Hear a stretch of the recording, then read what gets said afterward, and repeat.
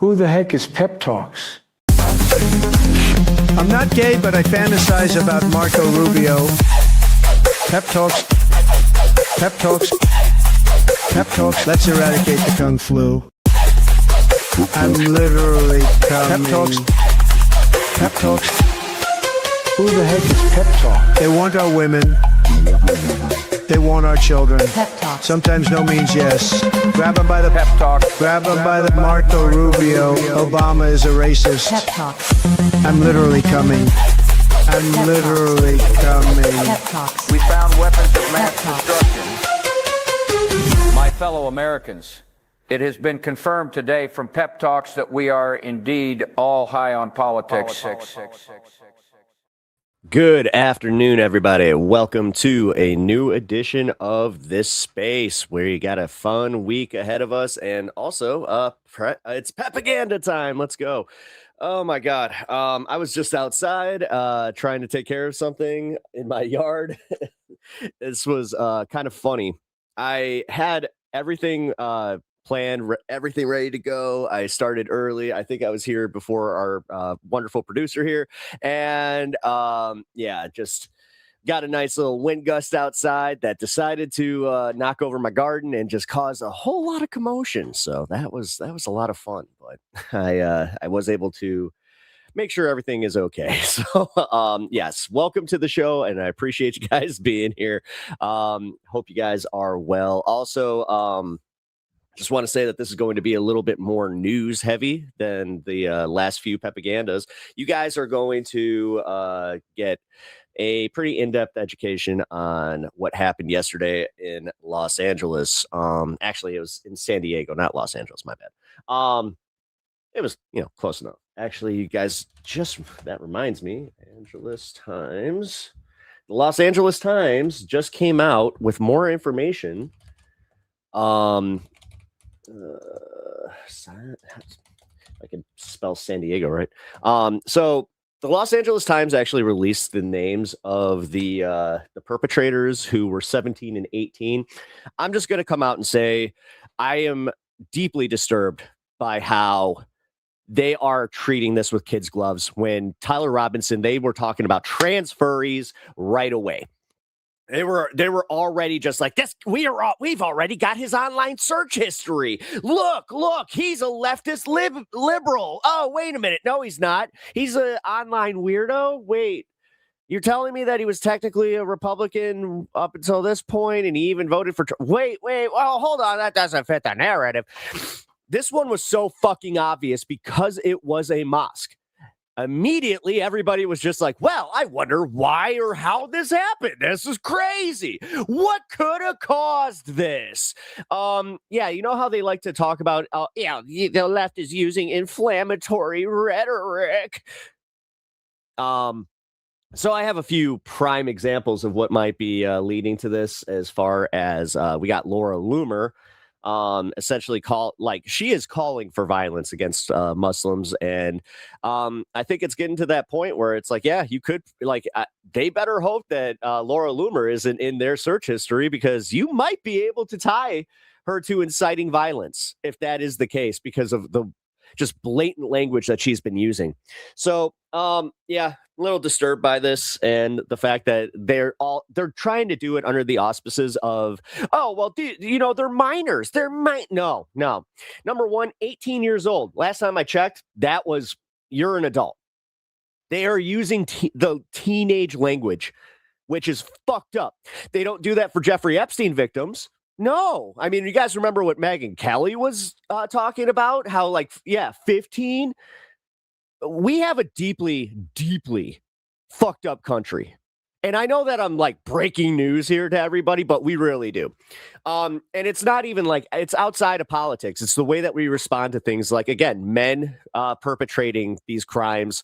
And then when women are the victims, we somehow have to pick it. We have to go through their search histories. We have to go through their lives with a fine-tooth comb just to make sure. We want to make sure that they actually, they had what happened to them because, oh no, we don't do anything to trust women. Shit. I have to hold on. Oh my God. There's an actual terms of service for reading the LA Times. This isn't even for like a paid sub. By continuing, you agree the terms of service, which arbitration and class action waiver and our privacy policy. What the actual fuck? What? No, I'm not clicking that shit. Well, I guess I'm just reading it off my phone. Fuck it. I'm not gonna click that. Are you fucking kidding me? They essentially want you to sign an NDA to go read the news. That's a big hell no, dude. Let's see. Oh, of course, it's not on my my feed anymore. Oh, you gotta be kidding me. Oh, here we go. Here we go. From the Los Angeles Times. What we know about the teens accused of attacking San Diego Islamic Center. 2 people, ages 17 and 18.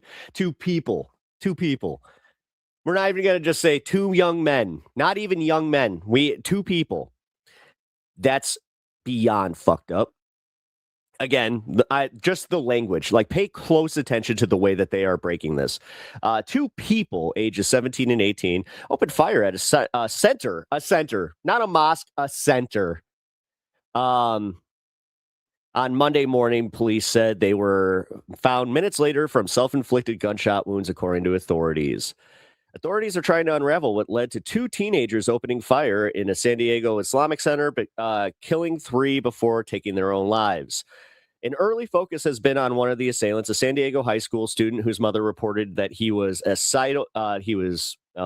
thinking of doing self-harm and potentially armed before going to the mosque. If you guys like, I have to kind of also like adjust things because they use the term shooting a bit too much, and I don't want to get us flagged for any of that, which is so messed up because, you know, covering news and all. The teen and a second person, 18. Oh, okay. At least they kind of figured that out in this one. Opened fire at the center. It's okay. Monday morning at 11:30. They were found minutes later from self-inflicted gunshot wounds. San Diego police are investigating this as a hate crime. One of the guns had hate speech written on it. The sources told the Times. I bet that's gonna piss off Kash Patel. Holy shit! An actual a non-false flag attack that has the same thing where they wrote on the gun. It's almost like they inspired this. Weird. Oh my God. It's so crazy. Cause like, you guys remember how like there were these school shootings and nobody they didn't write shit on the guns or like we always had to guess the motives, but then all of a sudden Trump becomes president. We have all of these shootings happening and they just, conveniently have their manifestos literally written on the fucking weapon or on the shell casings. Let's giving this a nice little bow. So yeah, one of the guns had hate speech written on it. The Times said anti-Islamic writings were found in the vehicle. At least one of the suspects took the firearm from their parents' home and left a note. And writing about racial pride, sources say. Monday afternoon, FBI agents searched the teen's home of Laner Drive, according to law enforcement. Again, FBI is already on this. So why not in true FBI, like Kash Patel form, why are they not releasing more information? I mean, they're not exactly ones to kind of hold the line on chain of custody or any of that. So where's the tweets, Kash? Where's the tweets? Monday afternoon, FBI agents were searching the home, blah, blah, blah. The house is around 2 miles away from the Islamic Center, which is in Claremont Mesa, in a Claremont Mesa neighborhood. The teenager was enrolled in virtual learning in a wait. He was enrolled in a virtual learning academy at San Diego Unified School District. I'm starting to think that this remote education stuff going back to COVID, not good. Kind of like making everybody be parasocial, like with their own student body. What the fuck? We are desocializing our kids. Like, this is wow, like creating an entire generation of just antisocial morons that don't know how to fucking do basic functions. This is going to be great. And I'm a preface that I do not have children. I don't plan on having children. Very happy that I'm not planning on not having children. Especially now, like, for all those people that are just like, you don't know what you're missing. I'm like, yeah, I kind of do.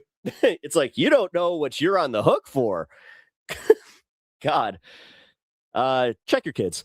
The teenager was enrolled in the Virtual Learning Academy in San Diego Unified School District and was on track to graduate high school this semester, according to district spokesman James Canning. He previously participated in wrestling at Madison High School, but did not take part in any on-campus activities this school year.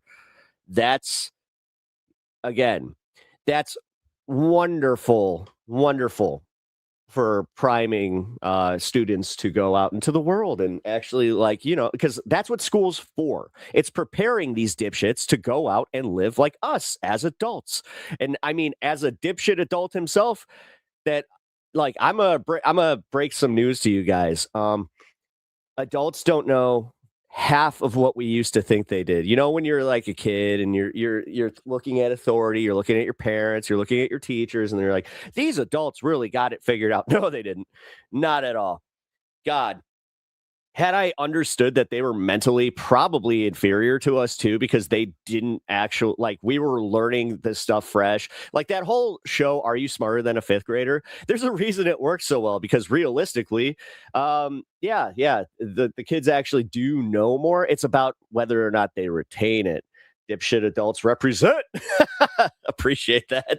What up, everybody? By the way, welcome to everybody in chat. I will be going through that in a minute. So it's important for people to understand that this person wasn't there on Friday. And then all of a sudden Monday, this is the situation Canning said, they were in the virtual classroom. So just disappears for a long time and then just pops up. Although authorities have not named the teen, 3 sources identified. See? Although authorities have not named the teen. This is where I really wanted to harp on this, because I'm not, like, this isn't just like my normal, like, haha commentary. This is genuinely serious. When you look back at what happened in Texas with that sniper, when you look back at what happened with the Charlie Kirk situation, when you look at all of this, they released the pictures of the shell casings. They released the information on the weapon. Hell, in the Charlie Kirk one, they even sent us information on two suspects that weren't even the guy. So what now? Why not? Like, why all of a sudden? Like, I know I kind of covered this at the beginning, but is it good? Can they make it any more fucking obvious? It's the same thing with the trans shooter in Minnesota. They made sure that we knew it was a trans shooter 5 minutes into releasing information. Are you like, this is? We live in such a messed up country that they can't even, like, try. They can't even try anymore to make it, like, have a veneer of, fairness. Like, now it's just like, no, this one didn't fit the mold. Like, this was them. Like, I bet Cash Patel said, did we set this one? Like, was this us? No, sir. And he was like, God damn it. I have to actually work. Damn it. You know that swigged a beer and then fucking, all right, let's get on the private jet.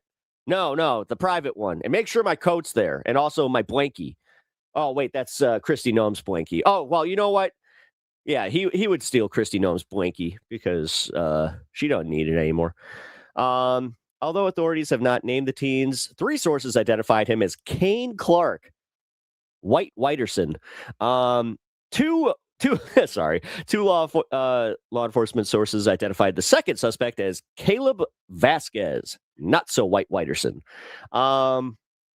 San Diego Police Chief Scott Wall. Now this makes me wonder, though, like, did these guys have it in S-Pact? Like, that's crazy. Like, so one of them is feeling, he's feeling down and he's talking about how he's going to do this and how he would, like, this is the craziest part we're about to find out here. Hate to bury the lead, but yeah, apparently this guy had a history. San Diego Police Chief Scott Wall said Monday that his department got a call from the teen's mother about a runaway juvenile. He said the mother said that guns were missing and that her son left with a companion wearing camouflage outfits. Time to ban camouflage, people. You know, we can't be having camouflage out there. What's up with that? What's up with that? And for some reason, this ad thing just popped up. Give me a second.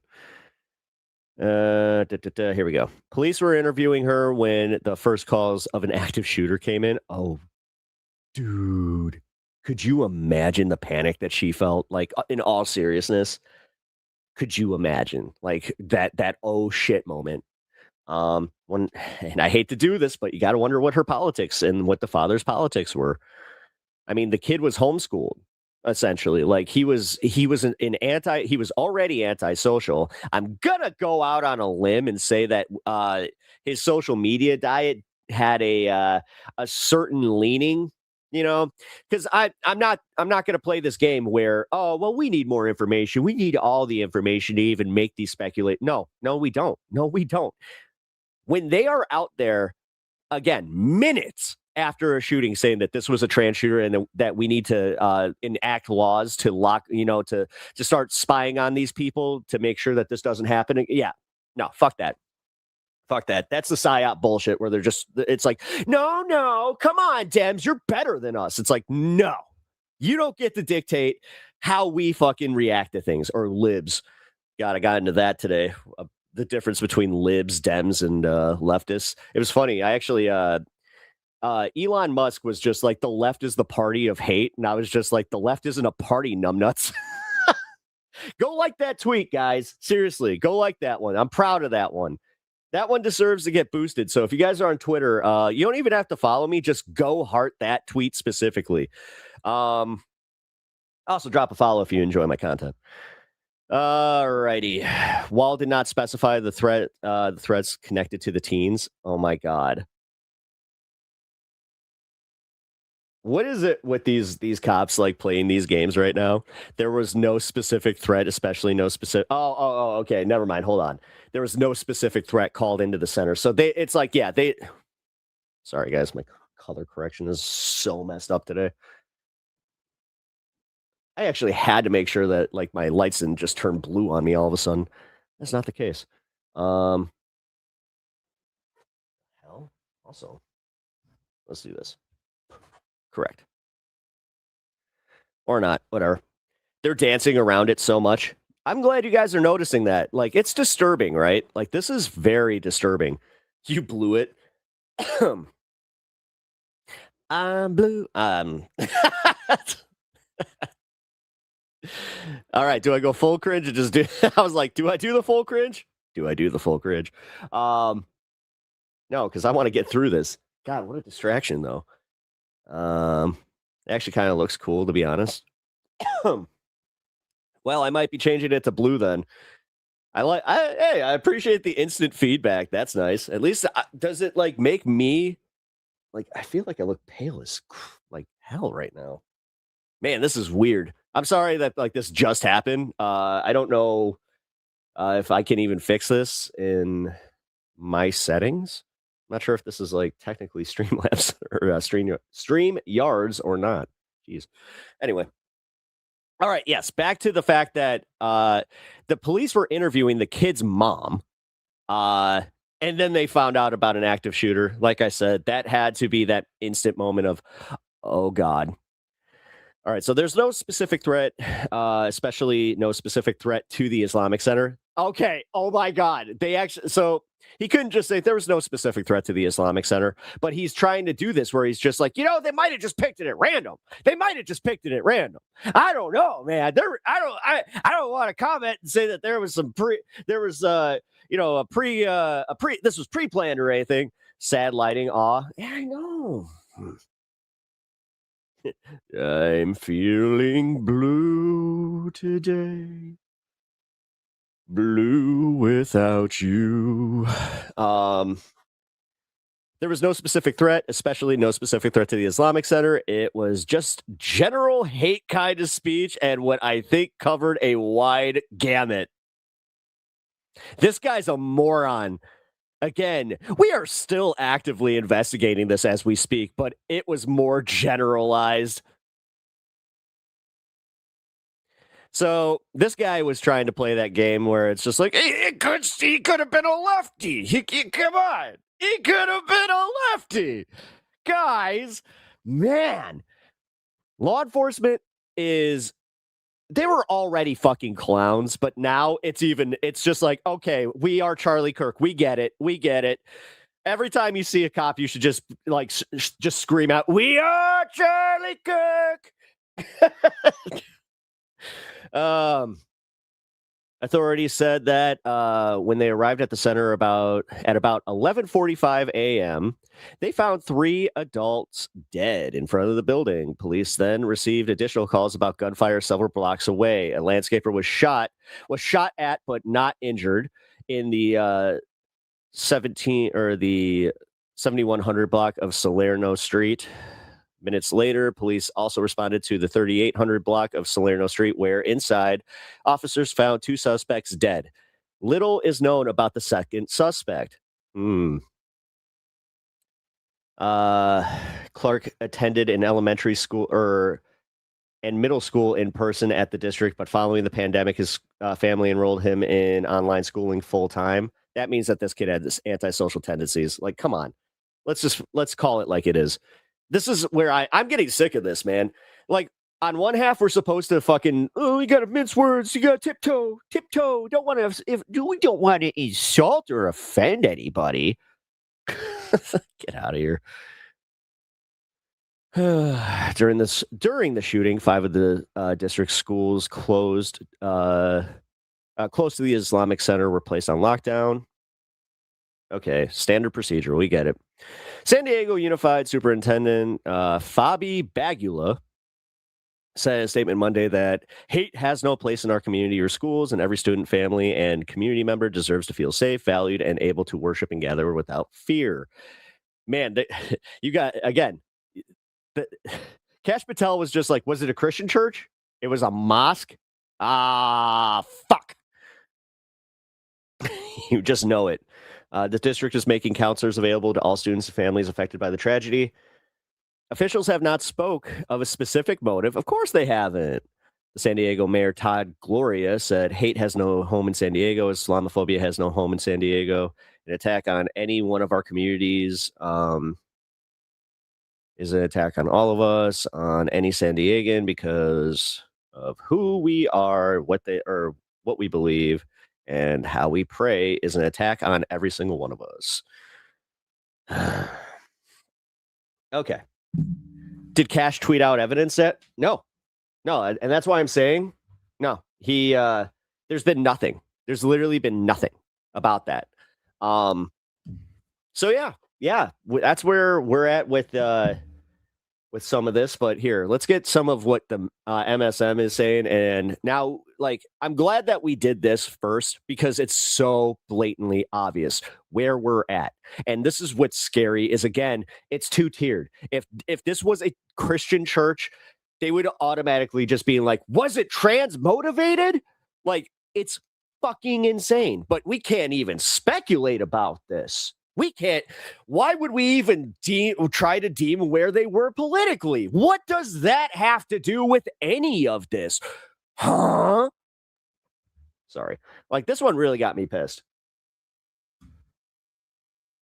Getting sick of this, of the way that society, this goes back to how we treated the Brock Turner situation. I'm still mad about that, where this guy was caught on camera graping a woman behind a fucking dumpster, and then he just got let out because we can't hold him accountable. That would be just a bridge too far. Sorry, I'm doing a lot of the the silly voices today. Should probably knock that off a little bit.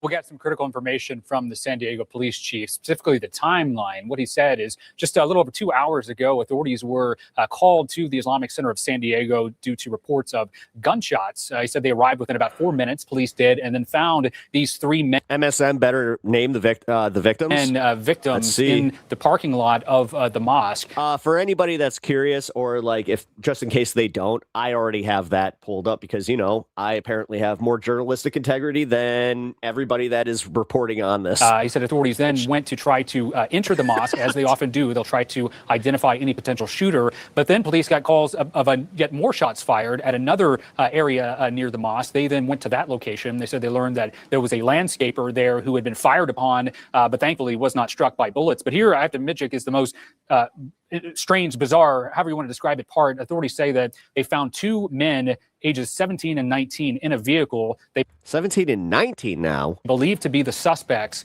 They believe they Now you're calling them men? died from self-inflicted gunshot wounds. That raises a lot of questions about, A, who those people are, but obviously what potential motivation there was here. We have had this question over the last couple hours. Gee, I don't know. Have we checked their Twitter? Whether the shooter or shooters, plural, may have been associated. I mean, we got to talk about, is this another one where, like, so this is what I'm scared of, is that they're going to be like, well, he was active on Discord with this mosque, or whether this was Discord's the complete, bad guy. targeted violence from the outside. We did appear to get some indication of an answer to that from the police chief, because he said that they have now brought in the FBI, the San Diego field office. He said they are treating this as a hate crime until they've determined that it's not. And of course, what that signals to us is that that would not appear to be someone who was a member of the Islamic Center there, if they're describing this as a hate crime. But again, a lot of questions here. We've covered, you and I, so many acts of mass violence in this country, so many shootings. Rarely do you ever see two people engaged in the same type of targeted act of violence in a shooting. But here, authorities say they believe that these are two teens are indeed the suspects. A lot of questions about who they are, what the motive. Again, this guy seems upset about that. He seems upset that this didn't fit a preconceived mold of what this shooter should be in Donald Trump's America. Motivation was. I mean, I hate to do this, but realistically, it is kind of fucked up that all of a sudden every single fucking shooting has been, blamed on the left, where realistically, and I'm not trying to just be like, oh, well, all, the school shooters from the past were right wingers, because not all of it was politically motivated.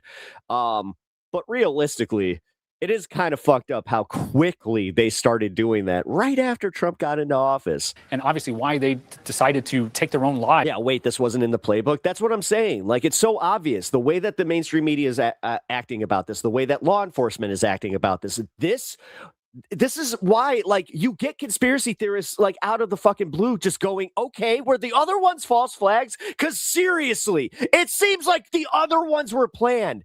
I made a joke about Kash Patel going like, wait a minute, this wasn't us? But for fucking real, how many of these do we need to kind of go like, yeah, that's a little sus?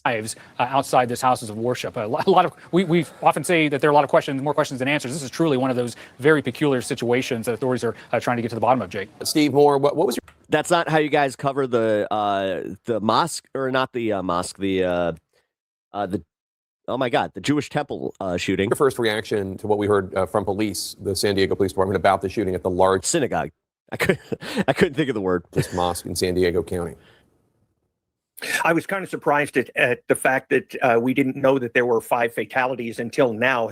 It obviously happened in a very short amount of time when and they found the amount of cop cars fairly quickly. Yep. What's interesting to me, Jake, is the amount of cop cars and how the situation was already taken care of at that point. That it's insane.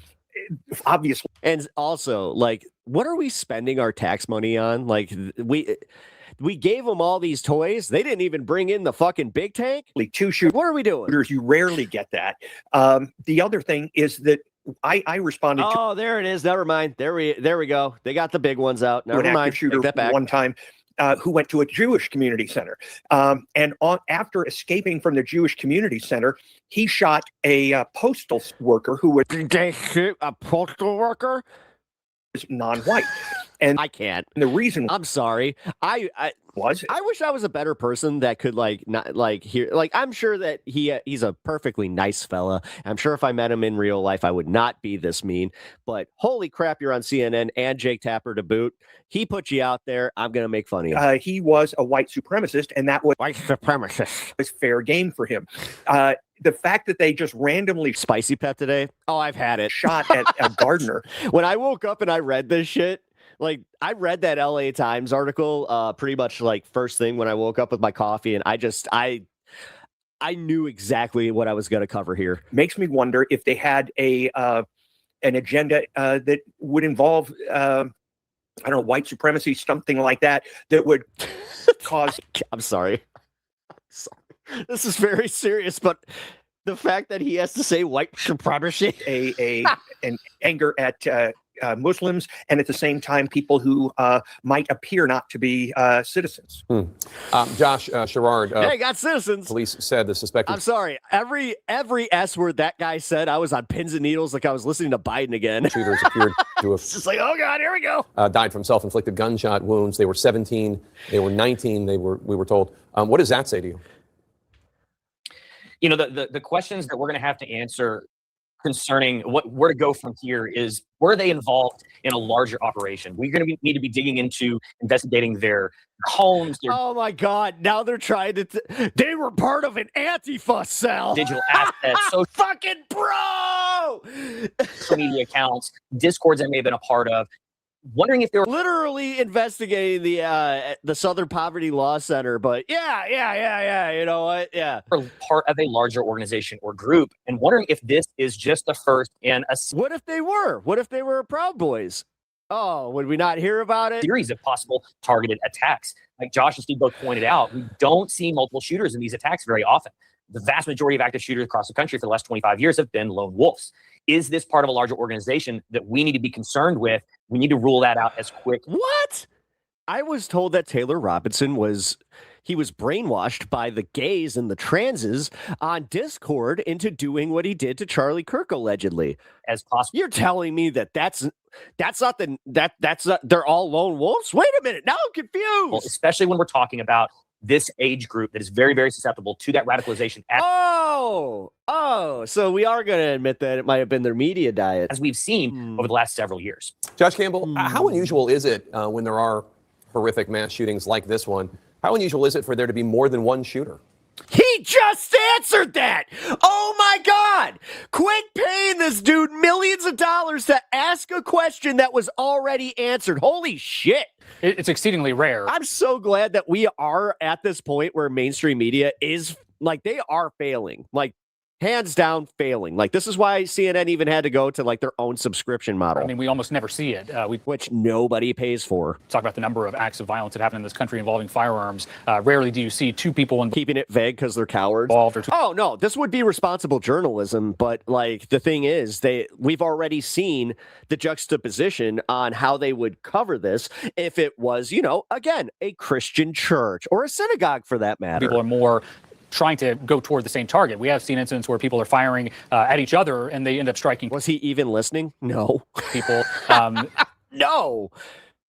Again, this is very rare. We've seen incidents. I'm in Los Angeles, over in the San Bernardino area several years ago. There was a terrorist attack at a government building that involved multiple fatalities. That involved a man and a wife, two actual shooters. But again, this is very rare. But this How come we didn't hear about that the way that we did this? does raise a lot of questions, a lot of work for law enforcement ahead. And just to break this down, I mean, we're seeing the images on what the scene looked like at the time whenever police were responding. But now that it's secure, they believe that there's no longer a threat. They believe the suspects have now been neutralized and are deceased. They have to work to try to identify Neutralized. them, but they also Yeah, let's make it sound like the cops, the heroic police officers who did nothing.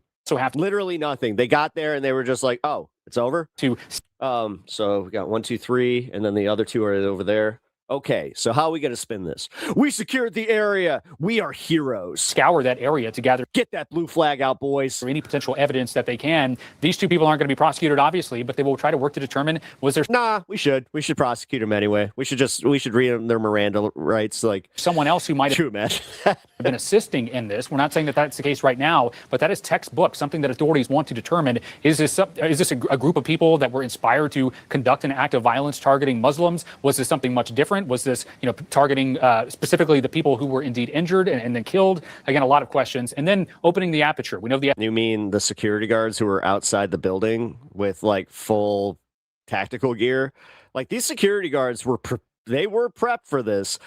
They weren't like no mall cops. FBI is now on the scene. They would not only be assisting with the crime scene forensics, but the authorities have said they're going to treat this as a hate crime until it's not. If it turns out that these two men have some other connections elsewhere around the country, which we've seen in a lot of instances, the FBI would then be able to work with their resources. Yeah, sure they would. Around the country. And there's a good chance that some of those resources actually work in the same kind of hate groups. And the final thing I'll note is sometimes whenever you see an act of targeted violence, people are proud. Oh, I'm sorry. I thought we were talking about ICE. My bad. They'll actually leave behind some type of note or communication, a so-called manifesto indicating why they did what they did. Well, apparently it was on the gun. They often don't, which obviously makes it much more difficult for authorities to try to get to that motive. There won't be a process. Okay, so this was all right. 19 hour. All right. Hold on. We got updated reporting, not necessarily from CNN, but I feel like I should probably be fair. Of these two individuals, but authorities still want to identify what was it that inspired this. Oftentimes that will involve looking at the electronic media of these individuals if they have it, social media if they have it. All of that is where you see federal investigators coming in. They work very closely with the various social media and online companies as well to try to gather information as quickly as they can. Again, to try to rule out, to make sure there isn't someone else out there who may have known what was about to happen.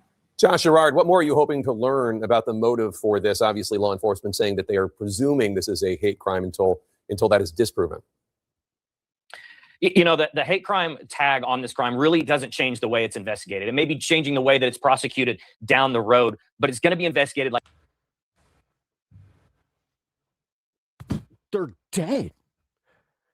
We already made the joke. What? Like any other attack. What? And that's exactly how it needs to be. Understanding the motive between these two teens, interviewing those friends and family, understanding where they came from.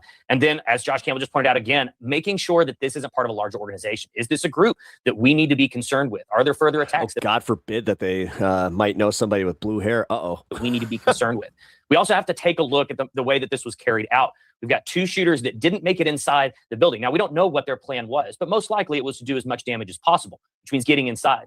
But that little bit of resistance, having that security guard outside, seemingly prevented them from making it inside. Oh, damn. Okay. Mom reported son missing. That's 14 hours. Okay. So what we're going to do is I'm going to bring this up.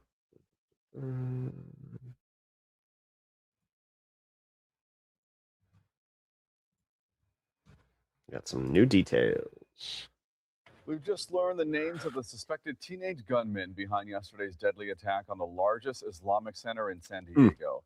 This is video showing heavily armed federal agents. Now let's see if anybody names the victims. Searching the home of one of those teens late last night. And that attack has prompted increased law enforcement presence at houses of worship across Los Angeles. Eyewitness News reporter Monica de Anda live outside the Islamic Center of Southern California in Koreatown with new details. Monica. Rachel, John, Tony, good morning. We'll get to how LAPD is increasing patrols here at our local houses of worship in just a second, but I want to start with this new information we are just learning.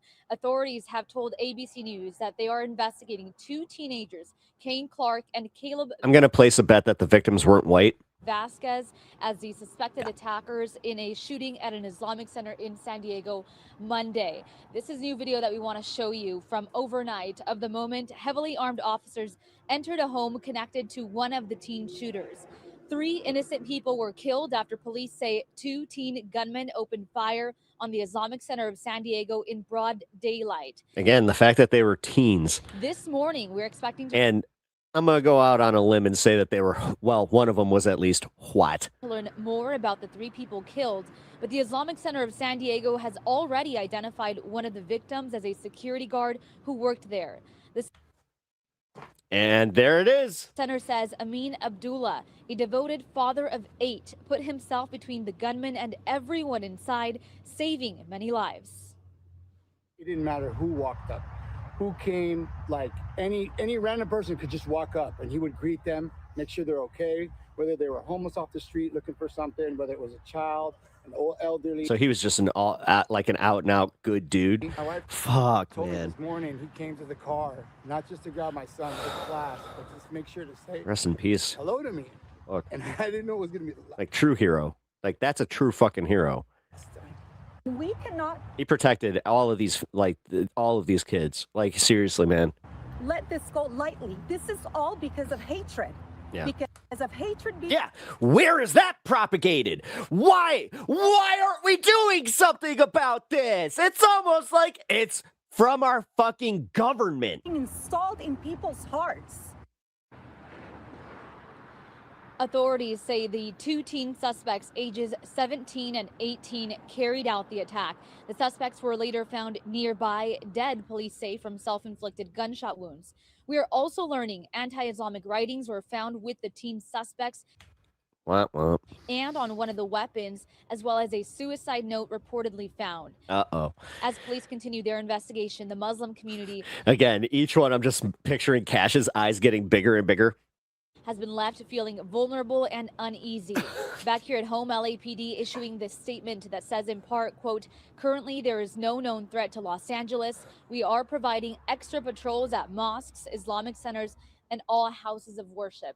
Right now, we are outside the Islamic Center of Southern California here in Los Angeles, in Koreatown, and I can tell you there are already some people who have made their way inside of this house of worship, and we know that LAPD, again, is ramping up patrols, and at 2 o'clock this afternoon, we are expecting a news conference right here with the community and interfaith leaders. Reporting live in Koreatown, Monica De Anda, ABC 7 Eyewitness News. Oh.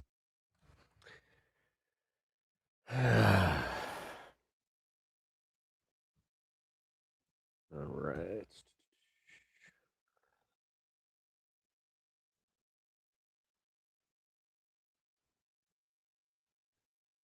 Police are investigating a possible hate crime at the Islamic Center of San Diego. We know 3 people were killed. Police say the suspects died of self-inflicted gunshots. They were teenagers. This was the scene yesterday. Dozens of officers and SWAT teams swarmed the area, and you're watching as children were escorted to safety. In the aftermath of the chaos, an all too familiar message from city officials condemning the violence. I'll tell you what got me. Watching the kids come running out. Just thankful to be alive. This guy, like, we covered him yesterday. The way he pauses. No one in our city should live in fear because of their identity, their faith, or their place of learning. Anna Schechter is the head of the CBS News Crime and Public Safety Unit. She joins us now to explain what we do know. Anna, it is an all too familiar scene, but walk us through what we believe happened as events unfolded yesterday. Well, the mother of one of those 2 suspects called police, worried her son was suicidal, saying he was missing, her vehicle was missing, multiple weapons missing from the home. She knew that he was with someone else wearing camouflage. And as she was on with police, she was piecing this together. So a threat warning went out already to local police a couple of hours before the shooting occurred. So once those 911 calls started coming in around 11:40 a.m. yesterday, local time, police rushed in. They had already been alerted to a threat. Thankfully, those 2 teenagers who opened fire did not strike any children, as you mentioned in that open. They didn't get in. However, hey, look. It corrected. 3 men were killed, including a security guard. Those 2 suspects then left the mosque, started shooting elsewhere. Thankfully, another man survived, and then they took their own lives, according to our law enforcement sources. And Anna, we mentioned that investigators are looking into this as a potential hate crime. Remarkable there that one of the suspects' parents was involved in trying to perhaps stop this from being worse. And you mentioned the security guard as well. So it sounds like all of this could have been much more deadly had it not been for the mother calling ahead of time and the security guard intervening. What? That's exactly right. And no, because the mother, they weren't, they didn't connect the dots even while they were talking to her. What the fuck, CBS? Dude.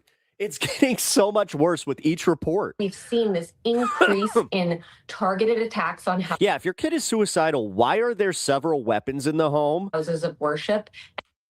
And you've had an increased amount of security training for security personnel at these locations. That might have been the situation. We saw that a couple of months ago at a temple in Michigan. And one thing I want to note about the hate crime, investigators are looking at things they found in the vehicle, etchings that could be on weapons. They're already combing through electronic devices. So the anti-Islamic stuff that they found in the back seat. What are you talking about, lady? there's a reason Jesus fucking Christ. why they are calling this a potential hate crime. It's not just Potential. It's a potential hate crime. because the mosque was targeted. They're also reviewing writings. Yeah, we're trying to figure out if they got the mosque confused with the church and they were actually going after Christians, and we need to protect Christians. Electronic messages and the like.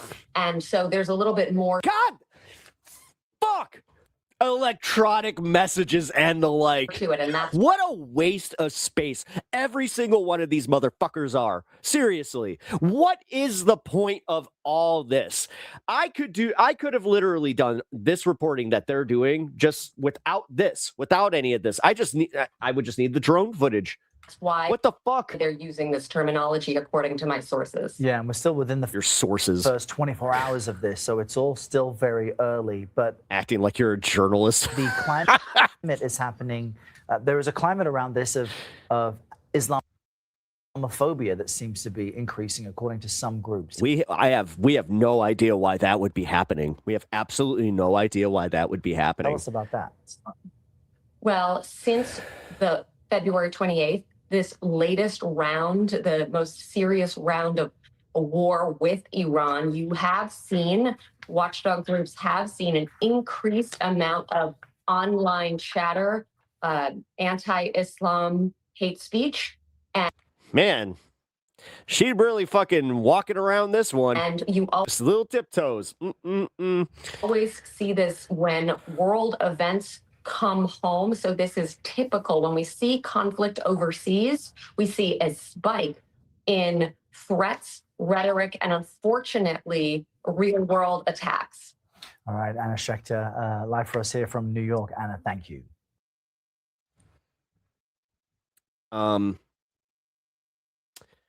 Yeah, legacy media is she's actually like the perfect encapsulation of why legacy media is dying. And that entire like back and forth with them. I just all right, let's keep it going. Like I said, guys, this was going to be the majority of the show. Then I got Thomas Massey stuff, but we'll see if we get to that. Our Joey Safchik is at a home in Claremont where investigators have been on the scene there for the last several hours now. You were in a holding pattern last time we spoke with you, Joey. What can you tell us here? Monica, very much still in that holding pattern, that hurry up and wait That was weird. Why did you have to do the graphic? Why not just cut right to her? mentality here. San Diego police have been here Someone is justifying their job. for hours, as have we, sort of holding down the fort, monitoring the premise. This is where we believe Caden Clark, the 17-year-old shooter, lived with his family. We spoke to their next door neighbors who say they waved at him as he drove off just this morning. They didn't suspect anything was awry, but as we learned from that press conference, Everybody knows journalists aren't supposed to report the news. They're supposed to pretend that to be morally right, and they know and that they know things we don't know. his mother just shortly thereafter reported him missing. Hey, leave the intern alone. Along with some of those weapons. Right, So you all can't right. see it from this vantage point, but there is a swelling presence here, not just of San Diego Fair. police anymore, but also of federal law enforcement agents representing the Joint Terrorism Task Force, which is comprised of several federal law enforcement agencies. You can see that militaristic looking truck over there that we saw some Militaristic looking truck. folks Just say police truck at this point. Oh my God. with FBI gear. Guys.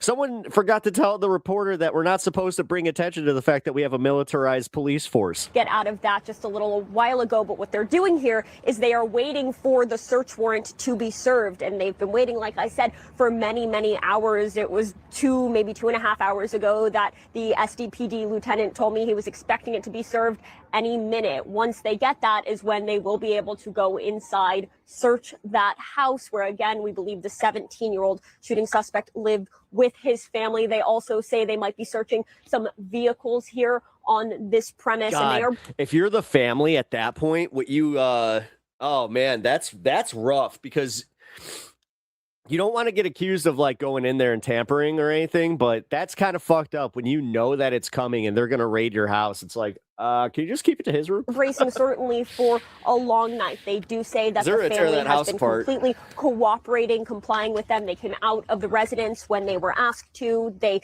say they wrapped up a round of questions with them and they were able to release them. And they have to be pretty tight-lipped at this juncture about what that search warrant may entail. They couldn't tell me any details, but we will see if they're looking for any manifesto, any further anti-Islamic rhetoric, and of course those weapons, who they're registered to. We will be keeping our eyes peeled for all that information in the coming days.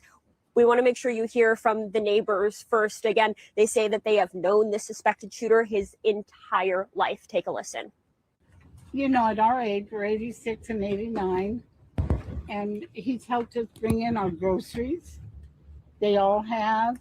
They got me a cake when I turned 80. You know, we waved, say hi. They had a fire in their house. We got them flowers. I mean, you know, it's just been kind of one of those things, nothing real personal, but it's just unbelievable. I just want to give her a hug. I mean, she's a mother, for crying out loud. I lost my son, so I know what she's going through. Oh, excuse me.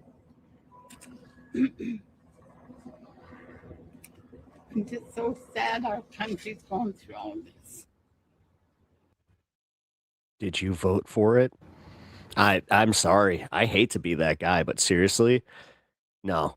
I've been hearing more and more of that from a bunch of these old fucks that are just talking about how our country's just, I feel like we've lost our country, and I thought that Donald Trump would bring us back to some semblance of greatness. He said he'd make America great again, so I voted for him, and I've also made sure that I've been vigilant in hating the trans community and everybody that I've been told that I'm supposed to hate.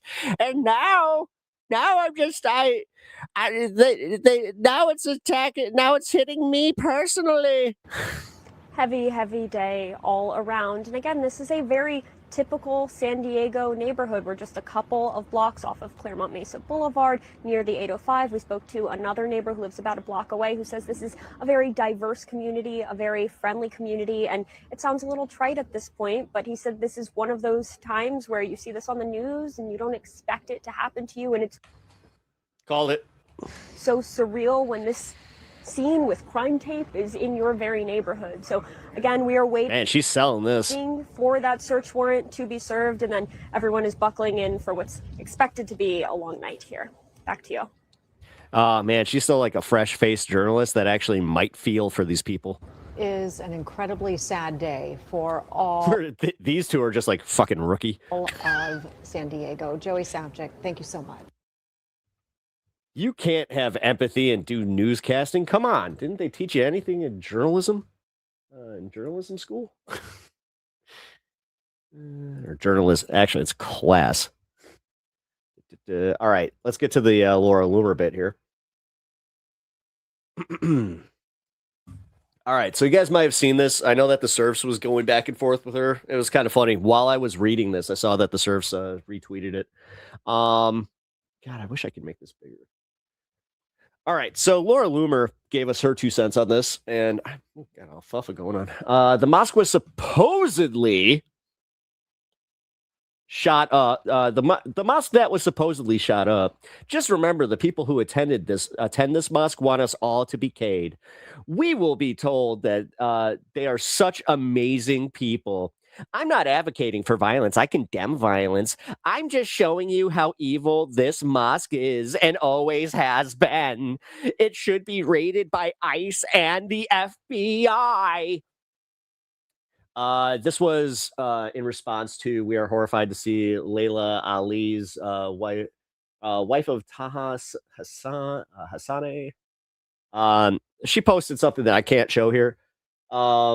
It was a picture of the Israeli Star of David being used as like a shuriken and going through the necks of a bunch of babies. Yeah, it was yeah.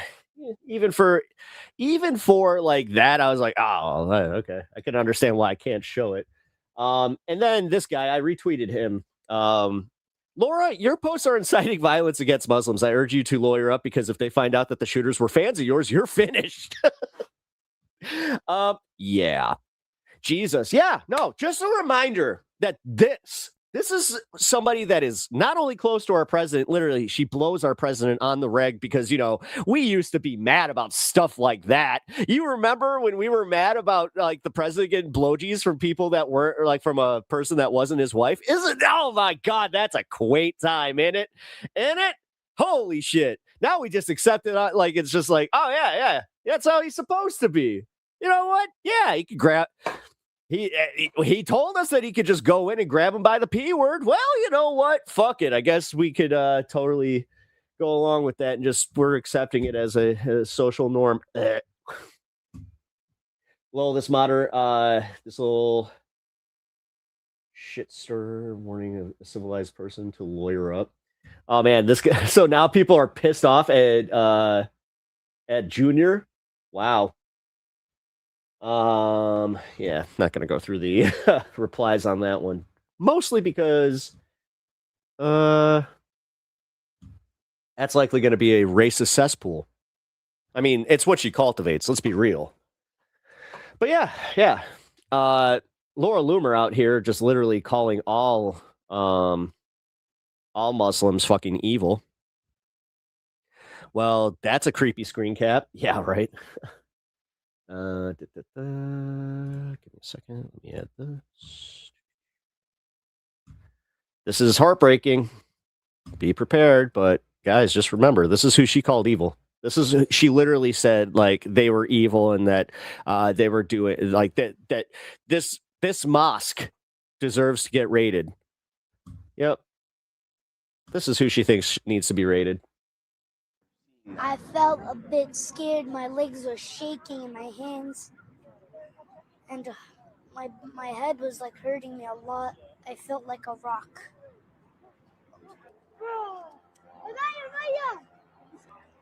I saw a bunch of bad stuff.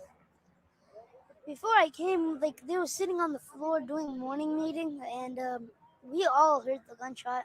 And we thought it was like a tray smacking the ground. Yeah, and then all of that happened. I heard like a bunch of This kid's got some fucking composure. bad stuff like gunshots. And plus, I went inside the closet with my whole class. We heard like 12 or like 16 gunshots. And then the SWAT team said, if you open up, and they opened the door. And then the police, like the SWAT team, they kicked open the door. And they went inside. They told us to put our hands up and form a big line. And then we saw the second graders form a line. We were like walking It's really neat when you talk to your kids for letting them watch a screen all day. inside the musalla. Yeah. All of us. I was actually going to make a comment on this where this kid looks like he might actually be younger than my nephew. And the way my nephew's speech patterns are just, it's sad. We saw the sheikh's house, the sheikh's apartment inside the mosque, and like it was broken down. The gold stuff is broken on the floor, and then we went down. We went from the hudud station, and then we saw a bunch of bad stuff. People laying down and bad stuff. I felt a bit scared. My legs were shaking in my hands. And my head was like hurting me a lot. I felt like a rock. The teachers and the kids were like shaking, sad and stuff. All right, I'm going to be honest. It's a little weird that they keep doing these cuts. When the guy kicked the door, all of them were crying.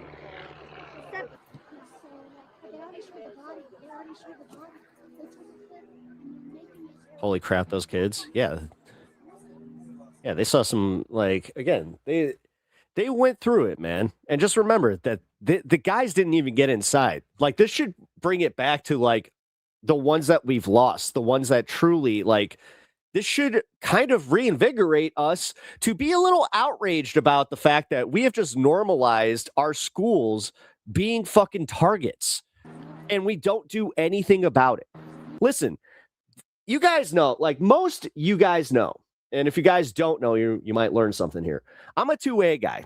I'm you know what? I am a 2A leftist. I think that, we can't just let a whole bunch of idiots have the pew-pews. Also, I respect firearms and, practice discipline like a mofo. Like, again, the fact, like Tinkerbell said it perfectly, where how did these parents still have those weapons in the house? What is wrong with them?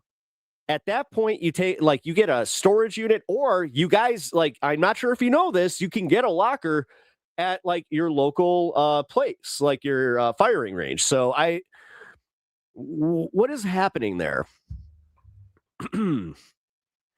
Oh, that kind of 2A, not 2A, 2A, the Second Amendment. I whatever. Sorry. But yeah, but I, with that, believe in comprehensive gun reform. I think that it's insane that we don't have more background checks. I think it's insane that we don't have waiting periods. I think it's insane that we also we do this thing where we think that we have the right to buy these weapons of war, which I don't know, guys. Like, there are some that I'm just like, there's literally no need for this. Like, what are we doing? So yeah. It might sound like I'm conflicted on that one, but I'm not. I think that's pretty freaking easy. It's like, no, I think that we do need to put some stopgaps and make sure that we protect our future, our children in our future. Weird for me to say that. It's almost like I care more than some MAGA. All right, guys. So now we got real reporting on this. Let's get to it. Hey, the GOAT. This is Democracy Now!, democracynow.org, The War and Peace Report. I'm Amy Goodman. In California, 2 teenage gunmen fatally shot 3 people on Monday at the Islamic Center of San Diego, the largest mosque in San Diego County. Among the dead was a security guard, now identified as Amin Abdullah, a father of 8, who police say played a pivotal role in saving lives, particularly children's lives. I want to 1.25 this, but guys, we're a practice discipline. The suspects, aged 17 and 19, were found dead from apparent self-inflicted gunshot wounds in a car near the scene. Police are investigating the attack as a hate crime. Law enforcement officials told CNN hate speech was scrawled on one of the weapons. A suicide note that contained writings about racial pride was also found. I'm not even trying to make the joke, but I think that Kash Patel was like, according to officials. Damn it. We can't spin this. The Council on American Islamic Relations noted the attack comes as anti-Muslim bias complaints reach their highest level on record, with 8,683 complaints filed nationwide. This is Taha Hussein, the imam and director of the Islamic Center of San Diego. My community is mourning. This is something that we have never expected to take place. But at the same time, the religious intolerance and the hate, unfortunately, that exists in our nation is unprecedented. All of us, we are responsible for spreading the culture of tolerance, the culture of love. All of us, we are responsible from whatever position we have as parents, as media people, as elected officials, as law enforcement, as religious leaders. All of us, we can do something to protect our nation, to protect our society. And please, I have one request to the media. Stop sharing the picture of the victims. Let the families mourn. Let them pray, as we do always at the Islamic Center of San Diego. Yeah, this is like such a weird juxtaposition because, like, again, we've always been like inundated with just, look, here's the shooter, Adam Lanza, like all of them. They like the second that they found out who it was, they posted those pictures and they did like comprehensive fucking background searches or like background investigations into who these people were. And again, in the media right away. These guys, no, we don't even have a picture. Not and like one of them is a fucking just a dude, just a dude, 18 years old. You're just a dude at that point. No fucking protections at that. Like, what are we doing by not acknowledging that our media is playing with this one in a way that is so fucked up that it's kind of like it is shining a light on just how obvious it is. And I'm glad. I know that it's kind of fucked up, but it's I'm glad that they're at least stupid enough to not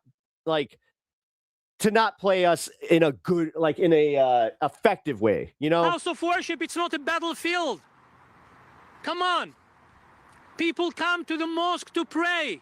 Like this one's kind of falling apart. And I think, like I said before, it's because of just everything being so obviously kind of like, I'm not going to use the flag term, but you know what I mean? To socialize, to celebrate, to enjoy their time together. Muslims and non-Muslims alike, everyone have been always welcomed. Our doors are always welcomed. We never ask people when they show up at the door of the Islamic Center, we never ask them whether you are a Muslim or not, who are you? Because everyone is welcome. So let's do our best to spread this culture of love and tolerance and sympathy for the sake of this nation, for the sake of the future generation. That was Taha Hussein, the Imam and director of the Islamic Center of San Diego, attacked on Monday. Police said they'd begun. Jesus, I'm sorry, Amy. I got to do it. It's daunting. On a search for the two teenage gunmen 2 hours before the attack, after the mother of one of the shooters called police. This is San Diego Police Chief Scott Wall. I tried my best. Her son was suicidal. Oh, yeah. With this guy, too. This guy's pauses. No way. And she began to share information that several of her weapons were missing. Her vehicle was missing, in addition to her son. She also said that her son was with a companion, and that they were dressed in camo. Dude, okay, so his pauses, like, this is what's where I'm calling it out. Those pauses are to make sure that he doesn't say anything that would piss off the FBI.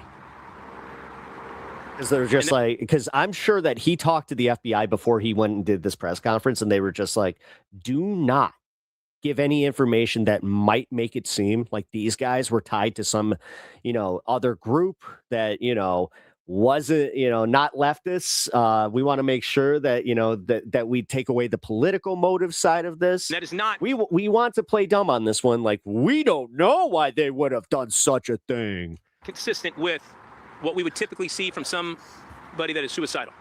That's the San Diego Police Chief. Oh, it's because he's literally thinking in real time, like, hamana. We're joined now by Linda Sarsour, Palestinian-American Muslim organizer, friend of the Imam at the Islamic Center of San Diego, author of We Are Not Here to Be Bystanders, and co-founder of Empower Action Fund. Linda, thanks so much for joining us again, but under these incredibly sad circumstances. The guard has just been named who was killed by the gunmen themselves apparently dead of self-inflicted wounds. Can you talk about Why only the one guard, though? You heard, yes. That's a little odd to me, is the fact that they're only naming the one guard when 3 people got shot and died. Yesterday, and your reaction as it was unfolding. You're a friend of the Imam. I immediately saw a tweet on X that said that there was a shooting at the Islamic Center of San Diego, and I immediately texted Imam Taha Hussein, who's an old friend of mine, and I said, "Are you okay?"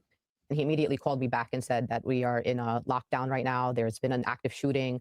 At that moment, he had not known about all the fatalities, but they did know about Brother Amin Abdullah, who was the armed security guard of the mosque and a father of 8 and a wonderful, incredible human being that I also had the honor 8? Privilege of meeting myself. Oh my There are also God, 2 other adult males that were also killed in the shooting. One of them is Brother Mansour, also Seriously, guys. Like, oh my known God. as He is an elder, That family. a Fuck. caretaker of the mosque, also was running the Islamic bookstore at the mosque, and just a beloved. If it's for the, yeah, so if they're doing it for the sake of the privacy, cool. Kind of uncle in the I community. understand Another that. one I just wish they would kind of communicate that a little bit better. is Brother Nadid. Brother Nadid is a neighbor of the mosque, a congregant, someone who is heavily involved in the mosque itself. It's just a very devastating experience. There is also about 200 kids in a pre-K to 3rd grade Islamic school that is a part of the Islamic Center of San Diego, who are also on lockdown, hiding under, hiding under desks and closets. And if it wasn't for Brother Abdullah and these brothers that came out to put their bodies on the line, we could have had many more fatalities, and many of them could have been small children in this country. So even though the children are safe, thank God, they are forever going to live with this trauma of knowing that their mosque was attacked because they were Muslims. I was watching as parents wept also, talking about how Amin had saved their children, that the kids, the first thing they look forward to going to school in the morning is seeing him there. That's right. That's who he was, and this was his job. As a matter of fact, a few days before this horrific shooting, he had made a post on social media, on Facebook, and said something like, a lot of people look for fame, they look for financial stability, they look kind of for the worldly things. But for him, he just wanted to be a good Muslim, and he wanted to meet his Lord as pure as he was when he was a baby. And that is his last message that people saw on social media. Imam Taha, also the director of the Islamic Center, who was in the building when this happened, he was on the 2nd floor, is an incredible ally. He's someone who is very well known in the immigrant rights movement, in the San Diego economic justice movement. He's often at many rallies. This is a mosque that has opened its doors to the community. They literally have open mosque day, where anyone in the community can show up to the mosque, and they are opened. They are welcomed with open arms. They have film screenings. They do like community events. They do festivals. Like, this is the epitome of a mosque that shows our true values as Muslims in community and in solidarity. So it's just devastating. And no house of worship should have to ever experience this. You were with Imam Taha Hussein just a few weeks ago. Imam Taha is a national leader. He is part of many of the movement work that I do. He's someone that we go to as an Islamic scholar to help guide us through the social justice and work that we do. And we were in Dearborn just a few weeks ago. He was there as a mentor to many Muslim organizers in this country. And he's someone that I've spoken on many panels with. We do the Muslim Student Association conference in California. Just someone who's always at the right place at the right time, and very encouraging, and of women leadership in our community, of youth leadership in our community. And so it's just devastating to see that his mosque was targeted, as someone who has poured so much into our community and movements. Can you talk about what you understand the mom of one of the alleged shooters? Kane Clark was, I believe, 17. He was with Caleb Vasquez. These 2 now dead teenagers have been identified. How the Again, not a single pic of any of them. mom got in touch with the police hours before. I think she had a cache of weapons, but she saw her guns gone and her car gone, and her kid was dressed in camo with the ammo. And as the mayor, as the police chief said, even though he had left a suicide note, that is highly suspect when they're putting on camo, obviously. I mean, we can't deny, Amy, that there's been increased political rhetoric against Muslims in this country, and the ways in which Muslims are treated. Even after this horrific shooting, right-wing MAGA accounts, some of them verified, some of them high-profile, have begun conspiracy theories, or have actually blamed the mosque itself for their own shooting that happened there.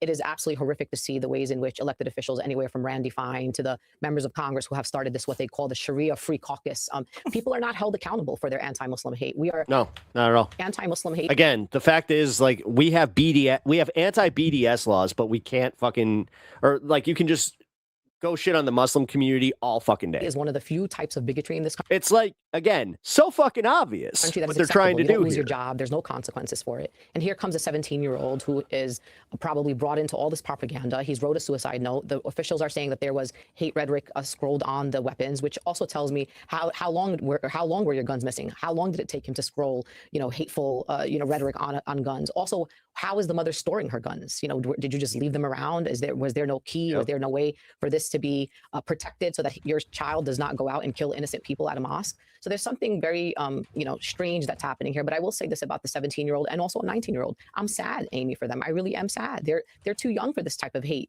And the fact that it drove them to the point where they went to a mosque and they shot innocent people and could have shot children. I mean, the fact that there's an Islamic school, if it wasn't for Brother Amin and the brothers that interfered, we literally could have had dozens of children who would have been literally shot and killed. And the thing is, we've seen this before. We saw it in Sandy Hook. We saw it in Uvalde. And so for me, I'm just like, it's an issue around, let's end this anti-Muslim hate.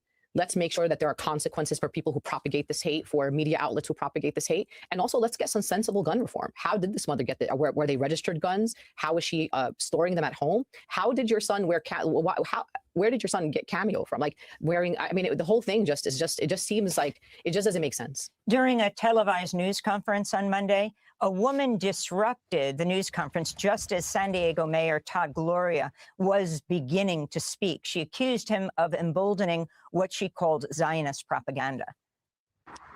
I just searched Kane Clark.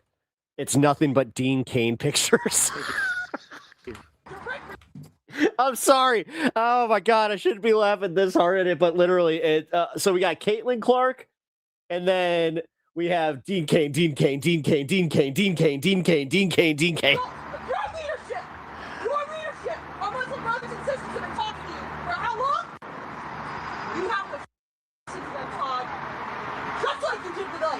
It was golden ICE, golden science propaganda, and you'll keep doing it as long as the minds are Holy shit. So after that, the mayor began speaking, but she referred to him as Todd, which was his first name. Linda Sarsour, I don't know if you could make out what she was saying, but if you could respond. She was saying basically to him that this is that you're part of the problem, that this is because you've emboldened this hateful rhetoric. Like she was basically holding him accountable. Mayor Todd, in the course of genocide, has condemned Palestinian organizers. He condemned Palestinian students. He would never show up to any events led by Palestinian American or Muslims that were related to the genocide in Gaza. And he continued to vilify folks that organized around the genocide. And he is someone who fuck that guy. Has aligned himself with right-wing Zionists and others. So, and now he wants to come out here and just be like, we have no place for hatred. I think, again, who you ally with as a leader of a city, right, like San Diego, tells me where you stand. If you're going to be willing to so they are probably white. No, one of them is white. Stand with people who are condemning, vilifying, dehumanizing. Kane Clark, I'm going to go out on a limb. What? Who are standing up for justice for the Palestinian people. And you're part of the larger problem that we have here, which is reaffirming anti-Muslim, anti-Palestinian, and anti-Arab hate. You know this, Amy, in this country. People don't know the difference between a Muslim, Arab, or a Palestinian. And that's the problem here. And so all these things are conflated. In the past, this mosque has been targeted during genocide by right-wing media. There was a New York Post article that just literally got published yesterday after horrific. I mean, to be fair, she's the one who said that. She literally did say like how they were, you know, too young for this, that they were conditioned by hate. Shooting that basically. So, I mean, he said the shooting that happened at an Islamic she was the one that kind of like turned them a little bit into victims. With a history of controversy. Like they're instead of reporting the news, they're telling us that there's a controversial mosque here. What does that have to do with what is happening to these people? The far-right political activist, Trump ally Laura Loomer, posted a message on X on Monday reading, "The mosque that was, quote unquote, supposedly shot up today. Just remember the people who attend this mosque want us all to be killed. We will be told they are such amazing people. I'm not advocating for violence. I condemn violence. I'm showing you how evil this mosque is and always has been. It should be raided by ICE and the FBI," she tweeted. In a follow-up tweet, Laura Loomer called for the DHS to, quote, deport every Muslim in America back to the Middle East, unquote. Your response. I swear to God. You know what's fucked up? We live in a time where she's more likely to get her way than we are for them to have protections. Linda. And this is exactly what's across the entire internet. That's it. This is the conspiracy theories blaming us for the tragic and horrific shooting that has happened at this mosque. And this is the kind of rhetoric that's acceptable. No one else, Amy, would be able to say something like Laura Loomer about any other religious community. Again, for us, it's acceptable. Her post. Yeah, like I said, try saying that about Israel. Won't get taken down. There will be no consequences for Laura Loomer. But here we have 3 adult men, beloved in their community, in an incredible mosque where their neighbors love them. There are people that have come out and spoken about them, pastors, rabbis, those that have visited this mosque and know that this mosque is a community center. It's a beloved place. I've been there so many times, Amy. It's so incredible. It's one of the most diverse mosques in all of America, from the African continent, from South Asia, from the Arab world, from converts in the United States of America to Latino Muslims. They have Spanish-speaking programs. I mean, it's just an incredibly beautiful place. They welcome the formerly incarcerated. This is the kind of people that they are. Imam Taha is one of the most incredible leaders we have in this country, and it's just despicable that we allow this kind of rhetoric, especially after a horrific shooting. Thanks for watching Yeah, Democracy. imagine if she said that about Jewish people. That's what I mean. Like, I hate to go like with the obvious observation here, but here actually this is important. Let's the family of Amin Abdullah has kind of put out his information because I think that they want to honor him as the hero that he is. So quickly, I want to focus on this. All right, so his name is Amin Abdullah. I think it's Amin. Yeah, so Amin Abdullah. He is the security guard who gave his life to protect the children, stop the terror attack at the Islamic Center in San Diego. This man died a hero and should still be alive. Yep, and would be if it weren't for the rising hatred against Muslims. R.I.P. And here's the clip of the citizen against the mayor. Your leadership! Your leadership! Our Muslim brothers and sisters have been talking to you for how long? You have to fucking listen to them, Todd. Just like you did with ICE. You was fooled in ICE. You was fooled in science propaganda. And you'll keep doing it as long as it lines your fucking pockets, won't it? Show something. Worse approval rating than a fascist dictator with shit in his hands. There was weird music behind there. Not sure if it was like actually embedded in the video or not. Amy with the only respectable coverage. Yeah, no, for real too. After all the coverage that we went through, everybody's sitting here playing these games. And I guess that's where I'm going a little crazy with this, is the fact that it's so obvious. It is so obvious what they are doing. It's so obvious what they're not doing. You know, when we're not getting the pictures of these guys, like, come on, like, they're dead. And they committed atrocious fucking crimes. Like, what are we doing here? We don't want a copycat. Yeah, now you care. Every other single one. Yeah, you post their pictures right away. Like Taylor Robinson, same thing. Like, it's just right away with these motherfuckers. Like, no, I'm not buying that, and I'm sorry. Like, I actually believed that before, where I was like, yeah, we shouldn't be like glorifying the shooters. We should be, you know, doing more coverage about who the victims were. And I still kind of believe that, but I don't know. Like, now this really is kind of making me rethink that a little bit, where I'm just like, well, okay, so then we let them do this, where they're just going to bury it because these guys don't fit the narrative that they want every time that there's a violent crime, specifically a mass shooting right now. I mean, dude, this is where I also go crazy about, like, Alex Jones just kind of disappearing from the limelight on these issues. You know, obviously he doesn't really want to talk about, speculate about shootings as much for reasons. But at the same time, bro, like, your whole brand was about calling out false flags, calling out the obvious fucking manipulation of our government.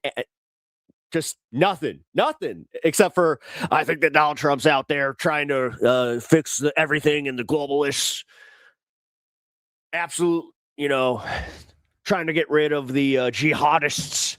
Like, now he's literally turned into just a propagandistic fucking mouthpiece for the right wing. And he's got nothing else to offer. Like, this is why, honestly, he's going to fail with his comeback. And this is also why he is kind of like just not relevant in the slightest post his InfoWars buyout. Wonder what Rogan has to say. Not. Yeah, right. The modern philosopher that is Joe Rogan. All right. Let's get into the final bits here. Do I care about this? I guess I do. Yeah, it's election night. Let's do this. They're desperate for it to actually be elected. Yeah, that's what I mean. Yeah, Jet. Yeah, Jet. I appreciate that. Here. There you go. They're desperate for it to be a leftist so they can call for a word YouTube will censor me for. Yep. No, for real. No, that's exactly what they wanted. Dude, think back to the church attack. Yeah, this person had a bunch of trans stuff. And then just you do a cursory look at like the evidence that they released, and you're just like, that's not just a bunch of trans stuff, dude. Like that guy, or that person was going through it. Like that was certified crazy. And I'm just gonna say it like that. They were nuts.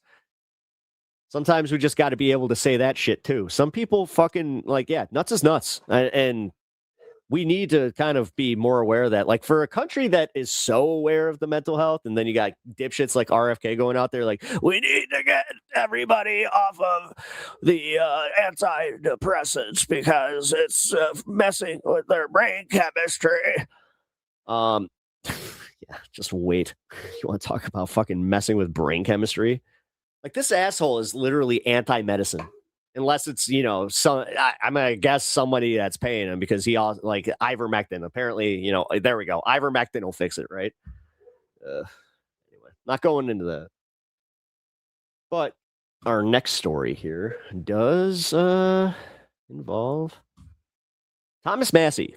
I think that he's about to lose his job, and I think that we're going to. Now see TYT going like, we need Thomas Massey. We need to get behind Thomas Massey. We love Thomas Massey. He has absolutely no power. Now we need to go remind everybody about the leftists that are in power, how much we hate them and how much we love Thomas Massey. If you guys are wondering why I'm talking about this stuff, yesterday I covered a lot of TYT going hard at AOC. And I'll just say in that one, it's because Anna got into a Twitter beef and now she just doesn't like her. She just doesn't like her because, she got bodied by AOC on Twitter. One of the most watched races in Kentucky. I don't understand why all these local news channels have their volume just completely at the lowest levels. He is for the state's 4th congressional district. It is now the most expensive congressional race in U.S. history. Now, Trump-backed Republican Ed Galbraith is looking to unseat Thomas Massey, and Massey says that this race is a key test for American politics. The whole nation is watching this race. The whole world is watching. Oh, he's so fucked. He's so fucked. To see if he's at a fucking general store. Seat can be bought. President Trump would not be doing this if they were confident that they were winning, and they're worried that I'm going to win. Meanwhile, on the other side, the president sent Secretary of War Pete Hegseth to help Galbraith's campaign. When President Trump needs backup, Massey wants to debate process. When the movement needs unity, especially at the biggest moments, Massey's willing to vote with Democrats. Like I said, guys, Recent poll. When we see them doing this just so fucking blatantly, Polling shows Galbraith does better with senior citizen voters. just remember who your actual opposition is. Like that's kind of where I'm just gonna I'm not gonna beat the dead horse on this, but just remember they're the opposition. Having the advantage with younger Republicans. Also, does anybody in chat know? I could look this up, but I'm gonna just go with you guys for a second. Does anybody know if this is an open primary where can Democrats vote for Thomas Massey in this? And WHAS 11 is excited to bring you election coverage you can count on. Join our very... Because at this point, I would actually say that, yeah, if you're a Democrat and you live in Kentucky, go vote for Massey. On Doug Profit with the biggest and best political team in Kentucky. We'll have live reports from the campaigns and our longtime political experts, Iris Wilbur, Glick, and David Tandy. Because realistically, the other part about this is he lives in a fucking, he's part of a district that's deep red. We are streaming live from 6:30 to 8 tonight and prepare to go longer. Yeah, we're going to watch a little bit of that. Join us again on the WHS 11 app. Someone Google it, not it. Well, now that I'm done with that, now I can. All right, here. Let's find out. Since not it is Kentucky an open primary state.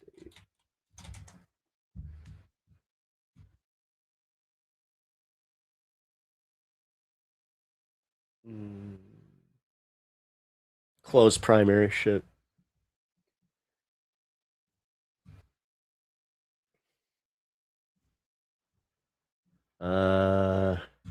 Yeah, independents cannot vote in it. It's a partisan primary. Yeah. Well, too bad. That sucks. Yeah, you know what? Now the question is, how is that even fair? As an independent voter, you don't get to partake in the primaries. That's fucked up. You know, I would challenge that constitutionally, because I don't think that makes a lot of sense, to be completely real. As much as I understand how carpetbagging works, right? And that could totally be the case, where that, you know, like in Illinois here, where you just get a bunch of right-wingers that, like, essentially help get the worst candidate in. Like in my district, with Kat Abu-Ghazaleh, it probably would have been a lot more people showing up to vote for a Dan Biss, even though that is what happened. As far as just, like, you know, the Democratic closed primary, that is just how it went. But I think it would have been a blowout at that point. All right. We got some more MSN coverage on this. Here we go. CBS. Man, CBS is just taking over the YouTube algorithm and the news. It's primary day in multiple states, and one race in particular is drawing a whole lot of attention. Republican Congressman Thomas Massie of Kentucky is a frequent critic of President Trump, and now he is literally fighting for his political life because of big money donations from the president's wealthiest allies. Ed O'Keefe is following all of this in Kentucky. Ed, good morning to you. The poll numbers do not look good for Mr. Massie this morning. Yeah, good to see you. You know, after recent wins over fellow Republicans he considers his enemies in Indiana and Louisiana, Kentucky now is the latest stop on the president's political retribution tour. And as you mentioned... Yeah, I'm glad that, you know, Marjorie Taylor Greene stayed in Congress to be a thorn in Trump's side and to help us not fall into authority. Oh, that's right. She quit. Because of big spending by big outside groups, this is now the most expensive House primary in American history. Massie's the worst congressman in the history of our country. President Trump on Monday from the Oval Office. Just the blatant corruption that we're just all like, yeah. Again, denouncing Republican Congressman Thomas Massie. Always voting against Republicans and good values. So, by the way, guys, this is why I've had my attitude on leftist infighting lately. Is like, just seeing this shit happen. That's why all I can do is laugh. Get rid of it's so fucked up, and I'm like, all right, guys, if that's what you want to spend your fucking time doing, fine. Thomas Massie. The president and Massie have sparred for years on policy, but most recently on two things especially sensitive to Trump: the Jeffrey Epstein investigation and the war with Iran. He's tweeted. Yeah, the two things he's most unpopular on. Probably, 8 or 10 times in the last 72 hours. He's literally losing sleep over this race because he's in with both feet. In a sign of how much the White House wants Massie gone, Defense Secretary Pete Hegseth traveled to northern Kentucky Monday to support the congressman's challenger, former Navy SEAL Ed Gallrein. Think about where we are in history right now. And you're having the Secretary of War coming here to little old Kentucky to see you today. Is that something? Oh, Jesus Christ. Hegseth made a stop earlier in the day at a military base. As I said, can I, like, as a Chicagoan, can we pull all of our fucking funding for these red states? I'm done. In Kentucky, but said he was appearing with Gallrein on his personal time. Too often, Thomas Massie has acted like his job is to stand apart. How does he have personal time? Why the fuck does he have any personal time? You're the leader of the fucking Pentagon in a wartime. What the fuck? Can we? What the fuck? Can we have the right amount of outrage at some of this shit? Like, just as a country? I don't care what your fucking politics are. That's fucked up. Our gas prices are insane.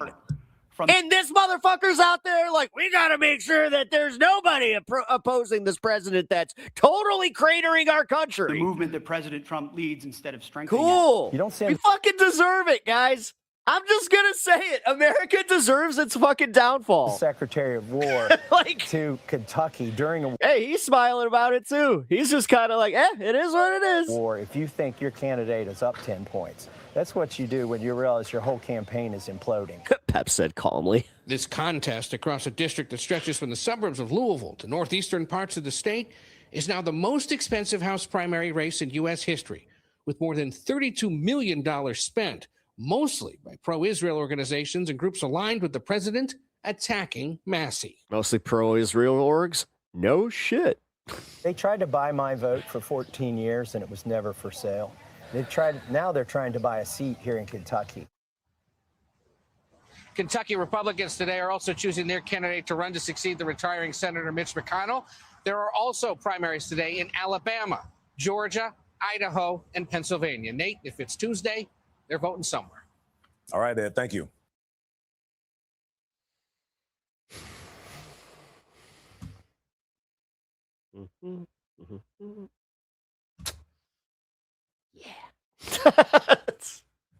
Yeah. I don't know, guys. What do you think? Do you think that, yeah, I mean,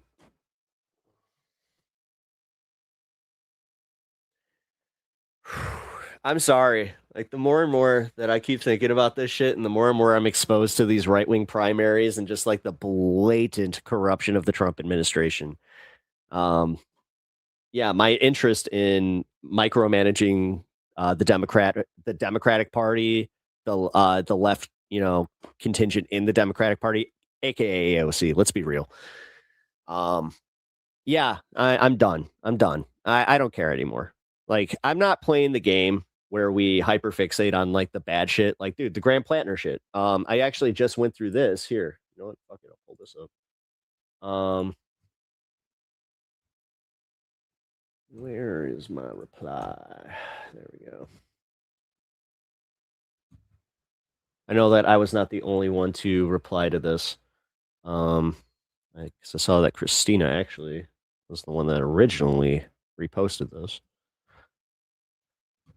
Gotta say, Kristina's Twitter game. Shout out to Kristina from Kristina's Corner here on this space, and also Cosmopolitics on Twitch.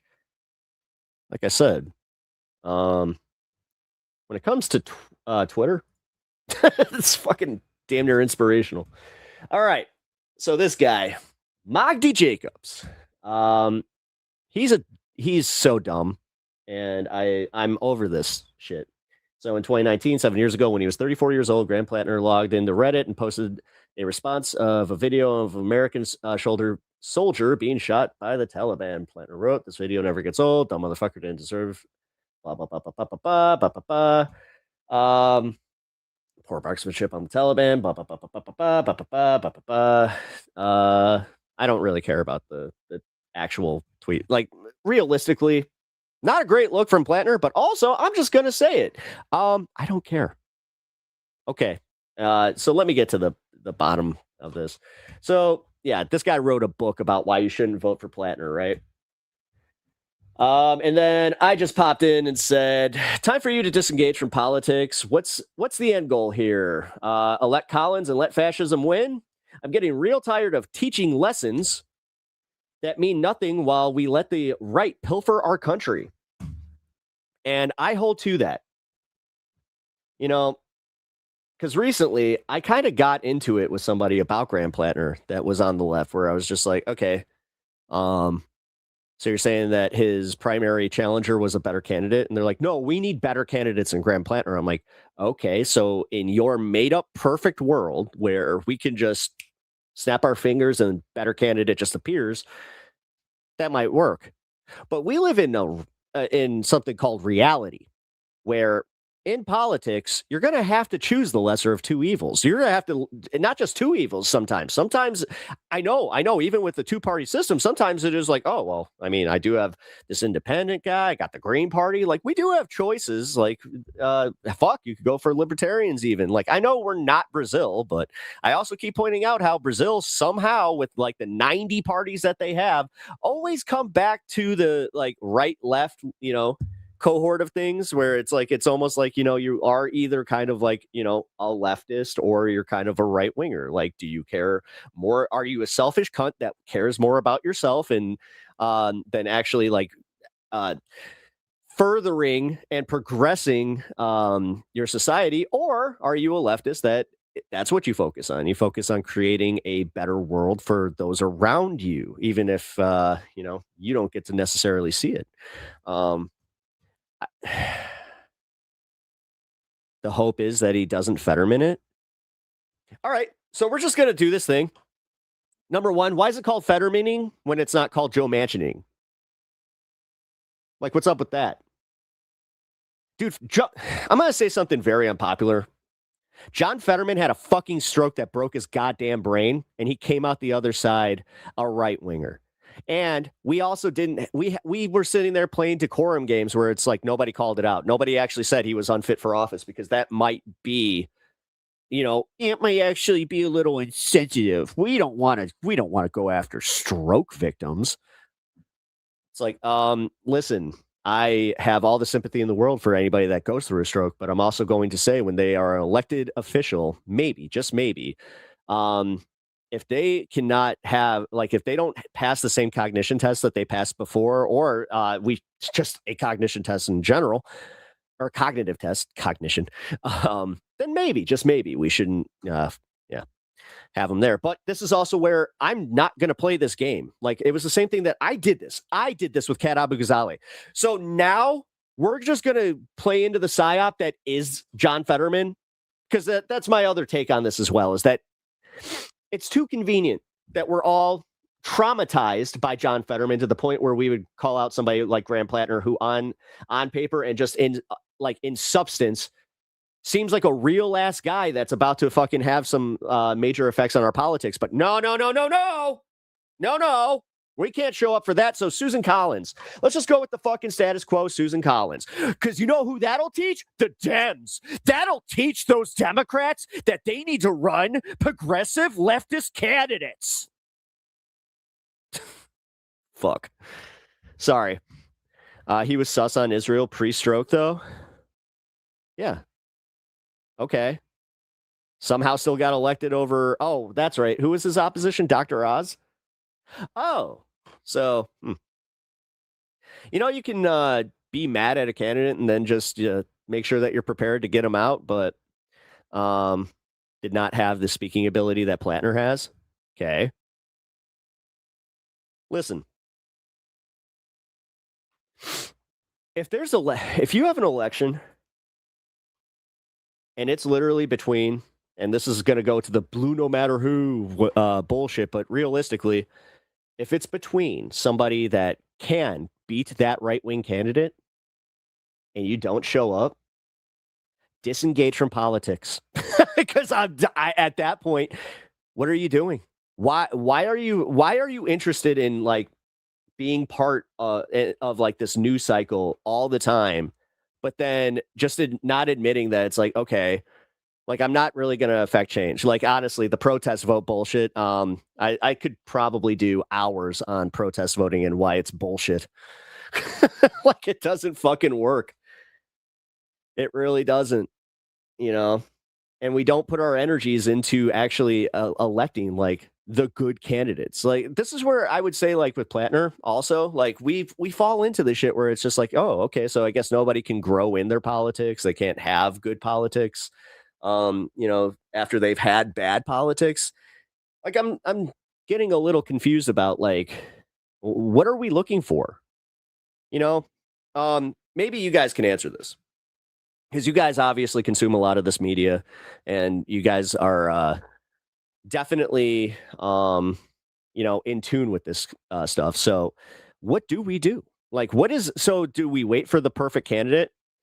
Yeah, not a lot of actual good evidence. The stroke is the cause for his shift. It is mostly a post hoc ergo prompter hawk argument. I agree with Pep.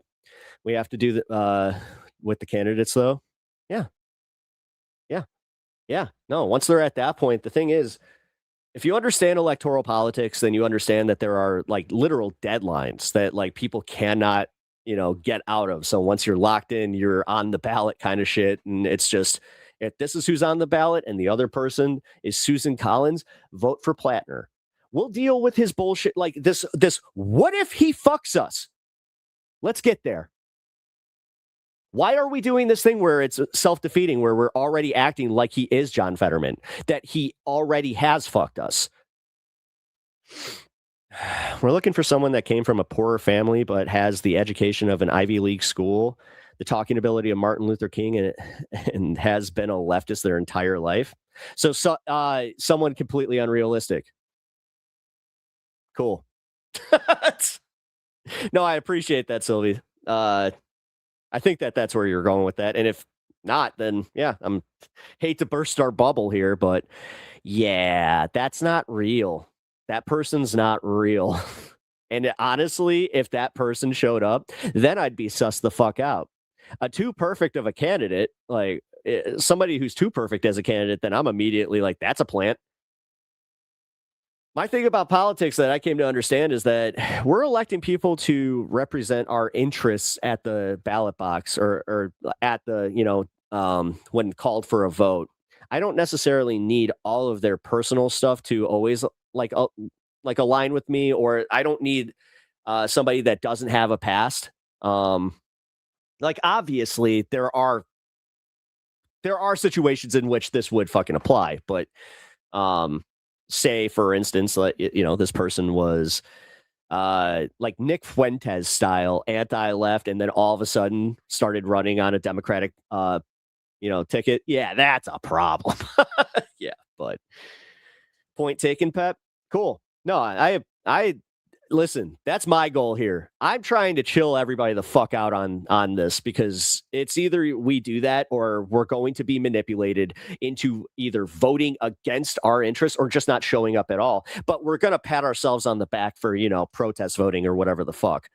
And this is like, don't mistake this for like I'm chastising those that didn't show up for Kamala. No, I don't give a fuck. But it is actually like a good lesson in why protest voting doesn't work, because now we're way worse off. We all watched MAGA be taken in by a charismatic charlatan, and we're hyper aware of it. Yeah. Yeah. Yup. I mean, dude, look at the way that people have talked about Mamdani on my stream. People are already waiting for him to fail. I have heard this comment multiple times, or seen this comment on my stream multiple times. I just hope he's not another Obama. Like, man, can we stop getting in our own way, please? And you guys can, I hope that this does get clipped or gets clipped as the full episode, because this is the stuff that, as far as being a little preachy to our side, I will start to kind of go there, because, man, I've been feeling it more and more. Like you guys have seen me battle the tankies. You guys have seen, and the jadedness is real, man. Yeah, no, I am getting jaded by this, because again, anytime that I start speaking about Graham Plattner's got some good ideas here, it's always it's always, and it makes me go then I'm going crazy, because I'm like, okay, so is this a right-wing psyop account? And then it's like, no, this is somebody from my fucking from my community that's all of a sudden doing this, where it's just is it the need to be contrarian all the time? What is it? What is it? Because to have that type of attitude and not be running for office yourself, get fucked. God damn it. I love these people that have all the ideas to solve all the problems, but do not go out and try to actually do it. It requires excuses. If we're so fucking smart, then why the fuck can you not get active? Like, God damn it. Sorry. You can tell that I had a back and forth with somebody on Twitter. Thank you, Reference Frame. I appreciate that. Also, by the way, guys, I didn't say what up to all of you. I know. I'm sitting here just like chat. Like, people are gonna also respond to me like I am like wagging my finger at you, like you just stupid. But fuck, man, somebody needs to say this shit, and I'm not gonna be fucking like. I covered this yesterday on my stream. I'm not afraid. I ain't afraid of any of you motherfuckers. I'm going to tell it like it is, and I'm going to say what's on my mind. If I'm wrong, I'll admit that I'm wrong, or I'll also, like, how many times have I been so, like, stuck in the mud, or stuck in the ground, just like, oh, you cannot move me on this. Internet discourse is about local and statewide race. Wait, internet discourse about local and statewide races tends to flatten the reality on the ground because people mistake internet noise for what matters in a race. Yeah. It also creates this atmosphere that you think you're much more popular than you are. Kat Al-Ghazali fell into that. I'm gonna I said it at the beginning, and I'm going to say it now. What she had online and like the fifis and the fucking vibes were not real. When I went to that political event and she didn't turn up, a lot of people were fucking pissed, and they felt like she already was dealing with the carpet bagging accusations, and then for her to just not show up, and then on her stream kind of insinuate that she doesn't need the middle of the road voter, like I'm gonna get the youth vote, without recognizing that the youth vote in our district was it was something like under 20 something percent, where I was just like, that's not viable. But okay. Like, that's why I kind of got on her for going on Hassan's show, where I was just like, okay, like this, and you know my personal stuff with this. I'm not going to fucking go into that, but realistically, not focusing on the actual locality and what she could do for the people in this locality, that did her in. But you know what I see online? I see a lot of people talking about how, yeah, had Mike Simmons dropped out, had Bushra dropped out, she would have won. No, she wouldn't. If you put if you tally all their votes together, Daniel Biss would have still won. So no, I'm sick of this. Like, I'm sick of the fact that they can never just also admit where it's like, yeah, you know what, we were pretty unpopular there. That's why we lost. After the show, Pep will need to, yeah, that is happening, Reference Frame. Yes, it is. Guys, full disclosure, that's what I do. That's what I do when I get out of here. I'm just like, yeah. Take a little breather, have some lunch. I have a good lunch lined up. Nice healthy egg sandwich with some pickled peppers and yeah, I forgot what kind of cheese it has on it, but on sourdough, it's fucking delicious. A little bit of spring greens. Yummy. Anyway, what? Pep Smokes? No way. Guys, yeah, if you're just finding out about this, I support this. Ooh, sounds good. It is good. Yeah, it's going to be delicious. I can't wait. I just got really hungry all of a sudden, where I was just like, ooh, I got that waiting for me. Cheese is cheese. I think it's Gouda. It might be Gouda or Colby Jack. I think it's Colby Jack. Now I think about it, because it's a little brighter. You know, Gouda is Gouda, but it's also very, blanco.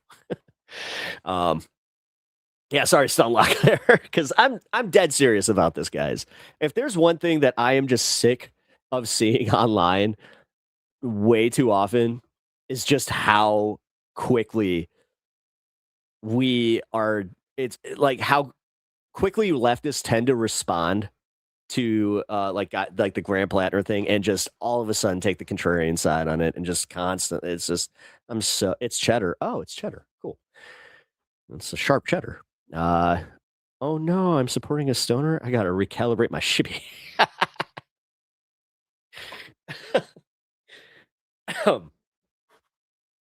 But I also hope that this doesn't come across like me, doing my finger wagging, even though there's a little bit of that. Because realistically, what I want is I want us to be able to fucking work together to win. And that means putting some of our differences aside and recognizing where we have our allegiances. Like, it's not that fucking hard. But I think it's just too easy to like where you feel safer. Like it's that whole with the weaker opposition type of thing, but without having them in power, it feels like you're getting something out. Like again, it feels like your protest vote actually mattered if you can go to this candidate and be like, this is why you lost. But realistically, guys, talking about Graham Plattner with a leftist is a fruitless endeavor. Yeah, that's why it's a problem. Do you understand that's why it's a fucking problem? Do you understand that also trying to placate to the leftiest of leftists and also having them fucking do this thing where they're all of a sudden the arbiters of who is left and who is not? Just get fucked. I don't care anymore about that. Like, if somebody holds that opinion, I don't care because I could probably go through their life and find something that's not exactly leftist. Like I said, had a little back and forth on Twitter that kind of inspired this, where I was just like, I'm getting sick of this. Like, I'm genuinely getting tired of this. So I guess you could call it vote blue no matter who. I don't care what like little catchphrase you have to put on it. Just suck it up, Buttercup, and go and fucking vote for the person that's going to win in a seat that has somebody who's a proven shithead in there. Get somebody new. I think we can all agree that term limits are needed. Well, this is how we kind of enact that. I mean, look at the way that Trump just single-handedly got all of his candidates in there just by convincing people like, well, this person didn't do what I wanted. And that's all he had to say. He didn't have to go and make it about like, just a single issue with some of these people. That slogan doesn't help. No, it does not. No, it doesn't. It's literally blue MAGA bullshit that I would also argue was a psyop to kind of get us to fucking argue with liberals. The whole liberal versus left thing is a fucking psyop. I'm saying it right now. It only benefits Trump. It only benefits the Republicans in power right now. The only people that actually fucking benefit. Sorry. Like I do have that, like, where it's just like, it really is. It's them. They're the only ones. It's almost like I could literally see Pete Hegseth with an alt account pretending to be a lefty, getting everybody fucking up in arms and like, look at it. Look at how we can make them fight themselves. Isn't this fun? And they're good at it. They're so fucking good at it.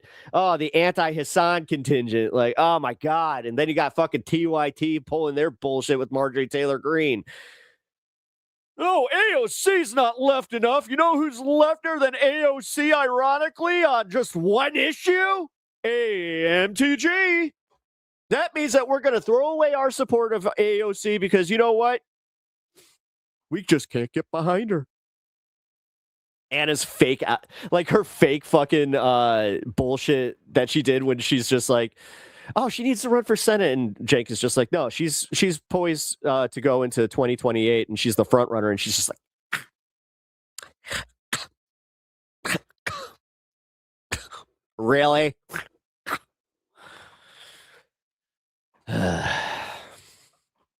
Unless we're just going to prove that we really are that chauvinistic of a country.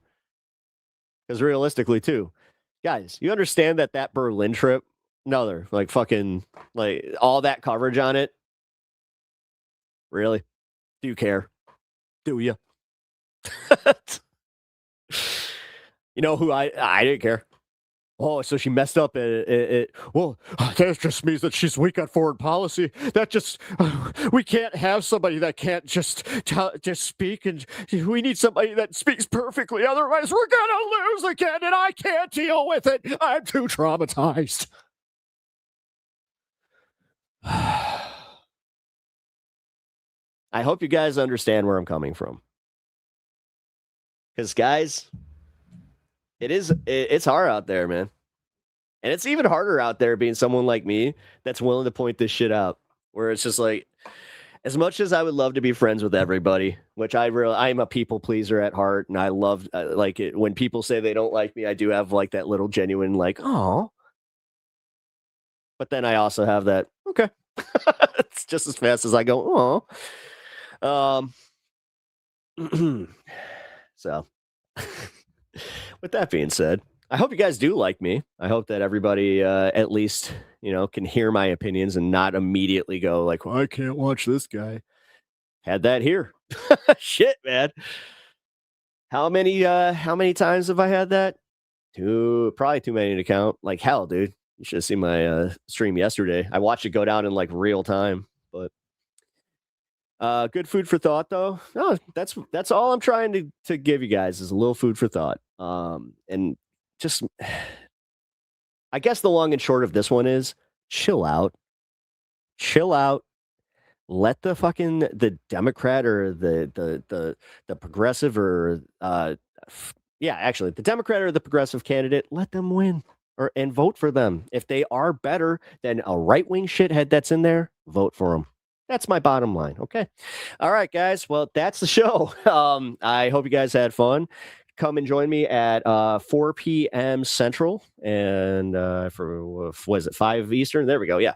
And have some fun with me. I will catch you guys tomorrow on Primetime Pep Talks or Primetime Pepaganda. And you guys have a good day. Peace. Who the heck is Pep Talks? I'm not gay, but I fantasize about Marco Rubio. Pep Talks. Pep Talks. Pep Talks. Let's eradicate the Kung Flu. I'm literally coming. Pep Talks. Pep Talks. Who the heck is Pep Talk? They want our women. They want our children. Pep Talk. Sometimes no means yes. Grab them by the pep talk. Grab them by the Marco Rubio. Obama is a racist. Pep Talk. I'm literally coming. I'm literally coming. Pep Talks. We found weapons of mass destruction. My fellow Americans, it has been confirmed today from Pep Talks that we are indeed all high on politics.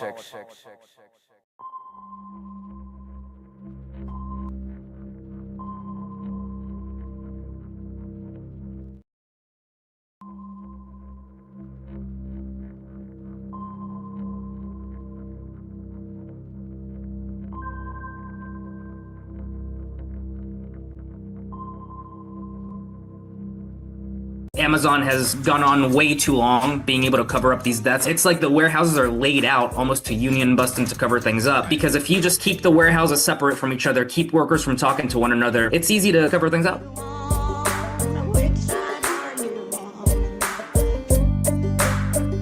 We have Italo Medelius on the line. He is the secretary for Cause. Italo, welcome to the program. Jacob, my friend, good to see you. It's great to have you. I believe have you back on the program. I think that we've had you on the show before. So we appreciate you taking the time to join us again. As people know, Amazon is an incredibly dangerous place to work. There have been reports about this from the Senate and from National Kosh, I believe, about the increased danger from working at Amazon by the increased danger faced by workers for working at Amazon. And there are some recent individual instances in North Carolina and in Oregon that I want to talk to you about. But do you have any of those numbers and statistics like off the top of your head that you can tell us to help listeners understand just how dangerous it is to work at Amazon? Yeah, definitely. I think one of the most striking numbers come from the Strategic Organizing Center. We work very closely with the SOC. We were actually just over there with them in New York last weekend. And these are numbers back from 2024. And I know that they're updating those numbers right now, but Amazon back in 2024, they claimed about 39% of total warehouse workers in the United States, which is already a crazy number that they in a way have so many warehouse workers in their hands across the United States. So from that 39%, 56% of all warehouse injuries in the United States come from Amazon. So they have about 40% of workers, but all warehouse injuries from Amazon claims about 56% of those. So over half of warehouse injuries come from an Amazon facility and in the United States. I think that should, set up an alarm in people's head. Why is Amazon claiming more than half of all warehouse injuries in the United States? And I know that the Senate Help Committee they looked into this a little bit, and we're actually having a conversation with the Senate Help Committee this Tuesday with Senator Sanders' staff. And in the last investigation they did, they found that it was about speed. The speed that Amazon requires from workers is a huge contributing factor for all these injuries. And you prefaced this a little bit, but now we're also finding out about deaths, right? Deaths, people losing their lives all over Amazon facilities. And since the last time that we spoke, we keep getting more reports about more deaths across North Carolina. So this is a very dire situation. And we also know, of course, that Amazon has a history of trying to cover up injuries, and now we know that they're trying to cover up deaths. So this is not something to balk at. We got to push back against this. It's one of the largest corporate empires in the history of the world, and we can't allow this to keep on going like this. Right. In March, one of your coworkers suffered from what eyewitnesses believed to be a stroke while on the job, and then he ultimately died later at his home. Can you talk to us about what happened? Like, can you just run us through the facts of the case? Like, what happened at, when this worker is supposed to have had a stroke or some such event, and how the company reacted that day, and how they've continued to react to this situation in the months since then? Yeah, so this incident occurred at RDU-1 in Gardner, North Carolina. And it's a facility that I used to work at, and now I'm in another facility in Durham. But this occurred earlier on in the spring, where a worker, probably in his mid-50s, I think he was 56. He was a veteran, and he was working in the 4th floor. So RDU-1 is this huge warehouse, 5,000 people, 4 floors, about a mile long, and he collapsed. So we know from eyewitness testimonies that he just collapsed, and from what seemed to be either a stroke or a heart attack. It's likely that it was a stroke. And one of our members of our Hispanic organizing committee actually found him. He was the person that responded first. And he mentioned that he saw him lying on the ground, and that he knew that the guy was dying in front of his eyes. We have his testimony recorded, and he was asked by management to not call 911, and that instead he needs to elevate it to security or to AmCare. AmCare, for those that don't know, is the internal sort of like medical unit, if you want to call it that, inside of Amazon, where, by the way, they also are the ones that conduct drug tests, the random drug tests that are used to union bust at times. So the worker did that, what he was instructed to do, which was to not call 911 and wait for internal procedures to happen. And we have varying reports of how long it took for AmCare to respond. The first reports that we got was that it took about 20 to 30 minutes, but then we've been getting other reports that it took upwards of up to like an hour. So we've been getting reports between 20 minutes to an hour for response time. And as we know, for a life-threatening event like a stroke, every second matters. And so this led us down a rabbit hole of trying to see, has there been a paper trail of people saying that Amazon has a culture or even procedures of preventing people from calling 911 and instead of going through internal systems? And yeah, there's a huge paper trail going all the way back to 2015. And I know that Amazon has responded to the labor force, specifically the great folks at the labor force, who have been elevating this death. Of course, also along with the death that occurred in Portland, and Amazon has denied all allegations that they have a culture and procedures of preventing people from calling 911.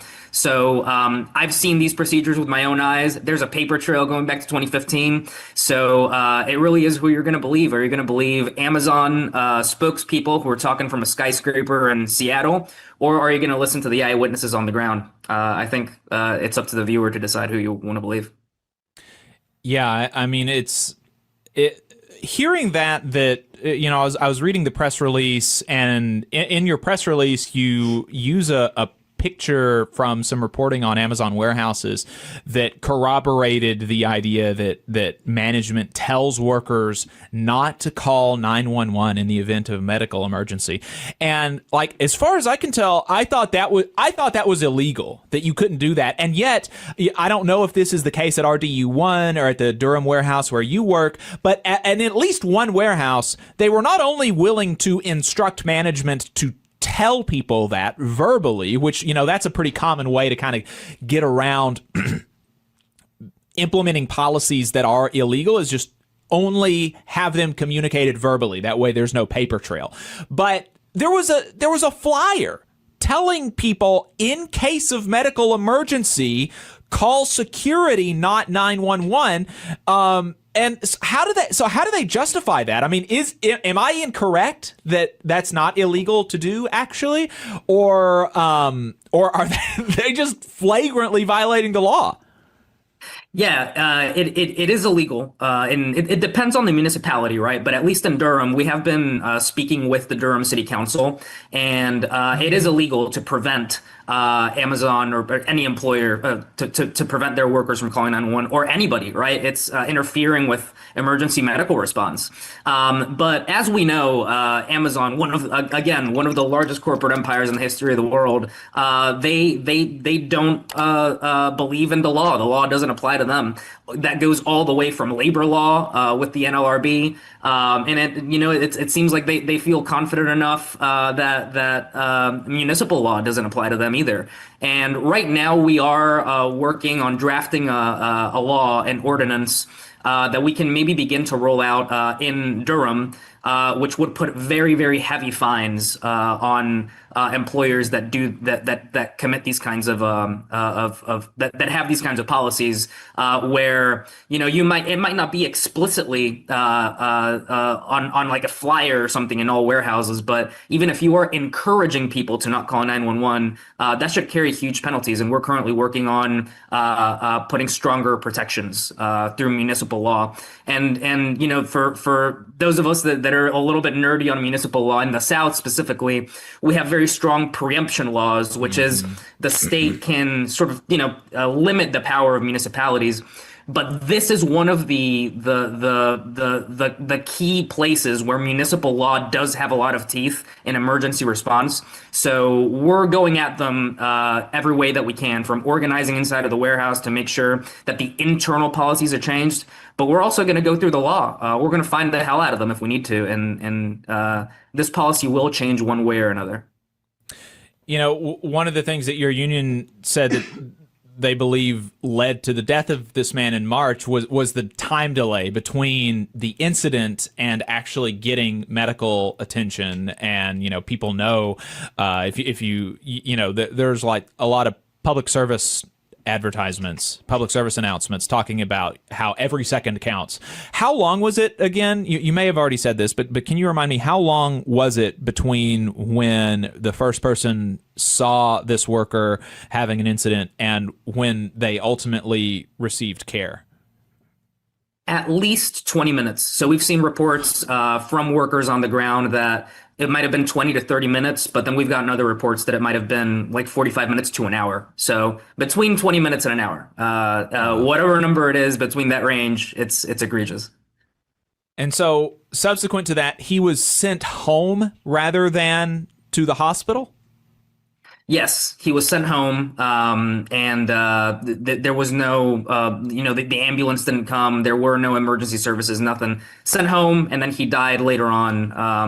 Actually, we had a similar cultural, sort of like Amazon culture showing of this, that they want to avoid any kind of emergency service because I think this was 2 weeks ago. Actually, the brother of our vice president, Mary Hill, there was we have pit trucks in Amazon, so it's power industrial trucks. You can call them forklifts, I guess. And the charger of that forklift exploded at RDU1. And instead of evacuating people, they just put everybody in the break room. And the guy that was injured, I believe he had some issues with his eardrums. He was sent directly to AmCare and also was not told to go to the hospital. And we as a union had to be like, hey, like you need to advocate for yourself and you need to go to the hospital right now. At first, they didn't even want him to go to AmCare. They wanted him to go into the break room with everybody else with eardrum issues. So this is just a cultural phenomenon inside of Amazon where the safety of workers just seems to not matter. Right. And the only way to really push back is to call them out, right? We got to do it. In that April press release, you said that Amazon had communicated nothing to RDU1 associates about their coworker's death or explained the slow response time. Is that still the case? That's still the case, yes. We haven't heard from any RDU1 worker yet that there's been any kind of explanation. And you've also found that a second worker died at that facility, RDU1, this one back in July. How did that happen? And how was the death kept under wraps until now? Because, I mean, it's one thing to kind of be quiet about, somebody has potentially maybe an unrelated incident to work medically, and then they go home and then they die. But having somebody physically die on the shop floor, that seems like it would be difficult to cover up, but you didn't know about this until only a few weeks ago. Yes, definitely. So we're still trying to figure out what happened specifically on this incident, but what you said was true, that this person died on the floor. And we actually found out about it because once we started publicizing about the issues of this most recent death, people started coming up to us in the union and saying, hey, I witnessed another person die last year. So that's how we found out about it. And we don't know all of the details yet because Amazon is so good at keeping this under wraps. I think one of the veiled compliments that I will give Amazon is I always say they're the best at what they do. They're the best union busters out there. And now they're also the best at covering up deaths and injuries, right? Because they did cover this up and we're still trying to figure this out. We're in conversations right now with the North Carolina Attorney General to see if we can open up some investigations about these deaths and see if there's any more that have been covered up. And I will also say just yesterday, Jacob, we heard from a warehouse at DRT 8, which is in Durham, right down the street from the warehouse that I work in, that there was a death last year there as well. So Amazon is very good at covering up these deaths. But now that we are receiving more complaints and we're getting people to be able to voice what they saw, I think we have an opportunity here to make sure that this changes. So I do think that Amazon has gone on way too long being able to cover up these deaths, and the way that they do it is they compartmentalize everything. It's like the warehouses are laid out almost to union bust and to cover things up. Right. Because if you just keep the warehouses separate from each other, keep workers from talking to one another, it's easy to cover things up. Hey, 5 seconds. Just wanted to say that this is only possible because of our donors. If you want to see more of this, then consider donating yourself at tvlr.fm/donate.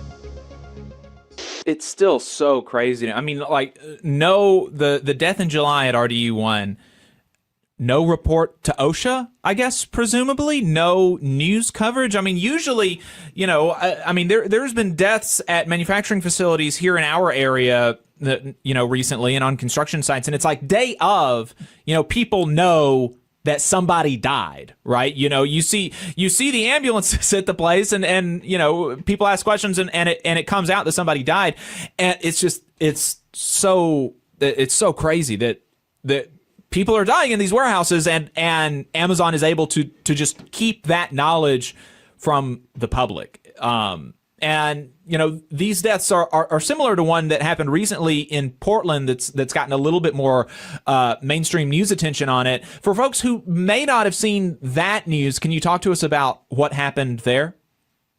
Yeah, definitely. So from what we know from reporting, that I think this worker was 46 years old and he collapsed, died on the floor.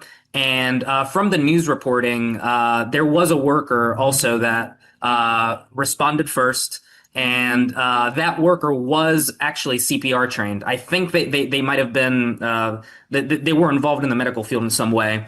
And they were also told, don't do anything, wait for a manager, wait for security, or wait for AmCare. And then when there was a corpse on the ground, Jacob, everybody was told, just go back to work, don't look. And so it was, you know, with a corpse on the ground, they're still caring about productivity and everybody needs to get back to work. It's very Amazon coded. It doesn't surprise me at all that this happened. What is Cause, your union, what is Cause calling for in response to these deaths? So we are calling for an immediate revocation of all policies that have to do with discouraging people to call 911, whether it's written, whether it's verbal. There should be no such policy. And then at the same time, we're calling for municipalities all over North Carolina, all 500 and something cities in North Carolina to adopt measures that will put punitive measures against any employer that commits such egregious acts of interfering with emergency service response. So it needs to be twofold. Amazon needs to change their policies, but we also need to strengthen our laws, which are very, very possible without federal interference, without state interference. We need to locally start putting pressure on these large employers that are trying to cover up deaths and are trying to interfere with emergency response. Cause and other Amazon workers are continuing to organize, and one South Carolina Amazon worker, South Carolina Amazon worker took a message to Bezos's penthouse. Let's play clip 1.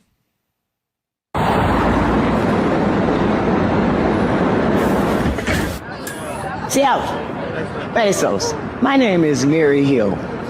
I'm a 72-year-old warehouse worker at one of your facilities. When we struggle from paycheck to paycheck, from week to week, really angers me. Because if it weren't for every associate in every Amazon facility, he wouldn't have all those zeros behind his name. Shame on you, Jeff Bezos. The people that need to be being celebrated at the Met Gala are the workers, people like me. We deserve that celebration. We deserve so much more than we're getting. There's power in numbers, and there's more of us than there are of you. Remember, Jeff, ordinary people like myself that helped make you billionaires, if we built it, we can tear it down.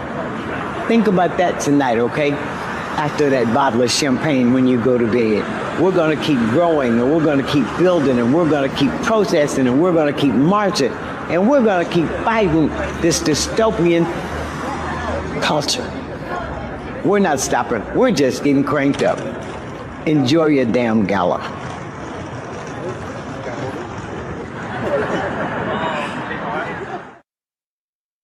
How do you think that message went over? And actually, it's North Carolina. I'm sorry. She's in North Carolina because she's at RGU1.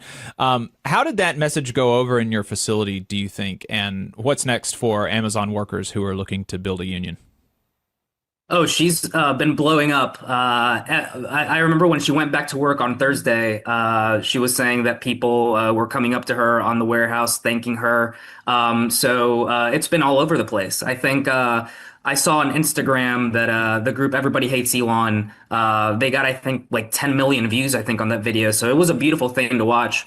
And I'll also say that Mary Hill, she's the vice president of our union. We call her Ma Mary. She's like a grandmother to everybody. I mean, this is a woman who co-founded Cause with Reverend Ryan Brown, and she's battled cancer throughout this whole time while taking on Amazon. So, I mean, she is a hero of the 21st century American labor movement. It's gone over very, very well. I was there when she filmed it. I was there when I saw the projection. It was incredibly, incredibly beautiful to watch. And like she said, if we built it, we can tear it down. And we do hope that Bezos enjoyed his damn gala, as she said, because we've been organizing for the last 4 years, and now with the deaths, with this new viral video of Ma Mary, we have seen so much increase from all over the 4 warehouses in Durham that we're operating in, from RDU1, from warehouses that we don't even have a foothold in yet. People reaching out and saying, what can we do? How can we join this union? I want to support. Like she said, we're just getting started, and I think 2026 is shaping up to be a very, very strong year for the resurrection, in a way, of the Amazon labor movement. And we are speaking with ALU, the folks at Staten Island, from people from Canada, Mexico, all over the North American continent. Ma Mary's flying out to England next month. I'm going to Italy. We're going to meet with European Amazon unions all over the world. So Amazon doesn't have any idea what's coming for them. We're a very young movement when it comes to the Amazon labor movement, and we're just starting to get our feet underneath us. So all the beautiful unions that are working to take on Amazon, we're talking to each other, we're working together. And what I can see firsthand here in North Carolina, it ain't going to be pretty for Amazon. So they better come to the table really, really quick because things are about to get heated. Italo Medelius, thank you so much for taking the time to talk to us. He is the Secretary of Cause. Thank you, Jacob. Appreciate you. We got a bunch of other stuff to get to today. Before we do that, Adam, did you have anything? I just wanted to say that was a fantastic report, and I am so excited about the international solidarity and the folks working together. That is really amazing. This is a big target. It is, as he put it, one of the most powerful corporate empires we've ever seen, and it's going to take a lot of coordination, a lot of collaboration, a lot of people power to take on this giant. We have a caller on the line. This caller from a 317 area code. 317 area code, what's your name? Where are you calling from? Hey, y'all. This is a Heartland Teamster. Can you hear me all right? Heartland Teamster, coming through loud and clear. What's on your mind? Well, I got a Saturday off, so I thought I'd call in and talk to y'all. It's been a while since we talked last, and I wanted to touch on some things that have happened between that last call and this one. I just want to say, all the workers out there that feel desperate, that feel like there's nobody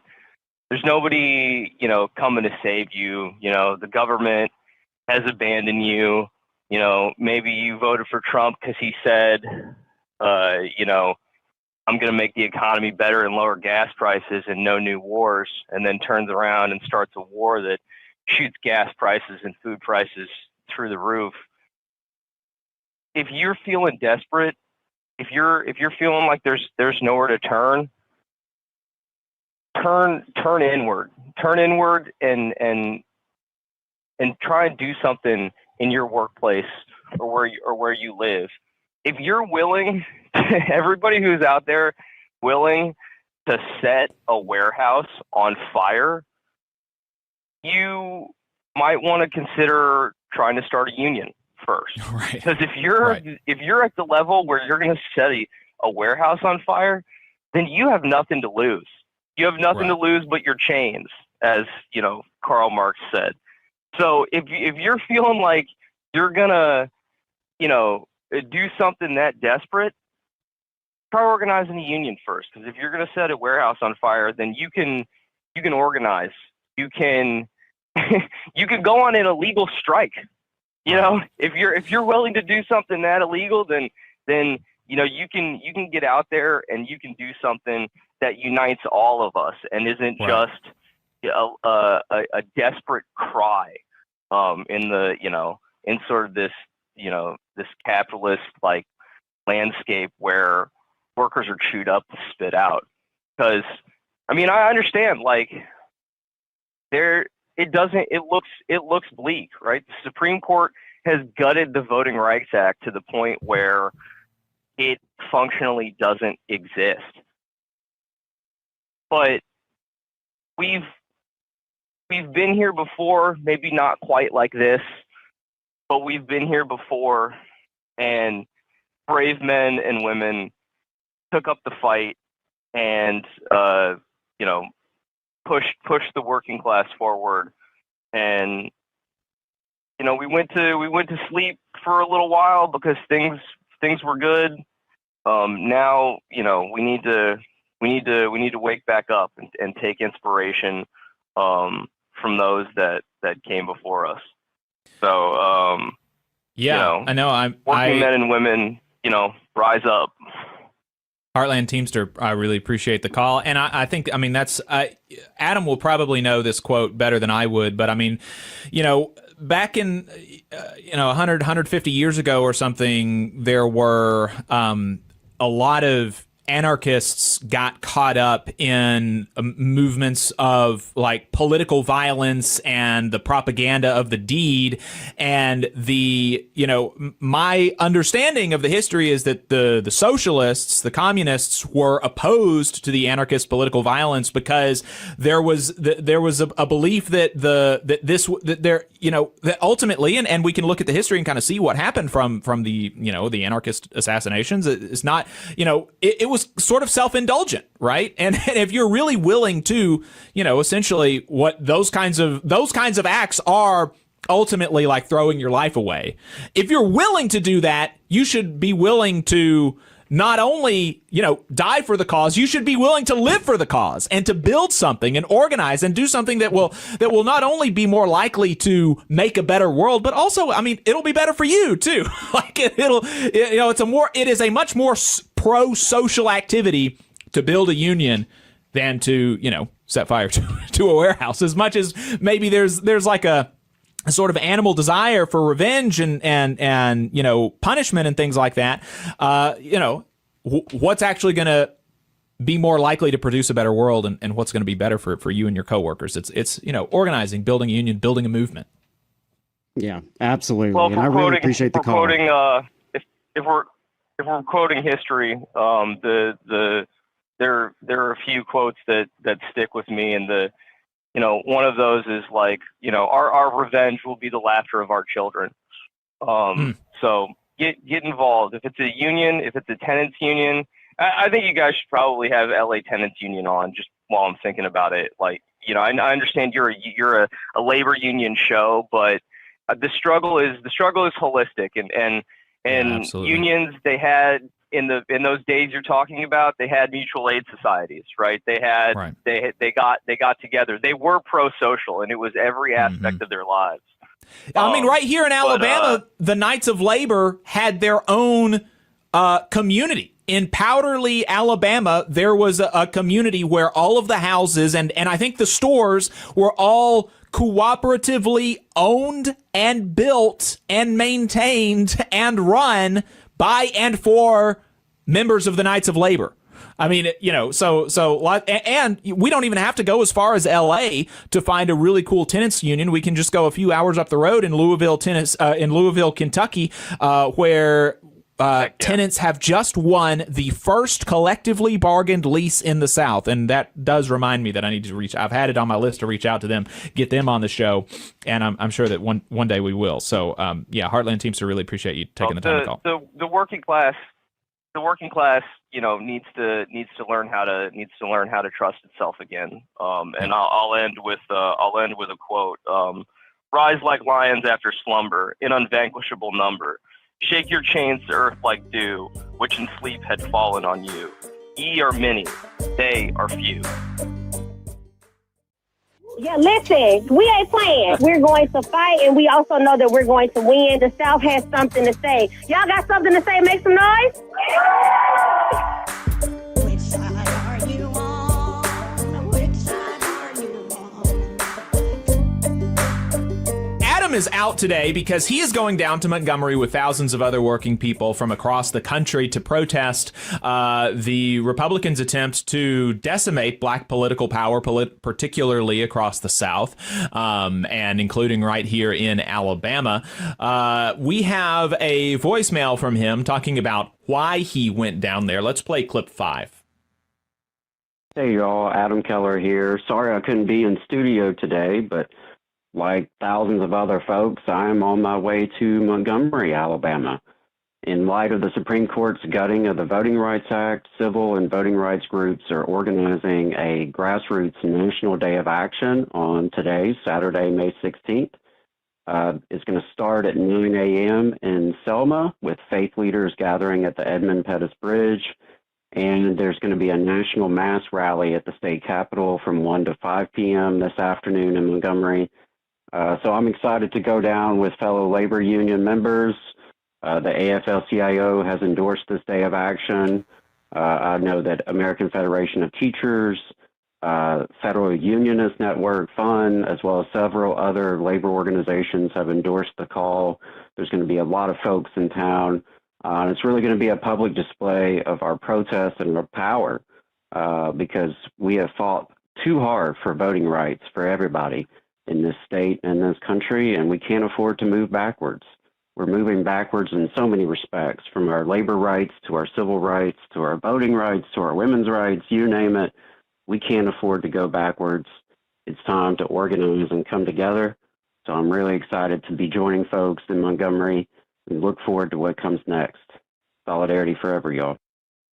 Another friend of the show, Whitney, is on her way down to Montgomery. She called in talking about why she's going down. Let's play clip 6. Hey, this is Whitney Washington. I'm Vice President of the North Alabama Area Labor Council, and I am actually on my way to Montgomery right now. And today I'm going to Montgomery because I realize that this what's been happening at the Supreme Court and at state legislatures is a huge setback to the working people of the whole country, but especially Black working class Southerners. It's really unfair, and I hate to admit, but I think I was really arrogant about specifically voting rights.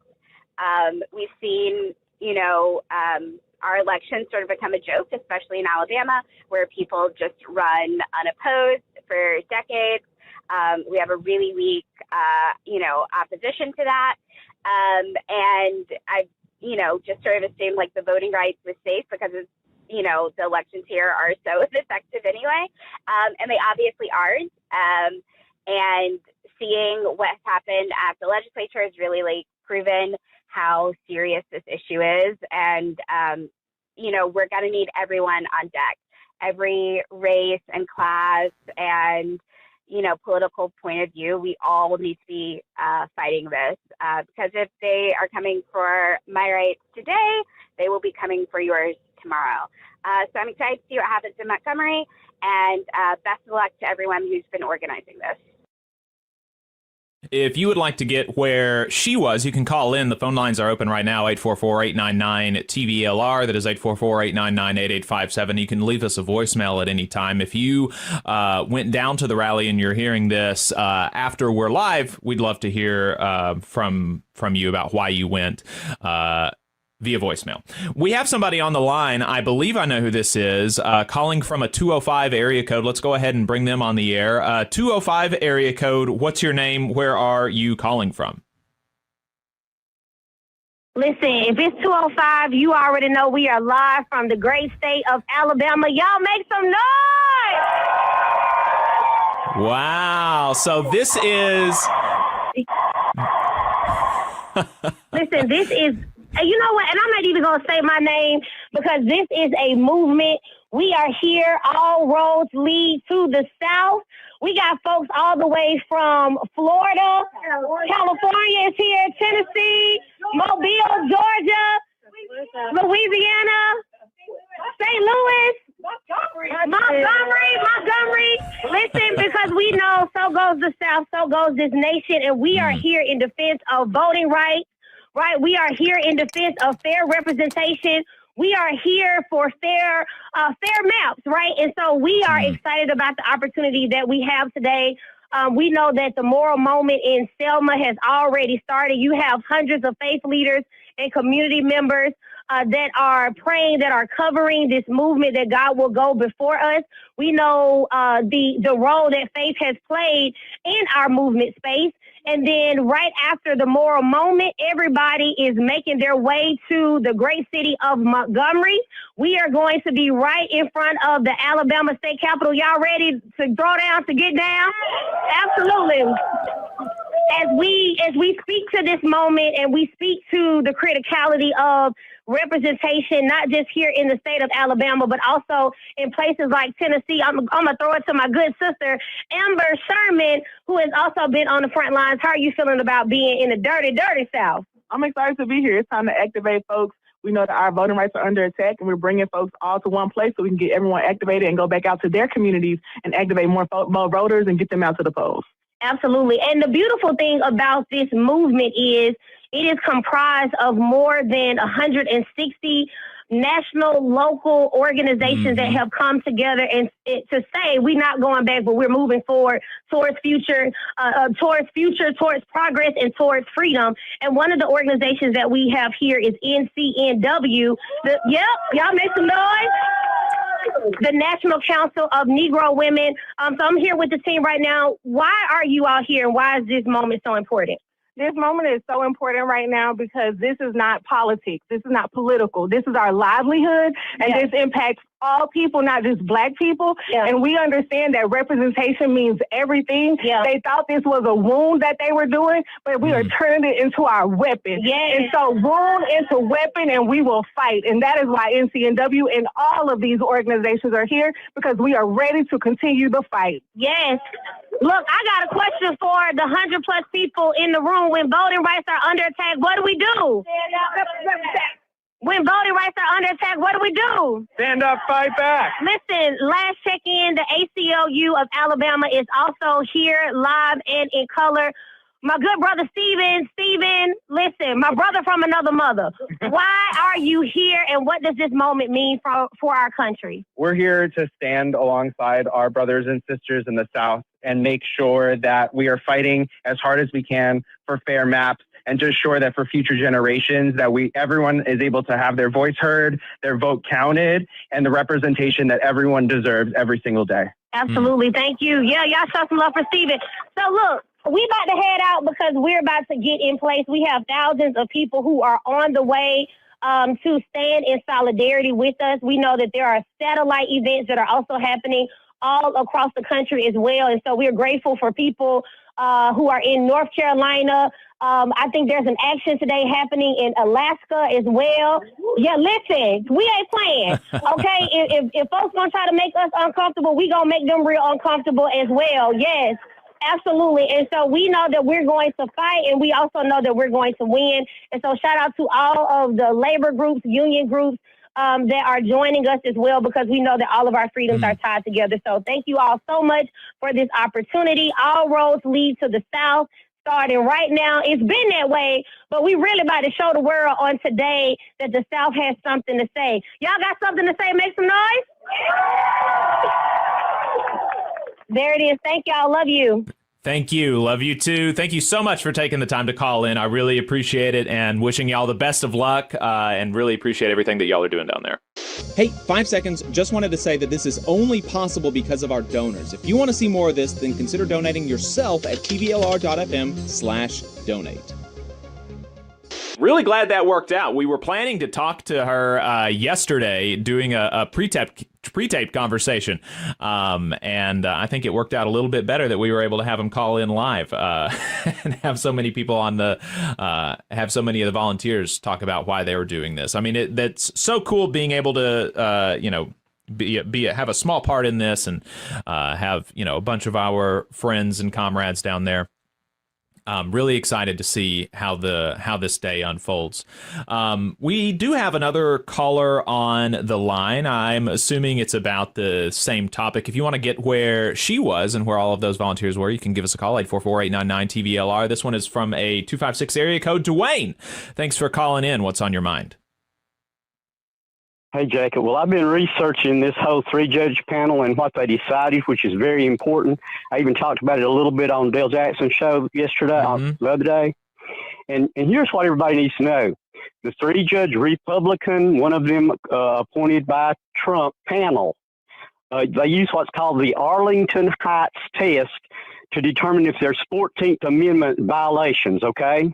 And back in 2023, one of the senators down at the Gulf Coast did not want any move over of voters from the Mobile area to come into his, I don't know how to say it, except predominantly white district, refusing absolutely. And this is what they said was absolute. All three of them in unison said racial discrimination against blacks to go into this area.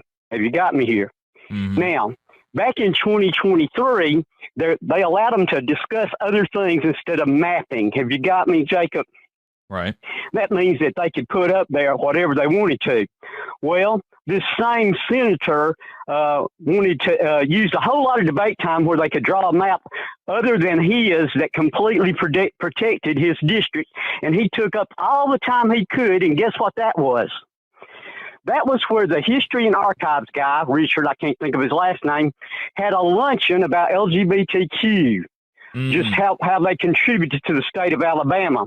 And he wanted to punish them for having had this luncheon that cost the state and taxpayers nothing.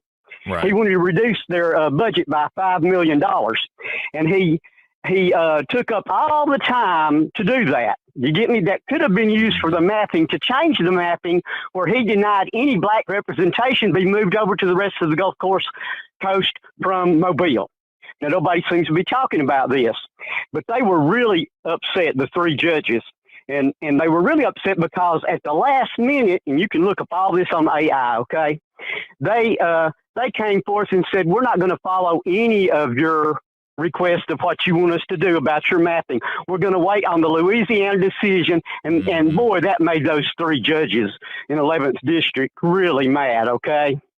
And the Louisiana decision really is not the thing here because there wasn't any black discrimination taking place in Calais. Have you got me?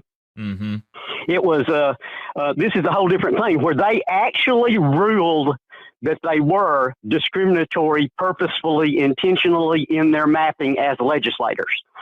So, and that whole thing at the end where they said pretty much was spitting in their face. Now, guess what, Jacob? The very same senator is the first one to put up SB1 and want the congressional map to be also the same one from 2023 that does not change his district. Have you got me here? So not only was he the catalyst for the other, he's the one, instead of drawing a map that would not be discriminatory to put forth that could pass, actually put forth for the same map that they didn't want to go through this time.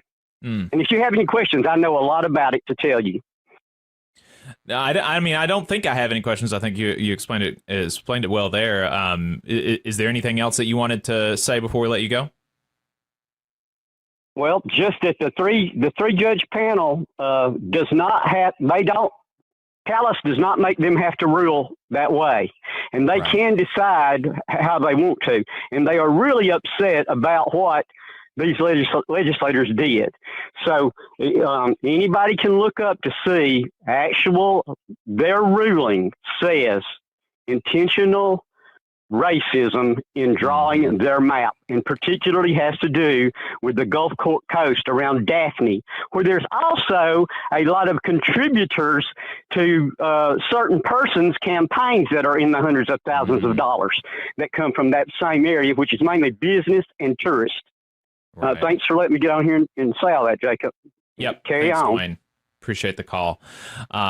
We did have one more voicemail from somebody who was going down to Montgomery today. Let's play clip 2. Hi, my name is Robert Lewis Hunter. I'm running for a local state house seat in Alabama. It's in Etowah County. And I'm actually headed down to the Montgomery event later on tonight, if not early in the morning tomorrow. I am just want to let y'all know thank you for your support. And I do want to let the listeners know that they're listening and advocating and fighting for more than just these congressional seats. Now, the Supreme Court has made it clear how they stand on the Voting Rights Act and parts of the Civil Rights Act. This could knock down other seats as well. A great example being my seat that I'm running for. In my seat, we're 37% African American and almost 40% minority. If I end up winning this election, what they're going to do is say, under political pretense, we have to get rid of this black legislature member because, you know, we have to ensure the conservative power, which sadly is majority white. They have to conserve and secure their white power for all intents and purposes on the political level. So this fight is more than just a fight for congressional seats. That's just today's fight. Tomorrow's fight is what it means to even be able to vote, as one of the legislature's members had said, potentially talking about dealing with the 14th Amendment and what it means to even be an American. Thank you again for listening. I hope you all have a good one. And, you know, I'm very cognizant of the fact that, you know, some of the stations that we're on are conservative stations. And so, you know, some of the people who are hearing this are going to be, you know, in addition to a little bit triggered by, you know, people who are upset about what's going on now, they're going to have heard a lot of, you know, frankly, I think just incorrect things about kind of the state of play with respect to how gerrymandering exists.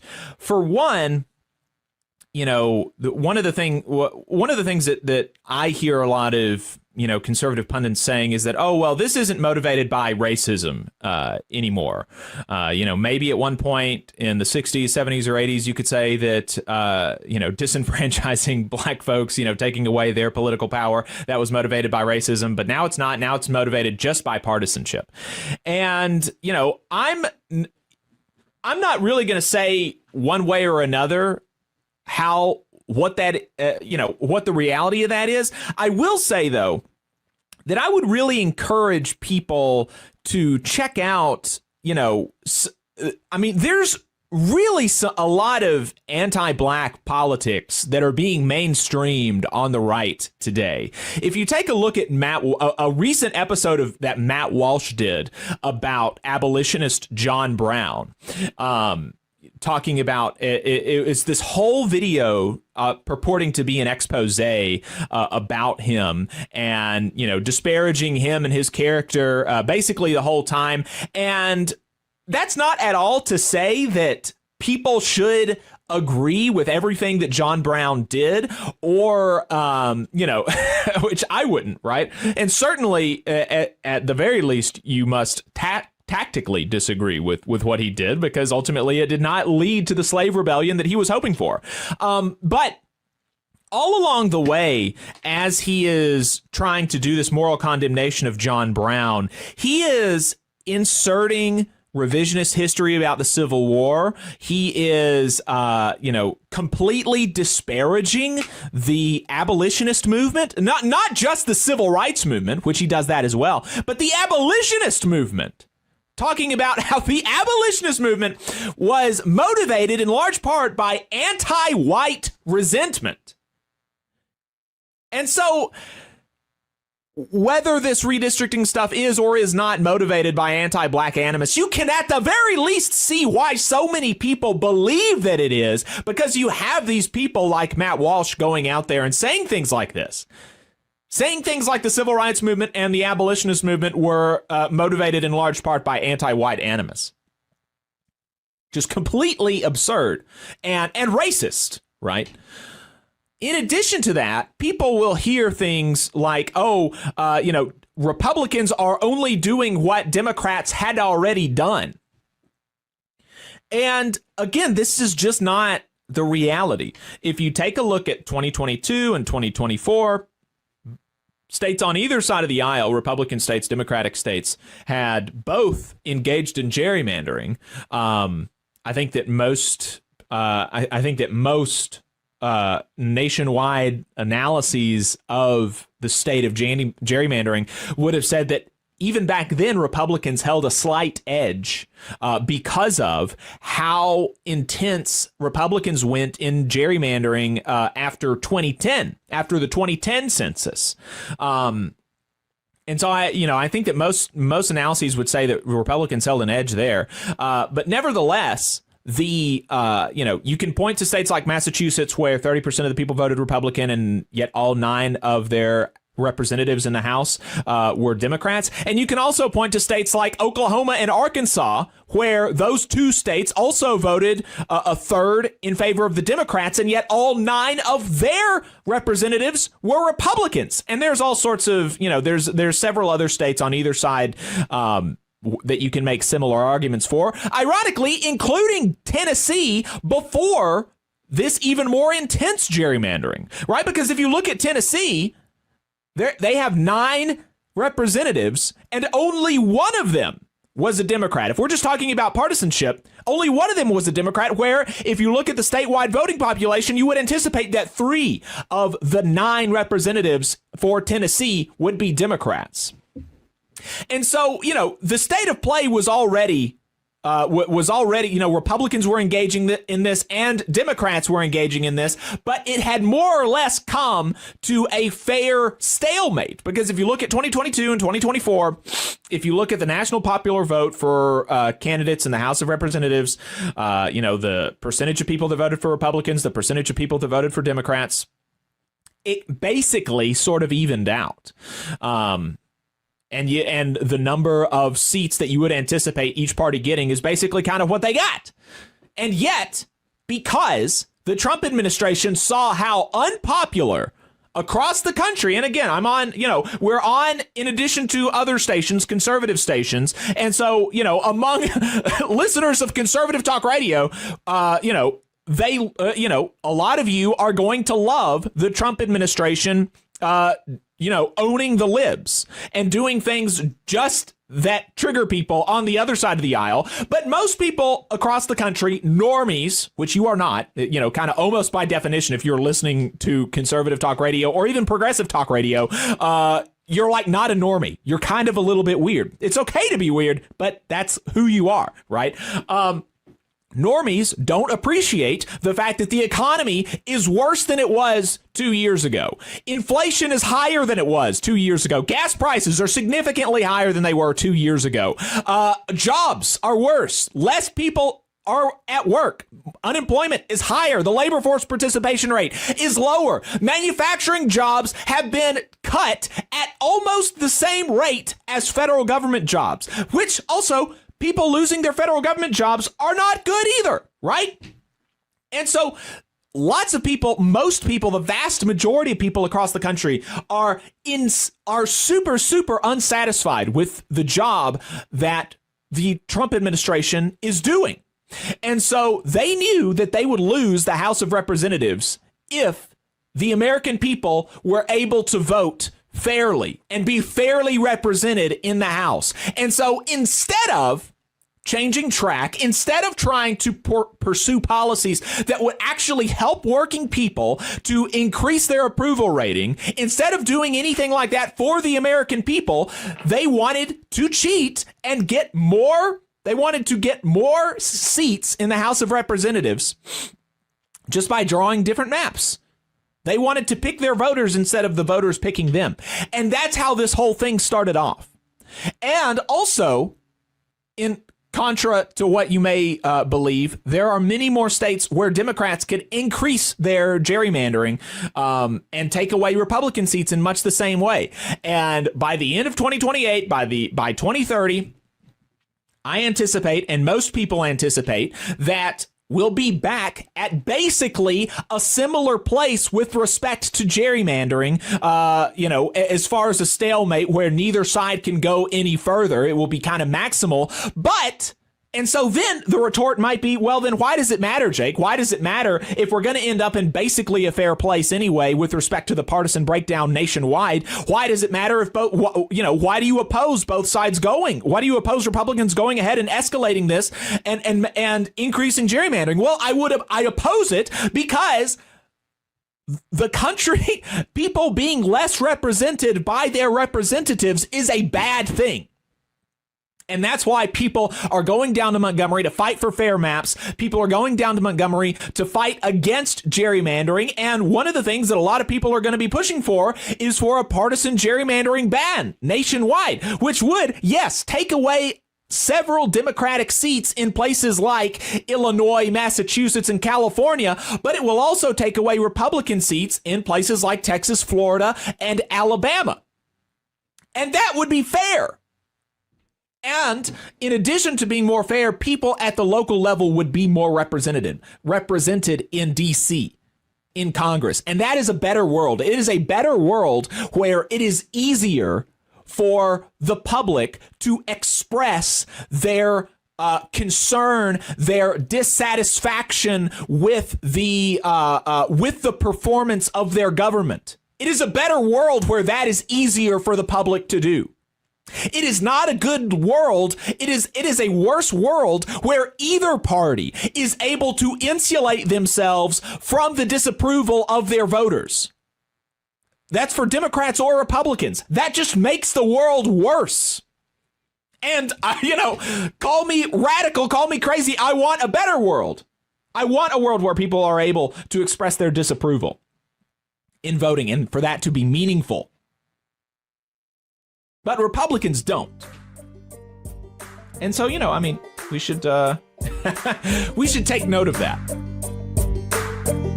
You just saw a clip from the Valley Labor Report. We are live every Saturday morning from 9:30 a.m. till 12:30 p.m. And we pride ourselves on keeping all of our content free to everybody so that we can talk to as many working folks as possible. If you support the work that we're doing, you think that it's important, you think that it's good, then consider making a monthly contribution to the project, and you can do that on our website, tvlr.fm. Which side are you on? Which side are you on?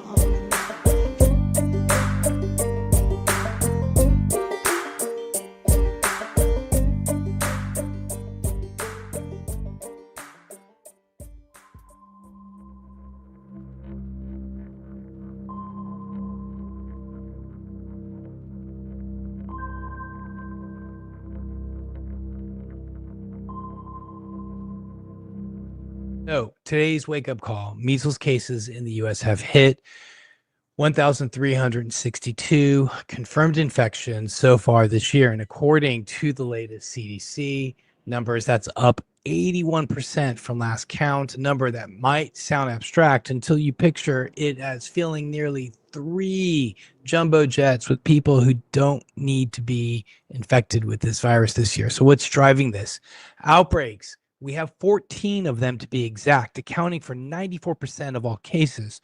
30 states are now in the mix, but South Carolina is ground zero. An outbreak that kicked off last fall has ballooned to 920 infections there, with 664 just in 2026 so far. That's not a blip. It's the state's largest measles outbreak ever. Measles isn't some relic from the history books. It's one of the most contagious diseases known to humanity. It's airborne, it's sneaky, and it's capable of spreading in a room long after an infected person leaves. Before the vaccine, it hit about 3 to 4 million people annually. Imagine the population of all of Chicago catching it annually. Hospitals overflowing, kids missing schools for weeks, and sadly, dozens to hundreds of people, children, dying.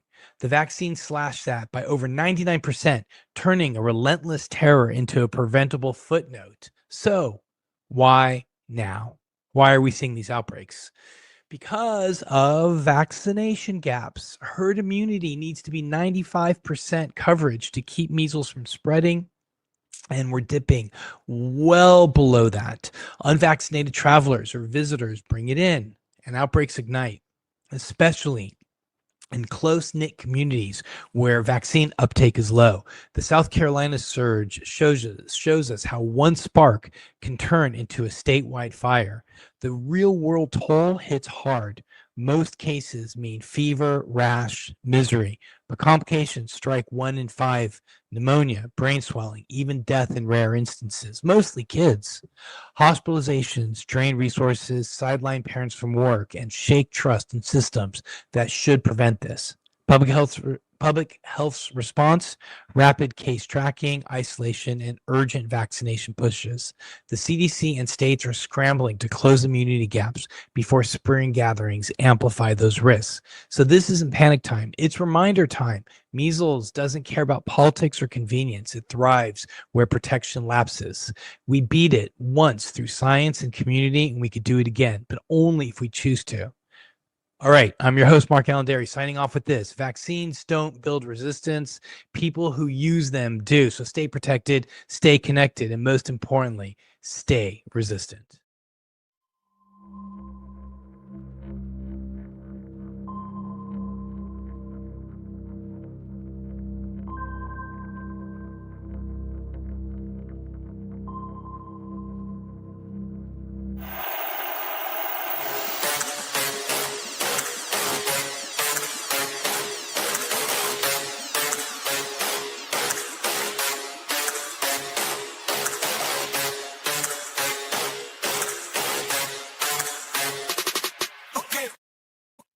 Good morning, comrades. You're listening to WHIV LP New Orleans 102.3. This is your weekly Good Morning Comrade.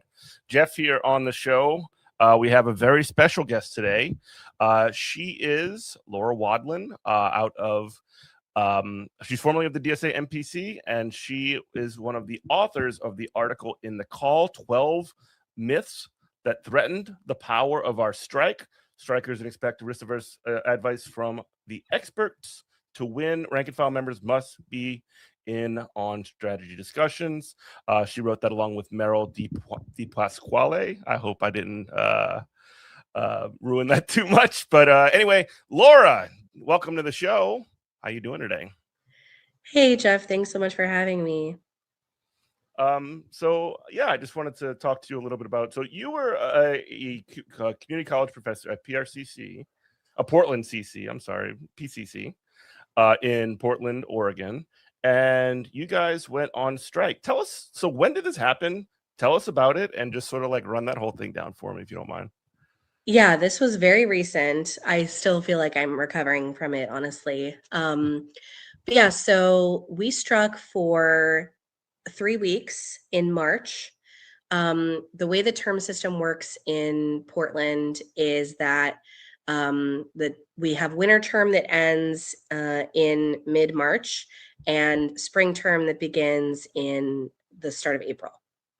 And so we struck during the last week of classes in winter term, over finals week, over spring break, and into the first week of spring term. And we delayed spring term by a week.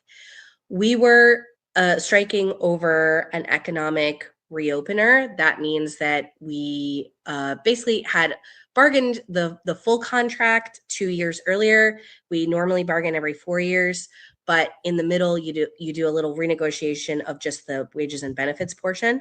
Mm-hmm. So we were just renegotiating that on paper. That's what was supposed to be happening. And the college was offering us 0.35% COLA. Again, that's not 3.5, 0.35. Okay. Less than 40 cents. Yeah, exactly. Might as well just be zero at that point. Yeah.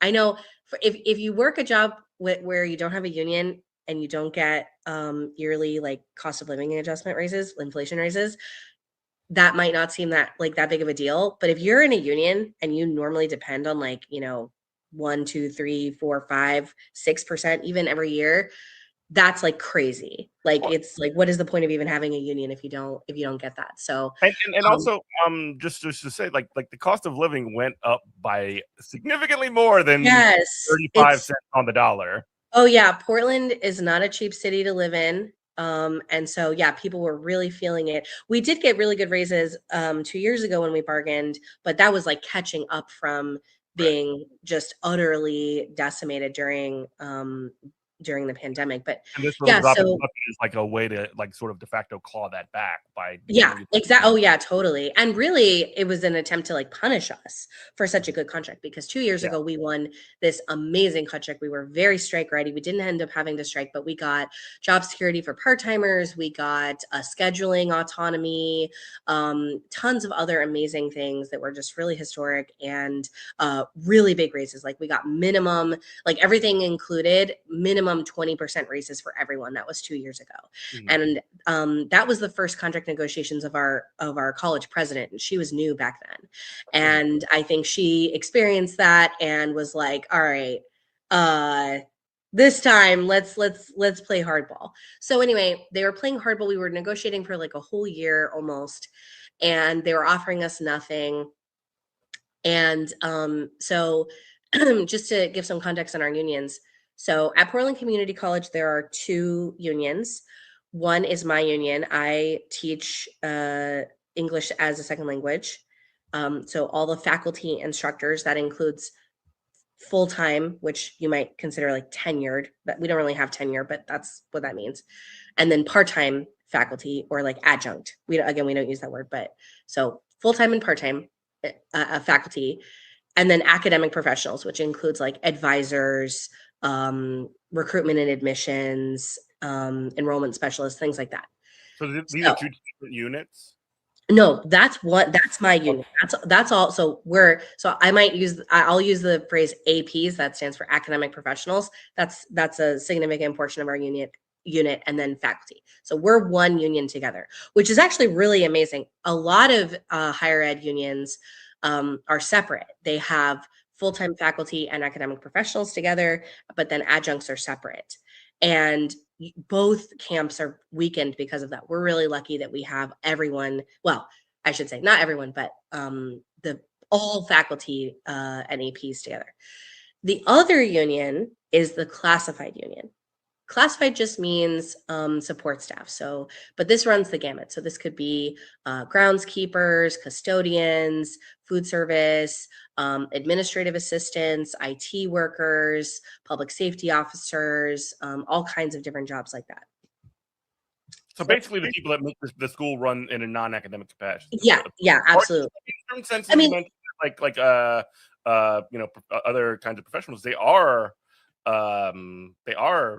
participating in a direct way in academics. So I guess that was not a correct statement by me. Well, yeah, I mean, they do some academic work too, that's for sure. But yeah, it is like, I mean, it's not entirely accurate to say this, but there is a bit of a like white collar, blue collar, or like academic, non-academic breakdown. But that's also not quite accurate either. But anyway, so faculty and APs on one side, and then in one union, and then classified in a different union. So my union, the faculty union, represents about 1,600 workers, and that's over 1,000 instructors. And classified workers are about 700 people. And that's pretty large because Portland Community College is really large. We serve 80,000 students in the Portland metro area every year. And it's very working class, very diverse school. There's 4 main campuses, and I think like over 10 like satellite campuses and little centers and stuff. So it's very, very big. And but yeah, so Our two unions, so the fact that we ended up striking together was one of the really historic and just transformative parts of our strike. It's very unusual to have multiple unions striking together, but especially across job classes like that. Like in higher ed, there definitely have been, I believe in the Rutgers strike. I don't remember exactly which job classes, but there were, I think maybe faculty and graduate students or something struck together.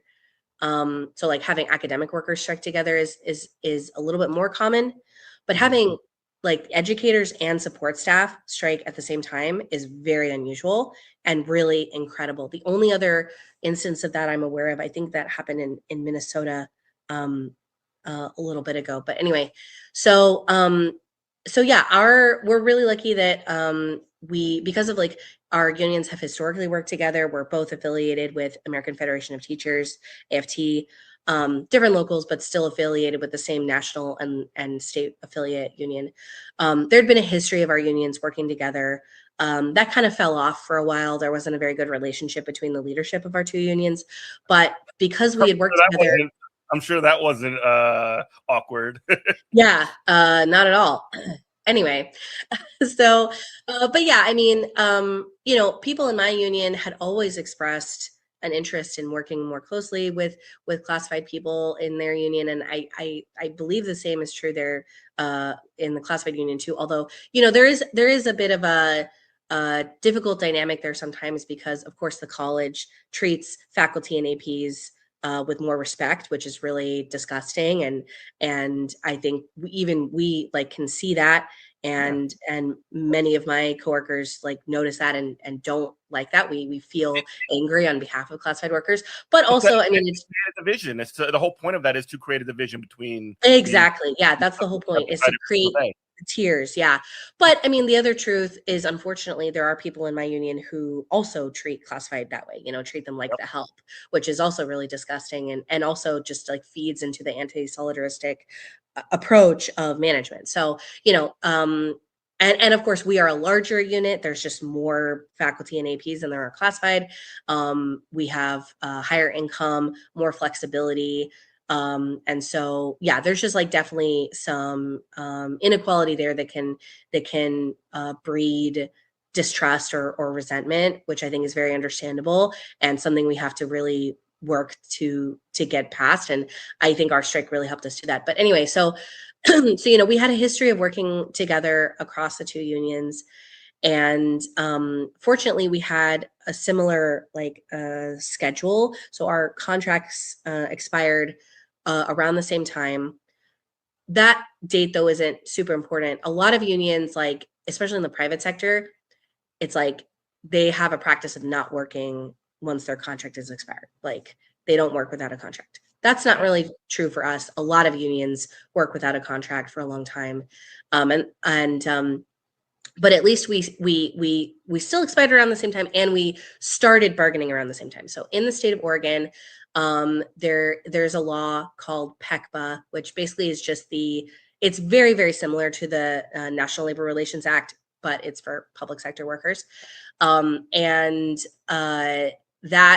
the big difference is that there's a whole rigmarole for public sector bargaining. Like there's a whole calendar of timelines and deadlines, and you have to be in bargaining for 150 days, and then you can file for mediation, and then you have to wait for a state mediator, and then you do mediation for a certain amount of time, and then you submit final offers, and then there's a cooling off period, and blah blah blah. And all of that is, of course, intended to discourage you from ever going on strike.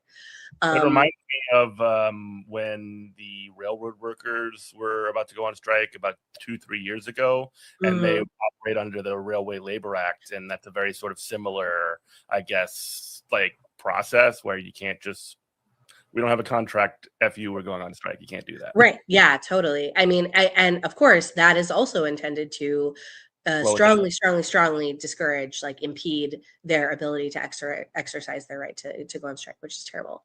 But yeah, so we started bargaining around the same time, which means we were about at the same point in the process of, this calendar of stupid deadlines, and or not even deadlines, just like barriers, I guess, obstacles to exercising our right. True. Yeah. So it was about in fall, so a few months before we ended up striking, where I think our union started to realize, man, we have been bargaining for a long time. They are really lowballing us here, more than they ever have before. This is not going well. Like, wow, we really need to like seriously think about striking. Now, fortunately, we had laid a lot of foundation ahead of time. Like I mentioned, 2 years ago, our union was really strike ready. And so we kind of picked back up where we left off. And we were doing some preparation. Like we had open bargaining, which was really important. That means that we members were able to attend bargaining sessions and observe, and it was all transparent. There was no like backdoor secret meetings between our team and administration, which was really important. They hated that, but they're forced to concede on that. And so we had open bargaining. Members were plugged in. They were seeing how things were going. They were not happy with it. We did a strike pledge, and meaning like we got people to, pledge ahead of time, like, okay, if it comes to it, I will go on strike. I will vote yes. And so we started doing that.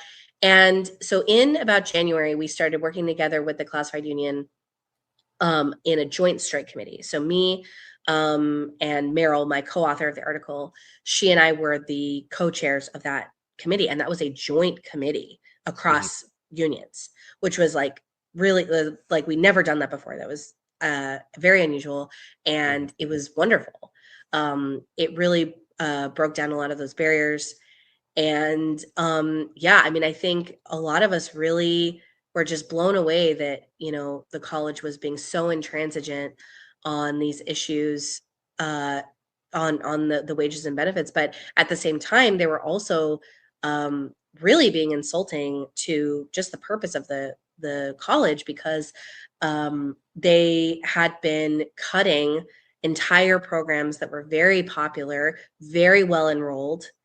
For example, we have a program called Music and Sonic Arts, which is not a traditional music program. It's like a behind this, like backstage, like technical kind of music program where you learn to be like a sound tech. And it's a very unique program across the country. And like I say, it's very popular, and PCC decided to just cut it whole cloth. And students and workers in that program have been fighting to save it for over a year now. And there were other programs too that were being slated to cut, like gerontology and other programs. And also at that same time, they were reducing course offerings in some of the most essential programs. Like, for example, Writing 121.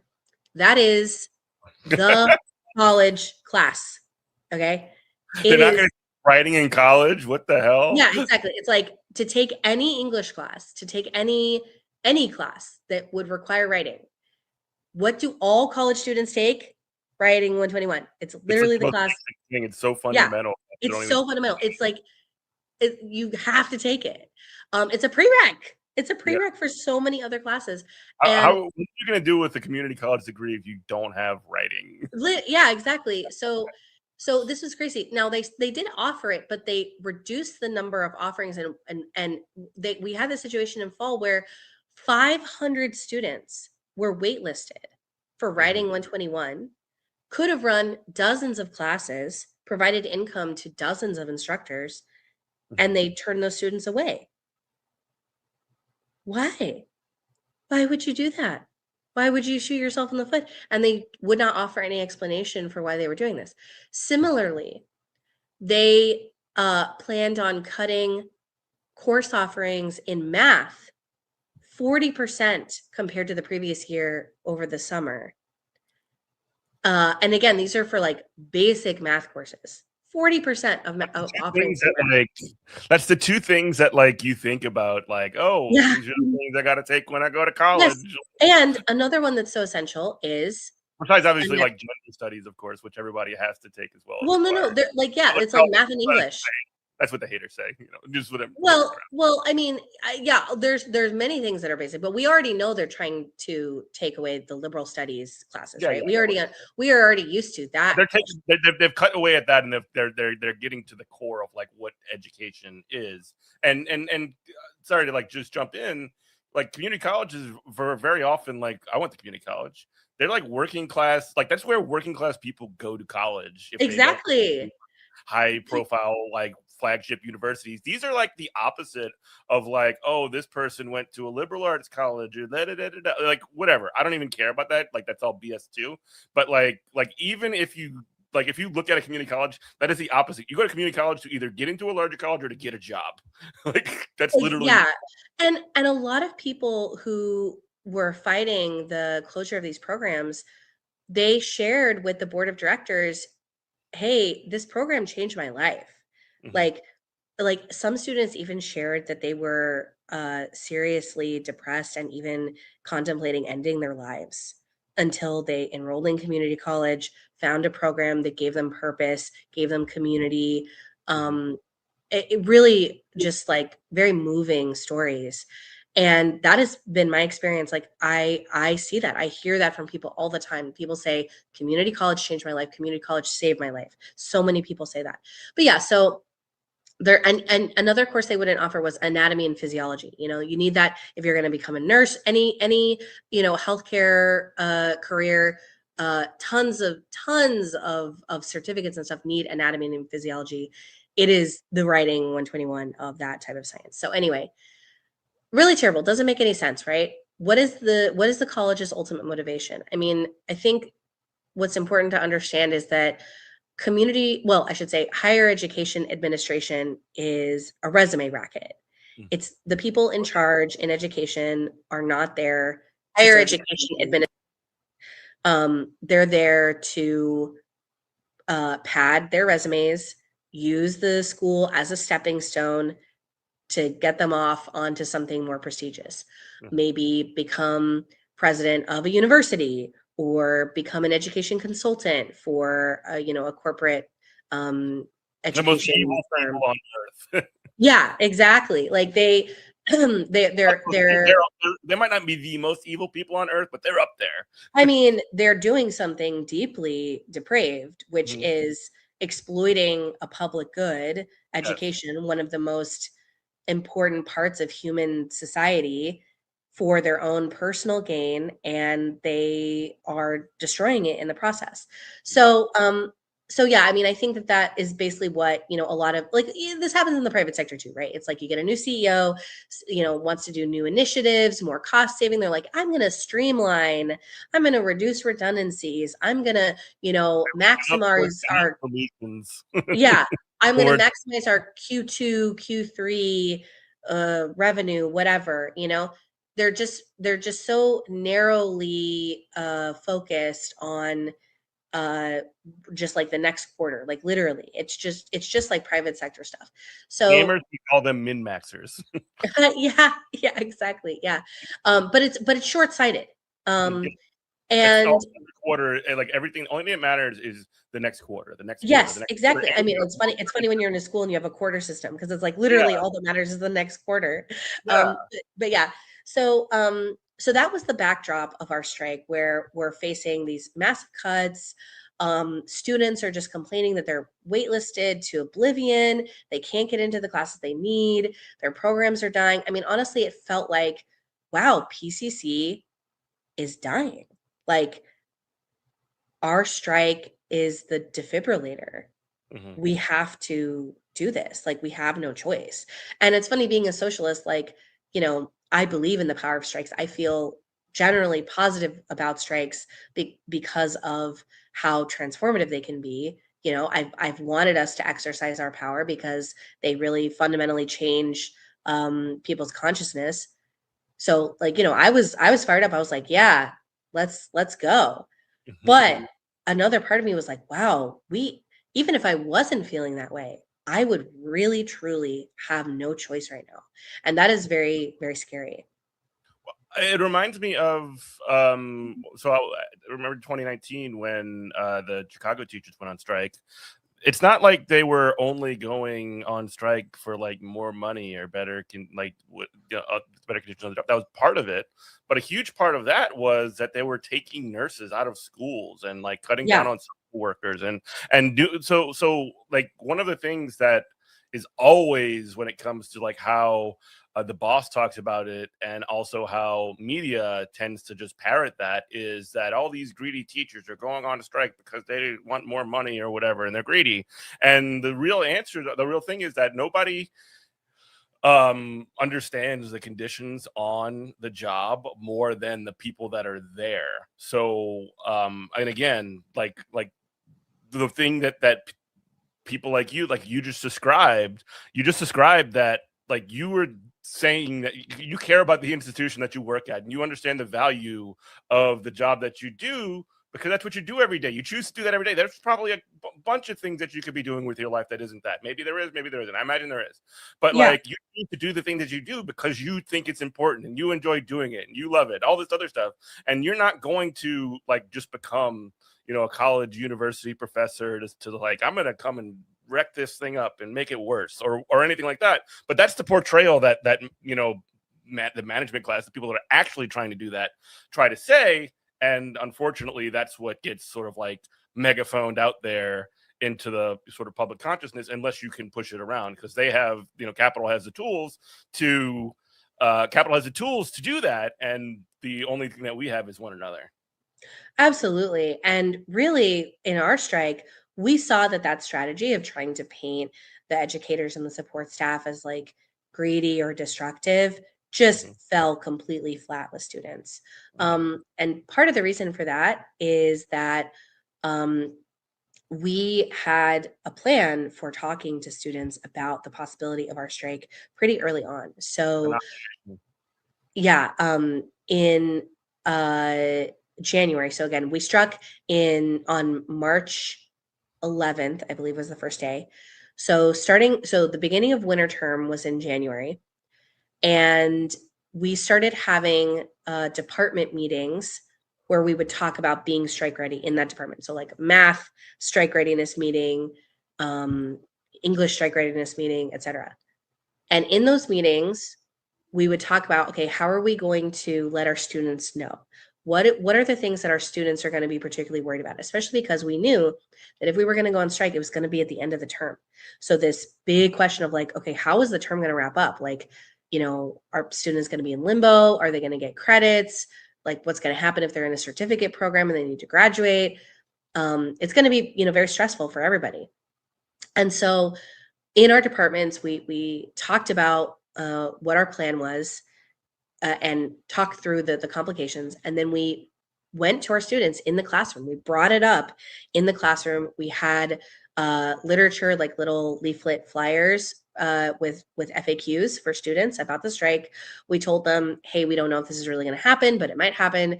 From the start of the term, we're letting them know, just so you know, at the end of the term, there might be a strike. It might disrupt things. We wouldn't do this if we didn't have to. We're trying to, save the college. Just letting them know about the context. And many students had instructors talking to them directly in their classrooms about this. And that was a huge part of what solidified student support for us, because they had been hearing about this from their instructors. And even if they didn't hear about it from their particular instructors, they heard about it from their classmates. And they had some time to like mentally prepare for this and think about the consequences of having a school where instructors don't get any inflation raises at all. They're not paid properly. And where programs are really precarious. And it's not like we had to persuade students. I mean, in a community college, your students are also working class. Like some of them are in unions themselves. Many of them are in unions, in fact. Sorry, getting over sick, coughing up a lung. But yeah, so students themselves are working class. They're workers. They get it. People like teachers. People at community college, again, like they feel like community college changed their life, saved their life. They're very grateful for for all the education they've gotten, and they understand how important all the support staff are, including and of course their instructors. So student support was very strong from the beginning, and one of the things that really solidified that was how the strike started. So we had planned on doing a walkout in the morning. Sorry, I'm going to cough again. Hold on. We had planned on doing a walkout in the morning on March 11th at 10:30, and we broadcast that. You know, management knew. It was not a secret. We were very excited about it. And the day before our strike, the night before, you know, our bargaining teams are hoping to get like a last minute deal, whatever. Didn't happen. You know, strike is on. All right. At about midnight, the college sends out an emergency text saying campuses are closed. What? So they did not hold. They basically started the strike earlier.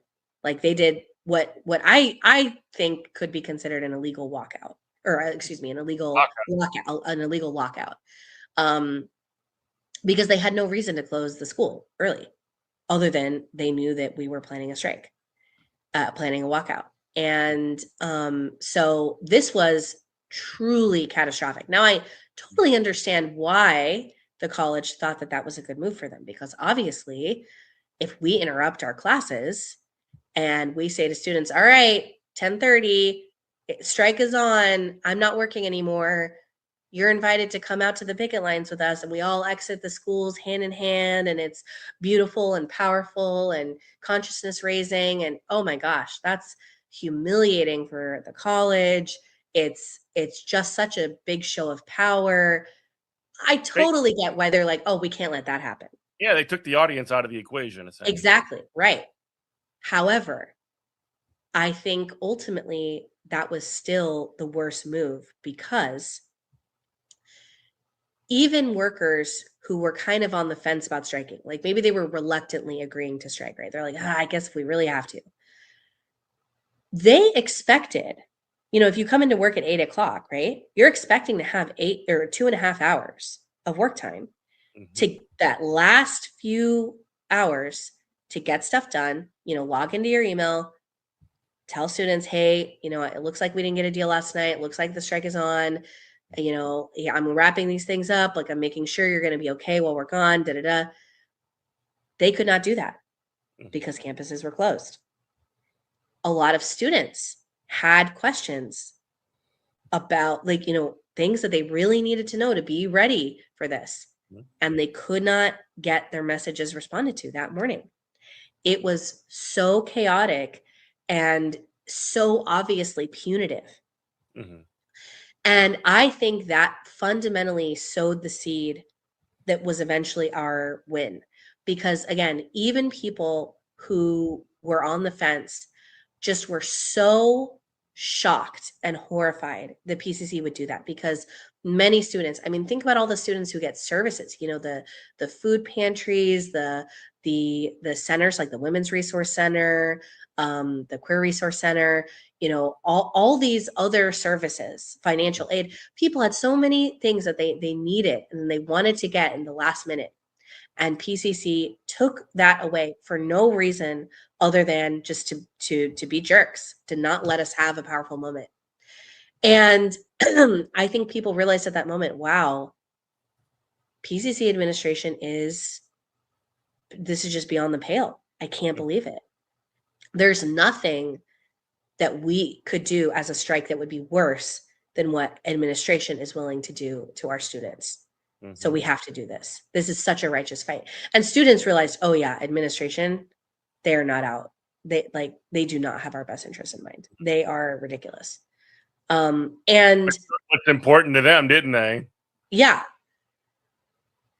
So another thing that was really important for student solidarity was the fact that the faculty and AP union was talking about these permissive subjects. So talking about how to use our strike to save programs, to save classes.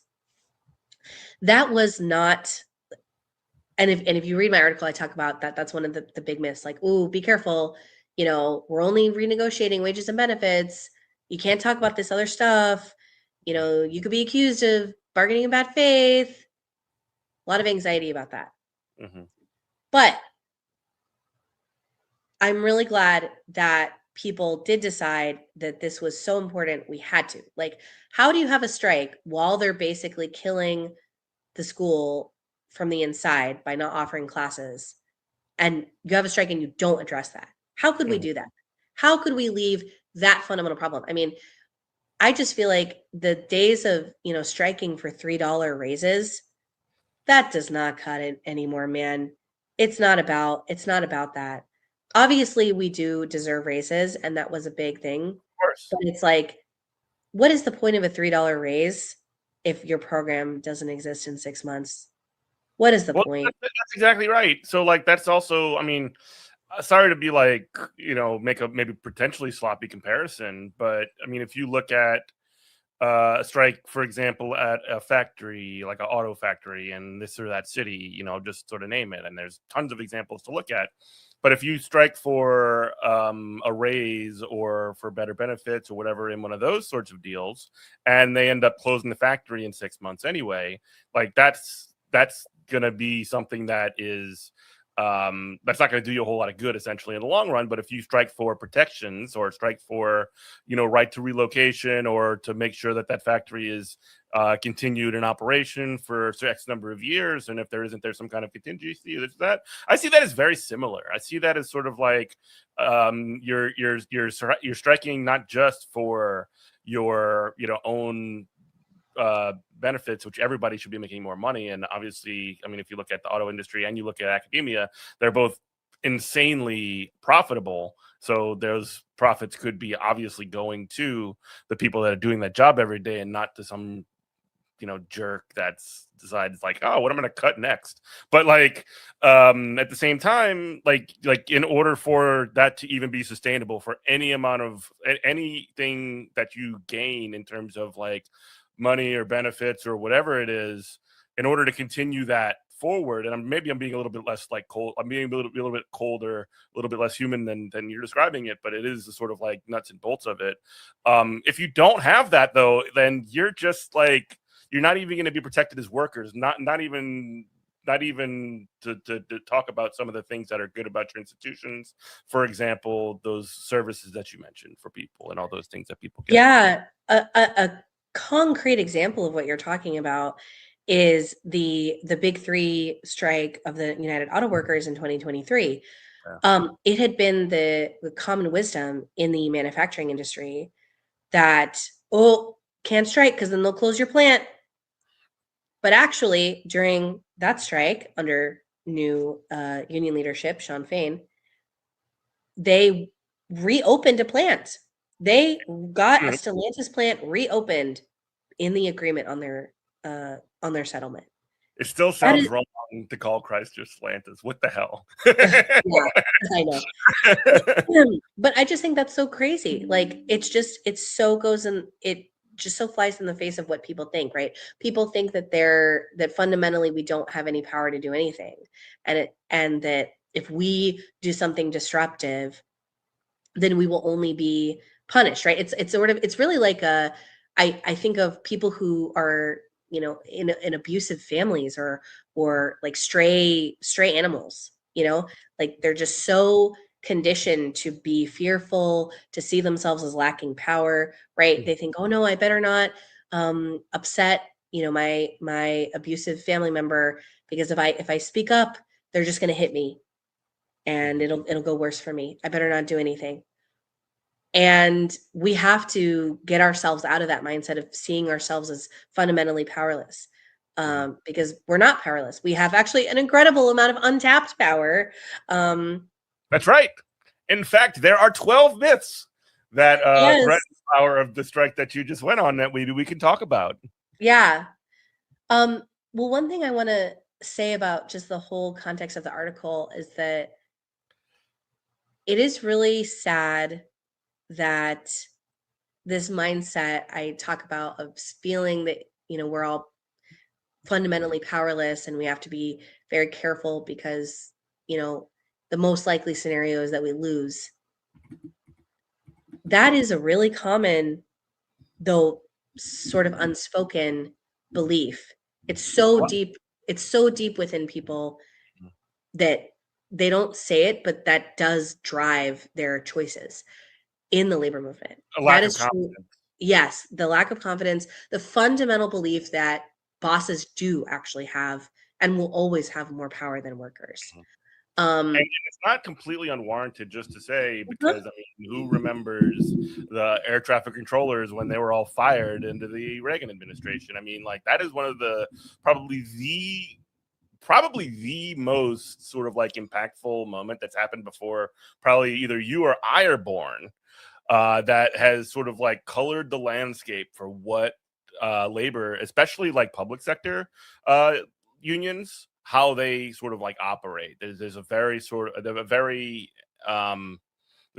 like cautious approach that they go towards because they are absolutely terrified that that's going to happen again, which, I mean, okay, but like, what do you do then? There comes the question. Yeah, exactly. You're right. It's like, okay, well then what's the alternative to fighting? Trying to appease the boss. Hard, like, over the years, get picked to pieces like by vultures, or what, just lay down and let things passively get worse, or fight it out when you have a chance to win. Fight it out, see what happens. Yeah. So anyway, it was just really sad to see that so many people who are seen as experts in the labor movement have that that mindset of being, that we're going to lose, that we're powerless, including a lot of the staff that we pay to help us in our unions, and a lot of our elected leaders, people on our bargaining teams. And it was really incredible to me that the rank and filers, the everyday people on the picket lines, the member leaders on our contract action team, people could feel our power every day. They had a very keen sense of what our leverage was. They were so deeply committed. I mean, even when we were faced with, wow, I think we're going to have to delay spring term by a whole week. Are we ready to do that? That's way more disruptive than people wanted. I mean, I think a lot of my coworkers did not want to go on strike at all, but were willing to do it if they really had to. But delay spring term, like upset the whole academic calendar, that's a level that people really had not anticipated. But hey, you do what you got to do if they force it, right? And I would say that through the strike, seeing administration's responses, seeing what the stakes were, feeling every day that actually we have the power here. We do not have to spend another day being the servants of a cruel administration, just letting things get worse every day. The idea that we could break free from that was just it was psychedelic. And you need that. You need psychedelic hope sometimes, because it's very easy to go through every day and ask, what is the point? Like, everything's going to get worse, but nothing will get better if everyone says that. So, and that hope and optimism came from the rank and file workers. And, my article talks about all the ways in which this mentality of being powerless pervaded all the strategic discussions, especially when rank and filers weren't in the room to talk to the bargaining team about it. And one of the dynamics that the article doesn't explicitly say, but I think is important for people to know, is like, why do higher ups, top elected leaders and unions, staff in state affiliate unions, national affiliate unions, especially AFT. Why do they think we're powerless? Why do they try so hard to convince workers that they should settle and not fight? And the reason for that is that fundamentally worker militancy is threatening to the people who run whose careers depend on a collaborative relationship with the boss. And not just the boss as in your employer, but the ruling class. So Randy Weingarten is the president of AFT. And that directly affected what we experienced in our strike. We never interacted with her personally, but we interacted with her staff. Well, Weingartenism is pervasive throughout AFT. I was a member of AFT for 10 years. I know all about it. Yeah, it's awful. And you know what's funny too, because it's hard to like reference the Chicago teacher strike again. From what my understanding was, like there was not a word that was mentioned by it publicly by like the Weingarten administration or anything like that. But I also do remember, like as soon as they're like, "There's no turning back, we're going on strike tomorrow," she's like making public statements, being like, "We support Chicago teachers" and all this other BS. Oh yeah, of course.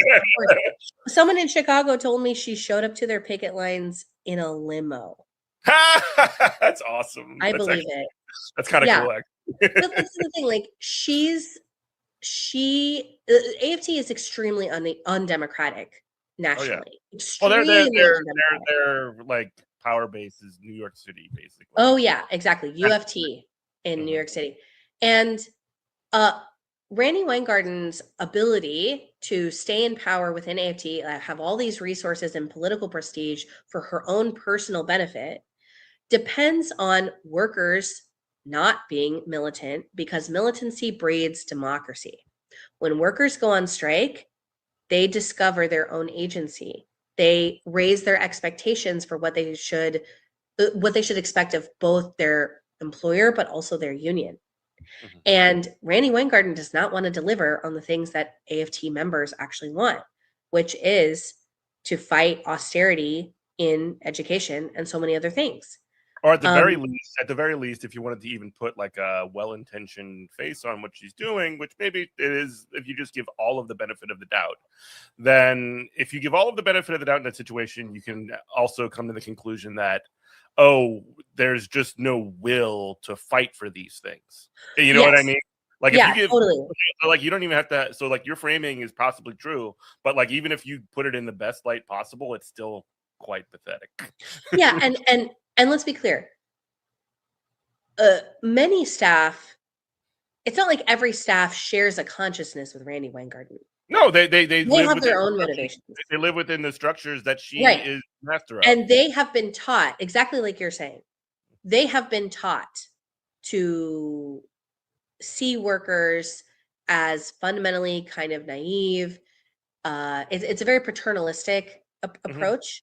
It's workers are bound to make some bad choices, so we need to help them be realistic, be smart, be cautious, not It's what the Democrats do with electoral. Yes. You know what? Everybody, you know what people need? They need more Alyssa Slotkins in the It's world. identical to that.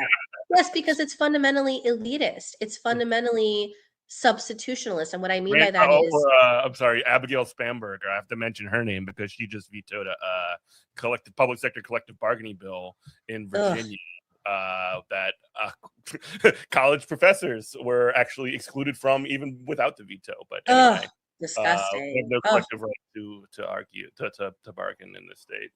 Yeah, just disgusting. But yeah, I mean, it fundamentally comes from this view that there is an elite, an enlightened elite that should be making choices in the world, and the peasants, the yeah, exactly. They don't really know what. Yeah, they don't really know what's good for them. We know what's best for them, and if they get too riled up and believe that they are powerful, our careers, our position is threatened, because it is.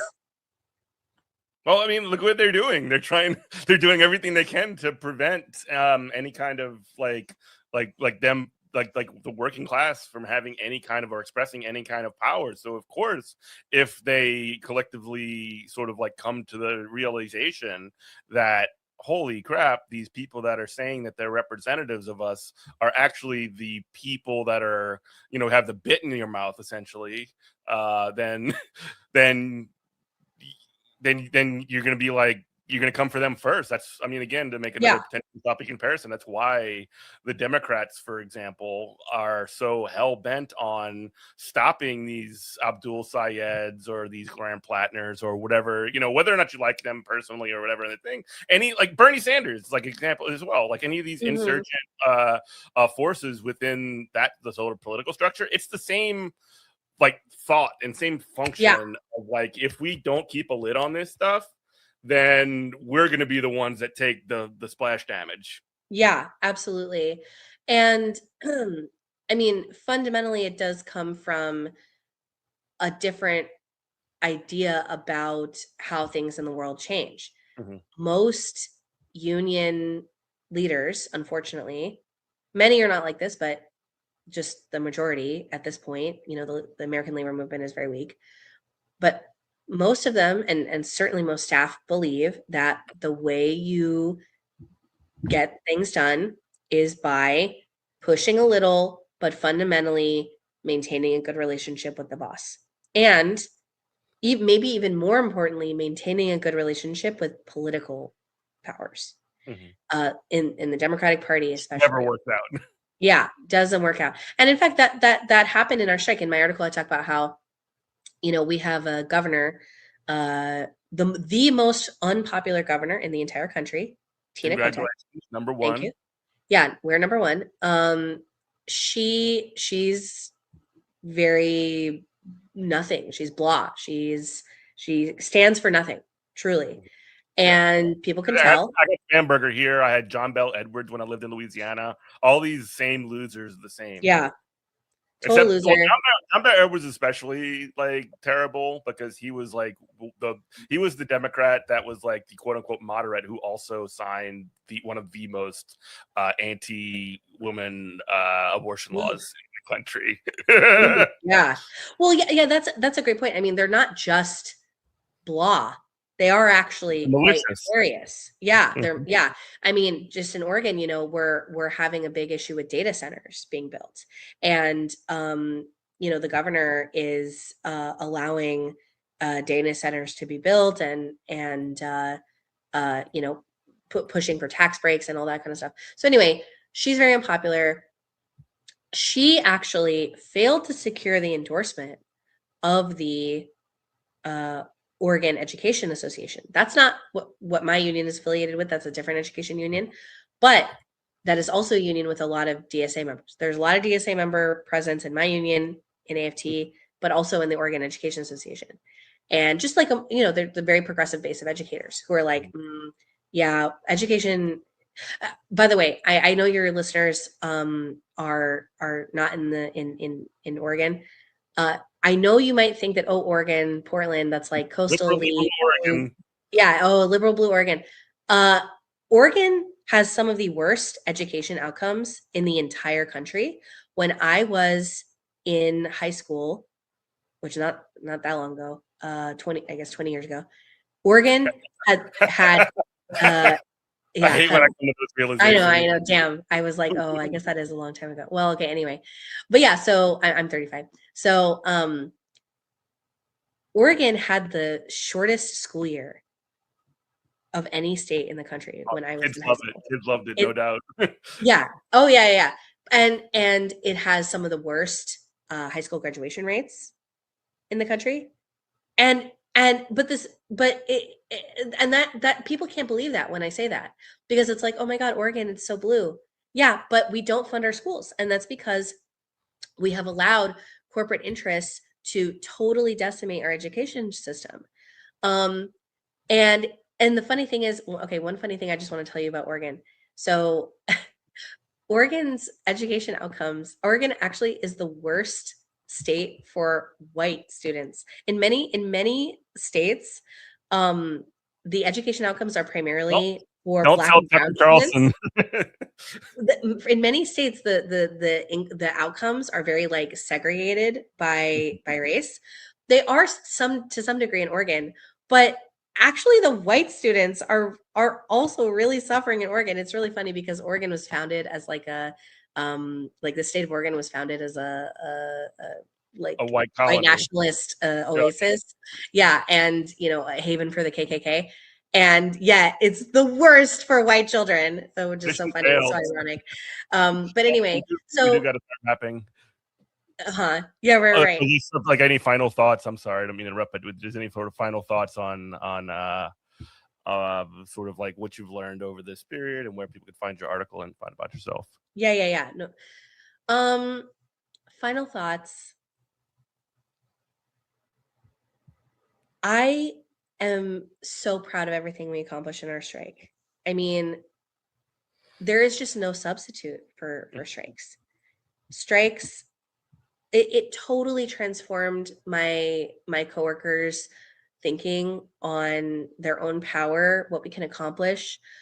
I heard people say, I lost money on this strike, but I would do it again in a heartbeat.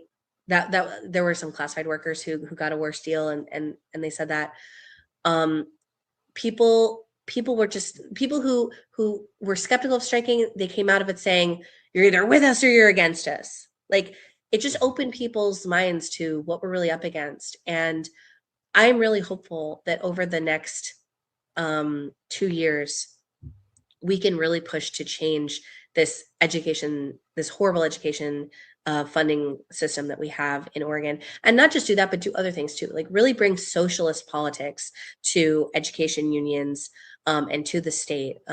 Portland DSA is very ascendant right now. We have out and proud DSA cadre candidates running for city council, for state legislature. And our strike is a part of that wave, part of that socialist wave of politics. I know people may feel like, well, if you can get a good contract without going on strike, that's ideal. I don't know if I agree with that. I mean, there truly is no substitute. It's like if you're in an abusive relationship and you say, well, if you do that again, I'm walking out. If you do that again, I'm breaking up. If you say that, well, if you do that one more time, but it never happens, it's meaningless.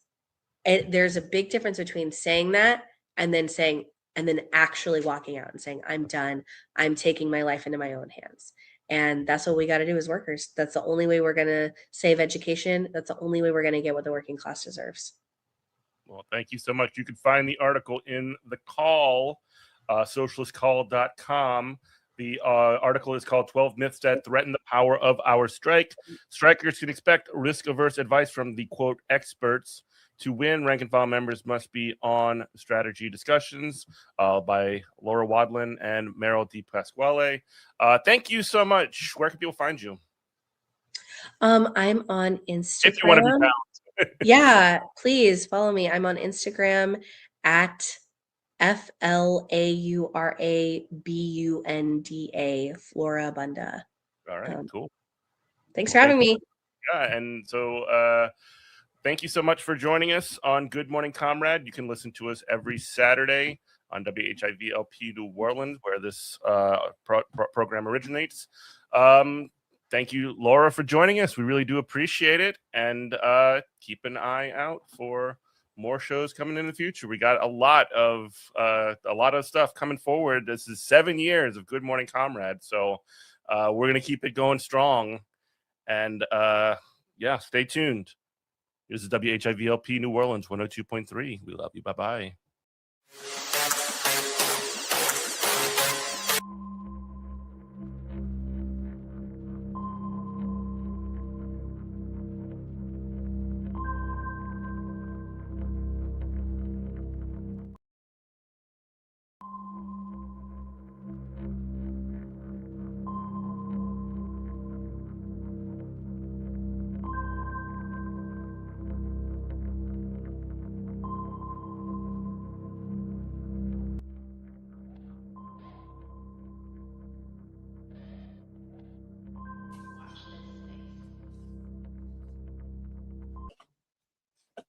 Hello. I made it. I'm here. Yay. Welcome to Kristina's Corner, y'all. It's May. And for some reason, May ain't got nowhere to go right now. How the hell is it not June yet? God, this month is taking forever. Just dragging on. Not want to do anything. Like, get over yourself. Okay? I just want the summer to be over. I'm hot. I'm sweating. I know you're all thinking, well, Kristina, you're wearing a long sleeve shirt. Well, it's a mesh shirt, so I should be sweating. But I also live in an upstairs apartment. So we're in summer, y'all, and I hate it. Anyway, check out the digs. I'm wearing my cross necklace. I'm wearing like a little corset thingy. Doesn't feel too tight with like design, print, whatever. I look cute. That's what I'm saying. My hair is taking forever to grow out, though. Also, I was off my allergy med for a few days because I couldn't get it, so my throat and my nose is all messed up now. So it's like chalking has been fun. Anyway, a lot has happened. I say that as I feel like I'm not going to talk about anything. Trump's giving, pedophiles who stormed the Capitol money, our taxpayer money, because his own administration is like, don't sue the IRS for $10 billion. Why not give everyone almost $2 billion total?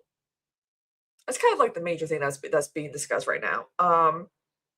I am deep in my Michael Jackson hyperfixation, which I kind of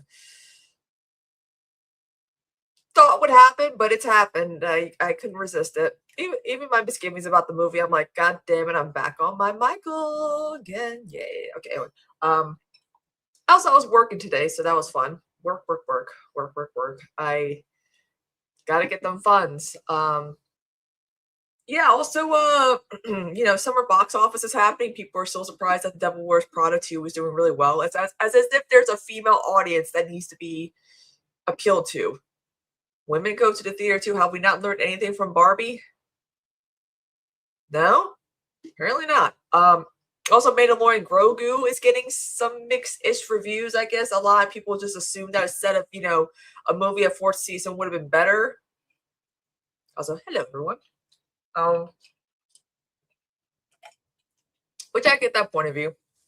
I get that perspective. Also, big exciting news tonight.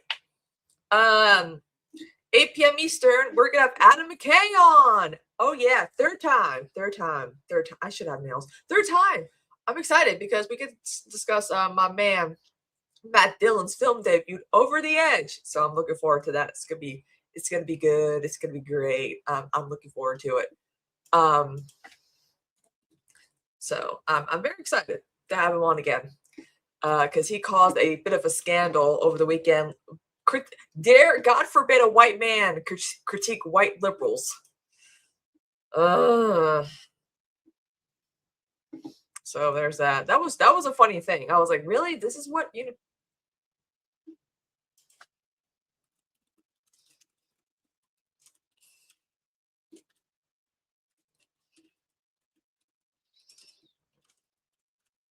Sorry, I'm doing something right now.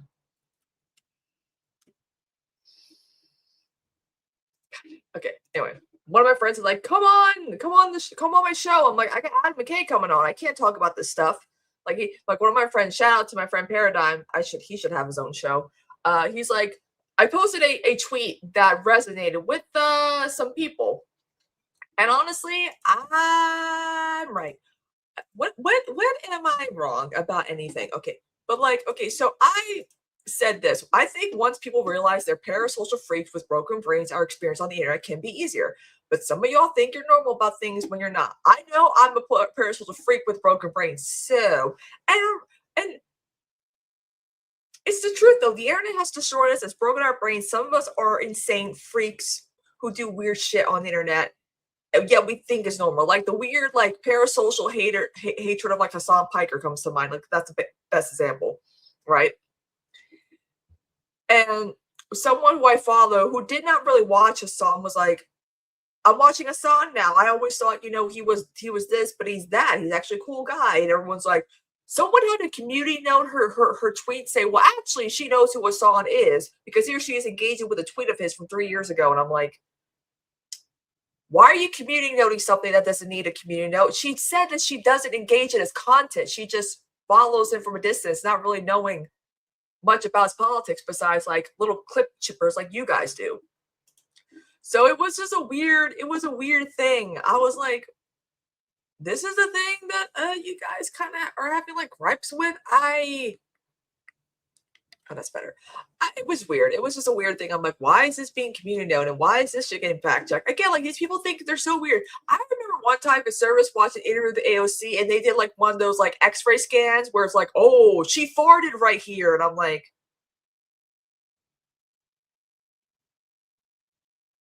you guys are monitoring whether or not AOC passes gas during an interview?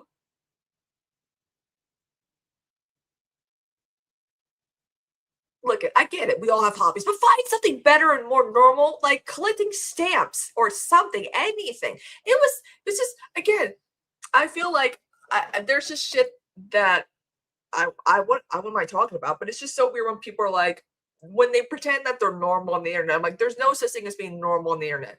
The internet has gotten so bad now that like my mom's like, Kristina, look, Michael Jackson's alive. And she shows me this clearly AI video of a man in Brazil. And I'm like, mother, that's AI.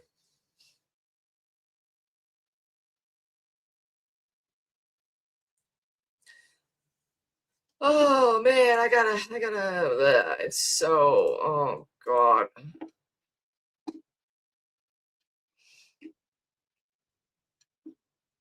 I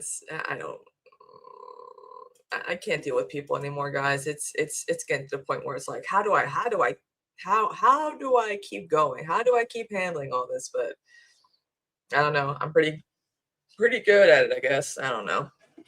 Well, let's talk about the fact that Trump is using our taxpayers to scam us and use it to give money to pedophiles who stormed January 6th. Because I need people to be reminded that a lot of January 6th defendants have been put in prison again for pedophilia and sex crimes. Domestic violence, the usual. The usual. So, Trump administration creates a 1776. You thought we wouldn't notice that number, giving 250 years since? Oh my God, they really was like, let's just come up with a bullshit number. The year of our Lord 2026. Trump administration creates a $1.776 billion fund for allies of the president after he drops lawsuit against IRS. The Justice Department on Monday announced the creation of a $1.776 billion fund. Oh my God! To compensate President Donald Trump's allies who claimed they were unfairly targeted by the previous administration. In what way? How? This is what happens when you don't go far enough.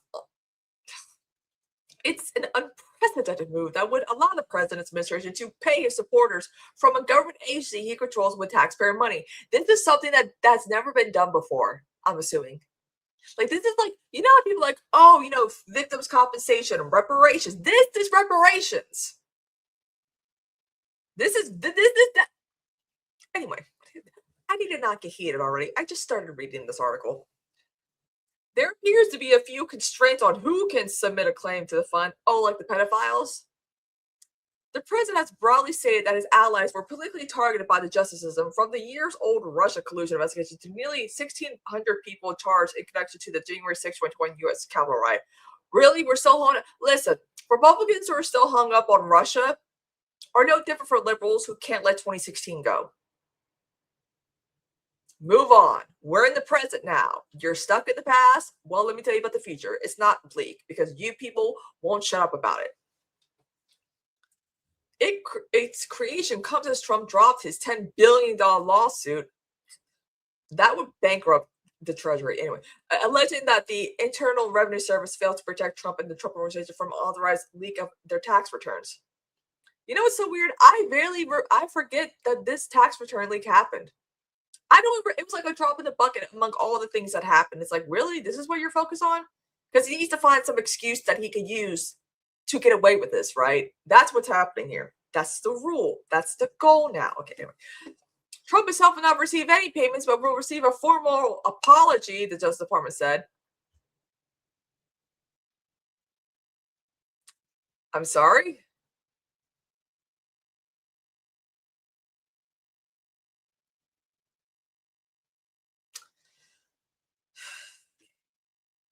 The so-called anti-weaponization fund, oh my God, that come up with something more creative.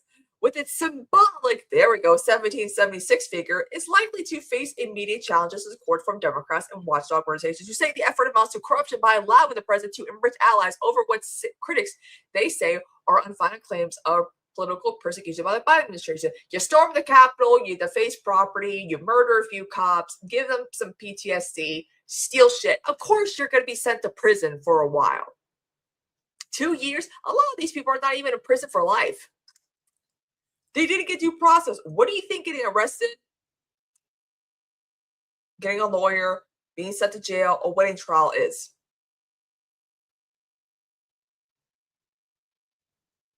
I got so tired of like, they didn't get due process argument. I'm like, what does that even mean? Due process meaning they don't get like anything? Like what's happening? What? No. Trump on Monday said that those poised to benefit from the fund were treated brutally. This is reimbursing people that were horribly treated. What is that? Okay, Trump told reporters at the White House they're getting reimbursed for their legal fees and other things that they had to suffer. Like what exactly? Were any of these people raped in prison? Nah, bitch, you don't get raped in prison for storming the Capitol. You get raped in prison and shit for being a fucking like pedophile or shit. Which, by the way, again, some of them are back in prison now after shit got out about some of these people. The machinery of government should never be weaponized against any American, and it is this department's intention to make right the wrongs that were previously done while ensuring this never happens again. Acting Attorney General Todd Blanche, who was previously a member of Trump's personal defense team, sent a statement Monday. As part of the summit, we are setting up a lawful process for victims of lawfare and weaponization to be heard and seek redress. Again, this is just reparations for white people in a weird way. This is reparations. This is the thing where it's like, we suffered and now we get money from it. It's like, why not put all this money towards like the midterms, right? Aren't you going to need that now that you guys got your redistricting, your maps drawn the way you want? No? Okay. A commission made up by 5 members who have not yet been announced, I can't wait to hear those names, will run the fund, the department said. Trump will have the power to fire any of the members. Oh, if I'm like this person, no, this is bullshit. We're not giving them any money. I'm going to get fired for it. Then I could still be like, unlawful termination, bitches. Okay. The Justice Department said there are no partisan requirements to file a claim. It will process claims through December 15, 2028, a month before Trump's second term as president ends. Mike Lindell, Trump ally, My Pillow founder, told CNN he expects to be compensated via the fund. Listen, how many people are gonna be able to see? This is like the the Doge checks ain't happening. The fucking tariff reimbursements are only going to the corporations that made the stuff that we're being tariffed. This is the Trump administration's way of doing like, here's some money because this just could be like a drop in the bucket. This is gonna be like $5 because I doubt these people are gonna get all this money. Because imagine it, if you're like a January 6th defendant, you still have to pay your lawyer money. Like this is not going to be a whole lot of money in the end. Again, 1776 with a B is a lot of money. But if you think of all the people who are going to file claims, be like, a liberal was mean to me one time for supporting Trump. That's what's going to be happening. I guarantee it.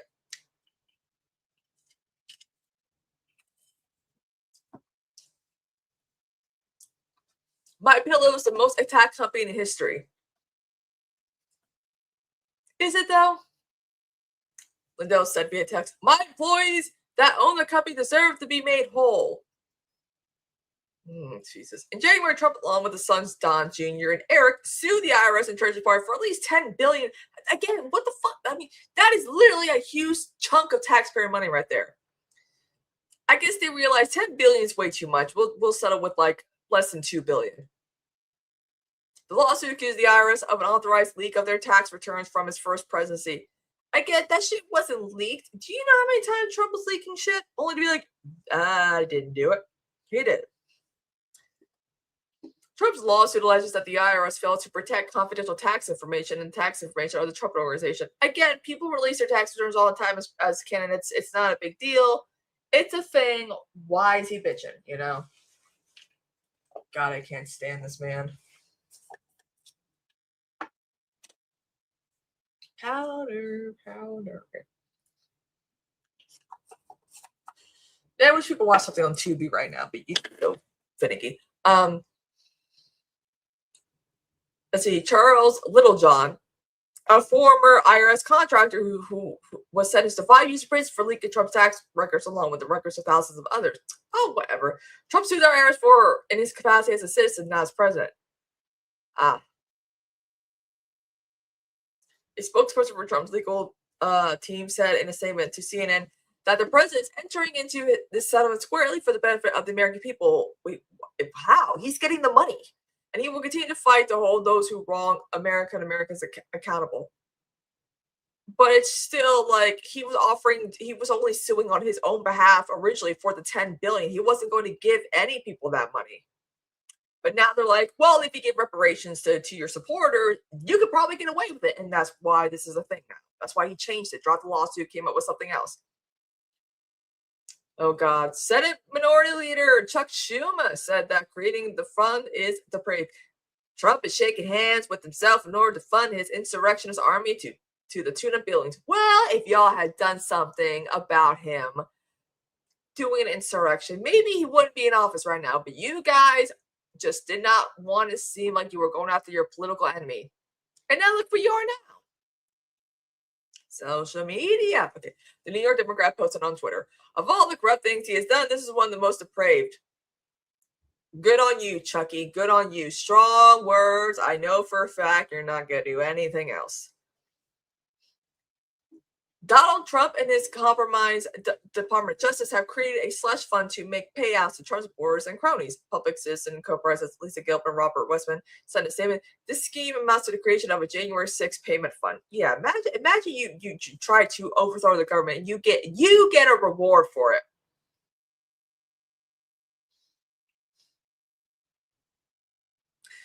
We did not punish the Confederacy hard enough, chat. Okay. Soon after Trump brought the lawsuit earlier this year, the federal judge presiding over the case of Florida District Judge Kathleen Williams expressed skepticism that it was the kind of legitimate legal dispute that belonged in her courthouse. She asked a group of outside lawyers to brief her on the question. They too raised concerns about the priority of president seeking monetary damages for personal reasons against a government agency within his executive branch. Minutes after Trump's legal team notified the court he's dropping the case on Monday, nearly 100 House Democrats submitted a friend of the court brief accusing Trump of blatant self-dealing. Again, the president of the United States shouldn't be able to do any of this. Because I guarantee you he's going to be keeping all that money. No way in hell that man's giving money to anyone.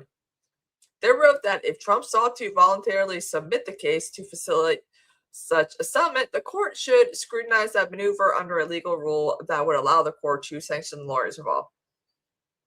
Judge critical of how case ended.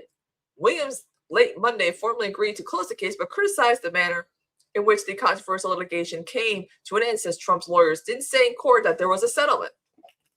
Because the notice does not reference any settlement or include a stipulation of settlement, there is no settlement of record, the judge wrote. Furthermore, Williams noted that the Justice Department, which is meant to be independent, did not lay out in court why it felt a deal was necessary. Defendants, federal agencies represented by the Department of Justice, which has an independent obligation to uphold the public's strong interest in not knowing that the conduct of its government and expenditures of its resources and the fair administration of justice, neither submitted any settlement documents nor found any documents ensuring the settlement was appropriate where there was an outstanding question as to whether an actual case or controversy existed. Williams wrote, oh, they were being very careful, chat. Okay, well, that's great to know. Legal experts have told CNN that despite the settlement, the judge may be able to still question whether the lawsuit was improperly filed, given its unusual nature, but her decision to close the matter ensures those questions will remain unanswered. Not the first deal. Oh, great. The deal follows several others recent lawsuits filed by allies of Trump. In March, the department settled a lawsuit with Michael Flynn. Flynn sued the government for $50 million, accusing the FBI of trying to entrap him in the first few days of the Trump administration. Flynn was awarded over $1 million in the settlement. This is where your taxpayer dollars are going towards. This is why Trump's tax cuts suck, because there are certain people, poorer folks and people who don't make quite middle class, are paying all this money now and not getting anything in return, just so that these idiots could get a payout. Remember that. Carter Page, oh my God, I haven't heard that name in a while. A former Trump advisor also settled a lawsuit with the Trump administration in April. Page was suing the Justice Department and the FBI over flawed government surveillance he faced due to Russian contacts in 2016. Some GOP lawmakers hesitate to back fund. GOP Senator Ron Johnson, a close Trump ally and longtime deficit hawk, backed the president's move, though most Republicans avoided weighing in directly. That's interesting. Deficit hawk defending a payout that could do a lot of damage. I think when the federal government abuses citizens, they owe citizens some compensation, some support. But John Stone, CNN's Manu Raju on Monday. Okay, but what about the Tulsa race massacre? What about slavery? What about reparations for the descendants of slaves that don't live in the South? Because stop saying a plantation is reparations. That shit ain't enough, y'all. That's not enough. What about women? What about, the families of people who died from AIDS due to the negligence of our government during Reagan? I feel like those people should be getting something too while we're at it. If I'm president, I have a whole list of reparations that I'm giving people. Okay, I don't care. But the government has abused its citizens in the past, and they never got anything.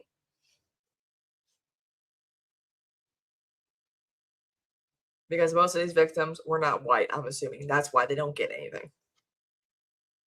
But other Republicans were more hesitant to back the fund without any further information. I would really have to take a look at it, because I do want to understand the financials behind this. Where is it coming from? Where is it going? We've got to start counting those dollars. Oh, God, said Senator Joni Ernst, also a deficit hawk. Press on Raju on whether she's concerned Trump could be paying his allies without congressional oversight. Ernst responded, we just need to scrutinize the way it's being presented and what are those dollars going for. Senator John Hoeven, a member of the powerful Senate Appropriations Committee, also said he also needed more information and suggested the fund would undergo legal scrutiny. It's going to get reviewed and goes into course and all that, so we'll see what happens from there, he said. Asked by Raju if lawmakers should review the details, Hoeven responded, I'm guessing we will, but I think this is the kind of thing that's probably going to end up in litigation. I think, the courts will decide it. I would guess we'll take a look at it. Senator John Kennedy told reporters he liked the concept of the fund, but he said, I think it's less if we got to go borrow the money. Wait, that is not a good foghorn leghorn. Who will be eligible to apply? And what's your metrics? I mean, what's the definition of being abused by the federal government? Does it happen? Of course, I think it's important that we address it. But one thought is that's why God made courts.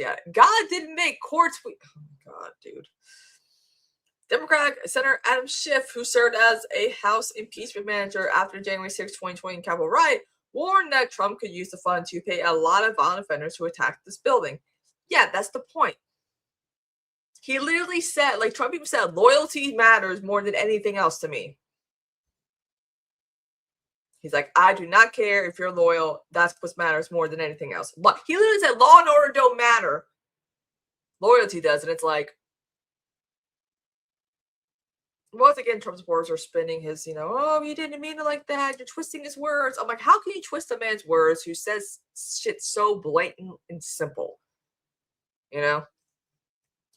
It's bad enough that he pardoned people involved in the first violent attempt to essentially overthrow a free and fair election, but now he wants to pay them. It's obscene, and it's all the more obscene when you consider that people are struggling right now. He said, yeah, where's my money? I didn't do anything, but where's my, on whether it was an impeachable, you guys are, even Chuck Schumer, we're not working on impeachment. a peaceful act. Schiff told Arju that lawmakers will have to decide what remedies are feasible, adding, for right now, we all need to be sounding an alarm about this. The American people need to know the president doesn't give a rat's ass about them and their problems. He has even said so. He wants to pay off his cronies. He wants to use their money to do it.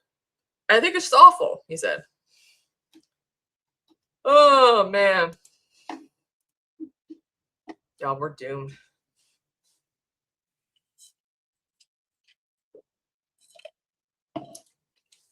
Yeah, it's not looking good. It is. It's so bad. This is what's come to, you know?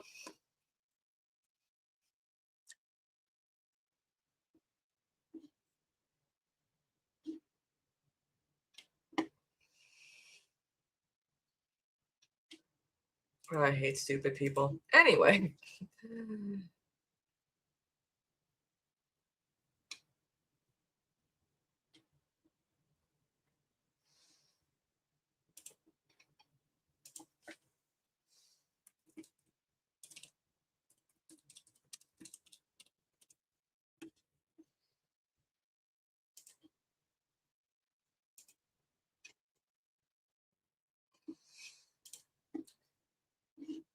Anyway, sorry. I'm just looking at stuff.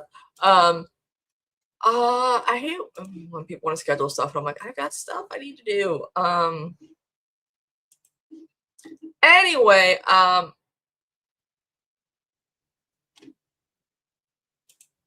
so guys, are you guys know who Ashley St. Clair is? You know, one of Elon Musk's many baby mamas, including or not including Amber Heard, you know. Some people on the left are very, you know, suspicious about her, you know, like, oh, you know, she's spilling tea, she's telling stories about, you know, right wingers and this and that. Everyone's like, she's probably faking it. I'm like, okay, so here's my take on it. She probably isn't.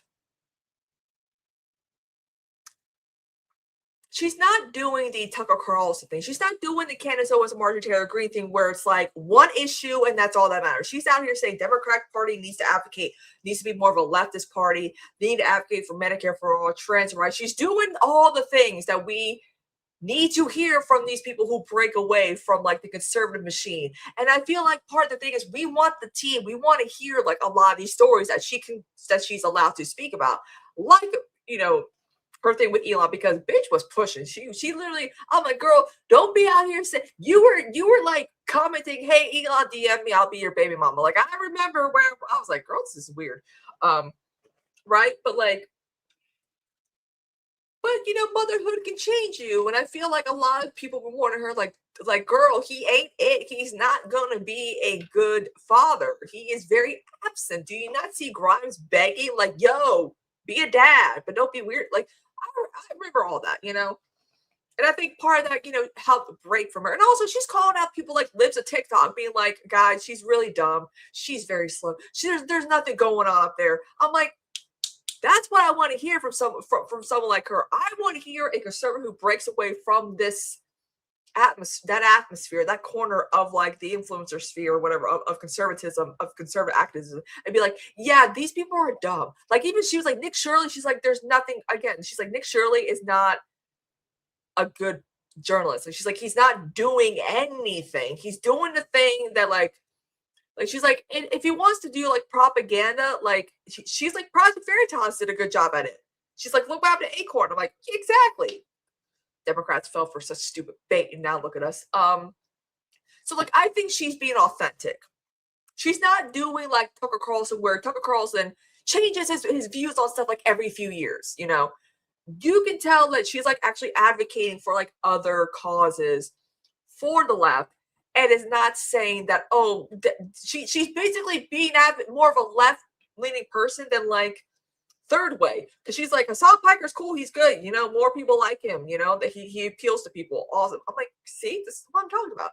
But like, I understand that, you know, proceed with caution and like have her at arm's length, but the more I listen to her, the more it's clear, like, oh, she's being authentic with this. Like she's actually trying to break away and tell people like, this is how it goes where I'm from. And that's good. I want to hear more of that. I want to hear people talk about how they got, and it's not like, again, she's talking about how she got out of that, which is important. I feel like we're not, a lot of people, you know, who are like, I'm on the left. It's like, okay, cool. How did you get out of that? Tell us the story. And they don't want to say that. Like Marjorie Taylor Greene doesn't want to tell people how she evolved on Israel and Palestine. And that's it. Meanwhile, Ashley St. Clair is like, we need Medicare for all. We need to care about the environment, the future of our children. LGBTQ people are being persecuted. They need our help. Like, that is what I want to hear from some of these conservatives who have abandoned Trump and like that activist, you know, movement, right? So when I see some people like, oh, she's only doing it for the clout. I'm like, she probably is doing it for the clout. I mean, she was Elon Musk's one of his baby mamas, right? You know, but she's out here doing like, get ready with me while I tell you about this story about this person or about like my experience in this subject. And I'm like, that's what I want to see. That's what I want to hear. That's how I know someone is actually being authentic with their change, because they're telling the stories of how they got out of it, what made them change their mind. That's what I want to hear as a leftist. I don't want to hear someone like, I support this and that's it. No, man, you need to do the work. You need to do the work. I'm sorry, but all these fucking leftists, like who think like Marjorie, like Brianna Joy Gray is a fucking dumbass, and you could clip me on that. But she makes ContraPoints seem even dumber. But it's like, no one in their right mind is going to vote for Tucker Carlson over AOC. No one. This is the problem. The online liberal thinks every leftist is Brianna Joy Gray. I'm like, no, we're not like her. She's an idiot. Anyway, she still has Jimmy Dore on her show. Like, that's how you know I can't take that. I cannot take her seriously, right? But it's like, you know, AOC 2028. But so, like, when I see, you know, a lot of people on the left, like, bashing Ashley St. Clair, but also giving, like, a lot of grace to Marjorie Taylor Greene and Tucker Carlson, I'm like, wait, what? Huh? Okay, that doesn't make any sense, because she's out here telling stories while Marjorie Taylor Greene and Tucker Carlson aren't doing that. They're not telling stories about how they changed their mind, why they've evolved, because they haven't really evolved. We all know Marjorie Taylor Greene, whatever power she had, she gave that up when she resigned from Congress, because she knew that Trump wasn't going to back her up. That is it. There's nothing else here. Tucker Carlson also fucking hated Trump from the get-go, but he puts on a performance. But he doesn't elaborate. Candace Owens is purely anti-Semitic.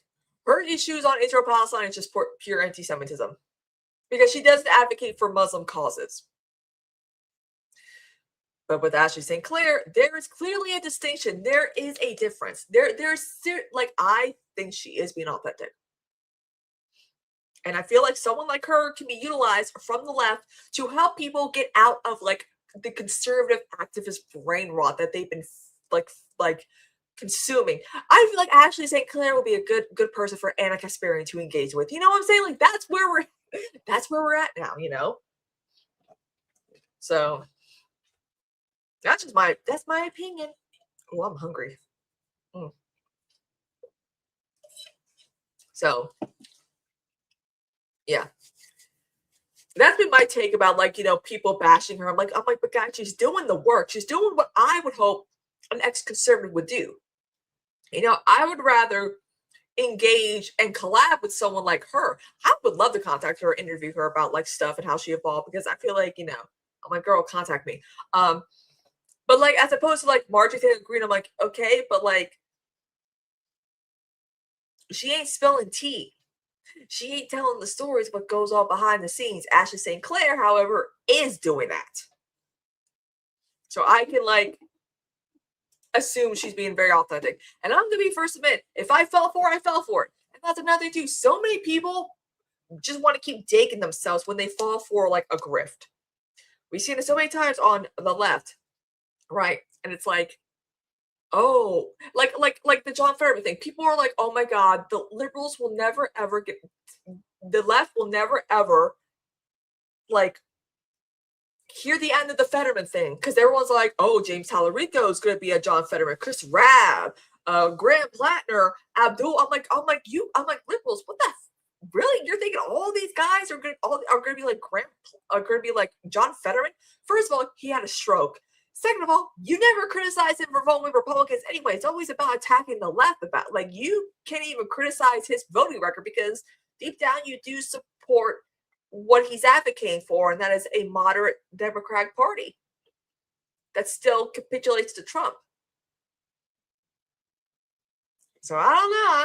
I don't really like it when people, when liberals on here bitch about like who's gonna be next John Fetterman. I'm like, nah, bitch, it was always who was gonna be next Joe Lieberman, Joe Manchin, Kirsten Sinema.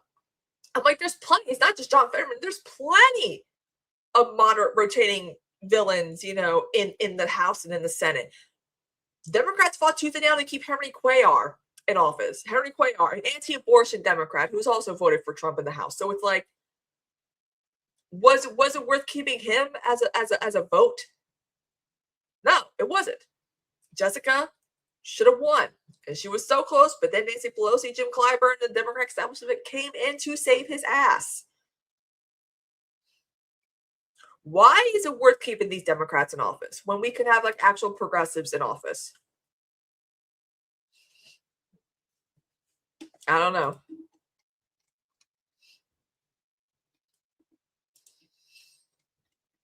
So, I don't know. I'm just kind of getting tired of liberals being fucking.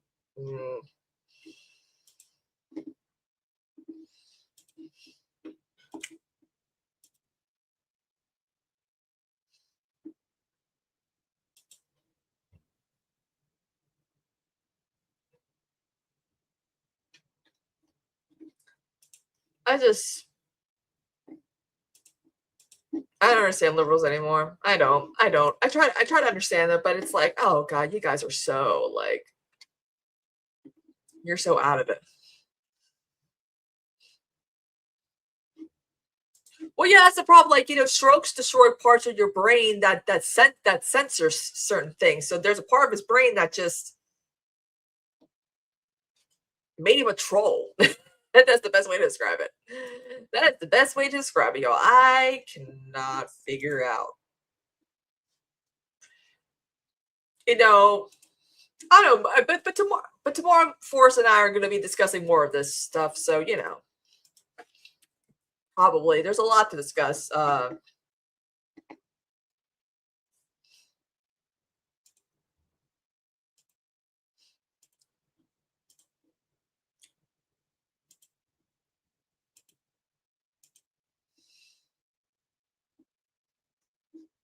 Yeah, what the hell?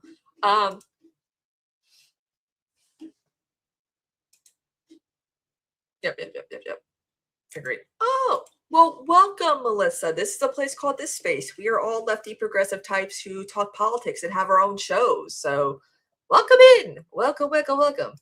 Okay, sorry. I'm one of the few shows that's live, so okay, just a reminder, speaking of live, later on tonight, 8 p.m. Eastern, Adam McKay, third time on Moon Extravaganza, y'all. Oh yeah. If you want to ask him why he hates white liberals so much, send it a super chat. Just kidding. That really made a lot of people mad. I was like, what?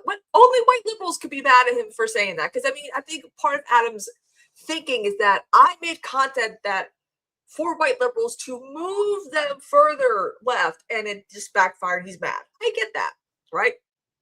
Also, shout out to Boots Riley. We're trying to get him on the show too because Conan knows him, I think, and he did his movie I Love Boosters is out. So it's like he literally said, "Yo, message me," and Forrest did. He didn't respond. I'm like, "Well, Forrest, do it again. Keep bugging these people, okay? You got it." Okay, sorry. That's my opinion.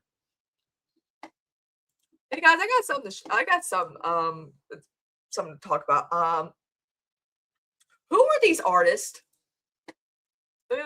Okay, so oh shit. With the oh Jesus Christ. Of course.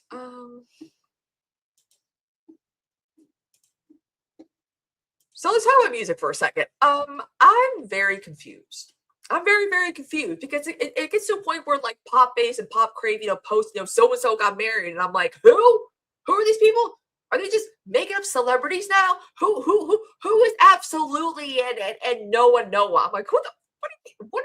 I'm like, yo, are those your real names? Are you gonna be old enough to know that you need real like?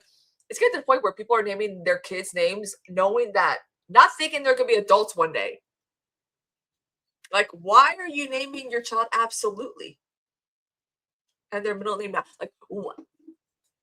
Like, that's why year after year baby names are always Emma or Charlotte or Emily and Whitney and then Mason and Jax and all that. Like simple, that could be whimsical names. That can just that could be you can imagine a newborn with the name Emma as a 70-something-year-old, But I listen to music. I listen to music. I do.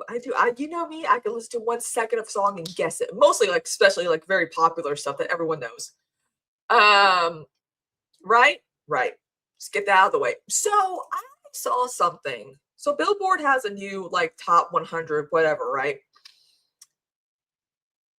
And I listen to some modern music if it's the artist that I like, yeah. But I'm very, very confused. Because who's Noah Kahan? I know Morgan Wallen, fucking be I know Michael Jackson, thank God. But who are the other three? Who's Ellen Langley? Who's Court? Who are these people? I feel like I need my cane, but I'm so old. I'm only 32. I don't know who the fuck these people are. What? Oh man, I wish we could watch that. Could we watch? No, we can't. But. Who are these people? Honestly, thank God for the Michael movie, because who the hell would be also anything to keep Morgan Wallen at number 1, because apparently that dude's very popular on the Billboard charts for some reason. But it's like, who are these? I can't stop. Oh my God, I'm sweating over here. It's so hot in this upstairs apartment, y'all. But God, I wish we could watch a clip from Michael's short film Ghost. That's just a goated movie. Anyway, again, Michael Jackson is having a renaissance because of the movie. Honestly, I'm glad, because people have been asking questions. People have been asking you. And what's so funny though about Michael Jackson having a revival, right, is seeing in the beginning, when the movie dropped, Off the Walls charting, and then Thriller, then Bad, and now Dangerous is charting. And I'm like, oh, people are going in order, so they get the whole discography in order. That's why certain things are charting in order like they should. I cannot wait for the History album to start charting. And I'm thinking, why? Doesn't it have all his hits? Part 1 does, yes. But this 2, that man was pissed. That man was angry. Oh man, the songs. I love the History album because he's so mad at everyone. Oh man, he does Scream, where he drops the F-bomb. I remember listening to the History album because that was the first album my sister ever owned, because my sister is 7 years older than me, so my knowledge of music kind of came from her and from my parents. And so I'm listening to This Time Around, I'm taking no shit, and I'm listening, Michael Jackson said a bad word in a song? I was like, what? This is he's cussing all these songs. What's happening? Whatever happened to Billie Jean, right? So I always tell people, I'm listen to History Part 2, because that's my opinion his greatest songs. Just great. He does a song that sounds there's a song called DS. Apparently, again, newer Michael Jackson fans are not aware of these songs. So I did a whole TikTok explaining one of his songs. There's a song on his album called DS, and everyone's like, oh, it's about a guy named Dom Sheldon. And I'm like, listen to it again. It sounds like he's saying Tom Sneddon, which, for those who don't know, he was the district attorney in Santa Barbara who was out to get him. And when it's 2005 and you're listening to that song during the trial, and you're like, oh, that's who he's talking about. So I was like, yeah, song's a bop. I have ideas for how Part 2 should go along to be the better movie, but it's just funny seeing newer fans discover him and like asking people like, what was it like when he was alive? I'm like, listen, being a youngster in the early 2000s as a Michael Jackson fan, it was rough. It was rough because the documentaries, the trial, his eccentric behavior, and and then we didn't hear anything from him in years, and then he dies, and it's like, I remember where I was when he died. I remember where I was. Oh God, I remember where I was when Aaliyah died, and I was young, and that was like right before 9/11. Oh, that was a sad day. I remember where I was when Corey Monteith of Glee died. I remember where I was when Nia was announced. There's a lot. Also, Glee premiered this day 17 years ago. 17 years ago. I was a freshman in high school 17 years ago.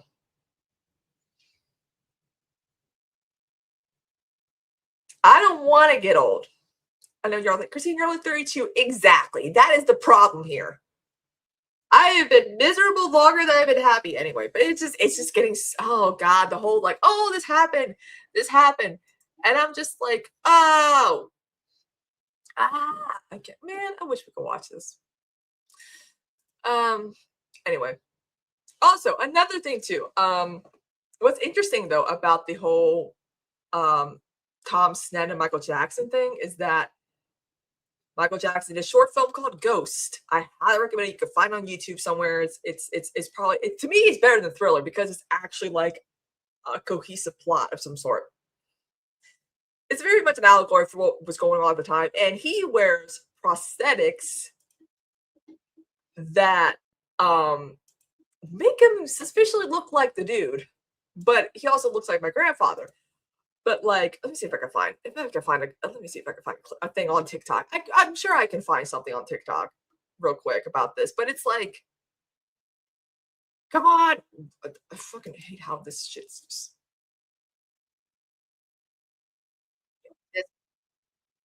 I wish TikTok on desktop muted stuff right away.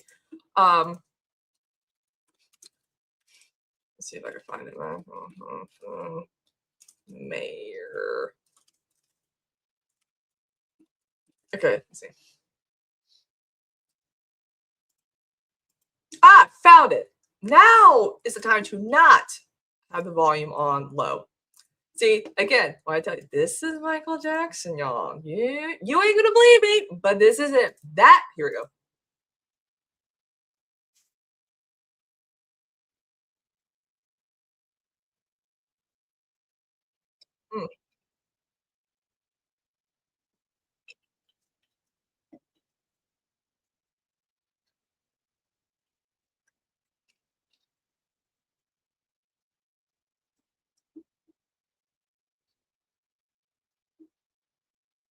Like it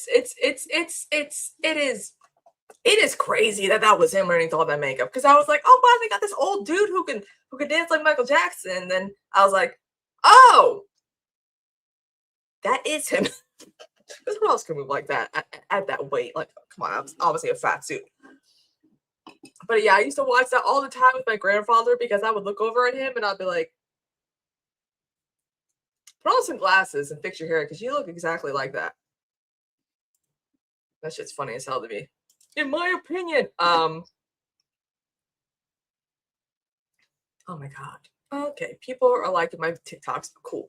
Anyway, but yeah, I always recommend Ghost because that's something that a lot of Michael Jackson fans are not aware of, or even people who are like casual didn't know existed. I'm like, Stan Winston directed it. He's known for doing like all the special effects from like The Wiz.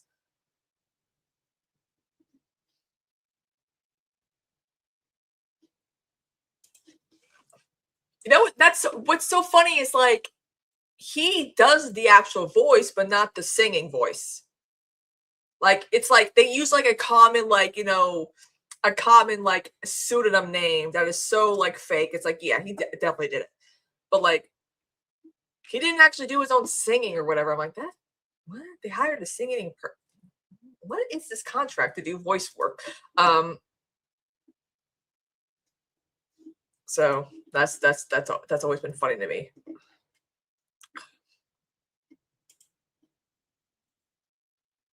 The fuck? Okay, well, you know what? Also, I'm getting the Beatles in my TikTok algorithm for some reason. And I'm not complaining, but it's just kind of funny.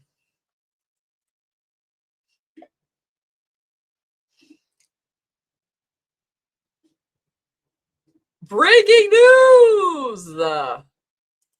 Senate advances bill aimed at ending Iran war after GOP Senator Bill Cassidy defeated primary switches to support it. Oh, he's going scorched earth. Good for him. I love when they do that. I love it. It's yeah.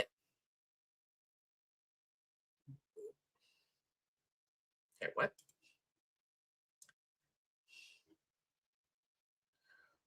Excuse me. I'm just burping. It's when I do this.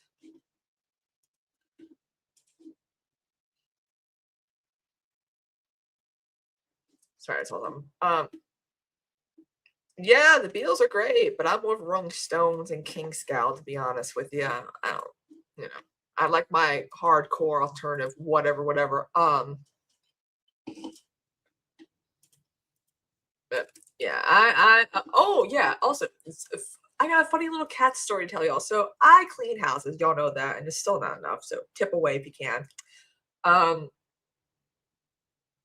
We clean for a woman who is very anti-Trump. She has like 86, 47 stickers all over her house, FDT, stickers. I was like, yeah, save the bot. Like, I was like, oh yeah, this bitch is a liberal. Love it. And she's very generous with tipping. So we only charge like $125 every month, but then she gives us like $165 or whatever. I'm like, oh, okay, cool, awesome, thanks. But she's got like 3 blind cats, and the one cat is a black cat who, her name is Belly. And she is so sweet. It's so adorable that she's not afraid of the vacuum. She's with me when I'm vacuuming. She will lay and watch my mom clean the bathroom, and then she'll like follow me around when I'm vacuuming and approach the vacuum and rub up on it while I'm vacuuming. And I'm like, move, cat, get out of the way. It's just so cute that she's just not afraid of it. I'm like, I love cats. I love animals. They're so funny. They are so adorable and funny, and Actually, here's a photo of her because she literally has these mats in her house. But it's like, oh damn, look at that. She blends in. Look at that. I couldn't tell which cat was real or not. Ain't that cute?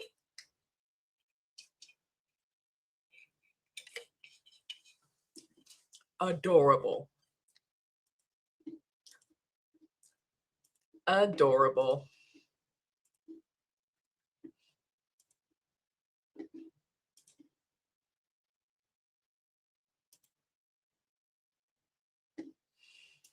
Let's see what else is what is this? Oh whoa, okay, I can't show that. But yeah, also, what else do I got?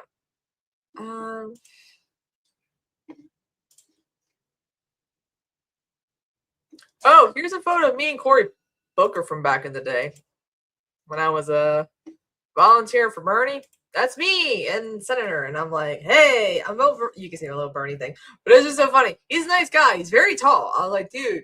So he was a perfect guy to hold the phone and take a selfie with. Perfect guy to handle the Democrats' social media stuff, right? Good times. Good times. I think the first Cory Booker story I ever saw with him was like shoveling snow, like after a blizzard in Newark when he was mayor. I'm like, oh, this guy seems cool. I'd vote for him as president.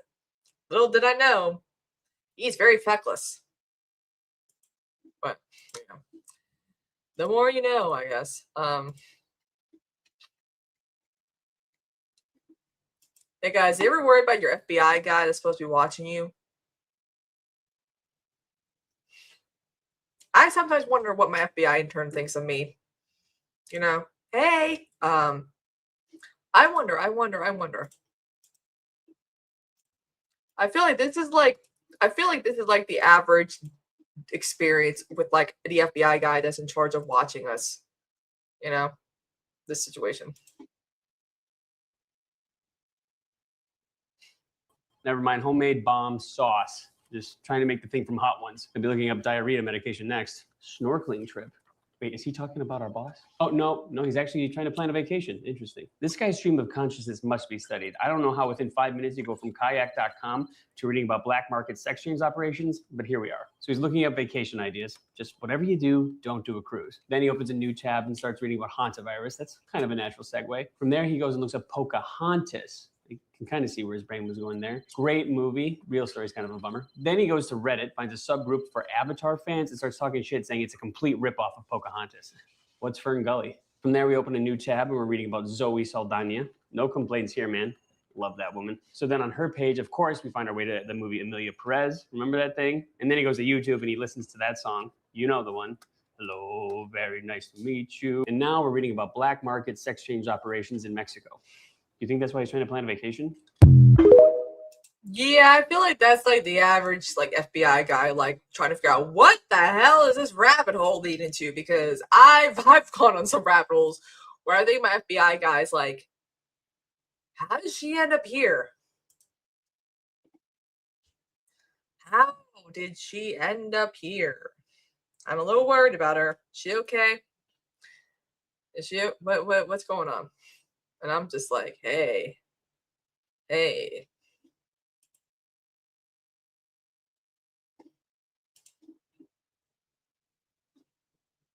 know. Anyway, did you guys watch that one Reason Majority Report video about the Terrence Howard on the BBD pod? I could not stop laughing my ass off, and then Brian starts laughing, and I'm like, oh, it's Michael. It's Michael Brooks. Oh. Anyway, I'm funny. Anyway, I still gotta watch Euphoria. I've been so slack on watching Euphoria. It's so bad, y'all. Anyway, I'm gonna be heading out now because Alex is here. You know, he's gonna do his thing, and then of course tonight at 8 o'clock, Adam McKay is coming home for a third time out of 170 something. I've lost count how many times he's invited himself back on. I'm like, you might as well be another co-host. We don't care. Tonight 8 p.m. Eastern on Moon Extravaganza. Anyway, I will see you guys in a little while. Bye-bye.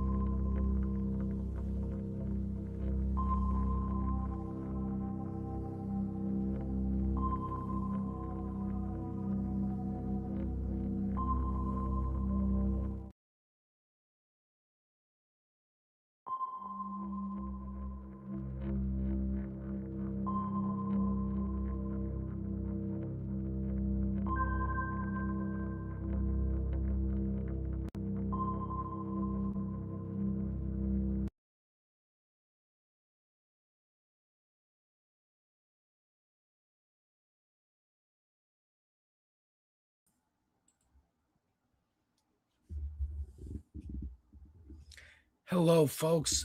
Welcome to Devil's Advocate Productions. On this space, I'm Alex. I'm the Devil's Advocate. I talk about movies, music, TV, video games, whatever I feel like talking about on this channel, and politics. How you doing, folks? What's going on? It's been a week, huh? What have you been doing? I'll tell you what I've been doing. I went to go see the movie Is God Is, which I highly recommend everyone go see. This movie right here, it's an original film. That's why I wrote it down. In addition to it looking awesome, the trailer looked really cool. It's a grindhouse feel. People have been making the comparisons to Quentin Tarantino. Quentin Tarantino did not invent grindhouse, nor did he invent the idea of the plot of a movie being a revenge movie. Hey, go off this person who's done you wrong. He did not invent that. Kill Bill was not the first movie to do that. But these are comparisons, and I am saying them to you because you might be interested in something like that. It's about two black women, twin sisters, have to go who are scarred from being burned as children have to go get their father who did the burning. Simple story. That's the plot. Great movie. First time director, first time writer. I also have a reaction to the new Green Lantern series coming out later this year. A lot of you know I'm a big Green Lantern fan. Green Lantern theory of politics is my theory of politics. Now they say Green Lantern theory of politics is you wave a magic ring around. And you can't do that in real politics. You can't wave a magic ring around. Well, if they knew anything about Green Lantern, they know it's not a magic ring. It's a ring made of pure willpower. And if there is a will, there's a way. It's the whole theme of the books. Green Lantern, coming soon. September? August? I don't know. But I'm excited. And I listened to my very first Drake album ever. Iceman came out this weekend. It's been getting a lot of roasting, as you know, ironic because it's called Iceman, but deserved because it's Drake and he sucks. I will say, having listened to it, it sounds like what I thought Drake sounded like from when I was first introduced to Drake, 2009, 10, 11, 12.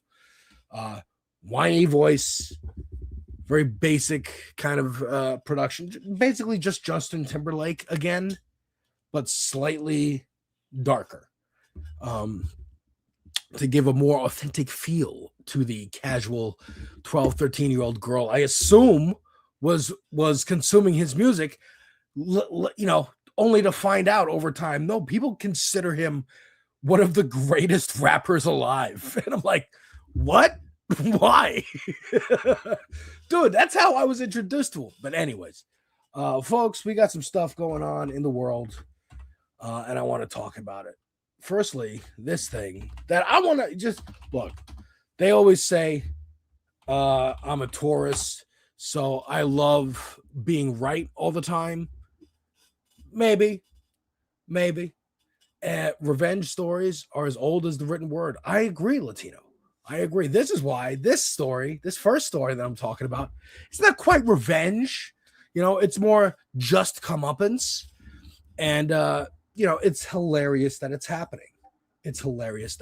So last week, I did talk about an influencer called Chud the Builder, which is a hilarious, stupid name. Obviously a play on Bob the Builder, I think, which, tells you, look, dude, Bob the Builder came out when I was in like high school or some shit. Like, these are children. These are 20-year-olds. They're children. It's annoying. He was arrested. Chud the Builder. If you don't know who he is, he goes around saying the N-word in front of black people. That is the only thing he does. He tries to weave it into sentences as if it's a normal thing to say. But with the new Jackass movie coming out, it had me thinking, because I love Jackass, and I they're part of the reason I'm a filmmaker at all.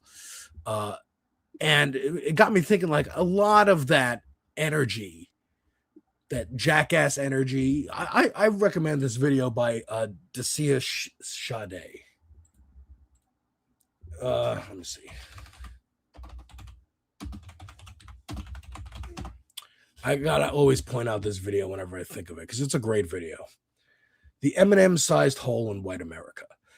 And it's not only about Eminem, but it's about how that edginess, that edgy humor, I'm watching stuff before I go live here on this space, and I'm watching stuff about like the Kevin Hart roast and Tony Hinchcliffe and Shane Gillis, and got me thinking about comedians and how they talk about comedy, how they talk to each other and whatnot. And again, there's this like angst that was really personified by Eminem, Rage Against the Machine, Korn, Jackass, skateboard culture in general, the anti-government, like fuck the government, fuck the cops, because cops are that first layer of government brushing up against the public, right? Sometimes it's your first brush with the government is social safety net, it's food stamps, it's Medicare, something like that. Like, hey, you get a benefit. Sometimes it's the cops, and usually when you interact with the cops, it's not for such a good reason. So there was this energy that has been there for a long time of white solidarity with marginalized communities that has kind of fallen away. Now, Billy Corgan says that was all rock music and it was the CIA, but Billy Corgan's a MAGA, so it doesn't make sense. Now, I've gone off the topic of Chud the Builder getting arrested. I know this, but this is the prefix of what I'm saying here is the energy that would have gone into copying Jackass or trying to get good at do music, rapping like Eminem did, or whatever, any other outlet, skateboarding, basketball, wrestling, all of that has been diffused to the point where, like, we have YouTube. Why watch Jackass? Who cares about these specific guys hurting themselves or doing stunts when you can see anybody do it on literally any platform that you have on your phone? Twitter, Instagram. You could see, like, why does America's Funniest Home Videos exist after the advent of the internet when you can just see bloopers, life bloopers happen in any video compilation of fails and whatnot? But it does still exist because the curation does matter. Jackass still exists. One, because they're old and they want to like get one more movie in before they really can't do this anymore. And two, because it does matter that they think about their stunts. They're doing purposeful stunts. It's not just Chud the Builder go in front of black people and say the N-word, right? And the reason Chud does this is money. He's getting attention and it gets money. But he's also doing it, according to a jury, to try and unalive someone. I got to say that because it's YouTube. A streamer who goes by Chud the Builder, this is CBS, who goes by Chud the Builder, who is known for spewing racial slurs online, was arrested outside a Tennessee courthouse for allegedly getting in a shootout with another man. The streamer, whose real name is Dalton Etherly, I'm going to repeat that, Dalton Etherly, remember the name, let it be known, has been charged with attempted murder. I guess I did say it anyway, so on a live, you know what I'm trying to say. CBS News has reached out to Etherly for comment and awaiting response. So let me just play the footage here, because why not? Dalton Etherly, a rage bait streamer known as a rage bait streamer. It's hilarious that this happened. He got shot, right? It's not hilarious because he's literally trying to kill somebody. He's trying to provoke a reaction, and he has a gun on him. He has pepper spray on him too, and he's pepper sprayed people in videos and streams before. Which, again, what platform is he on? Kick, Rumble, stuff like that. I don't know if he's on Twitch as well, but all the platforms need to be fucking held accountable for having violence, like purposeful violence on the channel. That's what he's doing. The Jackass skit, the reason I brought up Jackass in the first place, or the comedy at all, is because that's how he's framing it. He's not even framing it really as comedy. He's framing it as, I'm just doing free speech, which is just saying the N-word. Again, this is 40 years of conservative propaganda distilled into one person, Gen Z, the idiot generation, that is really just like, what did you say, boss? What did you say, dad? Like, the layers of like sophisticated racism that fueled Ronald Reagan into George Bush Sr., into Bill Clinton, even that Democrats adopted, felt the need to incorporate into their political platform in the 90s. That sophisticated racism, even through George Bush Jr. and Barack Obama.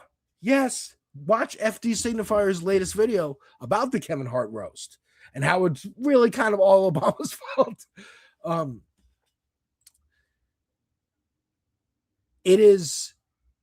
It has fallen on deaf ears, rather dumb ears that don't know the level of sophistication that was used. Like, this is the problem with the Tea Party in general. The Tea Party didn't really get that the dog whistles aren't supposed to be like blown like horns. Yeah, see, you need to for the dogs to respond, it needs to be high pitched and quiet, but they understand what you're saying.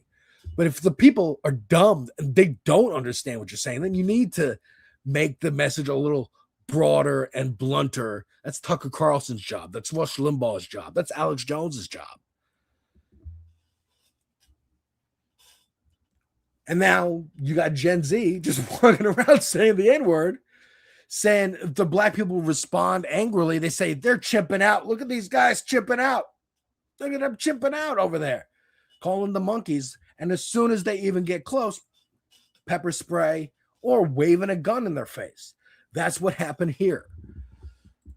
And the judge in this case, who knew, like, oh, you're doing this to provoke. You're doing this so you get attacked, right? Because you're instantly provoking someone. They have, maybe not the right to assault you, but like that's an understood consequence of what you're doing. And then you shoot them and go, well, self-defense. Self-defense. I was being attacked. There was nothing I could do. There was nothing I could do but murder that person because I said the N-word in their face repeatedly. I said something that would provoke them repeatedly, and they attacked. And the judge was like, yeah, you're trying to murder someone. Go fuck yourself. And just watch his eyes. Watch his eyes as the judge reads out the amount that he's going to need for bail. Just watch that shit. Initial bond at $1.25 million. Ooh, that's what I mean. That's the revenge that I'm seeking. It's not so much revenge. Again, I'm not the person he said the N-word to, but it's satisfying. Now, again, we're abolitionists here. We don't want anybody to go to jail forever. That's not right. It's not fair. It should be rehabilitated. But as the system is right now, this motherfucker should go to fucking jail. But watch his eyes once again. I'm going to play that back. I love it. At $1.25 million. Ooh, I'm going to have to do so many streams to get that much money. I'm going to have to put out so many GoFundMes or Give, Send, Go, rather, the conservative version of GoFundMe.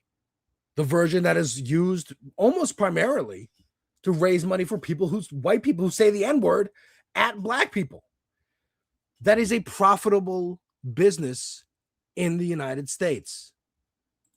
On the fact of how many people were in the courtyard, were here at the courthouse, and the seriousness of all these felonies and his bond status. Okay? Yes, sir. So, initial bond at $1.25 million. Oh, based upon the fact. All right. I mean, that is a profitable business in the United States. Once again, I point to FD Signifier's latest video on where is it? FD Signifier. This one. Signify B-side. Kevin Hart is a symptom.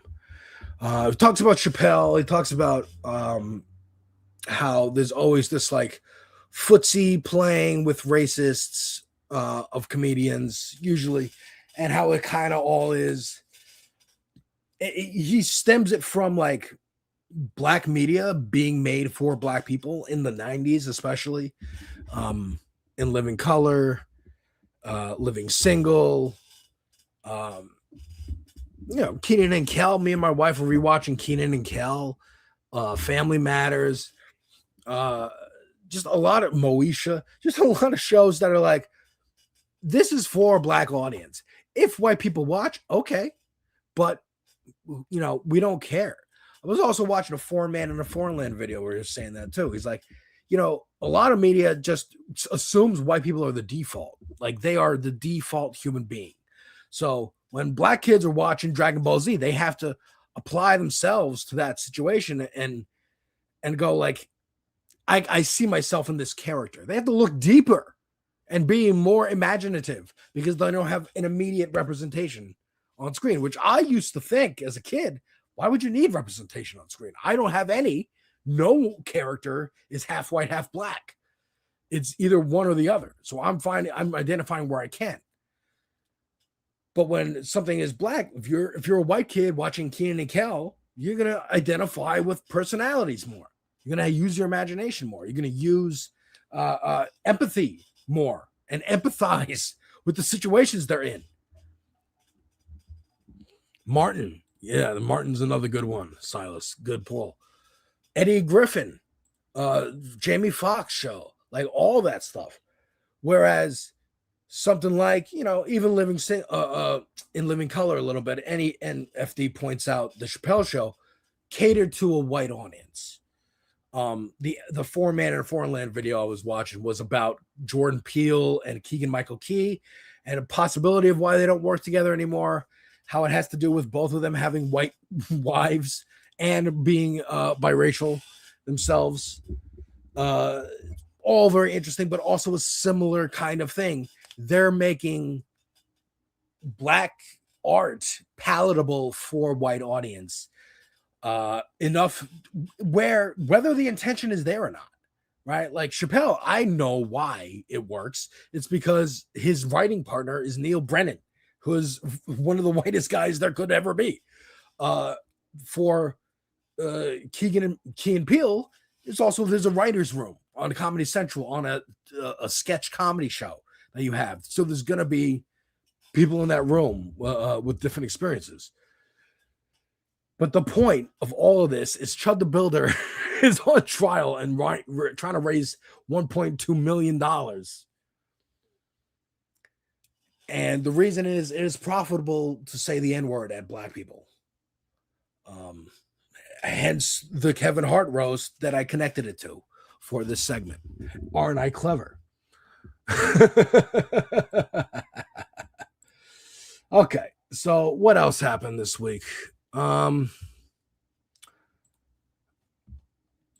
me see here.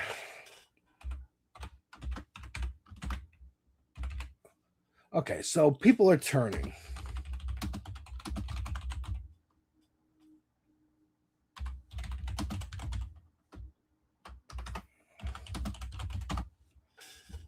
Okay, so people are turning on MAGA.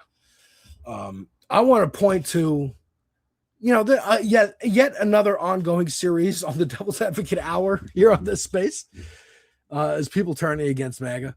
This is, first of all, thank you last week for letting me do 5 hours on Thursday. That was a lot of fun. I got to talk about a lot of stuff. But this is a clip from C-SPAN.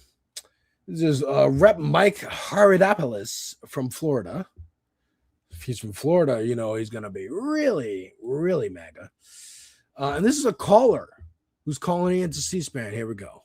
Let me just play a little bit of it. Hey, Warhite, who joined that 5-hour marathon last Thursday. I appreciate you.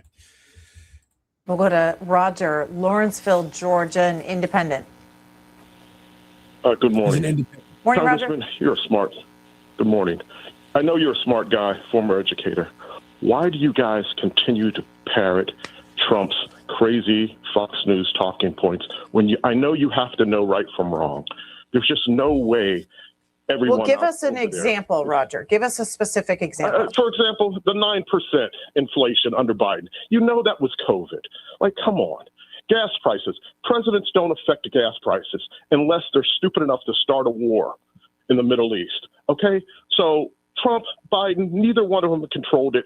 It had to do with starting wars, and that's why we're dealing with these gas prices. And your own intelligence said there was no way they were close to a nuclear weapon, but yet you come on TV and you say the same thing, and you guys only find a spine when you're saying you're going to retire. Come on. I know you have to know That's better. the key right there. You only find a spine when you're going to retire, right? Now, Latino Mufuna says, I knew Trump was a sack of shit long before his political career. Yeah, me too. It's why it's so goddamn frustrating. He was known as a rich guy, con man, scummy human being, like cheating on his wives, like having affairs. Like, this is what he was known for. The surprise. He lied. The treating this like any kind of normal fucking administration has been insane. And I mean, even this caller where it's like, you're calling this guy out. It's like, dude, he is a sycophant for someone that you probably were around for understanding was a scumbag, con man, cheating, like lying, rich douche from New York. Like, why the fuck is it a surprise to anyone? But again, better late than never. I'm happy we're getting calls like that on C-SPAN. I'm happy that people are calling out Kevin O'Leary from Shark Tank, yet another asshole right-winger who has a reality show, Mr. Puny. Look, he's getting upset. He's getting upset because he loves right-wingers. He's a bit of a racist, this dog, I must say. But people like Kevin O'Leary from Shark Tank are also getting called out. And again, this guy is a conservative, but like rides the line, sort of. Not really. He's really like all in the bag for Trump, but somehow gets away with like being taken serious. Probably just because he's rich. He's rich CEO. He can, if he wants to go on MSNBC, he's going on MSNBC.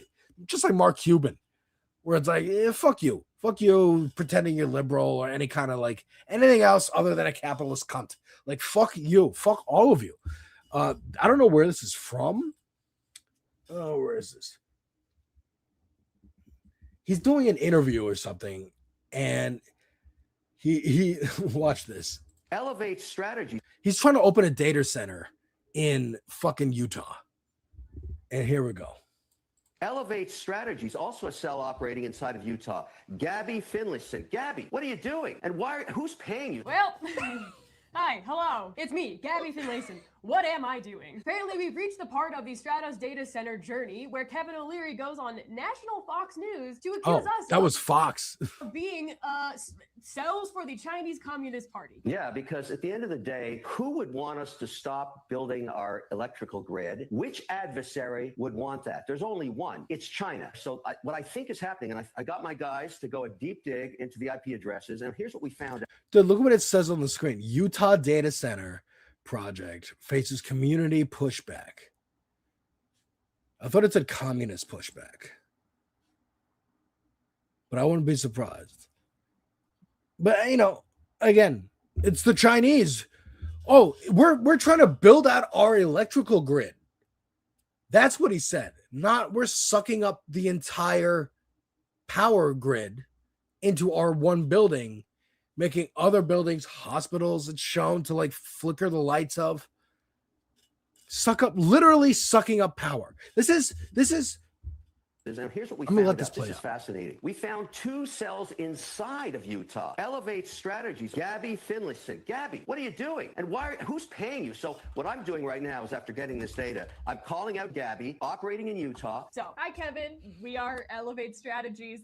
This is Utah. You might not know it because you're from Canada. This is where we live. Before we get into anything too serious, this is the very scary, very intimidating man that is threatening us. We are not taking the criticism of anyone who is wearing flip-flops and a suit. So, you know, good for these 2 girls for sticking up for themselves and being like, fuck you. This is who Kevin O'Leary is. This is a character called Max Schreck from 1989's Batman movie, played by Christopher Walken.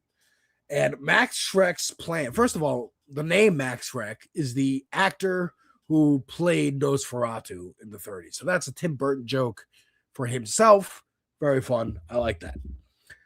It's also a joke because Max Schreck's plan in the movie and his character generally is that of a vampire, a corporate vampire. His plan is to build a power station, like an energy station for Gotham City. But instead of giving Gotham City power, what it really does is intake power, the surplus power from Gotham City, and then sell it to other bidders. That's literally what data centers are. They are Max Schreck plans. You just saw me connect that in real time. Jet Schreck is not in the comics. He was an original character created for that movie. I wouldn't be surprised if he was put into the comics afterwards as like Easter eggs and stuff. That happens all the time. A lot of if you read a Batman comic, a lot of the street names or like names of local restaurants or areas or whatever in Gotham are named after famous Batman writers and stuff like that. For every superhero, that's a thing. They do it in Marvel, whereas that's a real world in Marvel. Real, they don't have made up cities as much. They still will do like, that's Steve Ditko's restaurant or Kirby's Cafe or stuff like that. Stanley's pool hall, whatever it is. So I wouldn't be surprised. But again, Max Shrek, that is the plan. That is what a data center is. It is literally sucking up power created by probably another corporation, right? So like, why is that allowed? why is that other corporation who owns the power plant being like, you're sucking up our fucking power that's meant to go to the city that the city's paying for? Like, why aren't they getting mad? They're getting paid off. The board's getting paid off. Who knows? I don't know. But that's a weird question I have. And there's people fighting against it. Like I said, people are turning on MAGA, and more people are standing up to run, which I'm impressed by and I love. This is a guy, Austin Alman, from Nebraska. This is our fight. You are my people. Let's take Nebraska back. Let's check out this ad. I saw my parents break their backs every day on the meatpacking line to provide for me and my siblings. I was only 8 when Tyson started the Norfolk plant, so I learned young what big corporations do to towns like ours. They strip them bare and leave them for dead. They just did it again to our neighbors in Lexington, and the politicians who looked down on us didn't lift a finger to stop it.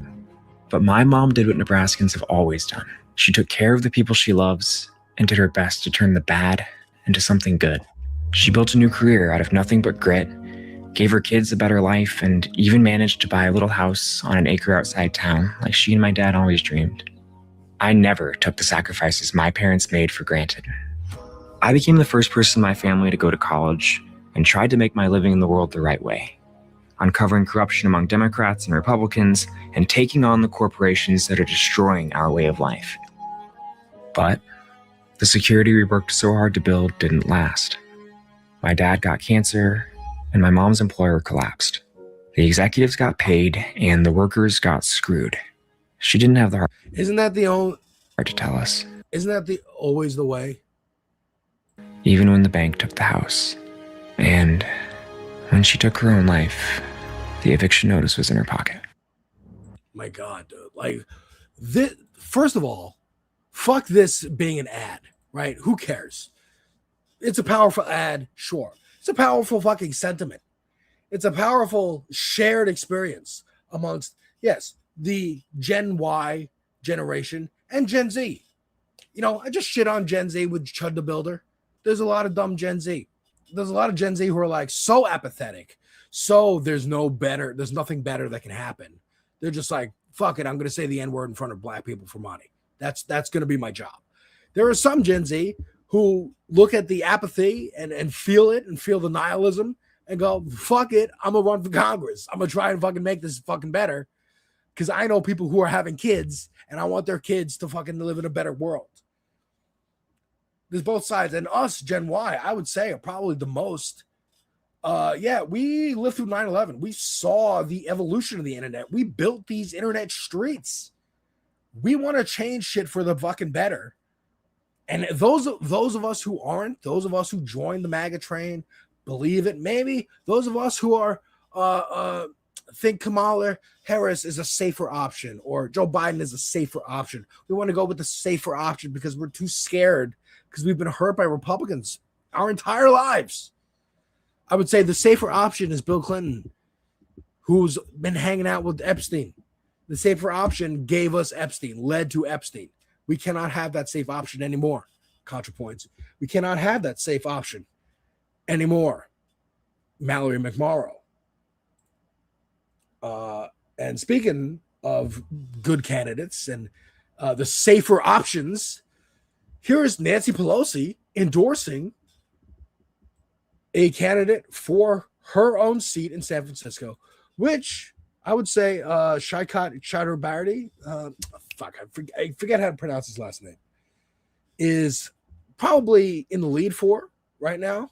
But here she is endorsing a candidate. This candidate is strictly here to ruin the chances of a progressive winning San Francisco, which again is always pointed to by the right and the left liberals as like, that's great. Whatever works in San Francisco is not necessarily going to work throughout the country. Whatever works in Seattle or where is it, Portland is not going to really work. Whatever works in New York is not really going to work in the rest of the country. Well, yes, it can. Yes, it can. And yes, it will. But she's trying to temper Pelosi is what San Francisco's reputation is. They've been running away from the hippie label for 60 years. And most of the people alive now don't give a shit or remember the hippies positively. And like, oh, you mean the people who helped fight for civil rights and the end to the draft? Why would you denigrate them? Now, I might be like, oh, that was a lot of suburban white kids who were just like, this is an excuse to do drugs and party for our college years and mid-20s and shit. And then we're going to go create businesses and seem like we're liberals and sell out in the 80s and the 70s. But anyways, this is Nancy Pelosi. I know and love this district. I know the Congress, and I know Connie. I'm proud to endorse Democrat Connie Chan and ask you to join me in electing her to Congress. Thank you. That was so awkward for a 17-second clip. It was so fucking awkward and weird. Once again, like, who are you? Where'd you come from? You're announcing now as if like you're pretending that no one's been running, right? You're pretending like this is the start of the campaign. Campaign starts when I started, right? Same thing happened in Illinois with Cap Abigail. She announced before the Democrat decided they weren't going to run again, or at least announced that they weren't going to run again. So she was running against that person in a primary. And then they announced they're not running again. And then she was running unopposed. And then later, Daniel Biss announced that he was running. And then that was the official start of the race. Right? Holy crap, this makes it obvious Pelosi legit thinks only a clone of her should be one of the leaders. Yeah, dude. Yeah. So, fuck Nancy Pelosi. I will remind y'all, if you don't know why fuck Nancy Pelosi, well, one of many reasons is Nancy Pelosi is now worth over $264 million after 38 years in Congress with a salary of $200,000 a year. I don't know the math on that. But guess what? She does a lot of insider trading is what I'm saying. And what everyone says and knows and is like an open secret. It's not even like a secret anymore. It's just talked about. And it's one of the issues that it's kind of bipartisan in that like none of them want to give it up because why would you want to give up your ability to make money like that? But that's why we need people in Congress like Shaikat, like AOC, like Ilhan, like Cori Bush, like Abdul El Said in Michigan, and not people who will play the game and play for the billionaires and pretend like they're going to make change, pretend like they're going to help people, but really they're serving the interests of capital, like Mallory McMorrow. This is her on the Matt Bernstein podcast, A Bit Fruity. And I don't know, I didn't watch the whole thing. I don't know if it was known that Emma Vigeland was going to be on there or if this was a Sam Cedar surprising Steven Crowder situation. But she knows what she's doing. And this is a couple clips from this. This is talking about single-payer health care and Medicare for all, which she has championed in the past and is suddenly kind of like wavering on. If they take over. So, additionally, the entire Republican Party is against Medicare for all and single payer. So it's almost an assertion that Democrats shouldn't pursue Medicare for all or even so single the clip payer. that they just played was McMorrow saying at a rally, if we do single payer and the government's in total control of your health care, then what if Republicans get elected? You don't want RFK to be in total control of your health care. This is why we need private insurance companies. This is how they lie to you. This is how they control you. And Emma's calling her out and be like, well, I guess then, we shouldn't do anything because Republicans might be in power one day. I'll follow that logic. Maybe we shouldn't have an army because Republicans can use it to start a war in Iran. Maybe Republicans shouldn't have the CIA and the FBI, and they should all be disbanded because they might kidnap a president from fucking Venezuela. But let's not ask her those questions. Let's let her waffle right here. Pursue Medicare for all or even single payer because potentially Republicans could get back into power and control it? I mean, that is the implication of what you said. I don't think that it is. I think that's a mischaracterization. How would you characterize it? I love that. She says, I don't think that's what I said. I think that's a mischaracterization. And Emma just goes, how would you characterize it? Have the floor.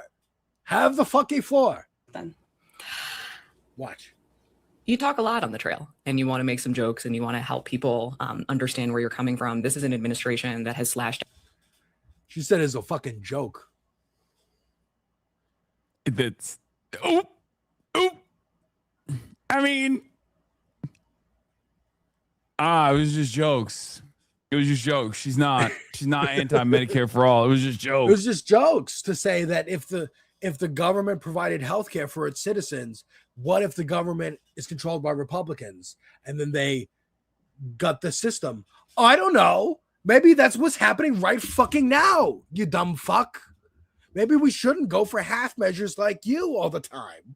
And we're led to a point where now the Republicans can control. Maybe the Republican Party should be embarrassed out of existence, like they usually are in other countries, or at least it was for a long time until this like global right-wing movement really began around the Tea Party and kind of had seeds growing and bloomed and blossomed in the last 10 years. But in other countries, you know, that have socialized healthcare, have single-payer healthcare, if you would even mention or get close to talking about not having that, you have like the end of your career. You know, it's only been the last 10 years where conservatives in other countries have even been able to approach topics like that. Like staunch conservatives for most of their histories, or at least the modern histories, had to be like, yeah, well, we're not going to touch the nationalized health service. That would be crazy. We're going to still talk about how like immigrants are taking advantage of social welfare systems and blah, blah, blah, and be racist and bigots, but we're not going to actually try and dismantle those systems like they do here in this goddamn country where they're fucking crazy. So we should make it so that no politician to get elected into office would ever dismantle those systems. That's what you should do. But saying it was just jokes, that's cowardly and hilarious. Once again, people are turning not just on MAGA, not just on Republicans, but on corporate centrist Democrats as well. Mallory McMorrow, public support for Medicare for all, it just isn't there yet.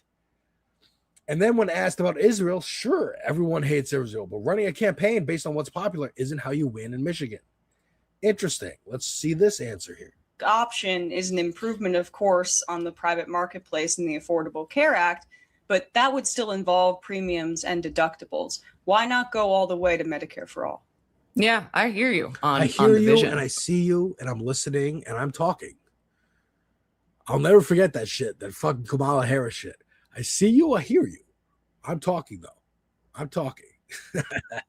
I 100% do.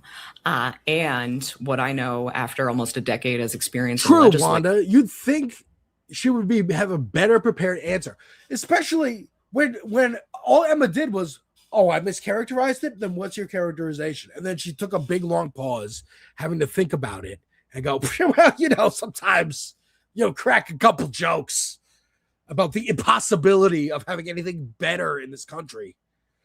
Speaking of you, Wanda, DS9, I just started watching Star Trek Deep Space Nine because I just finished Star Trek The Next Generation, both of which they have, of course, socialized healthcare. It's the future. It's a better world. is that you need to push as far as you possibly can while building the coalition of votes to actually get it across the line. And the support for a true single payer system isn't there yet. I think that when we're talking about how to keep a coalition These are two spliced clips, right? Now she's asking a question about Israel. together, the 77% of Democrats that think Israel's committing genocide, the 90% of Democrats that have a negative view of Israel or don't want to send them more money, that would, I would imagine, be the position that would be as unifying as possible, because it appears like this is kind of a consensus opinion now within the Democratic base. I mean, I hear that I hear that and I see that, and I am listening and I'm talking. reflective in polls and reading polls and asserting how campaigns should be run based off of polls is not a way that you win in a state like ours. Like, again, that is two contradictory things. You say, we can't do this because it's not popular, but also we don't want to necessarily run a campaign on something that's popular in a poll. So do they matter or do they not? Do they matter or do they not? Do you have any actual positions, or are you kind of just doing what you think the donors want? You know, it's embarrassing. It's embarrassing. And I don't think people are falling for it anymore. Once again, I think people are fucking tired of it. And we want something better for ourselves, especially this generation. I wanted to talk a little bit about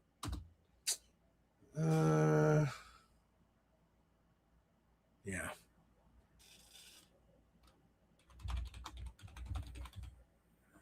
I want to talk about entertainers turning away now. Like I was talking about in the beginning, Kevin Hart roast happened. Tony Hinchcliffe was on there. Michael Che made a joke on Instagram where he's like, hey, look at the writers. They're all white. Like, of course it went the way you thought it was. Of course it wasn't funny. Writing for a black people roast. That's why that FD video was about black entertainment for black people, and kind of going like, well, who is this for? Who is this Kevin Hart roast for? Most of his audience is white. Now, that's just the nature of the beast of being an entertainer in America. The demographic is mostly white. It's majority white country. But his audience is very black. He also does his stand-up in a way that is primarily not necessarily for white people, but it's a very black centric figure. You know, he does a lot of black movies, or at least did for a long time. Still does. But who is that roast for? And, you know, I think people like, well, let's see here. People like Charlemagne the God are turning. People like Andrew Schultz are turning even. You know, these two clips from Brilliant Idiots. This is their podcast again. How on? Let me just show these. This is Andrew Schultz, who I will point out I do know personally. And Vanguard boys, if you want me on there to talk about it, I will.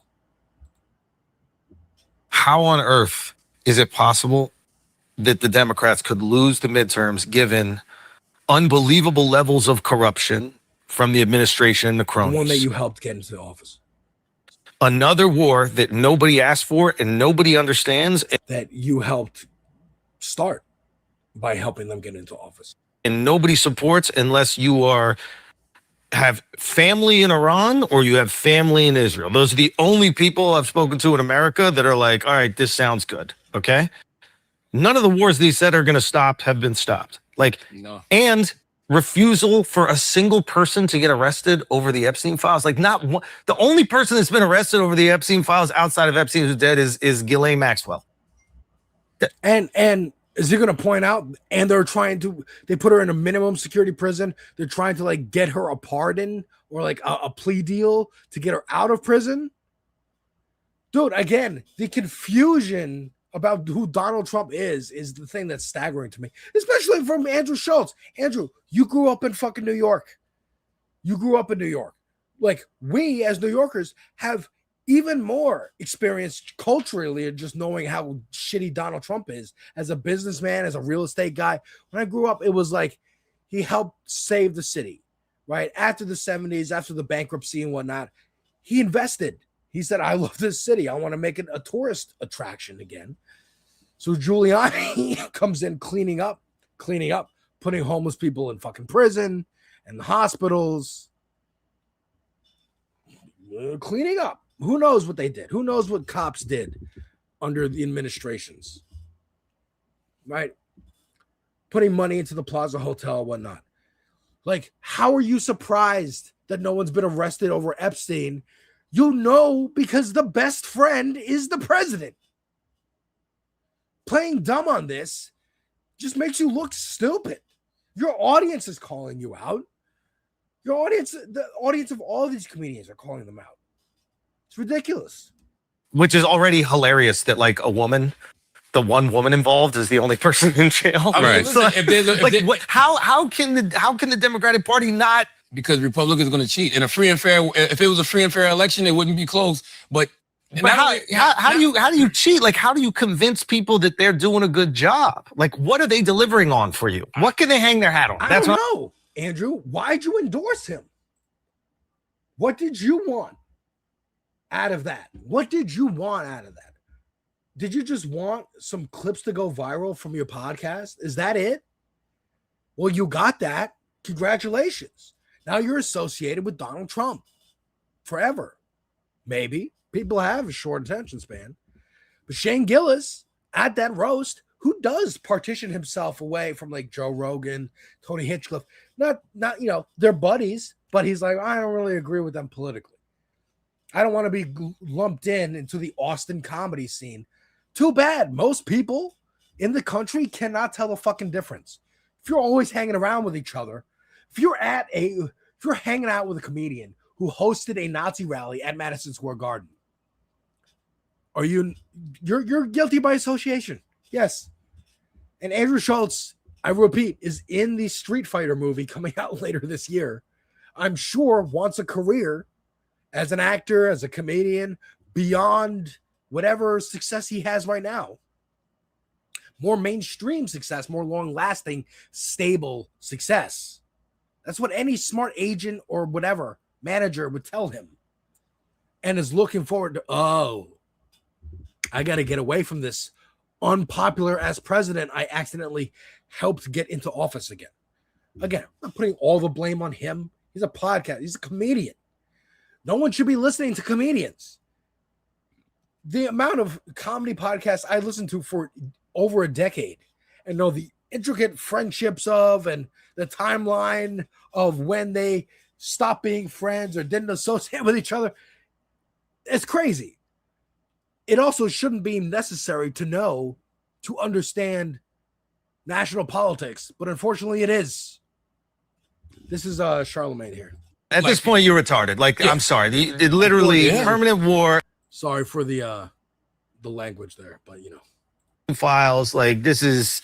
He literally said this week he doesn't care about American people's financial situation. I saw that shit. All he cares about is that Iran don't have no nuclear weapons. What the fuck, yo? Since when can a president multitask? Since when can a president, make sure Iran don't have nuclear weapons, but also care about the promise that you said won you the election? You told us that you won the election because of one word, groceries, and you said you was going to fix the economy on day one. I mean, you don't give a fuck about America's financial. He can care about Iran and Gulf, but he can't care about Iran and if Americans can afford to put food in their mouths. See, again, this is where like Charlemagne falls apart too, because like what Andrew's been doing, but you're not gonna say to your friend of more than a decade, "Hey, asshole, the fuck did you do that for?" I told you it was a bad idea. Really hold his feet to the fire instead of letting Andrew just like crack a joke. Well, he could care about golf too. And then you both laugh and you move on topics. This is the problem. This is the issue. Look, here's Donald Trump himself. Here's an example. The DOJ has a new fund, $1.7 billion Why should taxpayers pay for their January 6th? So if you don't know what happened, Trump sued the IRS or something and is now the president of the United States. So now he controls all that because he put all his sycophants in charge. So they, of course, settled with him for that amount of money. So he settled with himself for that amount of money. That amount of money is like for like political prosecutions or like investigations. So also any IRS audit into any of his friends' businesses or for his friends, he doesn't have friends, people who bribed him's businesses are also going to be paid out of this fund. If you do crime for me, you will get money. This is America. It ties back to Chud the Builder. If you say the N-word in front of black people, you will get paid. Watch this. The Justice Department has this new fund that was announced today, $1.7 billion. Yeah. Why should taxpayers pay for the January? Well, it's been very well received. I have to tell you, I know very little about it. I wasn't involved in the whole creation of it and the negotiation. But this is reimbursing people that were horribly treated. It's anti-weaponization. They've been weaponized. They've been, in some cases, imprisoned wrongly. They paid legal fees that they didn't have. They've gone bankrupt. Their lives have been destroyed. And they turned out to be right. I mean, it was a terrible period of time in the history of our country. And they worked on it. I know the Justice Department, it's really been working on it very hard. There's been numerous other occasions over the years where things like this have been done. But these were people that were weaponized and really treated brutally by a system that was so corrupt, with corrupt people running it, and they're getting reimbursed for their legal fees and the other things that they had to suffer. If you do crime for me, you will get paid. In my world, loyalty outranks law. They broke the rules for me, so you pay the bill for them. That's a transaction. That's what's happening here. He's paying out the Jan 6ers. He's making good on his promise. Now, did he ever help Rudy Giuliani or Sidney Powell or Mike Pillow? These guys? Did he ever help them out with their legal fees? I don't know. Maybe they're going to get paid out of this fund too. That's what it's for. They're making this, dude. You will get reparations faster as a fascist white person in this country. It only took what, 4 years, 5 years for them to get reparations. Black people have been waiting over 200 years. Crazy. Again, this is the president. It's not that complicated. And I just want to point out another comedian here, Tim Dillon. This is his description of like how America is perceived in the world. We're not telling China to fuck off. We're done with that. Let me help everybody. We're done with that. We're not the high school bully anymore. We're not. We're the weird kid who may have a gun. We are not the high school bully anymore. We're the weird kid that may have a gun and is not hot, but is not terribly ugly. Like you might fuck them. That's who we are. We're the weird kid that knows how to get drugs, who may have a gun, and you could see yourself fucking. We're not the bully. We are not the jock. We are not the quarterback. The American quarterback century is over. This is not Top Gun. We are not Tom Cruise. You need to wake the fuck up. There's a new Chinese kid in school, and he's kind of American looking. He's kind of ripped, but he's also Chinese, and he's hot, and people want to fuck him. They want to fuck him because he's kind of got a nice cock, and people want it. They want to get down, and they want to slurp him. They don't want to slurp us anymore. You know why? Because we've hung out behind the Dairy Queen too long, doing drugs with our friends. We look a little older. We have wrinkles in our face. We're the college kid who keeps going to the high school parties. We're a pedophile, and we may have a gun. I mean, this is about the level of political analysis that I would expect from Tim Dillon, who, you know, is also another one of these, had interviews with Candace Owens, I think JD Vance, He definitely wants to be the new Alex Jones for sure. That is his goal. A lesser, not as evil Alex Jones, I suppose, but have his own ecosystem where he can kind of do whatever he wants. That I think is the Andrew Schultz kind of vibe. That is, Andrew Schultz has talked about like America was cool, man. The president was cool. He's getting his dick sucked at the Oval Office. Bill Clinton sexually assaulting a 19-year-old staffer who works under him because he's the president of the United States. Or, Republicans are now the cool ones because they're getting laid. Donald Trump taking advantage of underage people with Jeffrey Epstein. That's Andrew Schultz's idea of politics. You want to go with the cool kids. Even Tim Dillon talks about this. Even fucking people on Fox and MSNBC talk about it in these high school terms. The cool kids table. You want to go with it's cool to be anti-Israel now. That's why people are doing it. It's social media. It's that bullshit. It's the right thing to do. This is a genocide. Like, as far as they think about it, it is just cool kids versus not cool kids. That's it. And that's stupid. I mean, it's still, again, they're comedians. They shouldn't really be listened to at all for any kind of life advice, insight, whatever. They're not all George Carlin. As John Lithium puts it, this guy is just Reddit AI come to life. I mean, yeah, kind of, to an extent. I like Tim Dillon legit was funny. Like, legit had good timing, good stand-up. Even the way he delivers that screed is like funny, on point. He's coming up with like more add-ons for the weird kid with a gun joke that he's doing. But it doesn't work. Look, I'm watching this whole I'm watching all these reactions to like the Kevin Hart roast and whatnot. And there's one from I'm gonna play it. I think it's a good way to end this this segment and this show. Where did I just play it?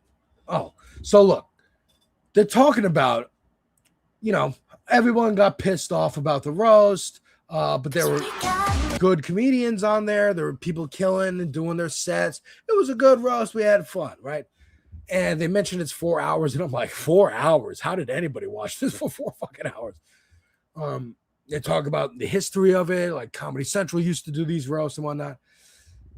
These comedians are Mark Normand and Sam Morril. They're also pretty funny. I like them. They are tangential with the Rogan sphere, the kind of Hinchcliffe grouping and whatnot, but keep themselves kind of separated. I think they're in New York. But like, they get onto this point here at the end, which I think is the most important. And the central crux of the problem that has been marinating for longer than 10 years, longer than Trump coming down that fucking escalator. It goes back to that Dacia Shade video, or a Sade video, the Eminem-sized hole in white America. You lost the ability to discern appropriate timing for jokes and crafting of racist jokes. Let me play this clip and I'll finish it here. So they're talking about like racist jokes, right? And here we go. Oh wait. And she kept telling us, she's like, it's all jokes. No one's, and she, you can see when she's up there, she's so poised. Like, what dark jokes when Tony said her husband. That's why. Okay. Oh, wait, here. I think it's here. It's right. Shaq, did you watch? I saw him trying to peel the microphone. It's hilarious. That's why. Okay. It's racist. Salacus, what are you laughing? That's horrible. Microphone. Sorry. This is where I wanted to start the clip. Remember Jeff Ross's old joke about Shaq? I saw him try to peel the microphone. Yeah, I mean, he goes, Shaq, did you walk here? Your knuckles are bleeding. That's horribly racist. But why are you laughing? It's racist, Salacus. What are you laughing for? Well, he's racist. That's why. Okay. I know you're not allowed to say that, but racism in the right context is hilarious.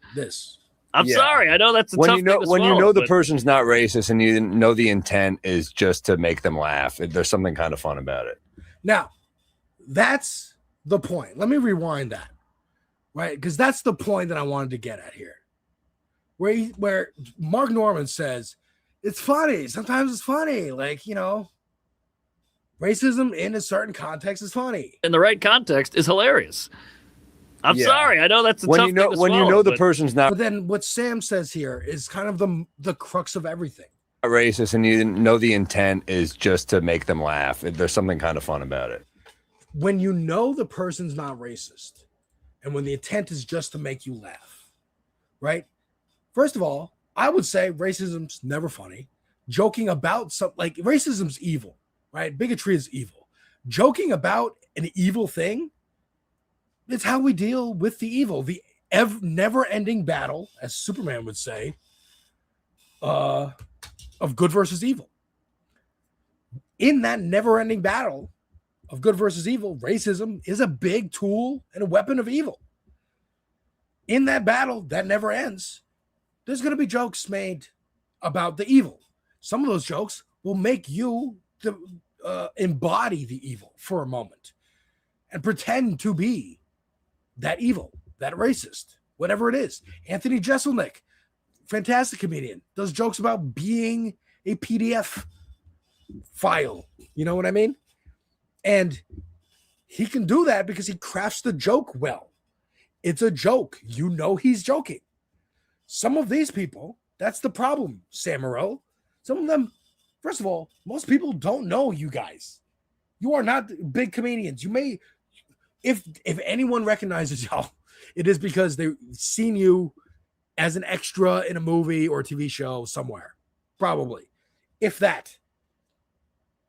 That's why Shane Gillis is getting the same heat that Tony Hinchcliffe is getting at the Kevin Hart roast, because nobody knows the fucking slight differences between them. They're two fucking white guys who fucking appear on Joe Rogan all the time. The end. Or appear with each other. And they appear also with Donald Trump. At least Tony Hinchcliffe did. Again, most people do not know the difference. Shane may want to fucking pull away a little bit more.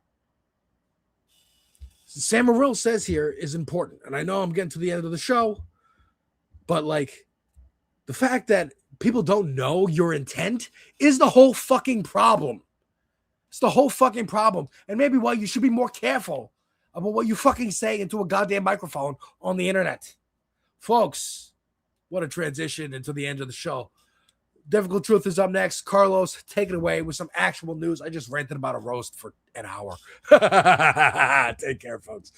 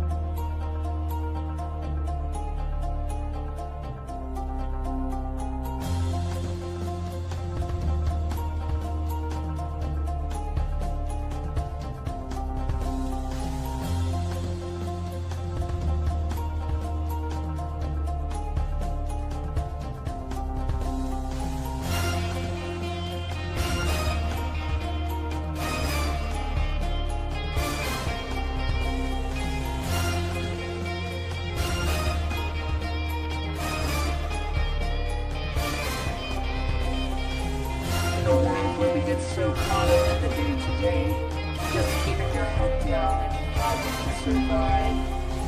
We float by each other like ghosts every day. good to destroy the fight with one another, complacent with the fact that our systems are broken, with the fact that the top 10 will always be first in line, the fact that we are killing our planet and allowing them to keep us divided. We must stand together and rise up. It's time we wake up, and that is a difficult truth.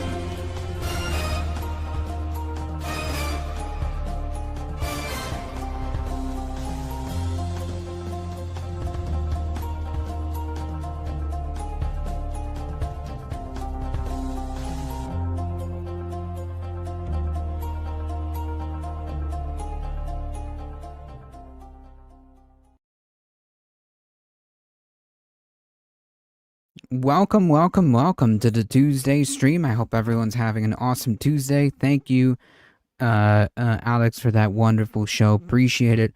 Welcome, everybody. Johnny Too Late, John, Lithium, Latino, Mafoon, Jet, welcome, and I hope everyone is doing good. Wanda, good to see everybody here. Folks, it is the top of the hour. If you haven't done so, please do us all a massive solid. Please hit the share, subscribe, like, all the buttons, comment, spread the word. We are here Monday through Thursday. Mondays is news day, folks. It's news day. So please tune into that if you want to catch up on the news. And Tuesday, Wednesday, and Thursdays, there is live and syndicated content. So there's definitely something here for everyone on this space. So please spread the word. It really does help us out.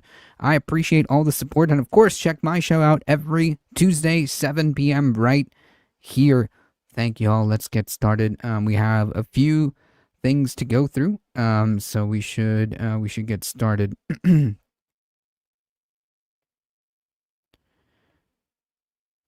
Okay, so first and foremost, just a quick PSA, public service announcement. The Trump regime is going to try to get more censorious. They're going to try to get more aggressive against opposition. This is the death throes of a dying movement. And that being said, that does not mean that they are not dangerous. On numerous occasions, Trump has said that he wants to go after political opposition, anyone who is deemed quote unquote anti-American, anti-Christian, anti-fascist, all of those people, pro-trans advocates, all of those people. So another way of putting it, everybody here is a open and valid target. Of course, these directives that Trump has given aren't law. These aren't laws, but it is just a public service announcement to keep folks in the loop and on their toes. Because as Alex points out, a dying movement, that's exactly when they're most dangerous. So yeah, PSA, especially as we get closer and closer to the midterms, which seemingly look worse and worse for the Trump movement. Let's get started, folks.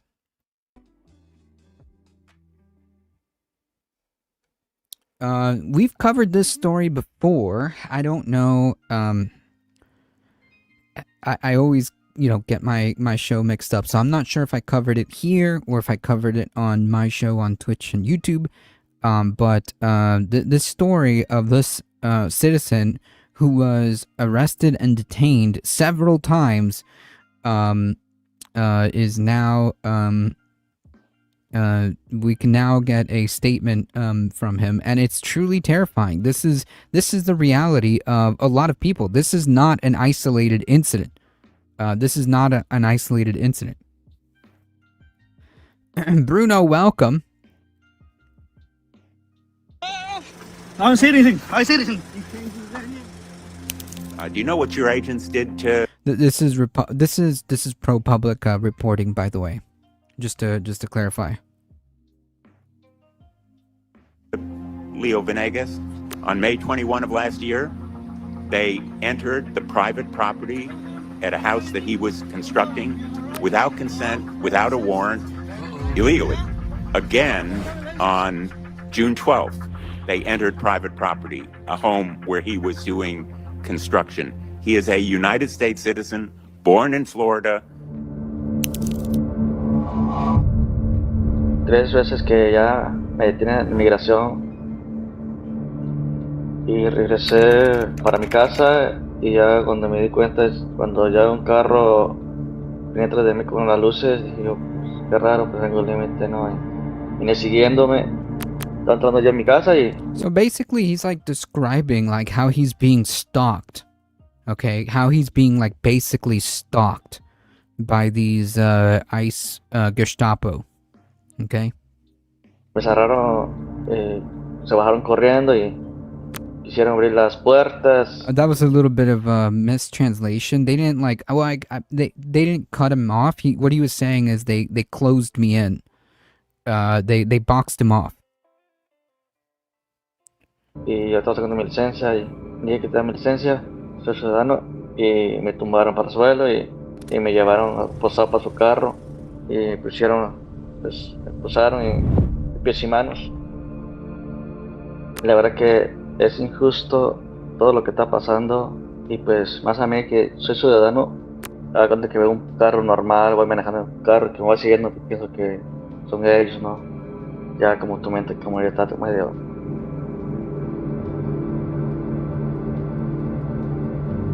Citizen detentions are still happening even though the administration officials continue to deny them.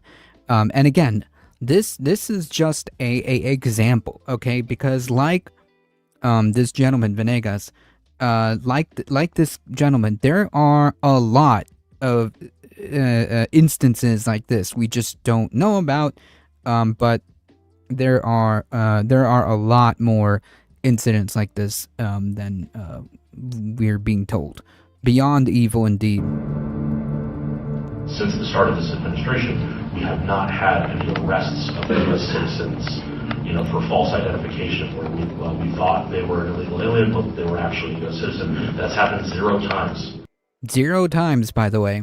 And that was maybe less than 2 weeks ago. Less than 2 weeks ago, okay?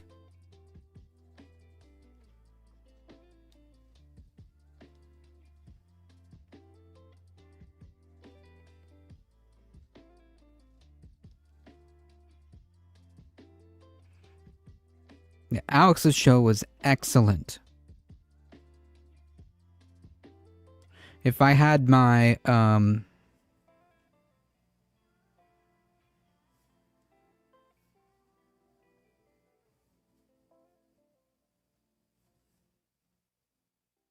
there we go.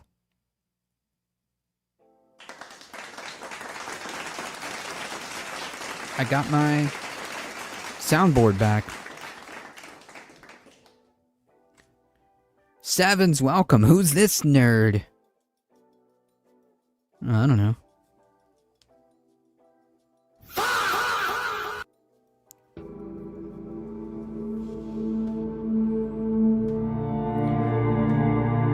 In response to questions from ProPublica, spokesperson for DHS said in a statement that despite the shackles, Garcia Venegas was not detained. Oh, I'm confused. I guess being shackled, okay, with hands and feet, does not count as being detained.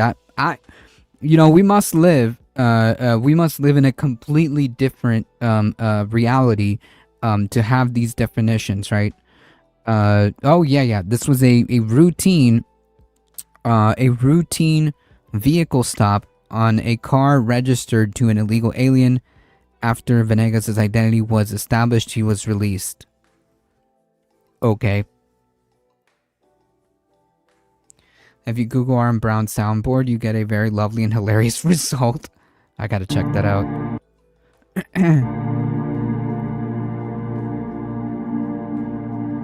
Oh, 1 second.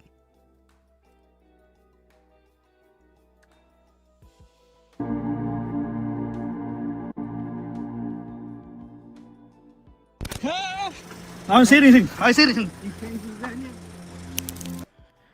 This is so disgusting. And again, like this, there's just so many incidents like this. And top result, okay, I'm gonna check that out later. All this to say, as we were saying earlier, this is a dying movement. This is a dying movement.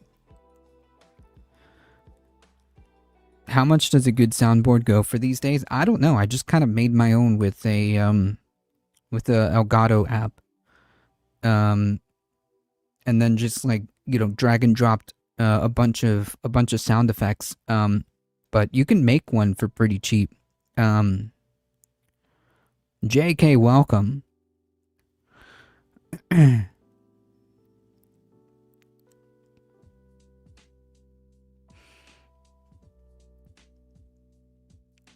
And Trump's approval drops to 35% as Republican support softens. So yeah, that's. I think that's. Oof. Trump's presidential approval rating. Just to be clear, that doesn't mean necessarily anything. As far as the full steam ahead of, that doesn't mean necessarily anything for the plans that these people have. But nonetheless, it just goes to show just how deeply unpopular this guy is becoming. Trump's presidential approval rating fell low to nearly its lowest level since he returned to the White House, hit by a drop in support among Republicans, according to a new voters Ipsos poll, which is important because those people are probably going to stay home. The 4-day poll, which closed on Monday, showed 35% of the country approved of Trump's job performance. That's the MAGA, basically like the MAGA cult, and that's about it. Down a percentage from a Reuters Ipsos poll earlier this month and just above the low point of his presidency, 34%. Trump started his current term with 47% approval rating, which is insane, by the way. Insane. The president's popularity has taken a hit this year after Americans suffer from surging gasoline prices since Trump ordered strikes on Iran alongside Israel. Yeah, he started a war. Yeah, that's a long-winded way of saying that's a long-winded way of saying that he started a war. The war shut down a large chunk of the global oil trade, sending prices at the pump about 50% higher and raising concerns among Trump Republican allies who will be defending their congressional majorities in the midterms. Discontent is spreading with Trump's party, with 21% of Republicans saying they now disapprove of the president's performance compared to 5% when he took office in January of 2025. That's pretty big. That's actually pretty big because essentially, like, these people are going to stay home. Effectively, they are going to stay home because they're not going to vote Democrat, obviously, but they're most likely just not going to participate, which is fine by me. Ladybug, welcome.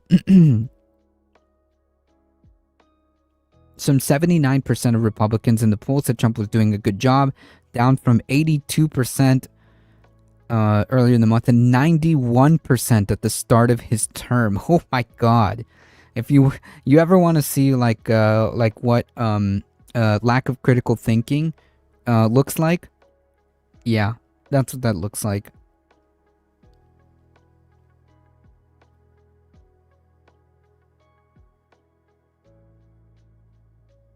Zero independent thought there.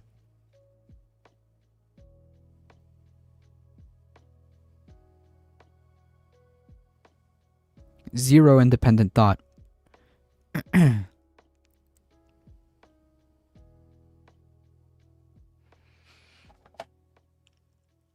We need to thank Nick Fuentes for his efforts on that as well. Maybe. If you aren't to vote Democratic, good thing you don't vote Republican. Yeah, I mean, like, these people are not Democrats, or these people aren't going to vote for the Democratic Party at all. Like, there's no version of these people that are going to vote for Democrats. So yeah, the best thing in that scenario would be for them to stay home. Republicans have soured in particular on Trump's handling of the cost of living, an issue he promised to address during his campaign, which, okay. I don't know. I don't know, like, who would who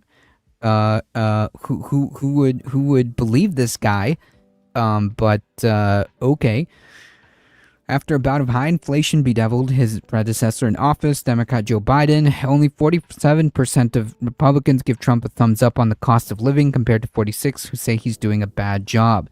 Among Americans overall, just 1 in 5 approve of Trump's stewardship over the cost of living. 1 of 5. It's fantastic. Even the 34% is a mad figure. True. The poll was conducted online, gathered responses from 1,271. Adults nationwide had a margin of error, 3 percentage points overall and 5 points for Republicans. Republican political strategists said the downward turn in Trump's popularity could be a sign of flagging enthusiasm among Republican voters ahead of the November elections, when control of both chambers will be up for grabs. Quote, my biggest concern I would have is that Republicans don't seem to be as motivated to turn out in the midterms as Democrats do right now. Great, said Republican consultant Hoffman. Said it remained unclear how much impact Trump's declining numbers might have, with 4 out of 5 Republicans still backing him. 80% is still a pretty high number. Yeah, but like we're talking like 80. We're talking like a near perfect lockstep, down to like, 80%, which is significant. I think, which is a significant drop. I think. Trump also came to office on promises to avoid what he called forever wars, like the U.S. military interventions in Iraq and Afghanistan, which occupied the U.S. troops for most of the last quarter century. He's argued that conflict with Iran has been a success. Yeah, so much winning. I don't know what the success is. Anyone want to cue me in on what the success has been in this war with Iran? I mean, like, unless you count the oil companies and defense companies just hand over fist for money, I mean, maybe that's a success.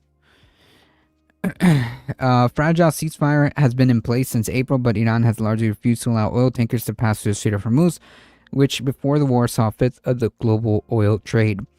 Just 62% of Republicans approve of how Trump is handling the situation in Iran, while 28% disapprove, according to the Reuters Ipsos poll. Democrats overwhelmingly disapprove. Yeah, we know. Overall, it's just a 1-4 respondents in the poll. About half of Republicans said the military action in Iran has been worth it.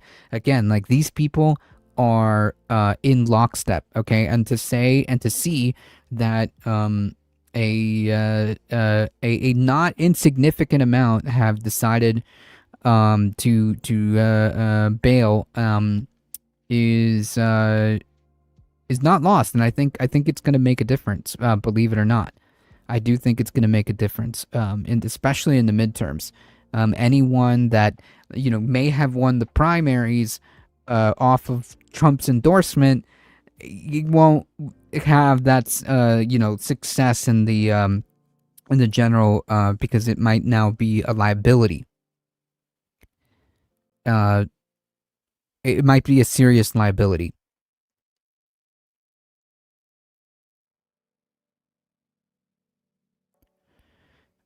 Speaking about war with Iran, the Senate advances resolution to limit Trump's Iran war powers for the first time after 4 Republicans defect. The Senate advanced a resolution to limit President Trump's war power on Tuesday, today, marking a breakthrough for Democrats after 7 failed attempts. Senators approved the motion to discharge the resolution from committee in a 50-47 vote. 4 Republicans, Susan Collins, Lisa Murkowski, Rand Paul, and Bill Cassidy, joined the bulk of Democrats in favor of advancing the resolution. Can't find a better man was also the obviously sole Democrat to oppose because he is basically just a AIPAC stooge, essentially.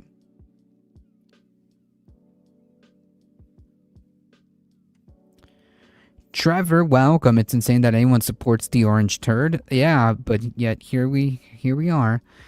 The vote marked the first time Cassidy supported advancing a war powers resolution. It came today after he failed to win enough support to advance to a runoff in the Louisiana GOP Senate primary, where Trump endorsed one of his opponents. So basically, the only reason why this is any of this is happening is because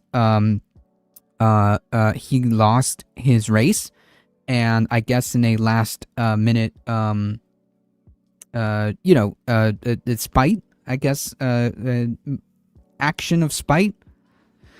And 3 Republicans, John Cornyn of Texas, Tommy Tuberville, and Tom Tillis, did not vote, tipping the scales in the Democrats' favor for the first time since they began bringing war powers resolutions related to Iran.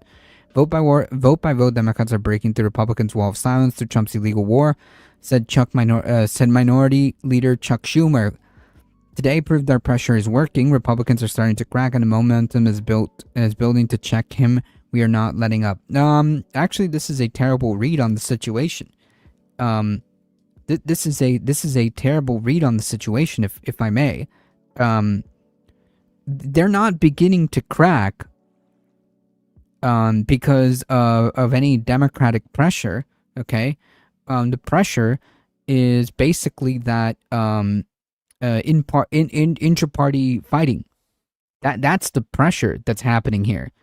So no, it's not because of anything in particular that the Dems are. I'm not saying that, bringing up consistently bringing up the war powers resolution over and over again is bad. Okay, I'm not saying that that's bad or the wrong move. I'm just saying, like, let's not get ahead of ourselves. We will win. Okay. The resolution led by Democratic Senator Tim Kaine would direct the president to remove the United States Armed Forces from hostilities within or against Iran unless explicitly authorized by a declaration of war, specific authorization of use for military force, a UAMF. The vote marked only a first step in the Senate. Even if both chambers approved the resolution, the president would be expected to veto it. But Democrats say the move would carry significance and have potential to change the president's thinking in the war. I seriously doubt that. I seriously doubt that. Operation Epic Fury is over. This is a new war. 60 more days. Yeah, that's true. That's what they claim. Kaine told reporters ahead of the vote that he couldn't predict whether it would attract additional GOP support, noting that he didn't know that we would get an additional vote last week when Murkowski became the 3rd Republican to support the advancing resolution. I do know this. I know that we are hearing from all our constituents and that they are deeply opposed to this war. Kaine said the vote came as President announced on Monday that the U.S. wouldn't follow through with scheduled attacks on Iran on Tuesday, though he noted he was an hour away from making the decision to order new strikes. I mean, I've said this before when this came out. The ceasefire seems to be a fantasy, a carrot on the stick, right, for the stock market or whatever. I don't know what he's planning. Okay, but yeah, this ceasefire, okay, is a fugazi. Okay, I don't think that he actually is interested in a ceasefire, because Israel isn't really interested in a ceasefire, as Benjamin Netanyahu said, quote, "There's still work to do."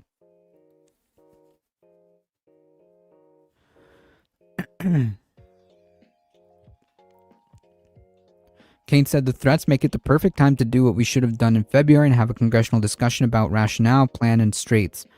The Virginia Democrat also pointed to the war's economic toll and the high gas prices that are impacting Americans. We're coming up on Memorial Day. A lot of people do a lot of driving. They're going to be paying a lot for gas, a whole lot more than they paid last year, and they remember that. I mean, it doesn't matter, right? Like, it doesn't matter, okay? Now, in a couple days, the gas prices are still going to be sky high, okay? Look, Georgia just extended the gas tax exemption or whatever to quote unquote keep prices like lower, but it's still significantly higher than before the war.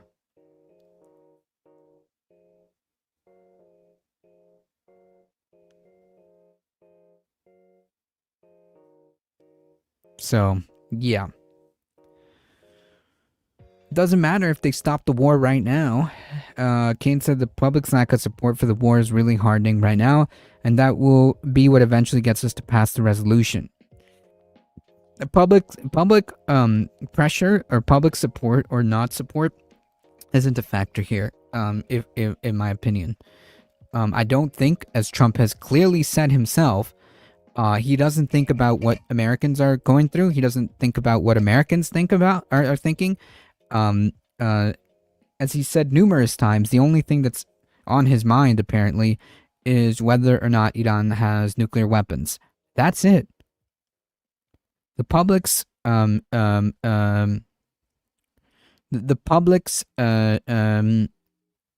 disapproval of this war against Iran is irrelevant.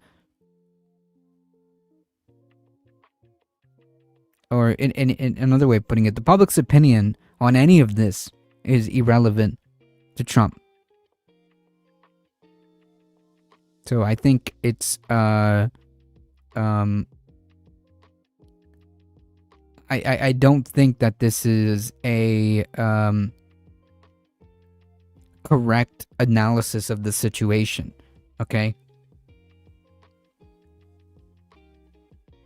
Public support could be 0%. And Trump would still be in this quagmire. Yeah,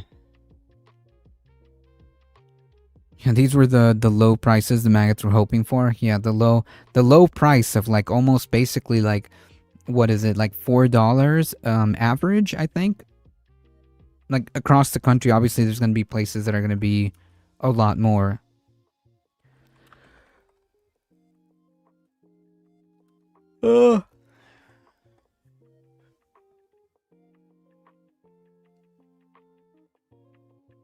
Current average is about 4.5. National current average.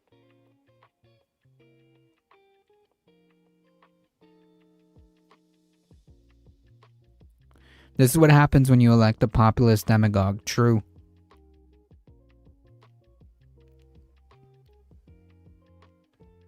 This is also what happens when you elect a 34 convicted fraudster.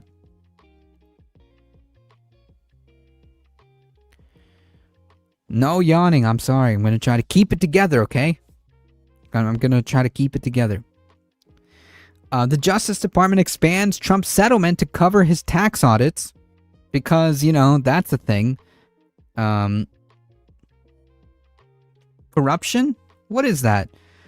The Justice Department on Tuesday expanded the just announced settlement of President Trump's lawsuit over the leaking of his tax returns to include a pledge that the IRS will no longer pursue any claims it may have against Trump, his family members, and his company over unpaid taxes.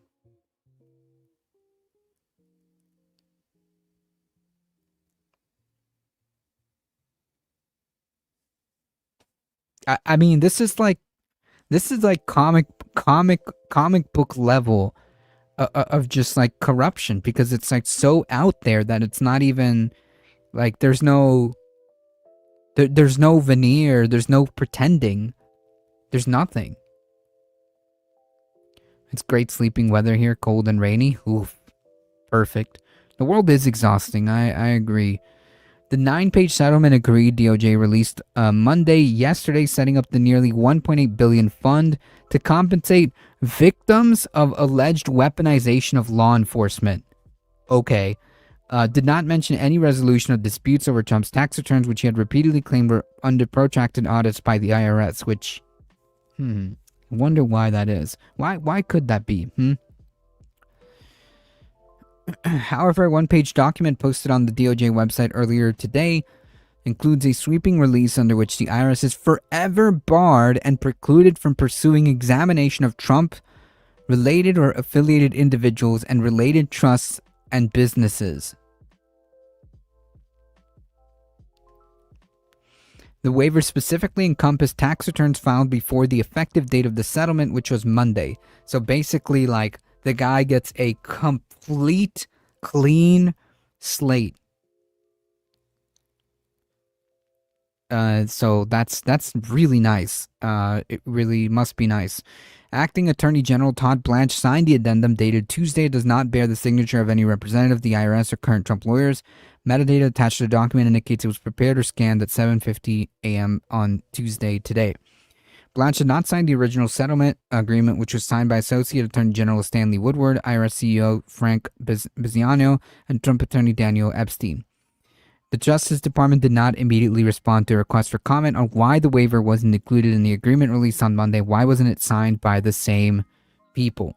It is as customary in settlements, both sides having executed waivers of a variety of claims that could have been brought to the Justice Department. In a statement, there'd be little point in settling over significant claims if either party could simply turn around and seek to initiative more adverse claims that could be pursued previously. This is only with respect to existing audits, not future. John Koskinen, the former IRS commissioner from 2013 to 2017, said the expanded settlement set a terrible precedent that could effectively generate a windfall for Trump. Yeah, no kidding. The guy, again, why this guy, the entire career from top to bottom, okay, is just con after con after con after con, okay? It's just jumping from the next, like, fraudulent scheme to another. Trump lawyer and friend Epstein. I'm keeping myself from getting in bed because I could. Oof. If you do that, it's game over, okay? You're just going to go to sleep. Will the Security Exchange Commission be investigating the insider trading? You're not even interested. Well, no, that's the IRS. But no, I doubt that. It makes you wonder what the president has to hide in those tax returns. He's apparently been actively trading in the stock market, and since he knows a lot more about situations than the average investor, he's probably generated significant taxable earnings, he said. Not auditing his returns is the same as giving him an easy way to, in effect, receive money from the government.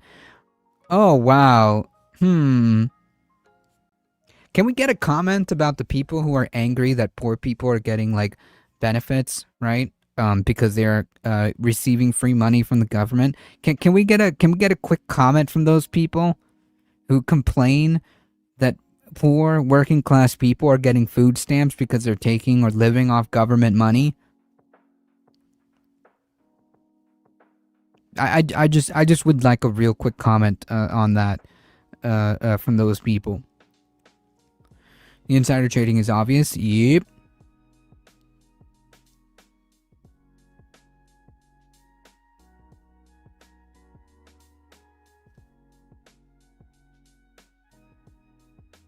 POTUS is lawless? Yeah, because no one's stopping him. No one's stopping him. That's why. Daniel Werfel, the former IRS commissioner from 2023 to 25, said he was unaware of a single precedent where the IRS has agreed in advance to permanently forego examination of previously filed tax returns for a specific person or business, much less the president. Press reports in advance of the settlement indicated that a potential deal might include an agreement by the government to drop all audits of Trump-related returns and perhaps even to refrain from future audits, which is ludicrous, okay, to say the least. That is ludicrous.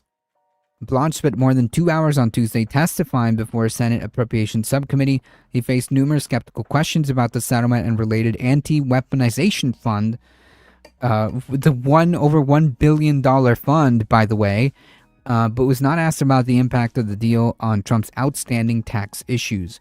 Following an announcement on Tuesday on an antitrust prosecution, Woodward defended the settlement with Trump and the creation of the fund. I already have the authority to settle any claim that is brought against the United States of America, Woodward told reporters at the DOJ. I frankly think that we should be ecstatic about the idea that we're going to inject more accountability into the process as opposed to having one person sign off on settlements. No, what accountability exactly are we talking about here? The guy is not going to suffer any more audits. Anything that the IRS was pursuing prior is basically done. Okay, it's basically done, and now he gets to operate a effectively 1 point something $billion fund for his buddies, right? The victim club, okay, the government weaponization victim club. How is this injecting more accountability?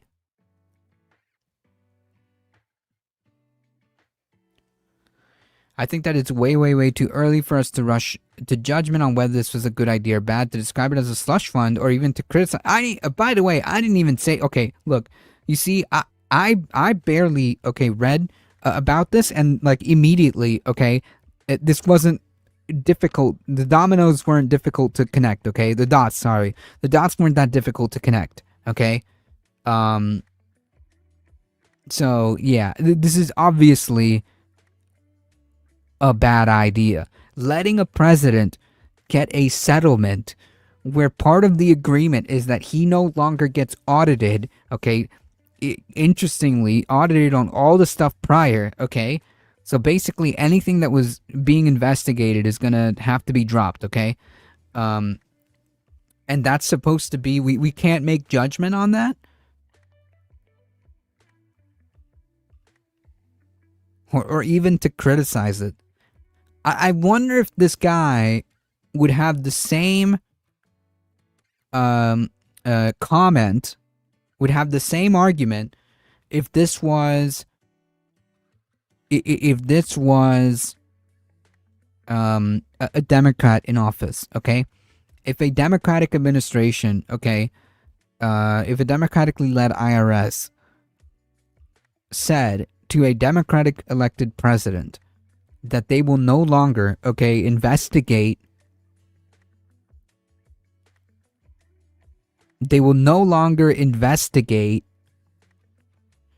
any audits or whatever, what would this guy be saying? I think Trump pocketed the tariff money. It wouldn't surprise me, right? It wouldn't surprise anyone if that was to be the case. Someone is eating pizza after this. Oof. As he left the press conference, Woodard did not respond to a question about the addendum released Tuesday, ending all pending tax audits of the president and his companies. So, yeah.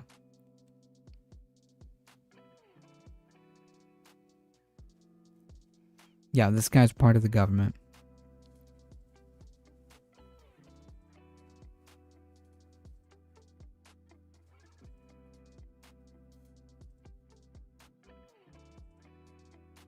I mean, blatant, outright corruption. This would never happen under any other circumstance, okay?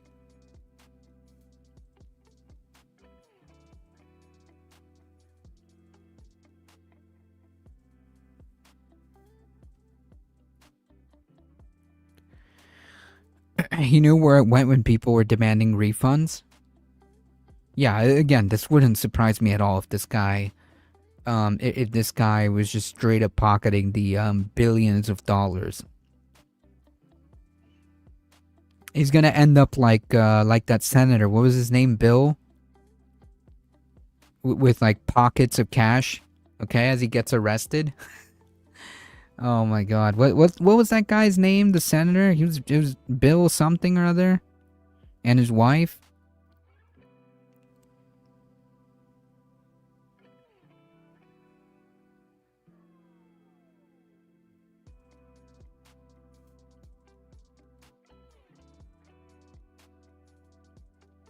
At least that's what I think.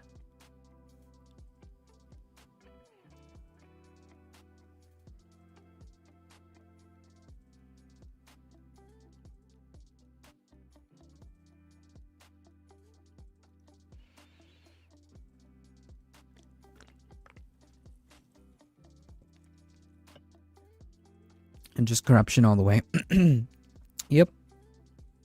Again, not even trying to hide it. Not at all. I can only think of Bill. No, what? Clinton? No, what's this guy's name? Now it's gonna bother me.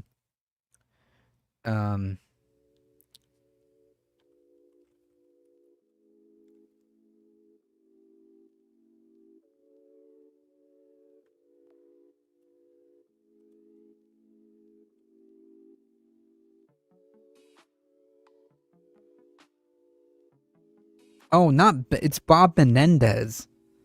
Not even close. Okay, Bob Menendez is who I was thinking about, not Bill. The guy I was thinking about was Bob Menendez.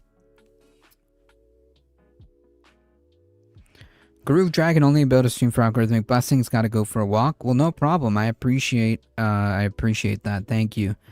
And that really does help us out. Okay. Any comment, any little like, any little emoji, interaction, subscribing, all of that really does help us break through the algorithm.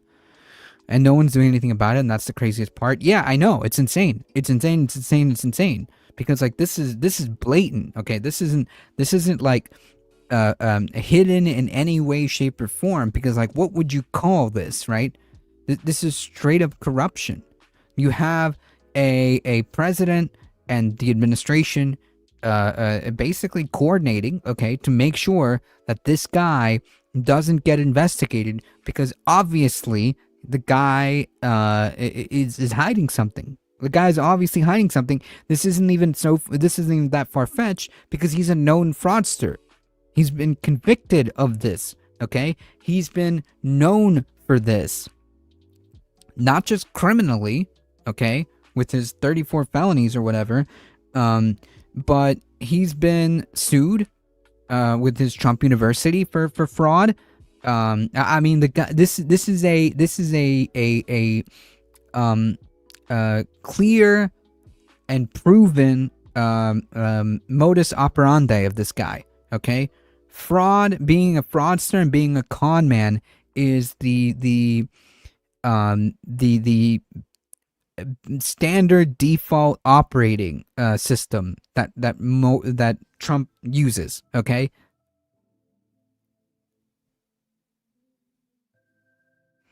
I watched a documentary on the Pentagon Papers recently, massive anti-war movement and newspaper publishing the truth. What happened to America? Where's this documentary? Is it on YouTube?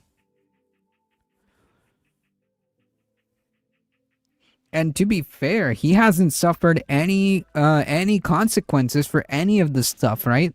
Like, yeah, he might have paid some fines, you know, back in the day for like Trump University or whatever. But like fundamentally, nothing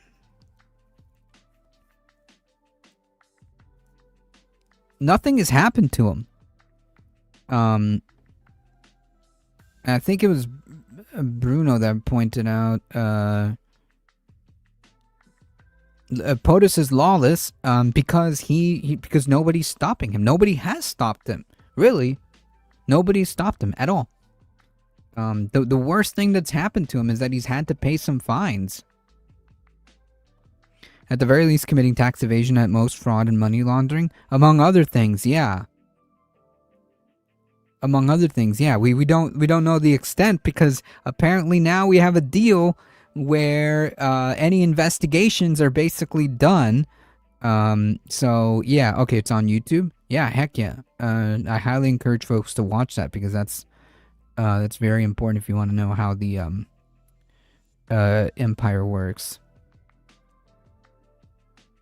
If you want to know why the Pentagon is the way it is, he'll keep doing it and even worse things in the future if nobody stops him. I agree. And why? I mean, that just kind of follows the logic, right? That just kind of follows the logic. Why would someone, okay, in this position that has never faced any accountability be motivated to stop? It would be the opposite. You'd be motivated to go even further. Who cares? Who cares? Nobody stopped me yet, so... That's how Hitler set the world on fire, by the way. I mean, yeah, if nobody stops him, then yeah. That's the thing.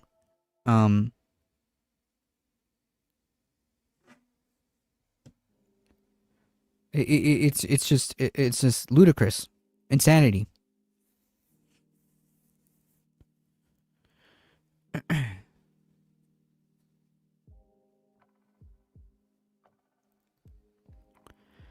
All right, folks, we got one more story here. I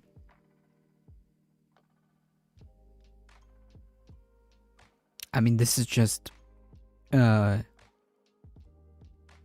insane. Insane that this is even a thing, okay?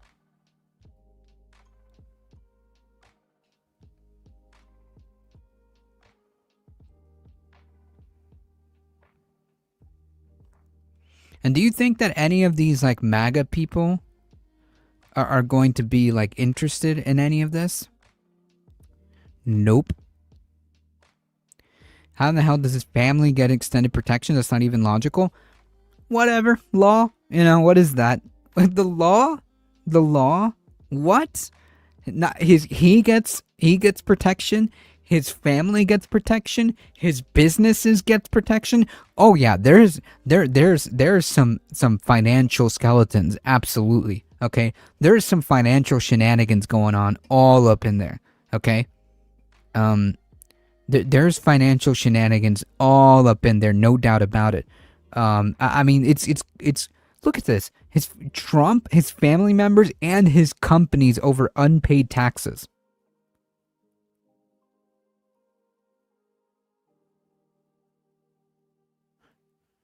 Another way of putting that is stealing from the American people, right?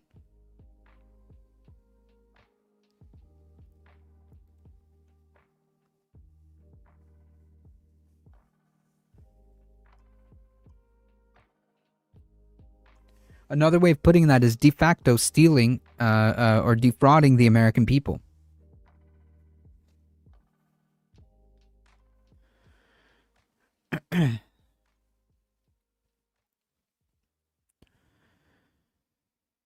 All right, folks, we got one more. I should have done this one after I set up the ICE video, but I forgot.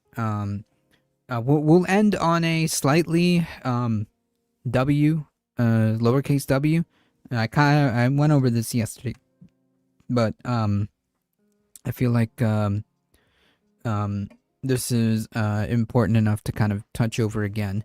An ICE officer was charged with 4 counts of assault in Minnesota, shooting a Venezuelan immigrant. An ICE officer who shot a Venezuelan man and is accused by Minnesota prosecutors of lying about the incident was charged with assault and falsely reporting a crime in Minnesota on Monday, yesterday. The ICE officer, Kristina Castro, was charged with 4 counts of assault in the second degree and 1 count of falsely reporting a crime in connection with the shooting of Julio Sosa Solis in January during an attempted immigration arrest. Minnesota prosecutors announced Monday afternoon. The charges accuse Castro of shooting through the front door of a residence with the intent to cause fear and immediate bodily harm or death to the 4 adults who were just inside the door. Said Hennepin County Attorney Mary Moriarty at a news conference on Monday yesterday. There's a nationwide warrant for his arrest. So, and we, by the way, like we need more of this. We need more of this. This is more like I will wait until I see this guy in handcuffs and in prison. But I will say this, that this is a small step in the right direction. Because you need to charge these people, okay? You need to charge these people with all the crimes that they've done, from assault all the way up until the people that murdered Freddie, Good, and others. Mr. Castro fired his service weapon at the front door of the home, knowing there was people who had just run inside and presented absolutely no threat to him or anyone else. The bullet punched through the front door and struck Sosa Solis' leg before traveling through a closet and lodged in the wall of a child's bedroom. The Department of Homeland Security did not immediately respond to a request for comment on the charges. On the night of January 14th, and by the way, the DHS tried to brush this under the rug. 100%. On the night of January 14th, ICE officers confronted Sosa Solis and another Venezuelan man, Alfredo Alejandro Alorna, in an immigration enforcement action, which again, I I refuse. The mainstream media does this, but I hate every time that they do this.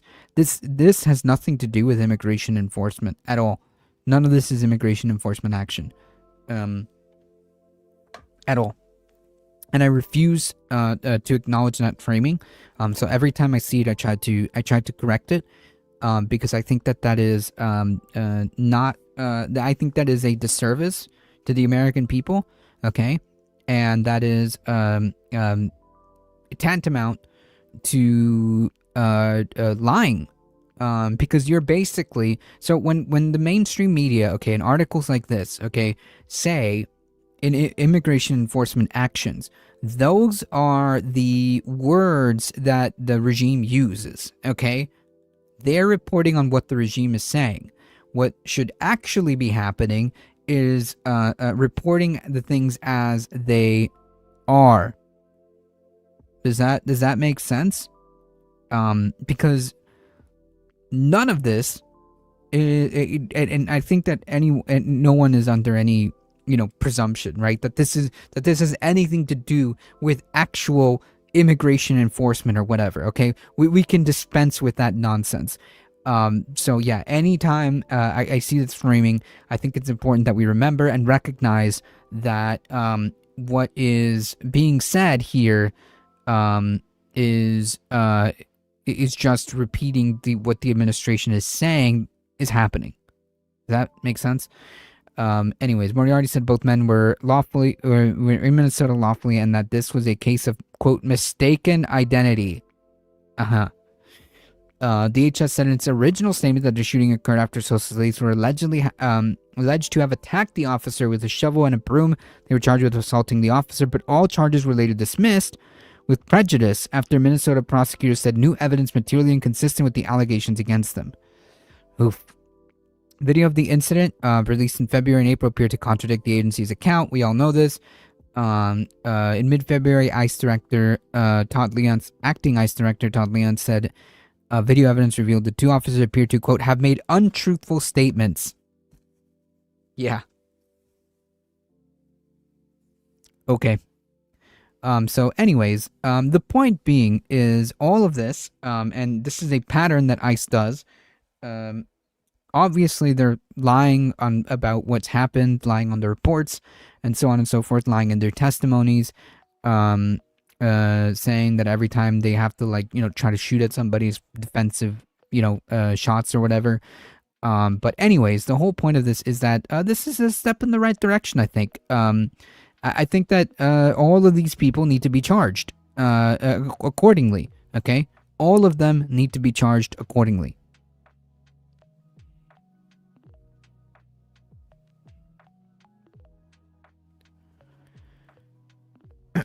All right, folks, it's just about 8 o'clock. Thank you all for being here. I appreciate it. Thank you. Folks, stay here for Movie Night Extravaganza. Again, thank you for your support. You guys are what makes this channel go. I appreciate each and every one of you hanging out here. If you want to do us a solid, do all the things. Hit the like, share, subscribe, spread the word. We're here Mondays through Thursdays. Every Monday is News Day. And every Tuesday, Wednesday, and Thursday, we have live content and syndicated content. There is something here for everyone on this space, so spread the word. Thank you all for being here. As always, folks, please stay safe. Please take care of each other. I love you all, and I hope to see you guys in the next one. See ya!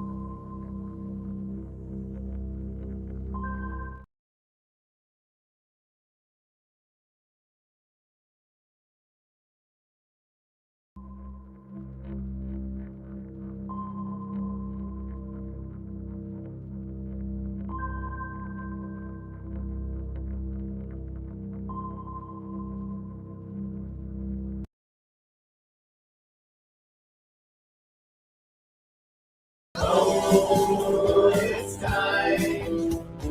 Oh, it's time. Oh, it's time. Oh, it's time. For the nice propaganda.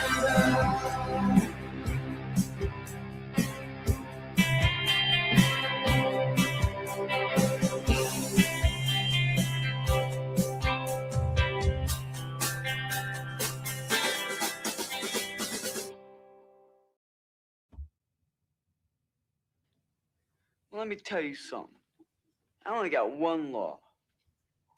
Kid who tells on another kid is a dead kid.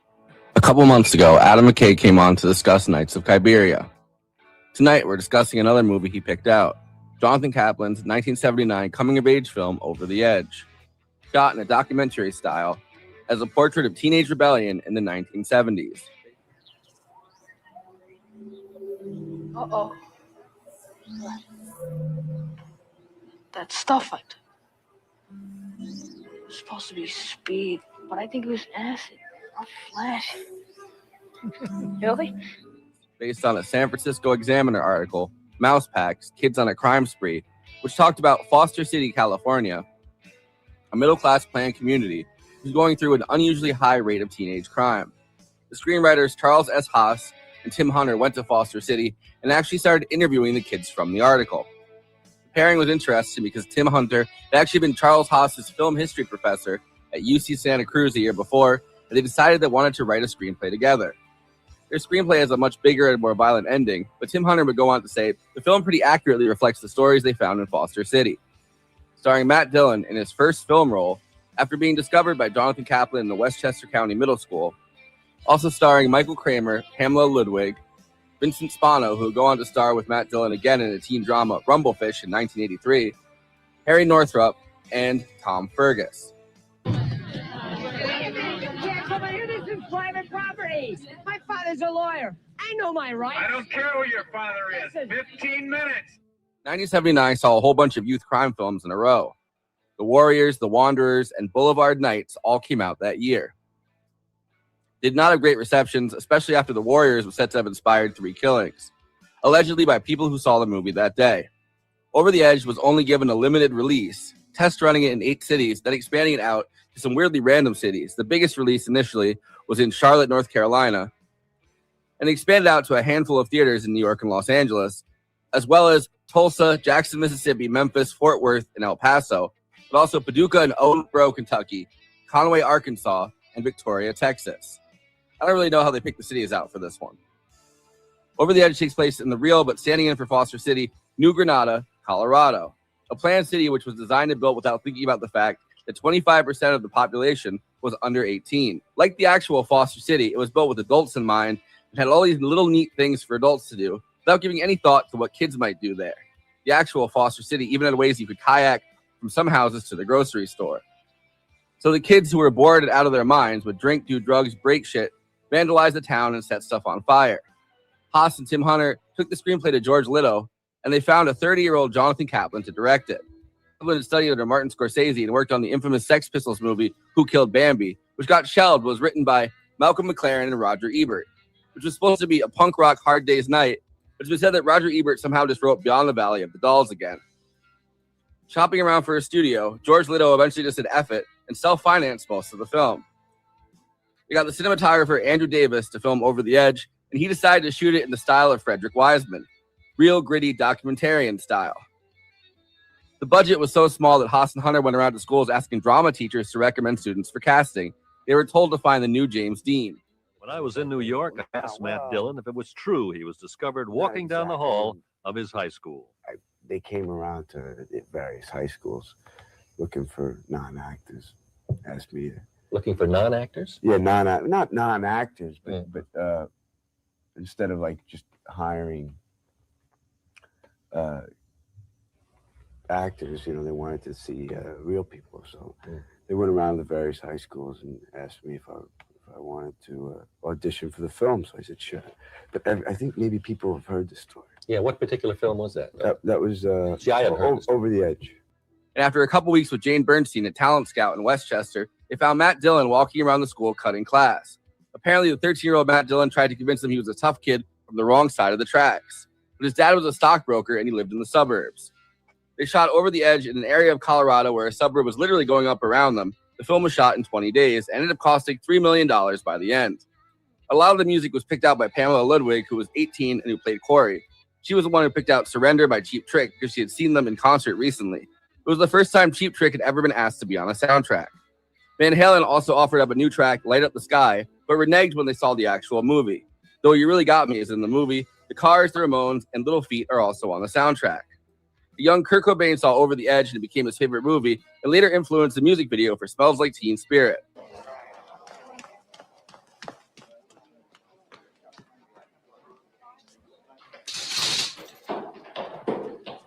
You stinking pig! Before I introduce the panel, please like this video and subscribe to the Movie Night Extravaganza YouTube channel. Then hit that bell to get notified whenever we're streaming. Super chats are now open. If you have any pressing questions, send us a super chat, which helps me maintain the expenses for the show, which I'm obligated by the rules of the Geneva Convention to stop everything and ask the panel. Another way to help us out is to become a patron and give us money every month. In exchange, you get access to all of our after parties, bonus content, and we'll tell you even more movies we watched recently. Patreon.com/Movie Night Extra. We have a Movie Night Extravaganza Discord. There's an invite link in the episode description, and we have a Letterboxd HQ account. So those are 2 more places to follow along with us. Our show gets simulcast, or if we're not on it at regular time, played later on This Space. This Space is a working class independent media collective, youtube.com/ThisSpaceTV. Subscribing really helps out, or even more, sharing content from This Space and encouraging others to do the same. By working together, we can break through the algorithm. Okay, let me introduce the illustrious panel. Conan Neutron is the co-host and senior producer for Movie Night Extravaganza, host of Protonic Reversal, an independent Film Critics of America film critic, and the frontman for the band Conan Neutron and the Secret Friends. Check out his music at neutronfriends.bandcamp.com. Kristina Oakes is a co-host of Movie Night Extravaganza, a streamer on Twitch, twitch.tv/cosmopolitics, a host at This Space, hosting Kristina's Corner, and is across social media at Cosmopolitics and on Letterboxd at Kristina. Boris and Kristina have a second show, The Absurdity Space, live on This Space on Wednesdays at 6 Eastern, 3 Pacific. Adam McKay is a director, writer, and former head writer for SNL, who has directed and co-written such films as Anchorman, Talladega Nights, The Other Guys, The Big Short, Vice, and Don't Look Up. His latest film is You Need This, a documentary critiquing hyperconsumerism. I, of course, am your host and the rec center counselor, Forrest Miller. You got loads of laws, right? Well, let me tell you something. I only have one law. A kid who tells on another kid is a dead kid. That's right. Matt Dillon gets that too. He's not even like technically the main character, and he gets the best line in the entire film. Yeah. He says it Hi, like, Adam. Welcome back. What's going on? He says it like 4 times too. He's like says it to the cops, and then he says it to the kid that he's literally pretending he's doing like a mock execution. He says it to the kid. It's like the only. I almost said the only good kid is a dead kid, but no, that's not. You're gonna be more controversial than Adam. The only good kid is a dead kid. So it's, I'm not going to read any of my replies going forward. A kid who tells on another kid is a dead kid. Yeah, so this is cool. Adam, this is your pick, and I was psyched to see it because this is a very unique film in a lot of ways. Like, it does the 70s youth and revolt thing. It's technically a coming of age film. It's also maybe one of the best movies about anarchism, but it's like about a lot of things, right? But not the least of which is that a lot of people haven't seen it. And I think one of the reasons why it hasn't been sort of rediscovered by younger generations, I'm going to call it the WKRP problem, that getting a lot of the music clearances is just rough. Yeah. And just like with WKRP, like you can't, I mean, they tried to do WKRP without the music and it sucked. It wasn't very good. It's so intrinsic to the mood and the act of world building within the movie that I think it doesn't really work without it. So therefore it's hard to see gaining a newer audience without clearing those hurdles, so to speak. Also, I don't know if anyone's like really putting that much work into it, frankly. But it's like it's crazy though that like it's not the case when the movie came out. It's like because it's the first movie that like Cheap Trick ever even got like invited to do a soundtrack on, and it's like how iconic are they as like a late 70s or like 80s band, you know? What I mean? And it kills. All of the music placements for Cheap Trick, especially, kill in this. And Adam, I know the first time you were on, we talked about Talladega Nights and the placement of 400 Blows and so on, and music within film. Yes, WQRP does have one of the best music outros. I've covered it. It's on like the B-sides compilation, and that was a fun one to cover because it's like 30 seconds long. But as far as the music, being intrinsic to the film, would you agree with that, Adam? I mean, it's your pick, so let's toggle the talking stuff with you. I don't know if that's the reason that it's kind of been muted. The tracks in the movie, knowing the guys from Cheap Trick, Van Halen, that's a cover. And it's a Kinks cover, yeah. Yeah, and the Kinks are pretty cool with music rights. I mean, I've been through this, down this road a million times. I think you kind of have to go back to the release of the film, which is that the studio saw it and was like, what the hell? I mean, yeah. I always joke it is the greatest film ever made about city planning. And I lived during, I was a kid during this time. In fact, my cousins lived in Mamaroneck and Larchmont, where they found Matt Dillon. And that was what it was like to be a kid in the 70s. And I just think when you talk like, try and find the movie Norma Ray, like try and find Silent Running. Try, like, these movies are not from the mainstream. They don't really fit into a genre. And I think that's kind of what stomped on this movie. I mean, you guys know the story. The studio saw this movie and was like, what the hell? Yeah. They were not stoked. Yeah. Weird poster where it was like the kids are zombies. Yeah, their eyes are flipped up. And it's like, even Matt Dillon saw the poster and was like, what the fuck is this? We're not, like, it's not a zombie movie. Like. Next to the Harold and Maude poster, which is all timer, where they were like, we hate this movie. And they just put the name. I mean, intentionally mismarketed. They obfuscated, like, we'll call it one of the central plot points of the film. It's like, oh yeah, what a great way to sell it, you know? Have you guys seen the poster for Harold and Maude? It's ridiculous. It's literally the one with the orange, the orange typeface. Yeah, and it's just Harold and Maude, white background. Yeah.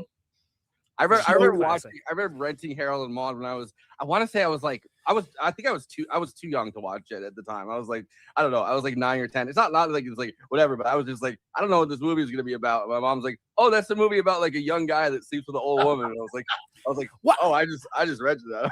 And there's a great story about how when they looked at the receipts, there was like one city, I forget what the city it was, but like it was doing really well in one city. And it turns out that the guy running the theater just like, well, screw this to their marketing campaign, started doing his own marketing campaign, basically showing what it was, and people came out to see it.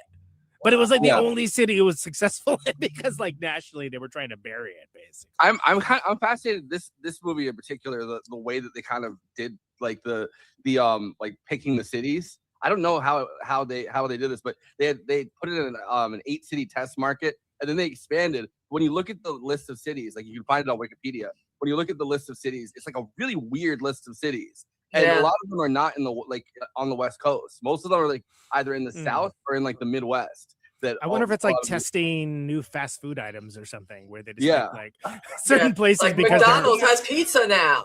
Yeah, they got what? scared. Okay. I mean, it's one of the like we kind of talked about a similar thing when it was like, but only in West Virginia in one town. You know, okay. Well, we talked about kind of a similar thing when it was like The Exorcist, you know, and like they have all the stories like about how you know, people are like throwing up in the theater and like you know, all over the place. Someone had a heart attack. Like, those kinds of stories.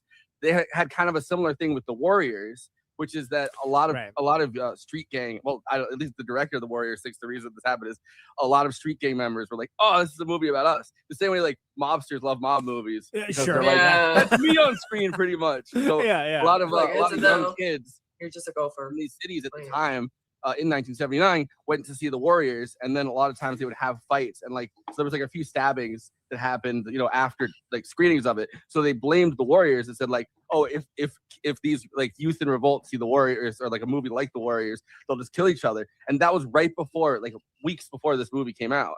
They were like, oh, this movie caused like three deaths or 3 murders or something. It's called gang violence. It's like The Dark Knight.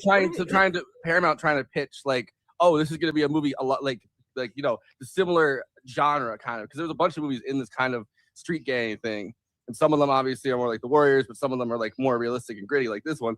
And so they're like, yeah, these movies cause teenagers to go crazy and murder each other. And I mean, look, you can't look at financial policy, you know, metropolitan allocation of funds for, you know, youth groups, parks.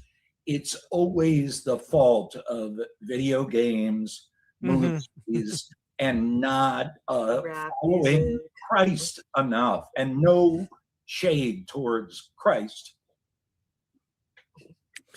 Yeah, well, it's like right. Just give them the bowling alley in the movie theater, for Christ's sake. You know, speaking of our good buddy Christ coming up next week, and I think that if again, you mentioned being one of the best movies about city planning. Look what happens when you don't.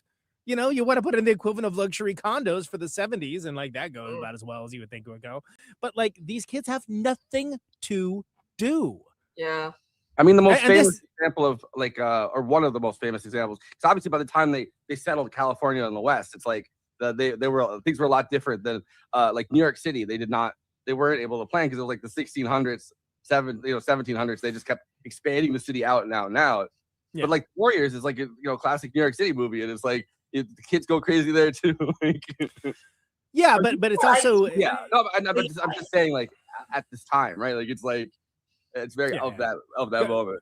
Go ahead, Adam. Curious, are you guys aware of like the early 70s to late 70s runaway situation where there were like thousands of kids? And there are movies that reflect that. You see it in Taxi Driver. There's a movie called, what's it called? 20th Century Foxes, with that's about runaways, and there was this rash of kids who were, connecting to alternative culture, music, and thought, and realizing they were in an abusive situation. Yeah, so they would all go to LA or New York. And when I was a kid growing up, this was well known that there were runaways at the bus station, the train station. But it's funny, I never hear anything about it. Even the movie Billy Jack, which I assume all of us are always thinking about. Billy Jack, with you always, just like those Jesus memes. Billy Jack, our friend Jesus. Billy Jack is not my lover. He's just a girl.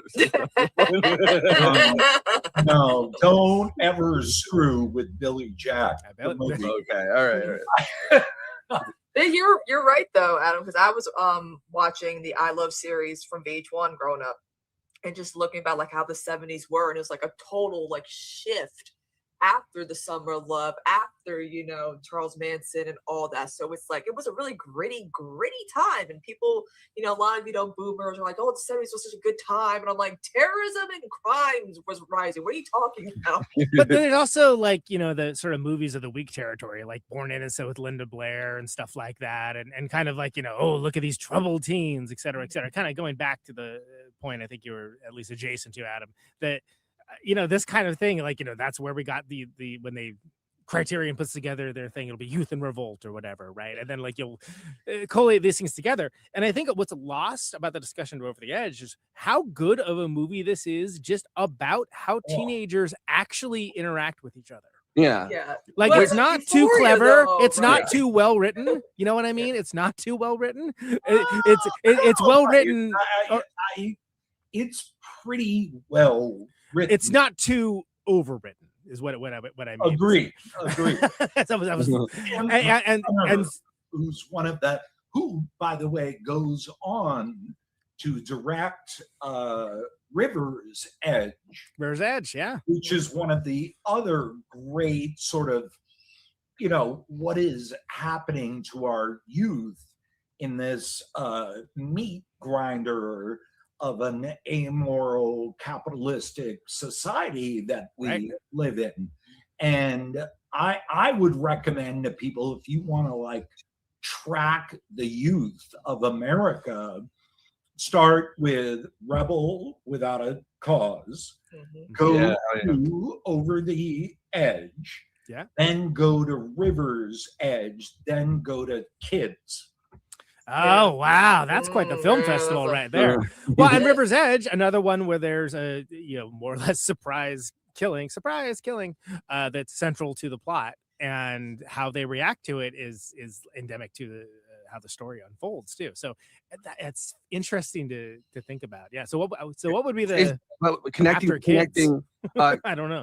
Connecting like the final boss of like Rebel Without a Cause is interesting because when they sent out Charles Hess and the two writers, Charles Hess and I forget the other Tim's Hunter, yeah. When they sent them out to go, they said, "Hey, we need a James Dean. Like we're looking for the new James Dean." And so they actually made that explicit connection. And then they met Matt Dillon, and they were like, "Oh, this kid who was telling them all about how he's from the wrong side of the streets." And they were like, "Oh, wow." But then they actually met his family.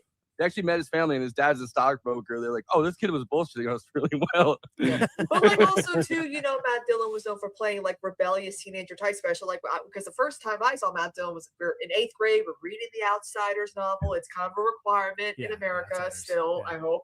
And my teacher was like, "Oh, girls, we're gonna watch the movie. You're gonna love. It's got Patrick Swayze, Bravo, and Matt Dillon." I'm like, ooh, and Diane Lane, I'm like, oh, but like Matt Dillon was kind of like, you know, a teen heartthrob at the time, and for the first few years, you know, he was playing those rebellious types. And it wasn't until he did like Drugstore Cowboy where people were like, oh, he could do like serious, mature roles. 4 years after this, right? Both Matt Dillon and Vincent Spano, who's also in Over the Edge, they both were in Rumblefish. Yep. Oh, that's right. Yeah. Oh, it's been years since I saw that. Boy. Yeah, people forget that that's another Coppola, because he was doing a few movies with friends for Coppola at the time. But then it's important to note that like this is where like it begins basically for that guy, and he's not even the primary character. He's just like the one that everyone remembers. Because I rewatched this a couple of years ago, so I had a recent enough memory of it, and of course I rewatched it for the show. But like when I rewatched it time before last, for some reason I had in my mind that he was the main character. It's like, oh no, it's the other kid. That's right. Yeah.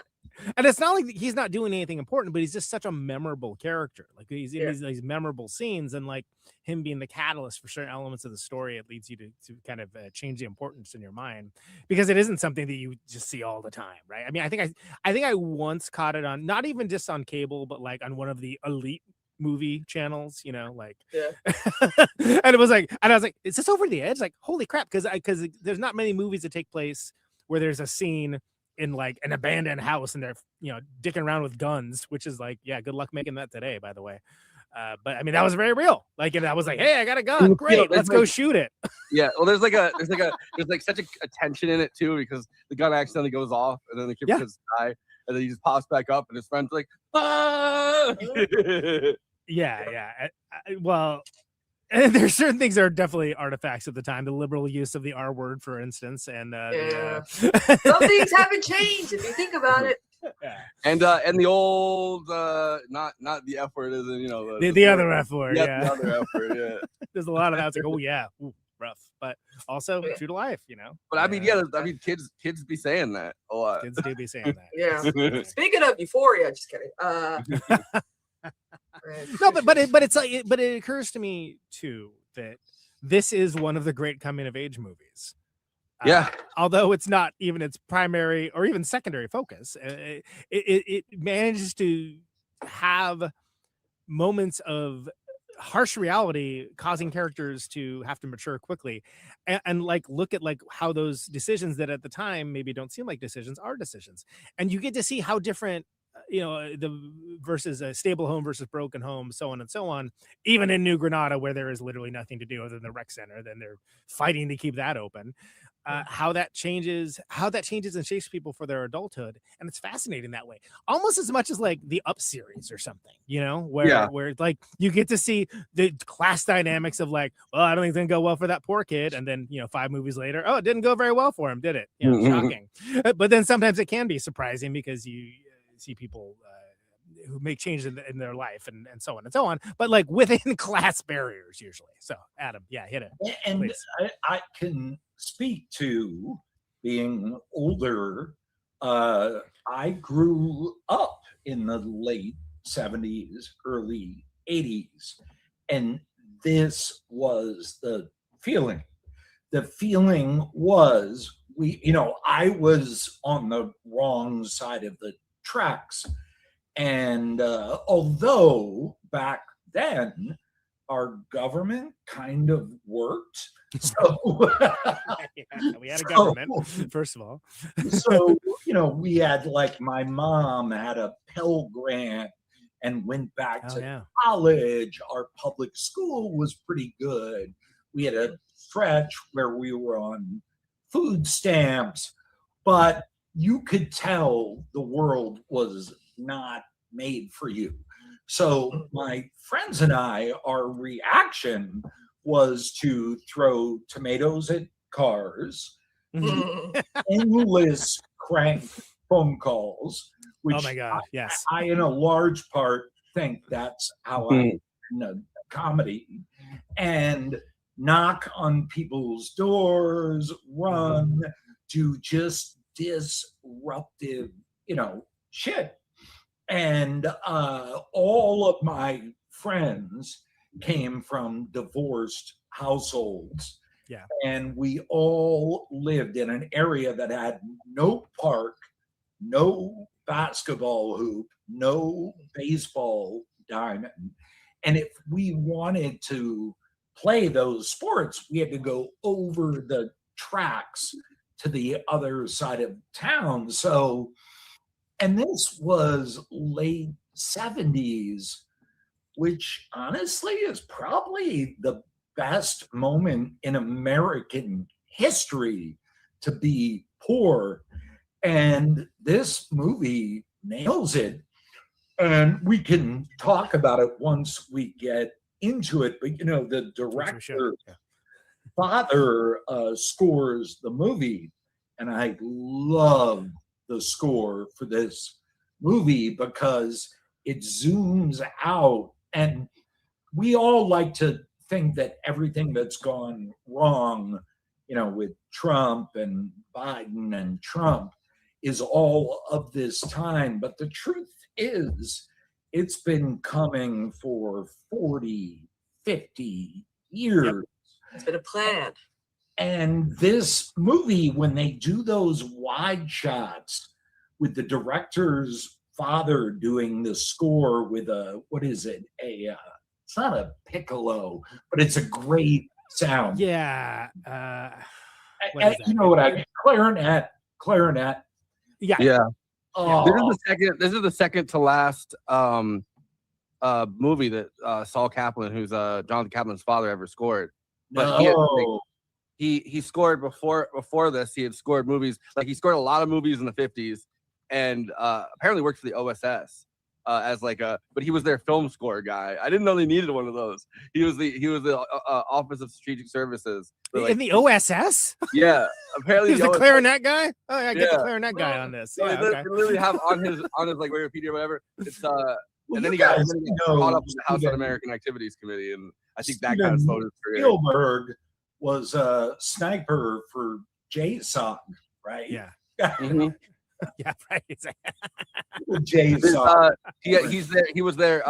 He composed music for the film units of the Signal Corps and the Office of Strategic Services when they made their like propaganda films or whatever. Wow. Wow, that's crazy. I'm the film score guy for the old OSS. Yeah. I've heard my best work, Triumph of the Will. Oh, okay. They're like, no, he brings down the Nazis because they can't. They're like, what is this? What is this crazy sound? Like a job's a job, you know. This is not polka. I don't like polka. There's a Weird Al up in here. You're starting his career then, right? Yeah, so that's so that's what Sol Kaplan is that who that is? Okay, cool.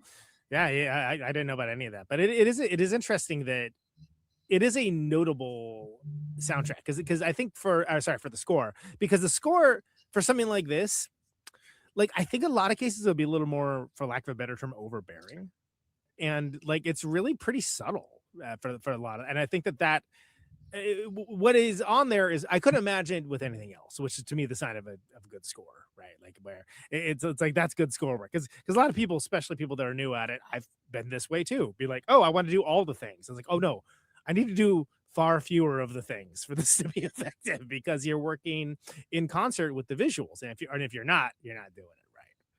There's a great shot in the movie, and I always remember it. The kids are in an abandoned, sort of half-built house where the financing fell through. By the way, how prescient is that? Yeah. I mean, basically America. And they leave after the almost shooting and they're dancing around. And there's a shot of them walking away. And it's a beautiful shot, big wide of this field. And Saul, is the dad's name Saul Kaplan? Yeah. Saul Kaplan. And this Saul Kaplan score comes in. And it's really the moment for me, even when I was like a 12-year-old kid, where you're like, oh, something bigger is at work here. And you could even say the same thing, and it's around the same time with Apocalypse Now, where those sort of shots of the jungle, the kind of wide shots with those sort of, I don't know what instrument they're using. It's kind of like a Asian xylophone. And it's funny, you don't see those sort of like bird's eye view philosophical moments in filmmaking pretty much ever these days, but they were super typical of the 70s. Yeah, and I feel like even in movies that are like, even people think of in movies that are more contemplative, like a Terrence Malick or something along those lines, which great, but it is so effective to give you an idea of the lived space. I just finally, for the first time, watched Ratcatcher by Lynn Ramsey, right? And it does such a great job of showing just how atrocious like the living conditions is, where there's trash everywhere because it's the middle of this garbage strike. There's poverty, there's sewage in the canal, there's no hope anywhere. And then you get this scene that like where he's in like this home, this council flat home that is being built, and it's framed like a movie screen with the window, and you see this again like Days of Heaven looking field outside that looks like a cartoon by comparison to like how ratty and tired everything else has looked. And it's so effective as a contrast. And it's one of those things like, have we lost that as an art? Do people forget how to do this? Do they not watch a movie before 5 years ago? What's happening here? Yeah, we stopped, once everyone stopped drinking out of the hose, they lost the ability to.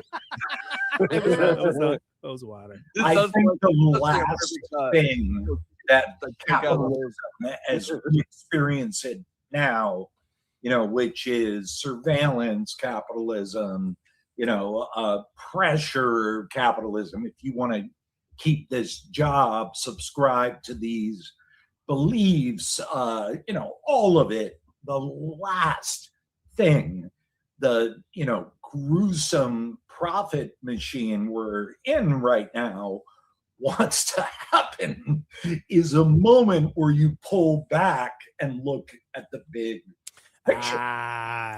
Yeah. I don't know. It's planned, right? Sure. I mean, that makes sense. It's planned just like how planned communities are planned. I don't know if it's planned. I mean, I think like the incentives that radiate off a big capital, we just took out a Jeffrey Epstein mini series. That's right. And we had Julie K. Brown, the reporter who kept that story, who broke that story, kept it alive, refused to kind of sit down and go, all right, it's over. And even though being almost assaulted by Michael Tracy recently. Yeah, Michael, Jesus, that dude. Yeah. What happened? And we had Laura Dern was going to play Julie K. Brown. We had a great script from a writer named Sharon Hoffman, and it was essentially the All the President's Men kind of version of the story, where she wouldn't give up and she had to start at like the base, and it's amazing. And every single streamer, network, studio all said no. Yeah. And I'm about 3/4 of them legitimately thought they were saying no because it wasn't good enough. And it's like these people that have internalized the sort of, gears and energy of big capital. And that's kind of the dream, is where like you're not even conscious of it. Right. I mean, You're self-censoring because you've been basically conditioned to think that way. Right? The incentives, the pushback, no offense against you, Conan Neutron, but it's like how you mention Pepsi every 5. Right, exactly. I was hoping it would be a little more subtle than that, but I don't appreciate being narked on like that. But hey, I do what I can. By the way, Pepsi, the choice of new generation. Right? Is that what it was? I'm trying to remember. We are the world. We're not selling a product. Wait, was Pepsi the one? Was Pepsi the one that stopped like the insurrection with the one? Yeah. The Pepsi. That's right. Okay. Pepsi. And they're like, wow, we don't hate black people anymore. It's like, was there ever a more Devo moment in modern history when that was like, wow, this is a real commercial, huh? Wow. It's funny when a commercial like that somehow becomes iconic, because like just viscerally the culture rejects whatever it is. Like so it's like they have to like be like, I don't know, this was just an interesting idea for a commercial. I was like, we hate you. We hate what you're selling. Yeah. And we hate the celebrity that's now. We now hate the celebrity that did it. Like the Gal Gadot "We Are the World" thing, right? Imagine whatever it was. I blocked it from my memory. Sorry. In a few weeks with Haunted, it will imagine there's no heaven. Cut. No, he's gonna say it. Imagine there's no God, though. That's the Gal Gadot.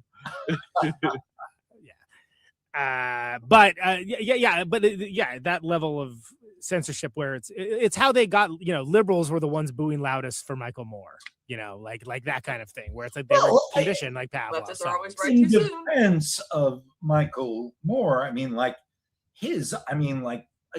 Roger and Me is a blueprint for what has happened to this country. And the Republican Party became an extreme right-wing party, and he tracked it.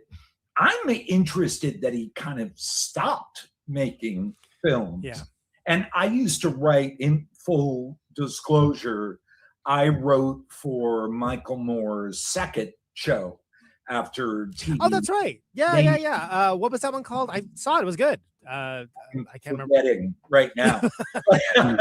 But anyway, I wrote. We'll get our top researchers on it. So I know Michael really well. Yeah. And he is pro-union, pro-universal healthcare. And I tried to get him to do other movies, but I wonder if the kind of congealed grotesqueness of the white American liberal and how they took what he said and what he was pushing and twisted it kind of keeps him away from making movies because but anyway, Moore is cool and you should have him. In fact, I'm gonna ask him if he will come please. I would love that because I'm not saying he's a perfect person. I'm not saying but he's cool. He gets it. That would be great. I saw him give a lecture in college. He came to our school and gave a lecture. I believe it was like 3 weeks before the 2016 election. And he came and he gave us this pretty dynamic lecture that was like, like Hillary sucks, but we got to do this. And it was like, I used to, and we're talking 25 years ago, probably. I used to email with him, and so I think it was an AOL address. If he has the same address, I might still have it. But, everyone definitely has their AOL. I still have mine, Sweet Carolina Girly at AOL.com, probably. But like the fact that he was just answering some kid, some dude, just some guy, and like we would have these like conversations. I was like, why are you talking to me? Like, I don't understand why you're talking to me. I'm going to keep it going, but why are you talking to me? I feel like a lot of people were like a kind of a dynamically inspired by like Chomsky's thing where it's like anybody. Oh yeah, he'll write back anyone too. Yeah. When it's like, and he, like literally I asked him a question, he just emailed right back and it's like, oh, you're doing this all day. Like Chomsky's god tier level of replying back for we sure. will definitely make room for Michael Moore on the show. And he's probably going to politely decline whatever you're asking him to do. It's like even people trying to talk shit to Chomsky, he would respond with like some kind of like long rambling reply. Yeah. But let's do this synopsis. Yeah. Anyway, enough about emailing random ass people. Let's talk about this. Let's talk about Over the Edge here. So Carl, Michael Kramer, his friends Richie, Claude, the AI Claude, Johnny. Tiger Thompson is a great name, by the way, for an actor. That's like the guy that plays Johnny. Are hanging out at the Rec, a recreation center for kids in New Granada, a planned community full of condominiums and townhomes. The Rec is pretty much the only thing in town for the children. As the homeowners association, by the way, classically evil phrase, the homeowners association. Totally forgot about the fact that nearly 25% of the population of New Granada is under the age of 15. Can I say? Real thing. That's actually real. That actually happened. That is based on true. Yeah, that's literally my town. Like everyone's so mad. Like I'm like, this is a retiree town. There's like nothing to do for like children here. And it's like, because all the young folks end up. I like that the response was basically, oops. Like what? That's yours. Okay, there's no plan. But like, there's also, it's ironic for the runaway crisis, foster city. It's like, like a lot of those kids probably became foster kids. But it's Conan, you could probably speak to this more than I could, but Foster City is by the San Francisco airport. Oh yeah, I know it well. I bought a used computer in it once. Of a guy off Craigslist. The funny thing about, because I was reading a little bit about it. The funny thing is, it's like they planned a city. City planning is important, obviously, but like they just didn't give any thought to the fact that there's a lot of kids there, but they created like an idyllic community for like quiet, like the kind of quiet adults that everything was pretty much reachable by kayak. You can put a kayak in the water. You can literally kayak to the grocery store. They have docks that they put up and everything. Like they have all of these like interesting things there, but like not the kind of shit you wanted. Like as someone that was but as a grown adult, it was great. Yeah, but like it's hilarious too because it's very close to. Well, now that's the upper end of Silicon Valley, but like San Mateo, there's Redwood City, there's a bunch of other communities just like that, but none of them made a planning error like this. And granted, yes, you are next to the San Mateo Bridge, so you could like head over to Oakland. You could like wouldn't be that far of a drive to San Francisco if you have a car. Which if sorry to break it to you, but not people that are working class often don't have access to a car. Also, not 15, like you'd be 16. So it's like even in that case, right? Like it's like it's like they're just under the threshold. So that's why it's a good change to place it where they placed it, because because unfortunately all this information would have to be front loaded that is frankly irrelevant to the story for being a foster city. As maybe one of the only times I've ever advocated for something that was set in the Bay Area to be set somewhere else. But it's like Colorado at the time was being built up. California had already been built up.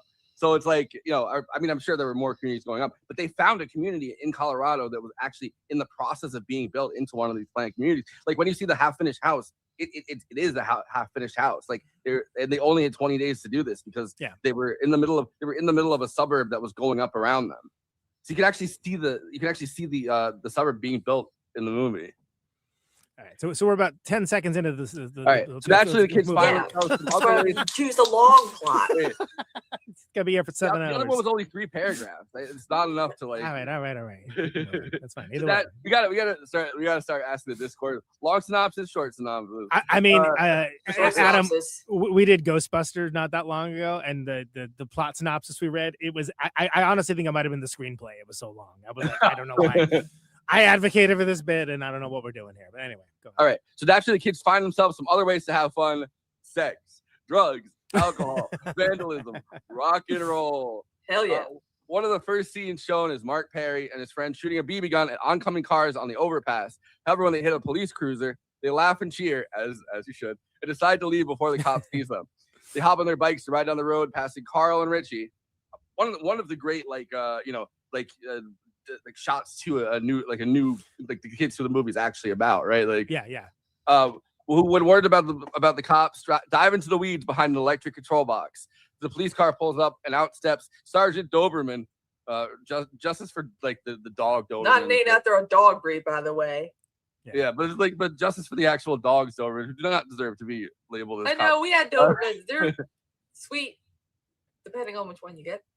Yeah, well, it was in chat, but Harry Northrop, who plays Sergeant Doberman, was having like a pretty crazy series of movies. Like he was in Taxi Driver, he was in. Like there was a somewhere in the chat. If you want to pull it up, there is a comment that has like a bunch of movies that he was in around this time. But the most hated cop in town, there really is always one. He sees the boys upon frisking, and they always look kind of like Harry Northrop. He sees the boys, and upon frisking them, finds a 3-inch pocket knife on Richie. He takes the boys to the station. It calls Carl's father, Fred Willett, played by Andy Romano, warning him about Carl's behavior. Here we go. Quite a run of film star Harry Northrop, Taxi Driver, Over the Edge, and Silence of the Lambs. He's in Silence of the Lambs, too. That's right. Yeah. I mean, you get the setup pretty effectively here, right? I mean, first of all, shooting BB guns at the cops. We made homemade napalm, but like, or allegedly, I think statute of limitations have passed. I don't know. Yeah. Like we moved on from using slingshots and like glass and cans. We're using BB guns now. And then what a heel move to be like, oh, cops are coming, better hide, and then like basically, letting them be your advanced guard to get busted. It's like, oh, it tells you everything you need about those guys as well as the Doberman himself. Yeah. Well, it's interesting that you can see that there's like levels of scummy to some of these kids. It's like each of these kids has like a different level of like Carl's obviously like the nicest out of them. It's like, but then everyone can agree that Sergeant Doberman sucks. Yeah. But there's always one of those. There's always one cop that people like kids kind of like more than the other ones, and then there's always one that they're like, oh, that's like let's just slide, like, oh, you kids are smoking that devil's whatever. Yeah, and it's like, oh, the street lamps are on his 2 dark eyes. You're still in this. It's fine. I get to talk about the counselor at the center, which by the way, I had the biggest crush on when I was like 12 years old. I was like, she's the coolest. But there was always that kind of lady, mostly women, sometimes men, in the late 70s, early 80s, who was like cool, got the big picture. And it was always contrasted by the local cop. So they nailed that dynamic. Like, did you guys have like a rec center? Like we have one in town that's where, you know, after school you'd like it's walking distance enough that it's like you walked there. You walked through the apple orchards and got to town and walked there. So when I was younger, I lived in Worcester, Massachusetts. Oh, did you ever cross paths with Sam Cedar then? Did you cross paths with Sam Cedar? Because that's where he's originally from. Oh, all right. And Worcester was rough, and we had a boys' club, and you would think, oh, that's great, but no, it was just where all my friends boxed, and we would go to boxing matches. But when I moved to Pennsylvania, we were in this kind of scrungy little town. We had nothing. There was no boys club, no park. And so there was an art teacher who was like an ex-hippie who was really cool. So I always remember her. But that dynamic they capture in the film is perfect. Spot on. And my mom was a little bit of an ex-counter, and not really a hippie, but counterculture person. So when I got in trouble for throwing tomatoes at cars, she went up to the local police and was like, don't you have anything better to do? So that kind of energy was going on. So the opening of this movie, when I was watching it with my 12, 13-year-old friends, we were like, yes. And right, because it's an adult who actually seems to give a damn about what happens with the kids, and that they have a place that they can be at and be themselves and not constantly hassled or harangued or forced into indoctrination ceremonies, more or less, right? And agreed. I caught the tail end of that. You know, I'm Gen X, but just barely, and like that was like on the outs already. when I was a kid, I got to see a little bit of it. It was great. Yeah, and then Reagan shut that all down. Yeah, there's like a thing too where it's like I feel like the more suburban a town is, the more hard ass the cops are, because they don't have anything to do. You know what I mean? It's like a lot of guys. As someone who tours for a living, I can guarantee you that that's the case. Because when you're on tour, man, what I tell anybody is like, stay on the freeway. Do not take rural roads if you don't have to. And if you do not speed. Whatever you do. Yes, when we're going to like the coast, like to Beaufort, there's all these little small towns, and my mom was warning me, like, don't go above 30 or 35. She's like, it's fine. And then of course she goes like 36, and she gets pulled over. It's like, no, because that's probably the only. They still have quotas. Yeah, they still have quotas, and it's one of the only things that actually brings revenue into the town a lot of times, especially with desiccated, workforce and whatnot. Anyway, that wasn't your point, Kristina. Go ahead. No, but I'm just saying, like, that's kind of like how, like, growing up, like, I guess, like, in the borough, in the township, like, everyone knows each other. Like, if everyone would know what you got in trouble with by the end of the day. But, like, a lot of the kids that my dad bullied ended up being cops. And they always hang out for him. And it's like... well, there you go. You want cops? Because this is how you get cops. We're only in one. Jesus Christ, we're like one paragraph, maybe. Yeah, we're in one paragraph. Please keep all going. right. Fred is a local Cadillac salesman. Classic 70s job, I feel like. Oh, yeah. An upper middle class job. Before getting Doberman's call, is talking to Jerry Cole, president of the Homeowners Association. Fuck you. About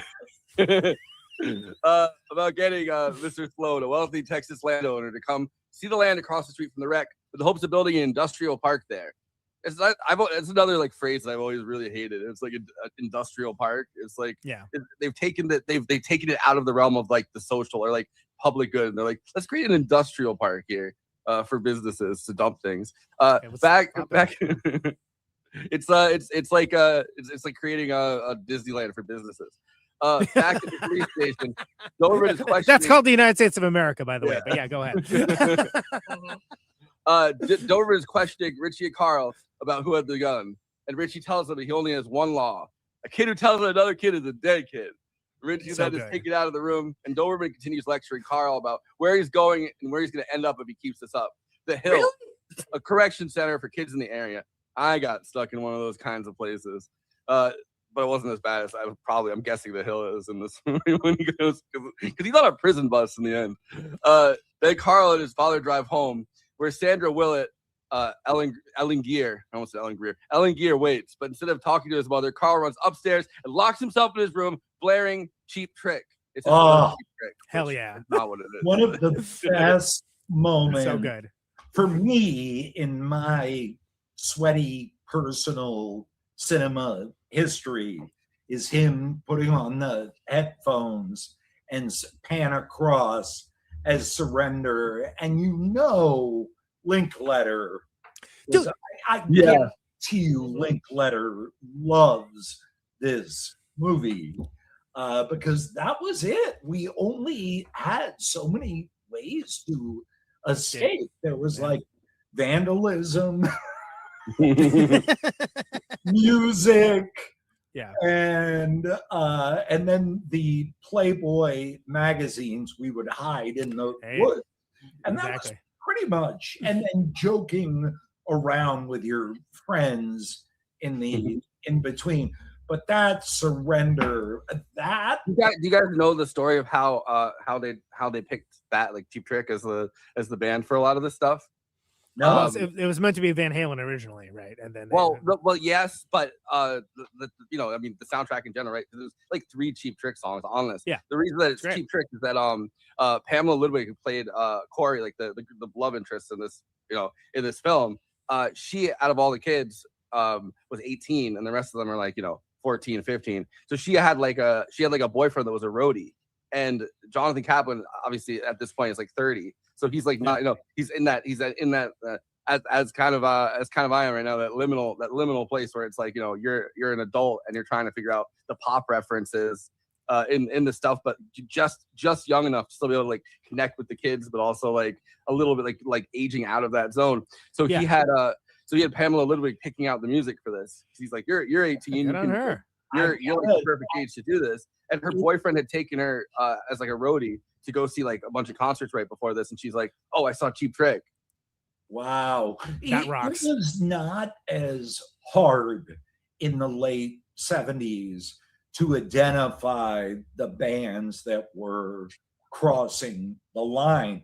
Now, you have that kind of corporate pop music sphere, but underneath that, there's so many things. Back then, it was really clear who the bands. It was like the Cars, Styx. It was obviously they could not get the rights, but like Led Zeppelin was it. Like if you went to a keg party in the woods, they would always be playing Led Zeppelin. So there weren't really that many bands, and no one was cool enough at that point to be listening to the Ramones, New York Dolls. Right. Yeah, as much as I love television, when I see a modern movie and someone's listening to television, I'm like, come on. Never. Did you live in New York? Yeah, like down the street from them? 6 blocks on the, right, exactly. Come on, so no way. It was like, I remember being in 5th grade, 6th grade, and the song Renegade from Styx came out. Yeah. And they were the worst kids in the school that were listening to that. There were like 3 of them. Yeah. And I was like, that's fucking cool. Right. Oh, no. Aspiring woodshop majors. Yeah, exactly. Well, everyone knew it wasn't this kind of like, are you into Jesus Lizard? Are you into screaming females? Are you into right? There are like 100 bands. Back then, it was like there were like 6, the Who a little bit, but mostly Led Zeppelin. Yeah. They had a Van Halen was going to be the band that did some of them they did Van Halen in this, but they had Light Up the Sky was written as like part of this Paramount deal where they had a bunch of songs that they were going to give to. One of them was going to be given as the theme song for this, Light Up the Sky. Oh. And then Van Halen turned around and went, they saw the movie and went, yeah, I think we're going to put this one on the album. Yeah, which is an interesting story. Van Halen is a tricky band because there's no doubt, because of Eddie Van Halen's guitar playing, that they are a kind of harder band. They were cool, no doubt, but ultimately kind of without purpose, kind of party band. I mean, the idea that they could watch this movie and be like, and have some critical thinking to that it. is a bad moment for Van Halen.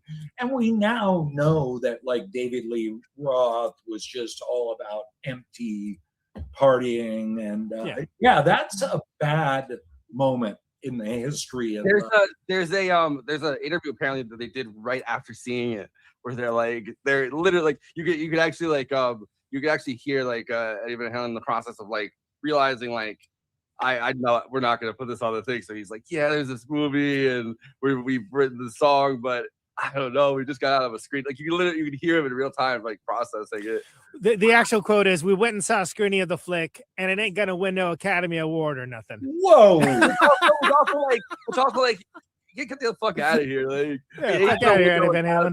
Oh, you think you're an Academy? You think you're an Academy Award level artist? It's like also right away you have shitty taste.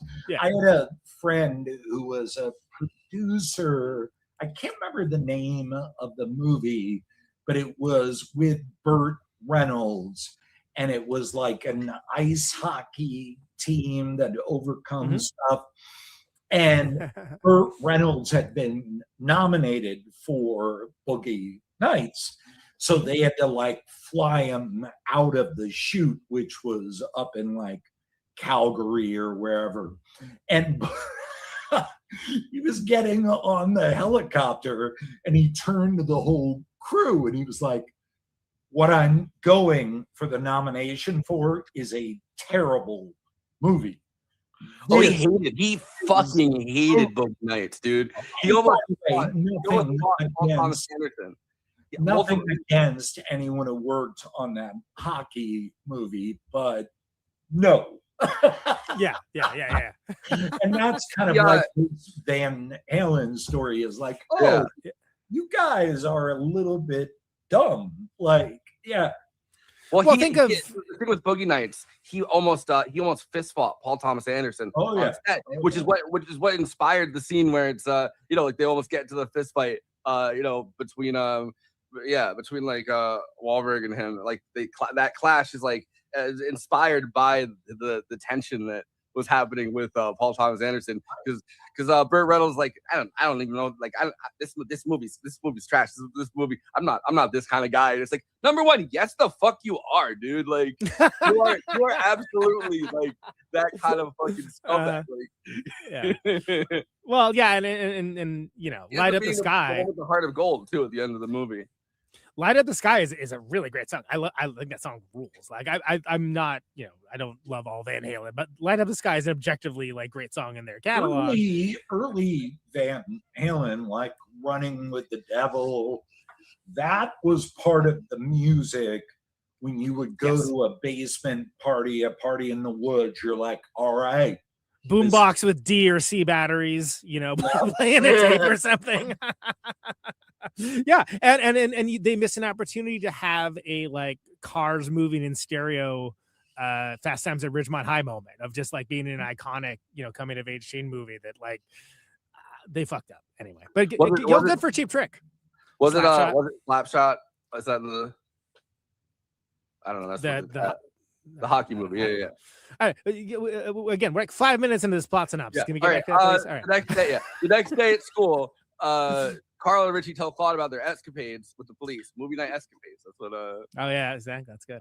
Claude announces that he took speed to prepare for the upcoming test. He then looks. I love this part of it. He then looks at the slide of a painting. Instead of seeing the actual painting, he sees this mangled, hard thing. That could have just been the painting, but they go to the assembly. So he actually takes acid before his test. Yeah. I got some acid. You want some? Yeah. That his test is about Hieronymus Bosch. That's right. Hieronymus. Yeah. Bosch. Yes. First subject to be on acid for. Yeah, it's such a killer scene. Amongst that type of scene in those types of movies, it's amongst the best for that alone. Well, it's also like, I don't know, it's such a classic like high school kid thing. It's like you sell the wrong drugs to the person. They're like, oh, don't worry, dude, this is fun. This is speed, and it's like clearly acid. And the kid's like, well, I bought this speed. And like takes a tab. It's like, I don't think that's what speed looks like. They go to an assembly about the recent vandalism on the highway, where Carl gets a look at the love of his life, Corey, who's absolutely crazy about. Later after school, Carl's getting dressed to go out, once again listening to his music, only this time it's the Ramones. When Carl is rock and roll high school, and asked his father about the land across from the wreck, but upon getting an answer different to what he wanted, he leaves for the wreck. I'm going to the wreck. I'm out of here. Yeah. It's great. Great Ramones placement. I'm a teenage lobotomy. Great. Like Ramones are the soundtrack for this era of suburban ennui. Punk. Yeah. Because can you give me like a quarter second to get through this? So like with them, somebody accurately pointed out that it was all I don't want to this, I don't want to that, and the first song they wrote about they want to do something is now I want to sniff some glue. Yeah. Of all the things you want to sniff, why not Sharpies? The Ramones and like Black Sabbath are entirely the result of poor city planning. Yeah, we wouldn't have them without it. Yeah, you're right. Yeah, exactly. Tony Iommi would still have his little finger, like those parallel worlds. If only they had a park and a kids club. Yeah, absolutely. Yeah. Absolutely. Conan, I have one more paragraph, and then I'll pass it to you. Okay. But this is really long. The rec closes at 6 p.m., but that doesn't stop the kids from having fun.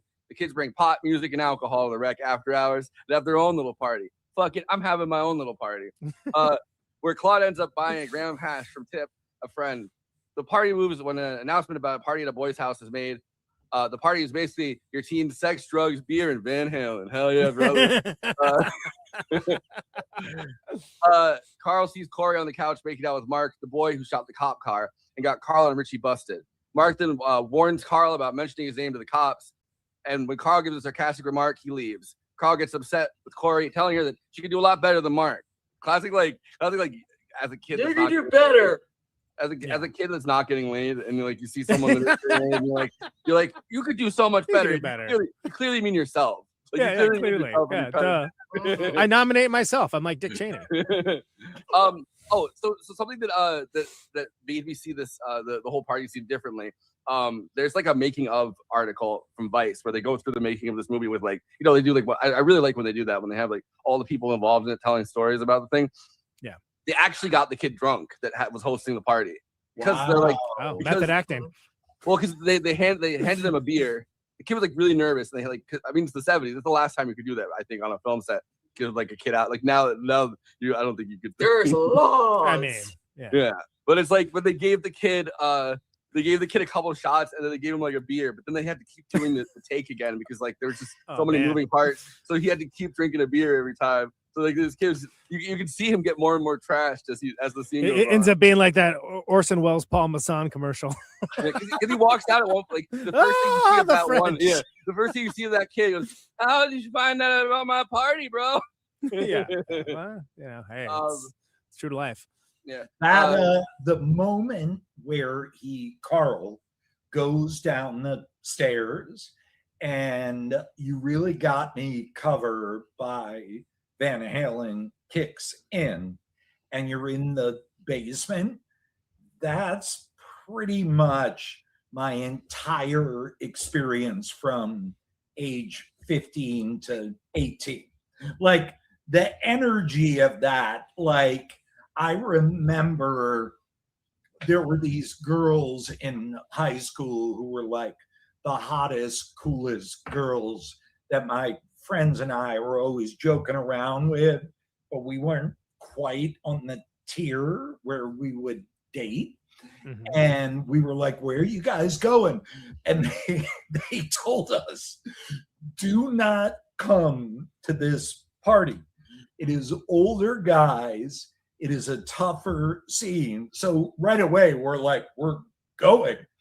And we showed up in my black and gold Gremlin and went into the party with like 4 wine coolers back when wine coolers were an option. And we were all buzzed, and the whole party was like 3-4 years old. They were like dudes with beards. There were like guys with wedding rings, and they all wanted to beat our ass. And we had to run out. And my friend Tim took the wheel of my Gremlin and smashed into another car. Oh my God. Took off. I mean, it was Linkletter. Yeah, I want to see this movie. This sounds great. Yeah. Are you writing this? Are you writing a script for this? Like days, there were like 20-year-olds hunting us. And so that moment when Carl goes down the stairs, perfection. Yeah. Perfect. Like I mean, I still live in this town, but the town that I live in, like the only real like big economic engine is like the college. Like it's a town that's like built around a college. So in high school, you'd like try to go to like you'd try to gate crash fucking college parties or like frat parties as like a 16 or 17-year-old, and every single time they'd be like, oh, these are kids that are trying to come. These are like, children. Get the fuck out of here. You're clearly high school students. You're not in college. Oh, what's your major, buddy? Like, by the way, I'd like to welcome our new sponsor, Bartles and James. Bartles and James wine coolers now available. All right.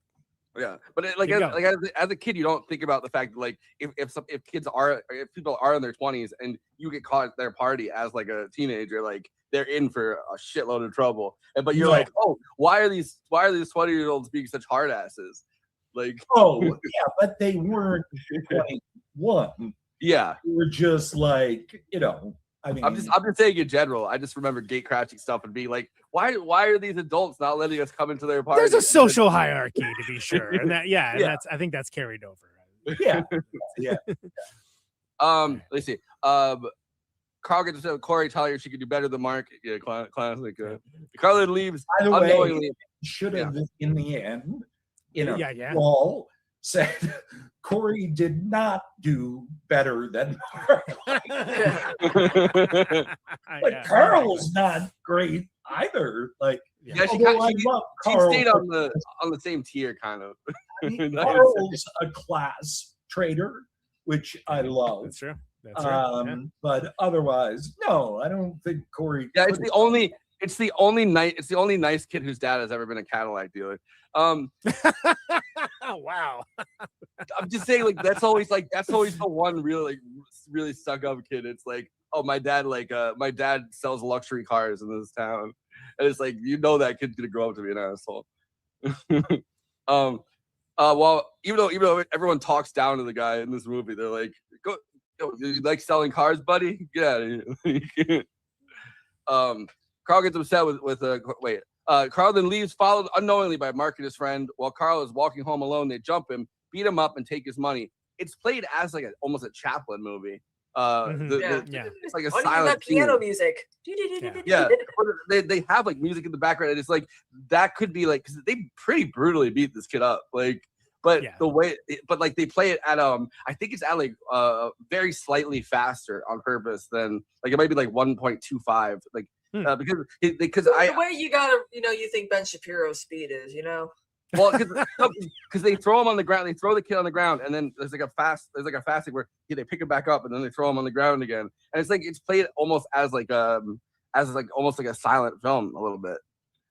I remember it as one of the moments where the film is taking a step back and the score kind of gets into the light. I had never seen a beatdown filmed like that when I was like 12 or 13. I was like, wait, why is this emotional and profound?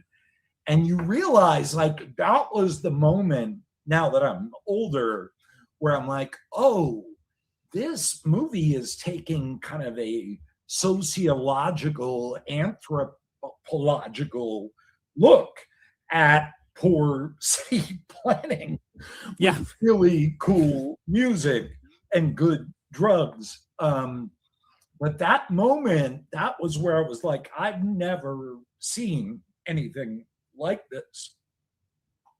It's also like there's a almost it's like brutal. I'm trying to think of like the phrase. There's like a phrase for it, but it's like kind of birth by fire or whatever. Like the first time, if you like the first time you get jumped, kind of, or get into a fight like that and get kind of bloodied as a teenager, it's like it's one of those moments where number one, like it's scary before that to think about like getting beaten up, like, but like there's a point I feel like where you do get beaten up and you get bloodied and you realize like I can make it through this at least. Like it hurts like a motherfucker, but like just wanted to say Adam is the man and this squad is the best. Thank you. Hell yeah. Thank you.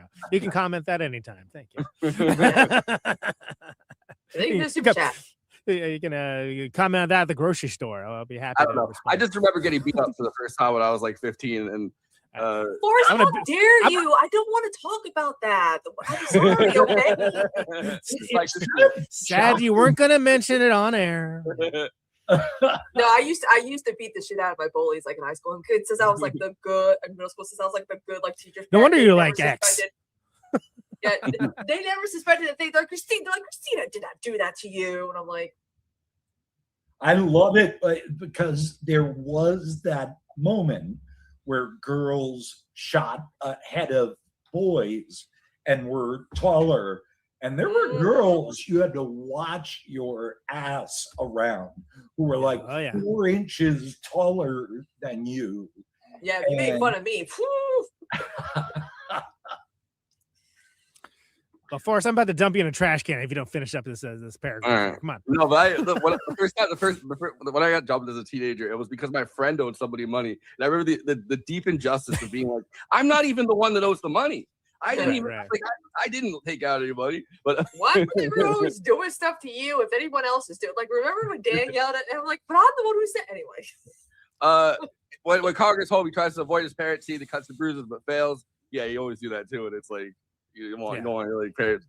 But Carl gets questioned, but when refusing to tell them who jumped him, runs upstairs and locks himself in his room. Fred and Jerry Cole, fuck you, Jerry Cole, talk about making sure the wreck is closed the next day when Sloan comes to visit. Chris Murphy's coming, Sloan's coming to visit. You know, yeah, that's gonna end well, right? It's great. They're coming over to Canada to play at the rec center. Sorry. The next day at the rec, everyone's talking about Carl's event, but he only releases the names. Release the names, Claude, Richie, Johnny, and Alan, another friend of theirs. And while they're talking, Julia, the rec counselor, again, great character, goes outside to talk to Doberman about the rec staying open. This is kind of an underrated scene because, again, these kinds of things being so important for not even just at-risk youth, just youth in general, to have a place to go and hang out with other kids that is not school. Like it really is something that we need to bring back. There's a socioeconomic part to this too, where they're trying to sell the industrial park. It's not like they're closing the rec center for the day because they're trying to make it look good for the Texas oil businessman or whatever that's trying to buy the industrial park. And it's like they're perfectly willing to throw these poor kids to like the wolves. Yeah. Or like, the middle class kids to the wolves. Well, also, you remember that like 20 years ago, there would be an argument like more police means less crime. Well, statistically, and according to the data, that has been completely disproven. The more money you put into after school programs, parks, like, I mean, beyond any doubt, Touching grass actually helps. Yeah, stop crime. just fit for kids to do. So, like, you really see it here. By the way, I'm going to argue that a new villain emerges with the Texas developer. Sure. Which is a villain I've talked about many times. You see this villain in The Wire, in A French Village, and all these different great shows and movies, which is blind careerism. And Carl's dad has it. Absolutely. By the way, I want the only thing more cops leads to is more Candy Crush. Okay. I know. It is kind of like this villainous force, but also like every character within this dynamic is talking down to the other characters. Like the Homer, like Jerry, the scumbag Homer Owners Association guy, talks down to Carl's dad constantly. The Texas guy talks down to the president of the Homeowners Association. Each guy desperately wants the other person to accept them. As an adult man wants the other person to accept them for economic and social reasons. But like each person is clearly being condescended to by the next person up on this chain. All right. Doberman goes inside and searches Claude, finding the gram of hash in his pocket and taking him in.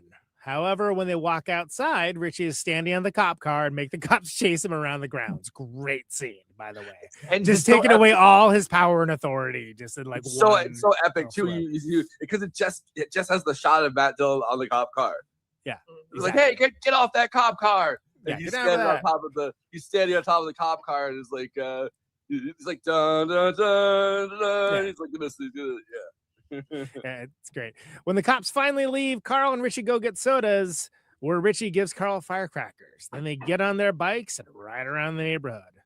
Where Dude, they find when you got firecrackers as like a teenager, it's a good day. That was like a great that would be a great day. It's like there's so much stuff you could do with them. They find Corey and her best friend Abby running out of a house carrying a plastic bag. They stop him and grab the bag, finding a gun in it, which the girls stole from the house. Then they all go to a half-finished town home, which Carl and Richie call their condo.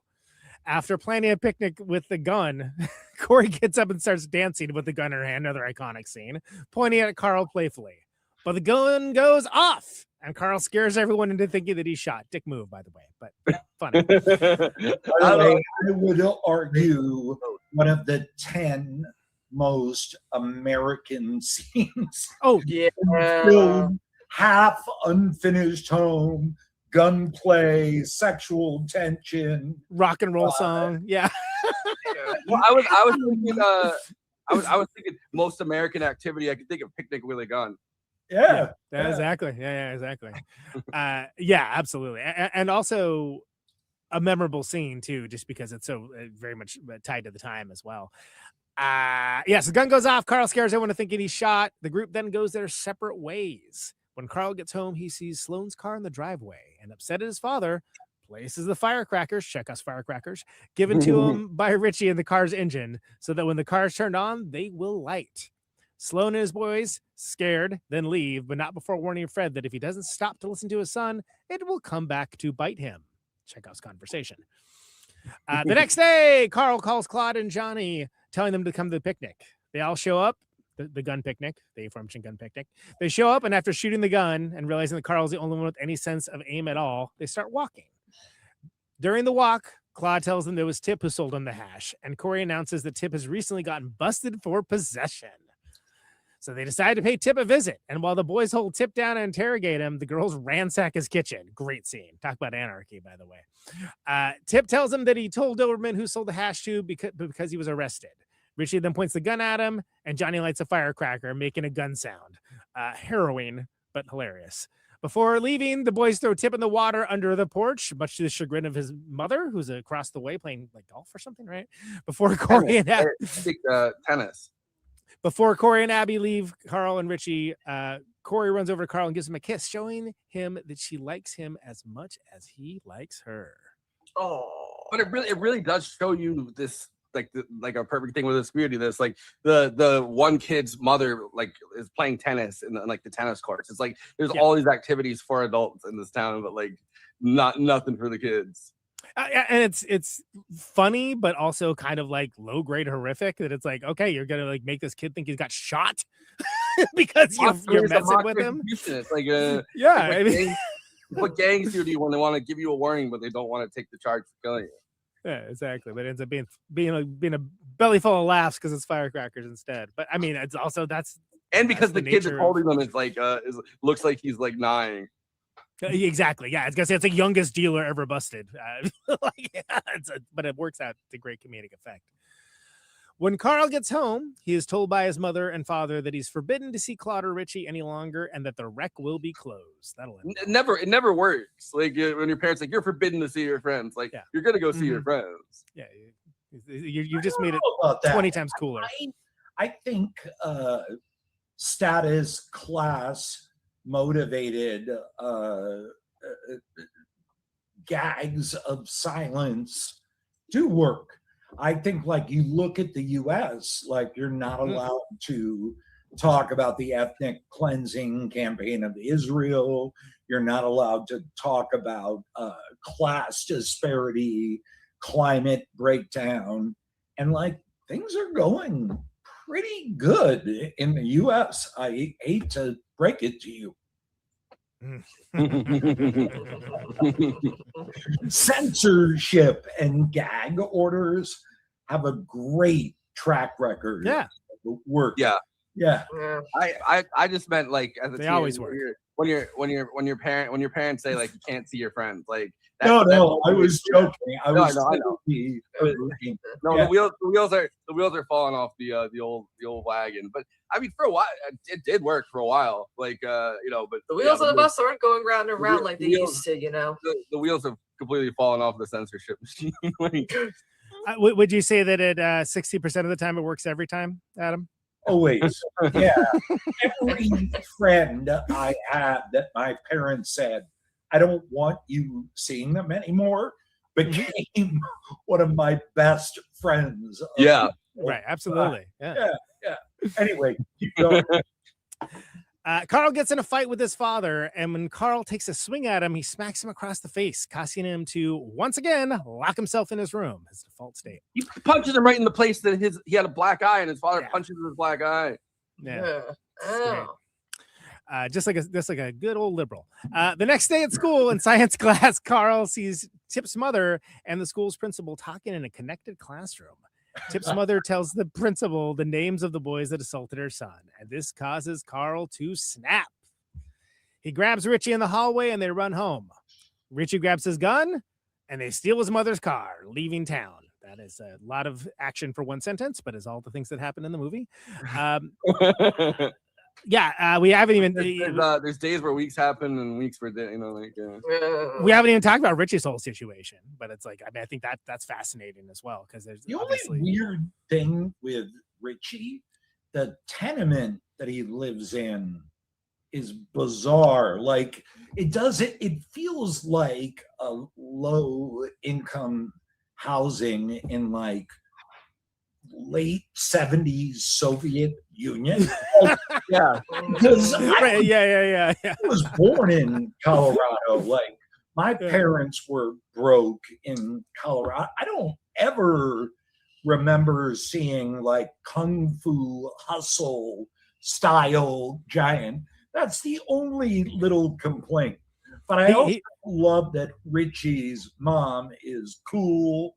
She gets it. Like, you can feel the kind of left wing versus centrist right wing kind of the energy, which we all know now comes to an awful fruition.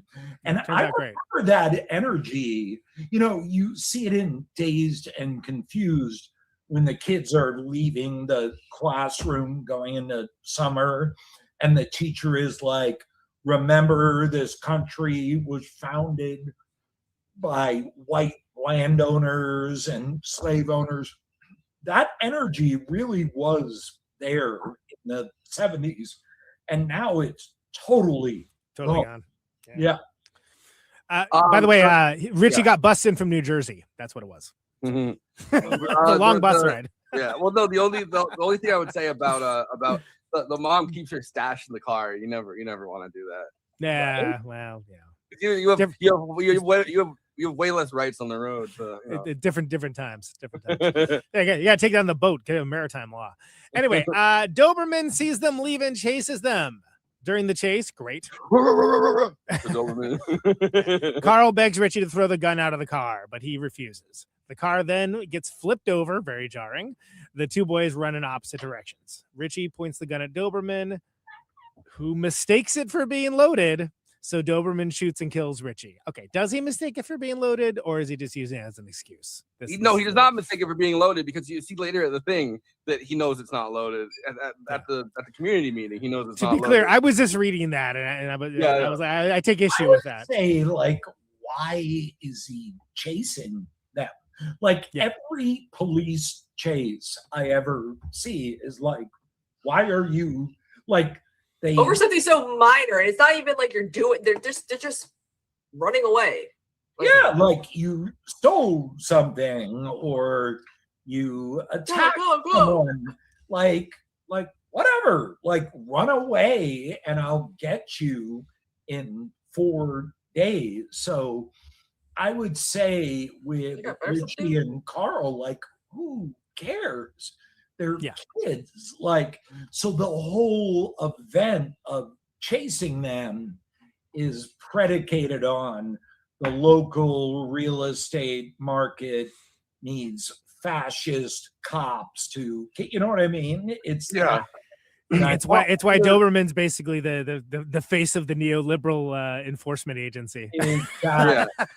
Well, and it's also why, like, you know, like little reforms like body cams are kind of sometimes completely like bullshit, like, because you don't have the context of, you know, like there's a lot of context in this movie. Originally they get busted by the Doberman story, right? Like, they get busted by the cops. The cop is already harassing them at that point. Clearly has it in for Richie, and has it in for Carl because his dad's the Cadillac. He's like trying to scare him straight, and like so. That dynamic already exists, and then Richie jumps on the car, and that's the moment that the cop's like, "Yo, if I ever see this kid," and I have it's a grudge. It's a grudge. He's looking to reclaim his what he feels is his stolen honor and stolen respect. Whereas he had kids, man.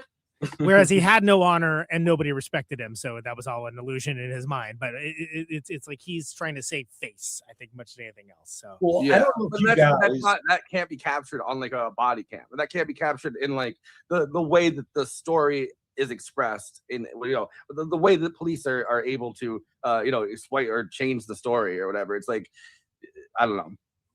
I don't know if you guys know, but there was a kind of sideways sequel to this movie, kind of the way like Tin Men is a sideways sequel to Diner, where it lives in the same world, and it's called the Ballad of Doberman, and it's about kind of like a prequel about how Doberman became a cop.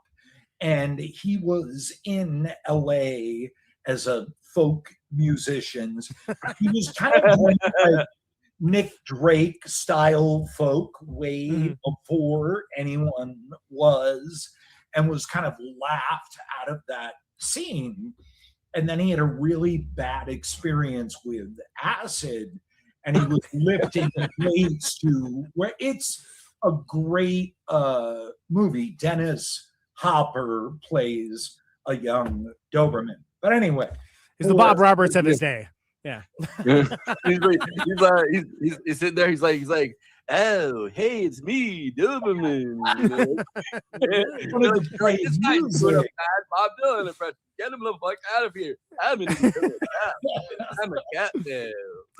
I like the idea of him being more like Nick Drake, because that's even like less believable. Like, we have Harry Northrop doing a Nick Drake impersonation. Great, I'm in. Say less. I'm watching. Something about Harry Northrop's face reminds me a little bit of like, it's almost Andy Kaufman-esque. Okay. He's got those wide eyes, and like it's just something about his face that like reminded me of. Yeah. Interesting.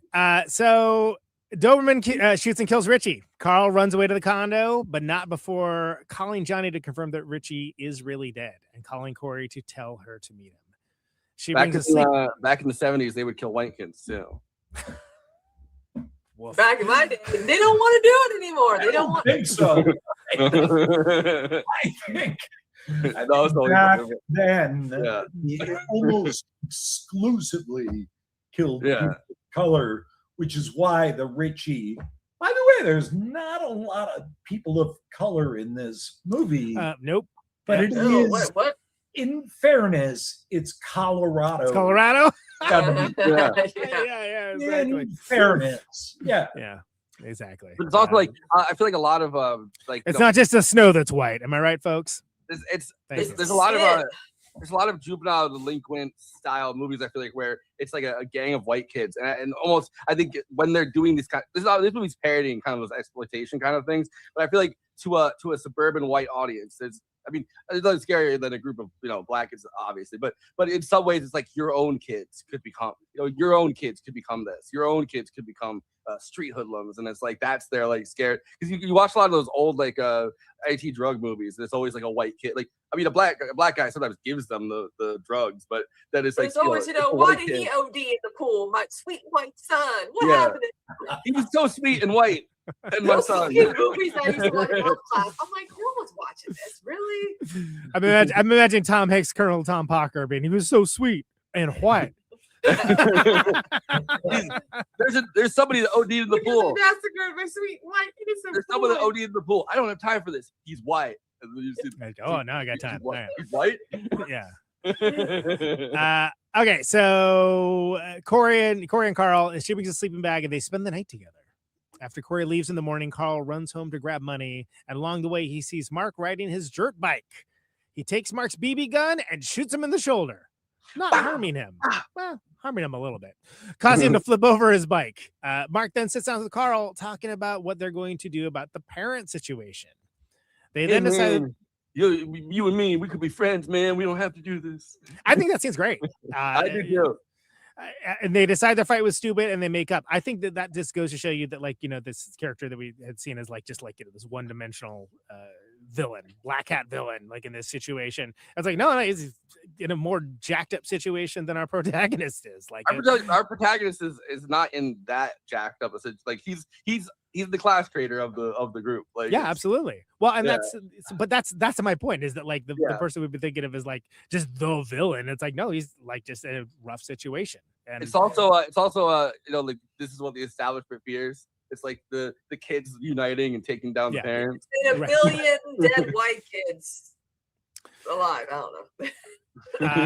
They say their fight was stupid and make up. Then Carl goes home, and upon climbing into the house through an upstairs window, he sees his mother on the phone with his father about a big meeting at the school that night to talk about the new trend of violence with the children. He locks himself in his mother's room, gets on the phone, asking of his parents if they wish he got shot too. You wish I got shot too? That's like kids be like that. Kids be like, I bet you wish I got shot too. And it's like, and there's two ways. Parents clearly don't wish you got shot too. Come on. Yeah. It's well, I mean, look at in Home Alone. He's like, I wish I had another family. She's like, well, you might get your wish. I wish I had another family. And then the angel comes down and and then suddenly he's on the Cosby Show. This family's not even the same race as me. Why is Bill Cosby my dad? I'm white. You probably would have preferred it. Put the damn pants up is what he would say. I know what I said. Kristina, you want to take us home? Yeah. So after leaving his home that night, Carl goes to the rec where all his friends are. They then make a plan to show the parents that they need to listen to them, lock them in the school's auditorium, and wreck the school. Hell yeah, that'll definitely do something. That's a quick 2 sentences for like a very crazy part of the movie. Which is, I like how this has a lot of excess details when it's like stuff where nothing's happening, but then once it happens, it just goes. Well, and this is you talked in the intro for us. I'm glad you threw it in here. Was that it was an partial inspiration for the Smells Like Teen Spirit video. Yeah, and it absolutely is. It's like basically the kids taking over the school, right? And like that. This is, but it's way more. This is way more. There's flames. There's it's when the movie kind of leaves the realm of the actual story of. I mean, well, there was a big parent meeting in Foster City, like that is. Yeah. But the kids kind of story, like it kind of at one point leaves the realm of the of like the actual story that because it's 2 guys that are like hearing a story from a bunch of kids, and that's their screenplay is like that's how they wrote the screenplay. That's where they got like inspired from. But it's like that's where it leaves the realm of like the kids told me this story. It goes to like we need an ending for this movie, like. Well, because I think one of the more important, forever, because one of the more important scenes is you have Mark and like his people come up and you're like, uh-oh, like what's going to happen? And it's like, oh no, they're all aligned basically against the parents, know, and like that's you unite and you throw off your oppressors. Well, yeah, I mean, to a certain degree, we can talk about the nature of the oppression in question, but like, I think it's a very powerful moment where you have, people putting aside their differences, kids in this case, to unite against the common enemy, the parents, as we all know. Yes. We're going to abolish bedtimes. We're going to abolish curfew. But I think it's also important to remember at the time this movie came out, like, class solidarity, left-wing politics, like those were still in the air. Now we know the left wing has no institutional power, no footprint in wide, mass media. But back then, like I can remember Gil Scott-Heron, the last, like this stuff was. And so this ending at that time was powerful, and it hit us like, hey, you better watch out for us because we are not compliant. We're not going to put up with that. We're not going to take it. Oh, wait, that's a little too early. Oh, no. Well, that was written originally by a working class band from the UK. And then America, it was covered by a crappy American sort of commercial band. But that was the kind of the energy. So this ending, like it hit in the late 70s, early 80s. I mean, it still hits now, but it's like even more so just because you're not used to seeing things go that direction where it's like, oh wow, they're what's going on? They're using bike locks to like lock them in. That's crazy. Yeah. I thought this movie was going to take a very Carrie direction. Oh, sure. Brian De Palma, split shot. Let's go. There's like you have like a yeah. The moment of the entire movie is when they blow up the homeowners association. Yeah, fuck the homeowners car, because that's like his childhood dream that he's forcing and ignoring these that, and it's kind of played as a little bit sad, which I like. Once again, I love the score for this so movie good because it's never one way or the other. But that, to me, that car, I mean, we did it in a ridiculous, cartoonish way in Step Brothers with Richard Jenkins' dream of sailing around on his boat. And it's like, hey, dude, you haven't even raised your son. You want to leave on this boat for this? And like when you see this moment in the film where that vintage car is blown up, are you sad, or are you like, let it go, do the work that needs to be done now? Anyway, it's homeowners associations too are such an interesting feature of like the American ideology kind of, because well, number one, like the reason you can't chop down this dead tree. It makes the yard beautiful. Keep it. What? But no, like the reason for homeowners associations originally is racial covenants. A town government is not allowed to do that kind of racial covenant under the law, but a homeowners association absolutely is, as long as you don't codify it. Like, and it's the same idea with like if government's boot is on your neck, you're like, in America, right? You're like, oh, fuck this government. But then you'll create these entities and structures that overregulate everything. As long as it's not technically like a government structure, everyone's like completely cool with it. It's like, it's like I can do whatever I want with my property, but this corporate entity says I can't. So.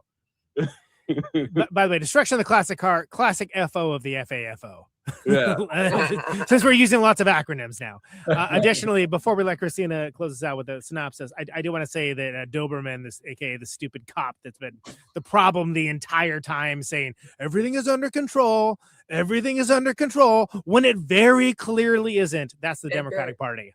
Yeah, very much. Also, it was not in control. It's that joke from the Naked Gun, where it's like there's an explosion. The building's burning. Behind People Frank are jumping, falling off the roof. Yeah, I know. Well, yeah, the explosion behind Frank Drebin. He's like, everything's under control. Please disperse. Please disperse. Everything's under control. Yeah. It's the same energy. All right, now, Kristina, take us home. Dies, right? Like we will find out shortly. But yes. Clara climbs onto the roof, entering the school through a sun window above a science classroom. The kids take their bike chains and lock the gates surrounding the auditorium. The children decide that the only thing that will make them feel better is to trash the school and all the cars in the parking lot. That's a little extreme. However, when they find guns, all hell breaks loose, because of course it does. Yeah. I do like the idea of like the one guy that had nothing to do with any of this, like the one parent. I imagine his car gets smashed. He's like, "Come on, I didn't even do it." Wasn't even my idea. Like what? Okay, I haven't even been in town. I wanted the bowling alley too. What are we doing? Yeah. The kids run around shooting cars, causing massive explosions. When Corey almost gets blown up by an explosion caused by Mark and can't find Carl, Claude and Johnny agree to take her home, but not before Johnny gives a phone to Julia, who's sitting by a gate in the school. Julia calls the police, and as soon as they hear sirens, all the kids split, some getting arrested. Yet no shit. The police unlock their auditorium doors, and Doberman runs out to find Carl. He gets in a cop car and drives down the road until he finds Carl. Man, this is like giving like Les Mis, He's like Javert, Carl Jean Valjean, 24601. I stole a loaf of bread. It's giving that. I think it's probably the first time Over the Edge and Les Mis have been in the same sentence ever. Well, Forrest and I are kind of on a Les Mis kick right now. All right, we'll allow it. I'm not saying I didn't allow it. Kids. Red. Okay. No, there's like this cop is like loses control over the course of this movie. Which is a common concept. That's why I'm saying when he's in the room where everything's locked up and anarchy is reigning, everything is under control. Everything's under control. It's like, dude, nothing is under control. Brother, you're not under control. Yeah. Nothing is under control. You are a mirror of what's going on. Yeah, you caused all of this. Yeah. Anyway. Well, because the parents like kind of yelling at the cop, and the cop, you can tell the cop wants to go for his gun. Like while getting yelled at, the cop like, what if I just shot a few of his parents too? And it's like, calm them right down. Brother, stop it. They're like, what's the gun loaded? He's like, listen, I'm the guy that keeps controlling this town. And they're like, what's the gun? What did you think the gun was loaded? He clearly doesn't, but he's like, listen, you fucking bitch. Like, yeah. That's great. And then the guy's like, the homeowner guy is trying to calm down the cop, being like, you stop. And he's like, listen, I don't know. I just expected him to like go for the gun and start shooting. Like, it seems very plausible. Reach for the gun. Oh yes. Okay. All right. He handcuffs him to the back seat and tells him that he will have to go to the hill. But Mark is waiting down the road with his BB gun and shoots the car, causing Doberman to run it off the road. Really? That? Okay. Chekhov's BB gun, by the way, appears in the first scene. Exactly. That could have gone really badly though for like the kid, like they're trying to help rescue the kid, but it's like that could have like imagine like I don't know, like I'm just like please don't save me. Like that's why it's less justice and more anarchy, but justice does happen. And it runs off the road into all the buildings, the wreck of all the places, right? Doberman gets knocked out, and the wreck catches on fire. Yeah, things kind of do work out well for the homeowners association guy by the end of this, because it's like, well, they burned out. They burned out. Yeah, we didn't want that there. Now it's not there. Carl grabs Doberman's keys and unlocks himself from the car. He runs away and stops and turns around just in time to see the wreck blow up. And then for sure knows that Doberman died. They put that Doberman down. Yeah, literally. And nobody cried, just like it'll be a national day of celebration when, say, other people die. Anyway, Can you feel the brand new day? He has like 30 seconds. Child, things are gonna end. Is that the end song? I feel like I've seen 70 movies. That all have Ooh, Child. Yeah, there's like certain, there's like Child, things are gonna get. I think, and I feel like there's certain movies, like there's a scene with a bus too, where it's like you're going like like I feel like I feel like I've seen that in another movie too. I think this movie earns the right to use that song. Absolutely. It wasn't ironically. I can't remember what song it was going to be. I'll look it up, but it was going to be a different song. You gotta find it. Yeah. Wow. I think it was gonna be Disco Duck. Oh, the Beatles! Look at me! I'm the It was gonna be Convoy. Oh God! Watching I love the 70s. I'm like, where's the Disco Duck segment? They're like, what are you talking about? I'm like, I remember Rick Dees having a song. That's a joke called Disco You guys should end every live stream with "Ooh, child, things are gonna get easier." It's always juxtaposed by the fact that things are not gonna get easier. That kid is now cinema. This is like he's the most like kind of upper class of the kids in this community, and he's just entered the system. It's like Get this. What happens to Carl? So he goes to the hill. What do you think he does in his adult life? That's a good question. I mean, I have theories. I think he becomes the weapons dealer in Taxi Driver. That's awesome. It's a secret sequel, yeah. Or he becomes a CIA agent that busts Sean Penn in the Falcon and Timothy Hutton in the Falcon and the Snowman. Oh, man. I do think I think part of it definitely depends on whether like this ends up on his permanent record. It's like because a lot of times he's clean. I mean, because they send a lot of times they send you to one of those places like it's like the last stop before something, before like an arrest or before something ends up on your record. It's like this is one of the like a last chance youth detention center or whatever. Okay, two things. First of all, Falcon and the Snowman, one of the first movies I've seen to feature falconry as a primary plot point. That isn't Kess, of course. And then secondly, following up on the earlier point, Kaplan wanted to use Baba O'Reilly by The Who as the ending credit song. Couldn't that would have been incredible. That would have been great. I think the thing is, by this point, the Who is obviously way too big for them to clear the thing. The guy that produced this is using his own money for a while. Well, that was the next part of that was that he didn't get the license rights because the song was too expensive. But think of it now. Now it's overused. Right now it's in like the Who or whatever Law and Order. What would you choose right now? Oh man, I would choose Over the Edge by the Wipers. I feel like all right, wait, are we going for actually I'd probably go Youth of America with the Wipers. There's no time constraints, any era. Yeah. But are we going for like a detached irony like the Child? Yeah, I would go for On the Nose. That's why hence I'm saying Youth of America. Choice. Because if you're going for like detached irony, the first song that pops into my mind is the first thing that pops into my mind is Kids in America. Is Ice Cube's It Was a Good Day. I gotta say it was a good day. I didn't have to use my AK. Forrest was too busy chatting. Adam, did you say Kids in America with the Muffs version or the Kim Wilde version? the Kim Wilde version. All right. I feel like the Muffs version is very closely associated with, was it Clueless, right? That's in it. It's a great cover. They never played it live, which is hilarious to me because it's like their most famous song. But anyway, Muffs, everybody, thank you. Let's give them a big round of applause. Yeah. So then we get that final scene with Carl coming handcuffed out of the police station, right? And then he's escorted on the bus. What happens after that? I don't know. Roll credits.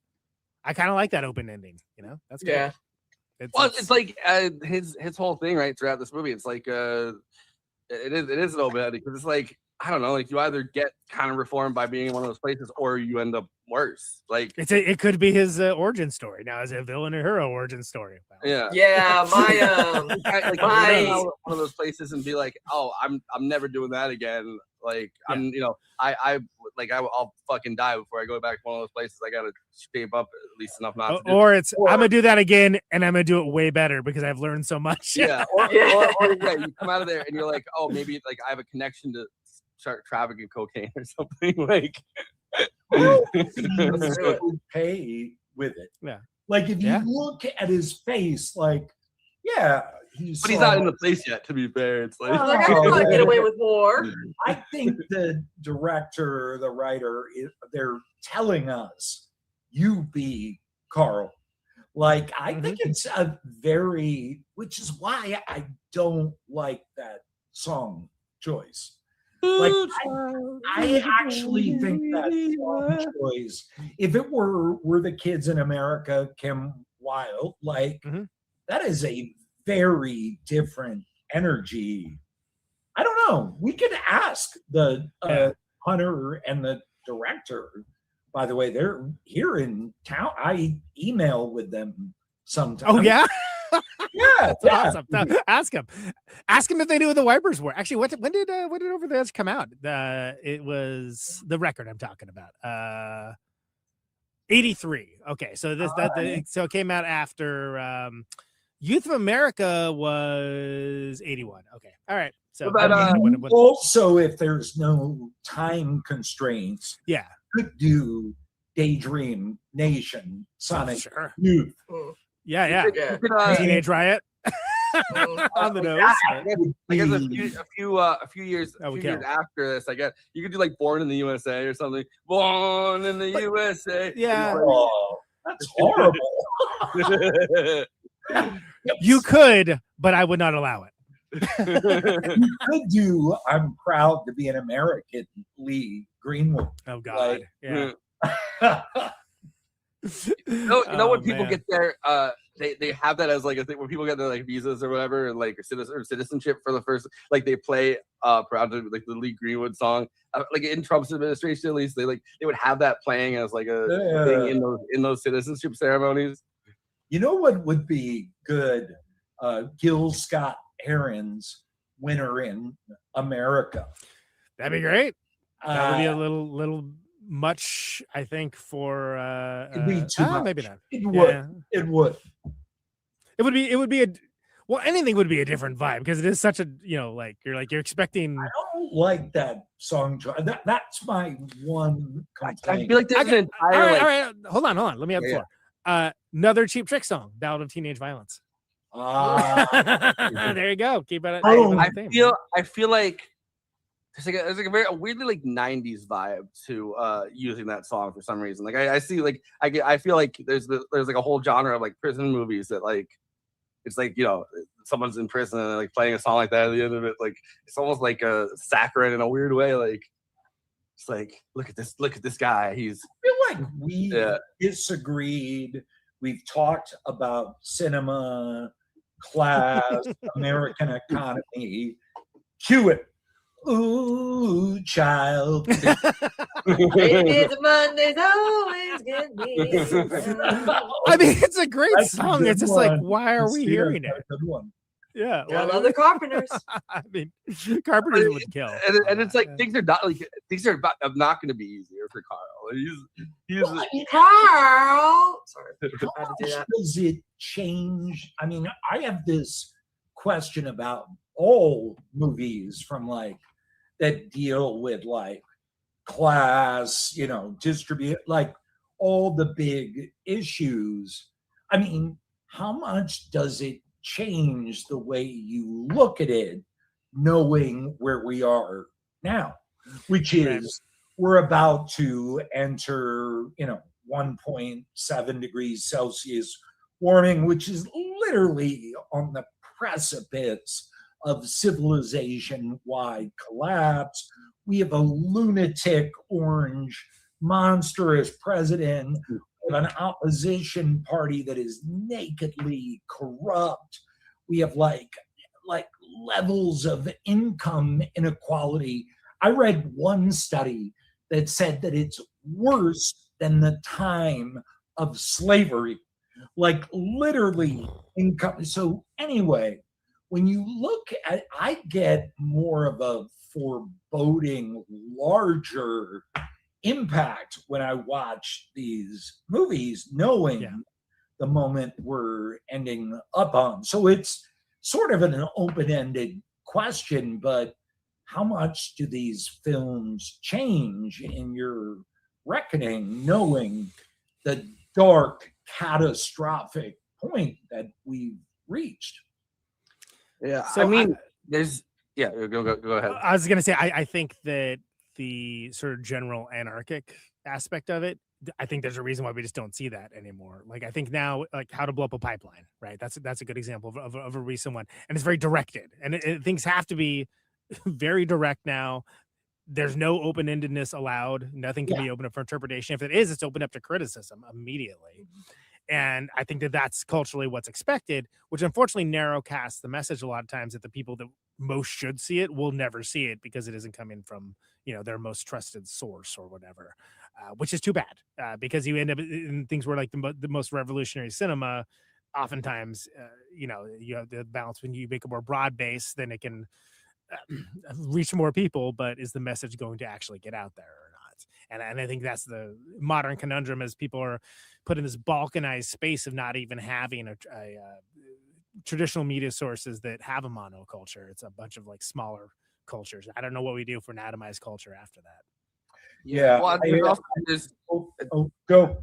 So I was thinking about like the idea of like the public space, like the public sphere. Like this movie, like the problem with the entire like planned community thing is that the kids have fallen through the cracks completely, but the rest of the population that are like the adults or whatever have like activities throughout this that they could do. I feel like the adults have been the adults are now the kids too. It's like deindustrialization, like the ending of the public sphere as like like the third spaces that they talk about.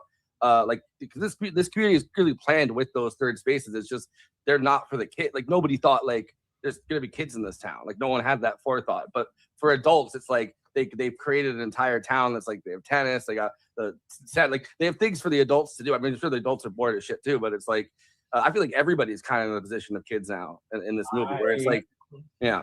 I love that. Like the shrinking space for discourse, activities, behavior, lives that aren't tied to the overall economy. Because really that's kind of what the movie's about. They don't give a shit about the kids. Like, go like wrap a bunch of metal in a semicircle, put up a jungle gym. But they're like, when the dad tries to explain why he's ignoring his family, why the kids have nothing to do, the answer is essentially GDP. And I think you're spot on with that. I think that is spread to the parents, the grandparents, like anyone who's not actively in the pipeline of generating for the markets, hyper financialization feels like these kids, Well, and that's the thing. The adults are kind of like the PMC in this case. Just to invoke Catherine Liu, right? The adults in this movie are basically the professional manager class, and like they don't care what happens to the kids, like really. And if they do, it's just on how it reflects on them and on their largesse or their thoughts on how they can better themselves. Well, how many like throughout the last few decades, right? Like how many oppressed kind of things have there been with the just the profoundness of like the idea of like, oh, we need to sell this industrial park, close down the rec center, like with like the complete disregard for. And then people complain like, "Oh, there's nothing to do here." I'm like, "Yeah." Well, I'm just saying, and that's the update to that would be Hillary Clinton selling the coal workers to go, whatever, code. Yeah, but it's like there's just let's go do something else that doesn't do that. Yeah, there's energy. Disregard, not even like disregard, even like on a personal bias level, right? Like disregard in the sense of just like these are fucking kids. Like, what are they gonna do? You know what I mean? Like, we need to sell. Like, the only thing that really matters is selling this industrial park to like the guy with the cowboy hat from The Simpsons. Well, if you look at data centers, like, I mean, data centers are this movie times a million. Like, data centers are literally like, screw your water, screw your energy. There is no apparent benefit to anything. And like, if you remade this movie where all the parents were trying to bring a data center, the kids in the end would have killed like 200 adults. I'm spacing on the name of it, but the movie that just came Eddington out. Yes. Like, Ari Aster was about 9 months too early. That ending is it's like so great. a gold medal gymnast sticking the perfect, because I like the movie and Ari Aster is great. Yeah, I was with it. But that ending hit, it's like mother effer. Like, can I curse? Forrest seems to do it plenty, so go right ahead. All right. Motherfucker! I literally said with my wife and daughter in the room, like, "Oh, he stuck that." And if you replace data center with the industrial park, they're the exact same thing. Yeah. It's also like when you look at what an industrial park is, right? Like the actual definite, like it's basically a special economic zone you put in the middle of a town where this part, like you say, all right, our town has pretty like heavy regulation on. We don't want pollutants, we don't want all this different stuff. But in this one zone, cordoned off zone, you can pretty much just kind of dump shit and like you pollute whatever. Like, so it's like you have this special economic zone in the middle of your planning community, and it's like they're trying to put that next to the rec center where the kids are. It's like the spot that's going to have the most pollution out of. It's going to be across from where your kids are hanging out.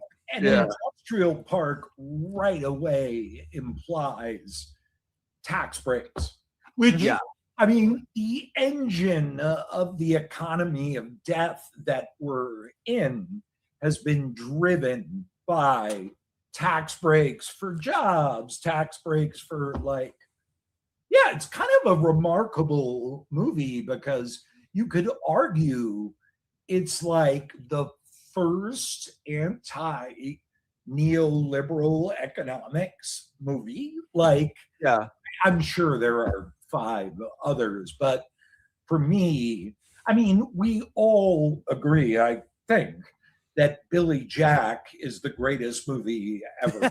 Billy Jack does rock. That aside, all sentient, compassionate humans knowing Billy Jack is the center of all of the film universe. The center of cinema.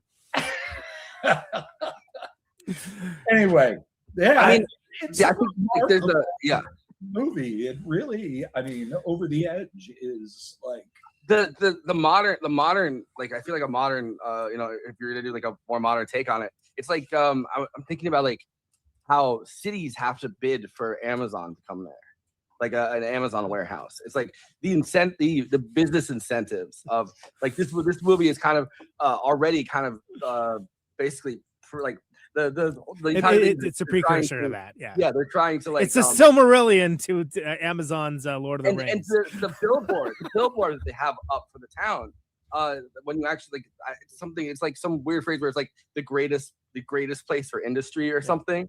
It's turning what is supposed to be like an idyllic planned community already. It's throwing away that. It's throwing away like the entire point of this community in this movie is like, oh, it's supposed to be like an idyllic place to live, and it's like it's such an interesting thing, like putting an industrial park in the middle of that fucking because you probably budgeted badly.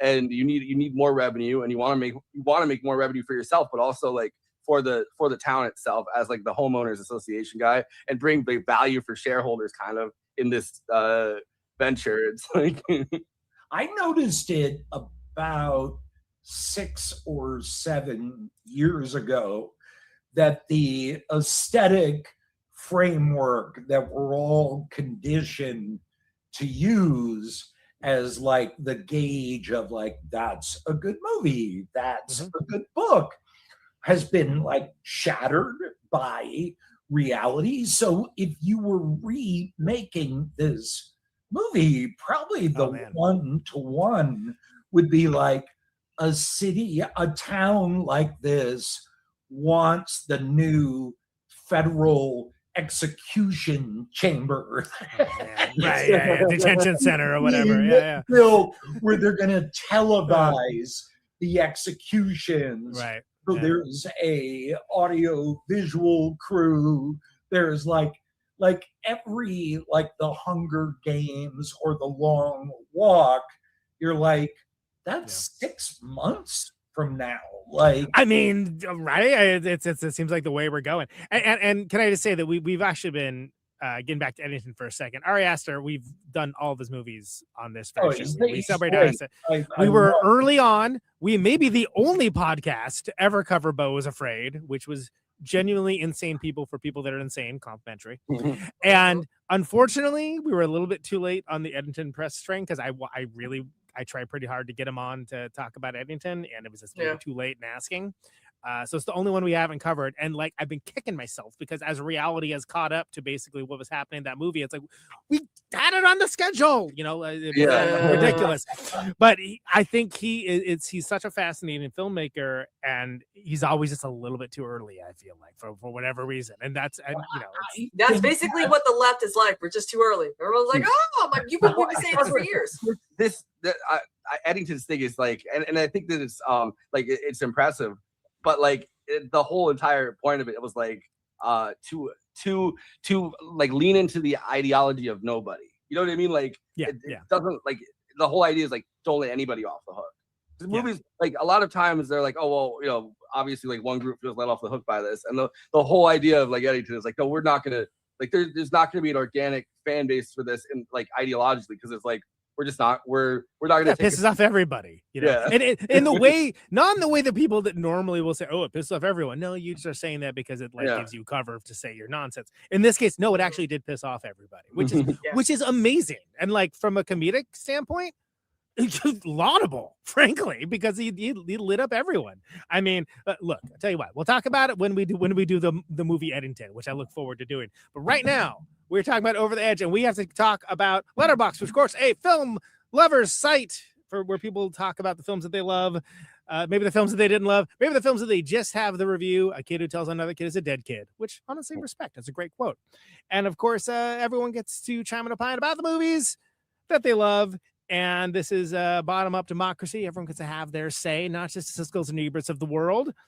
And these are best expressed for the purposes of this bit succinctly, where they're collected weekly by yours truly for Forrest and the rest of the panel, including our friend Adam McKay, to react to and put on the screen. And that is what is happening right now. This is Letterboxd one-liners for Over the Edge. Let's roll them. Me and my homies all hate capitalism. Hell yeah. Perfection. By the way, I love the tags with mom, with dad. Great. It's a family movie. There's a thing that this movie does also where it's like you feel that there's like differences between the friend group. Like they converge at times, but it's like you have your one friend or your couple friends or your group of people around you, and then there's like other groups of people in the same community that are like they don't intersect as much as you think they do, unless there's like a party or something, like it's like yeah, absolutely. Every 14-year-old boy in the 70s looks like Polly Pocket. Are we supposed to be getting a Polly Pocket movie? Because Oh God, we that's learned right. nothing from the Once Barbie they movie? learned all the wrong lessons from Barbie, yeah. Yeah. And Was it broke up. What? Wasn't it supposed to be Lena Dunham? Lena Dunham's Polly Pocket? Christ, shoot me. Sorry, peace and love to Lena Dunham. But ACAB for life, blaze it up 420 style. Drop acid and look at Hieronymus Bosch paintings. That's how you do your free time. It's like about, me and my homies all hate the cops. And also, the line that cracked me up the most of this is when the kid that accidentally did acid goes, I can't do acid anymore, man. But he looks like he's like 9 years old. Yeah, so you're like 12. How are you already a burnout? Yeah, exactly. Yeah, man. After scenes of Matt Dillon in 1, a belly shirt, and 2, a mesh tank top, I said, "What's next? A vest with no shirt under it?" Guess what happened? He's still so fine. Hey, he's 13. Yeah, but I also watch Wild Things too. So he's like, you're gonna grow up to be a heartbreaker or whatever people say. Like, you're gonna grow up to be such a heartbreaker. Yeah, I think viewing this movie in any way as a vehicle for Matt Dillon is bizarre, because later we saw the Matt. It was what was the movie? Christy McNichol and Matt. Little Darlings. Oh, very nice. And they started. Yeah. But this movie, no, like. Well, in every description of it, like it's like a list of like, 'cause obviously, you're trying to like sell a movie on streaming or whatever, like it's like, oh well, Two girls trying to lose their virginity. It's like there's so many movies on stream, so it's like, oh, why should I care about this movie, or what's special about this movie? And like always one of them is just like, it was Matt Dillon's first movie. Yeah, and it is. By the way, the government began funding social media research and development the day after the release of this film. Ah. That should have way more than 3 likes, one of which is me. I love that. This movie has like some weird resonances for me, in the sense of like, well, the kid said, oh, like like for a while or whatever, I visited like Cooperstown, that line, and it's like, like during COVID I went there and saw like the Baseball Hall of Fame type stuff. It's like oh, Cooperstown. But then he also has like when he has like the marijuana leaf or whatever, and they're like, he gets in trouble at school for having the marijuana leaf thing and like like on his belt buckle or whatever. I got in school suspension one time because I didn't even think about the fact that this was in. I had a marijuana leaf earring when I was like 14, and they like gave me in school suspension for that. Dang. So I was like, I feel you on the belt buckle. Like, you don't even wait until the last day of school so they can't do anything. Oh wait, they still feel like they can do something about that. Yeah. So I just didn't even remember to take it out, and it was like, yeah. Did anyone else get the feeling that the anti-vandalism video shown at the assembly had almost no impact on the kids? Isn't that like, it's like, say no, just say no. It's like, really? This is a few years before just say no, like before the DARE kind of programs, you know what I mean? Like, it's funny that vandalism. It's funny that vandalism is the proto version of that. Yeah. Like Nancy Reagan's just say no, campaign. Nancy Reagan's just say no campaign. Yeah, friend of the show, Nancy Reagan. Hey, those are Letterboxd one-liners for Over the Edge. Please follow the show at our movie night extra Letterboxd HQ account, where we have all the great content that you find on this very show, attendance, short form stuff, written things out, all that kind of thing. At Movie Night Extra, President of New Granada over there at Always Flacco. That's your host, Forrest Miller. He's logging stuff left and right. He's all busy. I'm a kid who tells another kid is a dead kid, aka at Conan Neutron. You can find me for the highbrow, the midbrow, the populist fair. Currently tearing through a bunch of Criterion Challenge stuff that is not currently on streaming.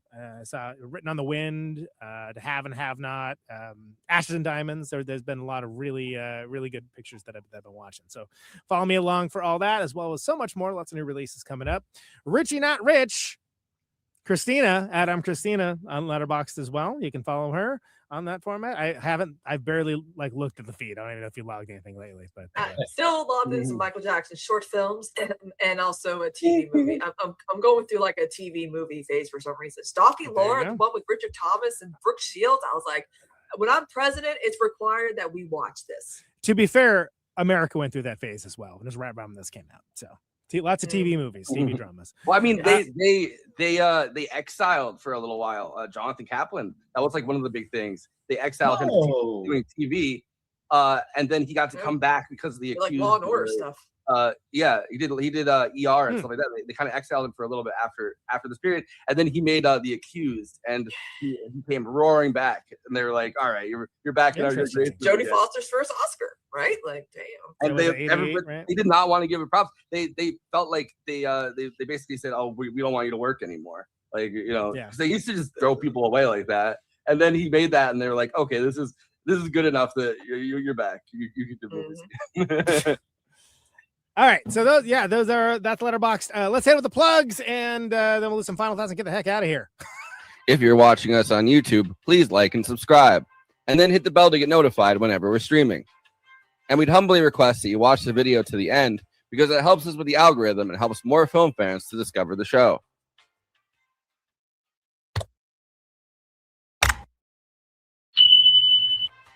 We're also monetized. If you want to get your chat questions definitely read on stream, you can always send us a super chat, which will help us keep the show going. Every cent helps. If you're watching on Twitch, you can gift us a free sub on Amazon Prime with your Prime membership, but getting subs on Twitch is always appreciated, and it helps to follow us on there as well. We also have an audio feed, which is available wherever you download podcasts, if you prefer to listen to podcasts rather than watch the stream. That's updated usually the same day we stream, but watching on YouTube and Twitch is the best way to get the show first, live as it happens. If you want to support us with a monthly donation and get access to all of our after parties forever, which go patron only after we do them, you can become a patron at patreon.com/movie night extra. Link is in the description for that. It really helps us keep the show going since we do have some expenses to make this happen. We also have a Discord community. Link is in the description for that. We sometimes watch movies we cover on there. We get into conversations about everything from film to TV shows to related podcasts. We even have a Discord channel for memes. It's really fun on there. You can find us on all the social media platforms: Facebook, Instagram, Blue Sky, Twitter, and Threads. You connect with us on all of those. Talk to us. We'd love to hear from you. Lastly, we recently made a TikTok at Movie Night Extra where we're putting up short-form clips from the episodes. Okay, passing this to Conan so he can tell you about his music and this week's Protonic Reversal. Conan, who's on Protonic this week? Yes, Bob Burt from Sonic Youth and Chrome Kanks and Pussy Galore, aka Bob Burt of BB Gun fame, coming on. So it should be a good one. Speaking of BB guns. It's a classic zine that was very good. He has a new record out. It's going to be great. Looking forward to it. He's been on the show before. It's always a good time. He's lived a lot of life. And it's all interesting. So that's coming up next. ProtonicReversal.com. Thursdays, 8 Eastern, 7 Central, 6 Mountain, 5 Pacific. $1 a month. Patreon.com/ProtonicReversal for that advance access. Busting a lot of new podcasts out. I'm having the guys from Neurosis on too. I still don't know what day it is, but it's going to be this month. I can tell you that much. And that's huge for my world because I don't think they've even done a show since it's coming back. But that is coming up as well. Conan Neutron, The Secret Friends, on tour end of June, largely East Coast as well as Youngstown. I think I have the flyer around here somewhere, but who cares? It's going to be it's Youngstown, Baltimore, New York, Northampton, and Boston. The last two are going to be with Miracle Blood. Those should be great. So stay tuned for that. Follow us on social media for all of that stuff. I don't have a flyer yet for it. There's a West Coast tour in August. People kept asking about SF. Why no SF? As if I booked the Red Cross tour, which I didn't. We're playing with the Null. We're playing San Francisco. We're playing Sacramento. We're playing Eureka, Humboldt, aka Redwoods country. So Forest of Endor. We're playing the Forest of Endor. We're not playing in the forest, but that is where that is filmed. So that's going to be a good time. Portland and Seattle, all that be announced fairly shortly, as well as a couple other things. NeutronFriends.com, NeutronFriends.bandcamp.com for all that. We still have a few of the shopping bags left, not many. They went pretty fast. They're cool. I actually have one right here. So you can buy that on the Bandcamp as well. These are the ones that say "Death is coming, eat trash, be free." And they're cute raccoons, so that's cool. Yeah, a couple of things to announce coming up. Stay tuned for all that. Of course, Caterwall, June 5th, 6th, and 7th coming up in Minneapolis. Friday tickets sold out. Saturday and Sunday going fast. So if you want to see Rad Coalition, Dazzling Killman, and everyone else, please go caterwall.org or social media, anything for Caterwall, and hope to see you there. Kristina, hit it with yours, please. Yeah, I'm just doing a stream thing. The other night we watched some very bad movies like Flowers in the Attic, and I guess people must have memory hold or forgot that stupid Man in the Mirror Michael Jackson movie from VH1 from back in the day. I'm like, yeah, we're watching that. It sucks. But then we watched another movie, 2 movies that dealt with arsenic and incest. Who would have thought? That would make a playlist. My favorite British film, Arsenic and Incest. People had no idea about the VC Andrews lore, and I was like, well, here's what you need to know. And yeah, so I'm streaming for tonight. Got our show tomorrow, and then afterwards, I'm going on my friend the Paradigm Shift to discuss how people need to realize that their brains are broken and they're eternally online parasocial weirdos, and they just need to embrace it and stop thinking that they're normal. So. Gonna have fun discussing that. That could go really badly. That could not your appearance. I mean, like if everyone embraces it, that might go really badly. No, but I'm just saying people think they're being normal when they stalk people's tweets and shit, and then clip like 2 seconds. I'm like, this is not. Can I tell you, as the most offline member of this show, it is not normal. There was nothing normal about it. You seem like insane people. Yeah. Just saying. I'm not saying one's better than the other. I'm just saying if you people have no frame of reference. They think, and it's like, no, you are insane. Coming from someone who is like that, I know. It's have some self-awareness, people. Also, check out my shit. I've noticed the supreme overuse of the term normies for people that are very much not, like Tucker Carlson calling himself a normie. Bro, wait, what are we doing? We're not. What's going on? You are. Anyway, but yeah, we're streaming, and yeah, it's gonna be fun. Also, some good news. Looks like Chris Rabb is gonna be winning his primary in Pennsylvania, so that's good. Oh, nice. Great. Yeah. Against, so Sharif Street. I would have changed my name. Well, his dad was. His dad. It really sounds like a name of a street that I would not want to walk down on at 3 o'clock in the morning. I don't like the alliteration of the name Sharif Street. Since Adam dipped, his right now he's on a press tour. Going around for. We didn't even mention it once. How bad of us? That sucks. But we'll mention it now. What I'm doing now. In the intro. In hour 7 of this podcast. Yeah. Oh no, you need this. It's a documentary. It's on grasshopperfilms.com. It's also on. You can get it on Amazon Prime. You can get it pretty much everywhere. It's a documentary about hypercapitalism and the way, or hyperconsumerism, and the way consumerism is literally killing us. It's kind of depressing, but it's very interesting. They go on a whole digression about I can't say his name off the top of my head. Freud's nephew that was one of like the guys that invented basically marketing by doing like these big Albert I can't think of his name, but and how there's actually research being done into how to project like commercials into our dreams, which is insane, and I hate it.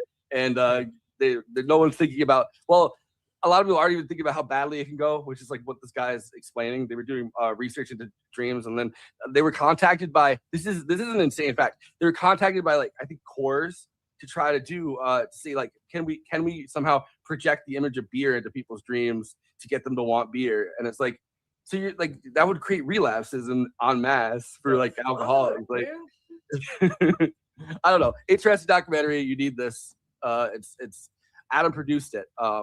And so he's been on a press run for that, and then we didn't even bring it up.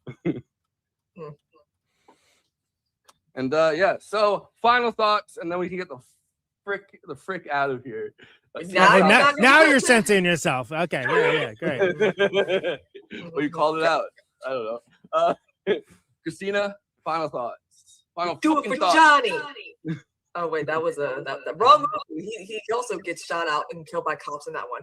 Yeah, great movie, great film debut for Matt Dillon. I mean, it's kind of people are like, oh, he's been doing this. No, man, he's been doing this since like he was a kid. He did not have any real formal like acting experience. Yeah, it's amazing that The craziest part is that if he hadn't been cutting class in the hallway, there would be no Matt Could have Dillon. been working on Wall Street or what? You never know what could have happened to him. But Thank like, God. it's the fact that he was cutting class and wandering around the hallway, and they said, "Hey, kid, you're cutting class. You got a good look. You want to audition for a film?" And he was like, "Yeah, all right." And then that sparks his career.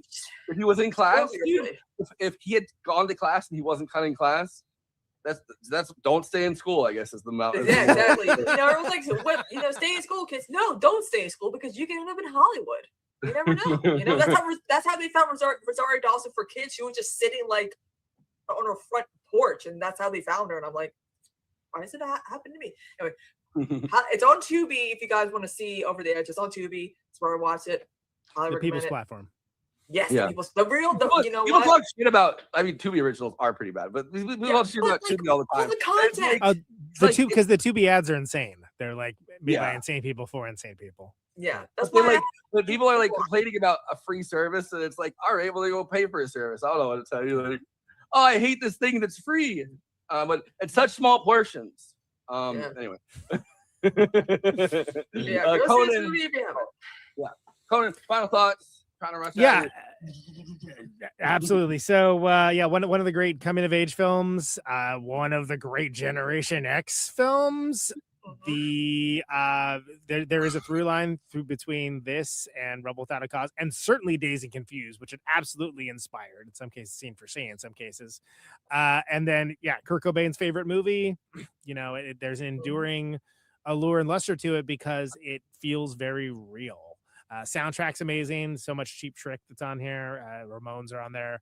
And I think that there's so much to love here, and I kind of hope it gets more of a rediscovery by the current generation, because even though, again, liberal usage of the other F word as well as the R word, but they're not like good characters. Like, I don't know.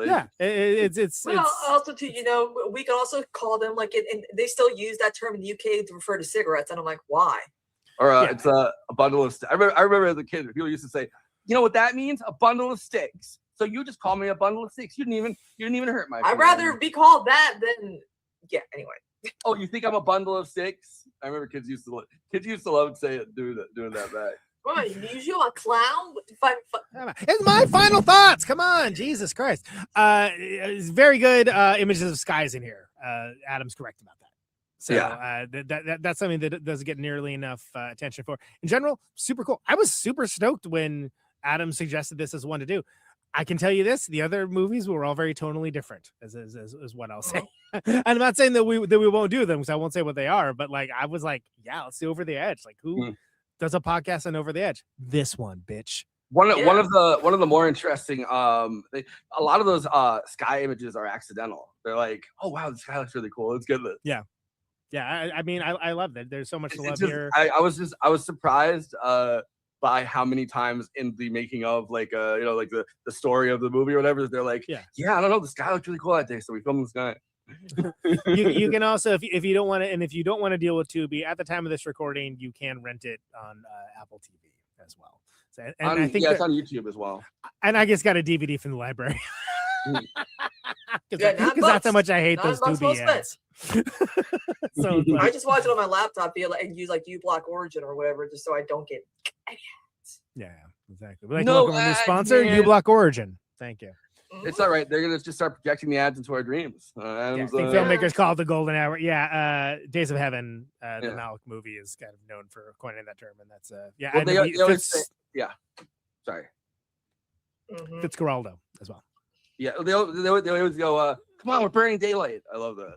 Yeah, exactly. So there you go. That's Adam McKay. New viewers and listeners, like and subscribe, do all those things. Like for us. Yeah, and apparently we're gonna get Michael Moore on the show eventually.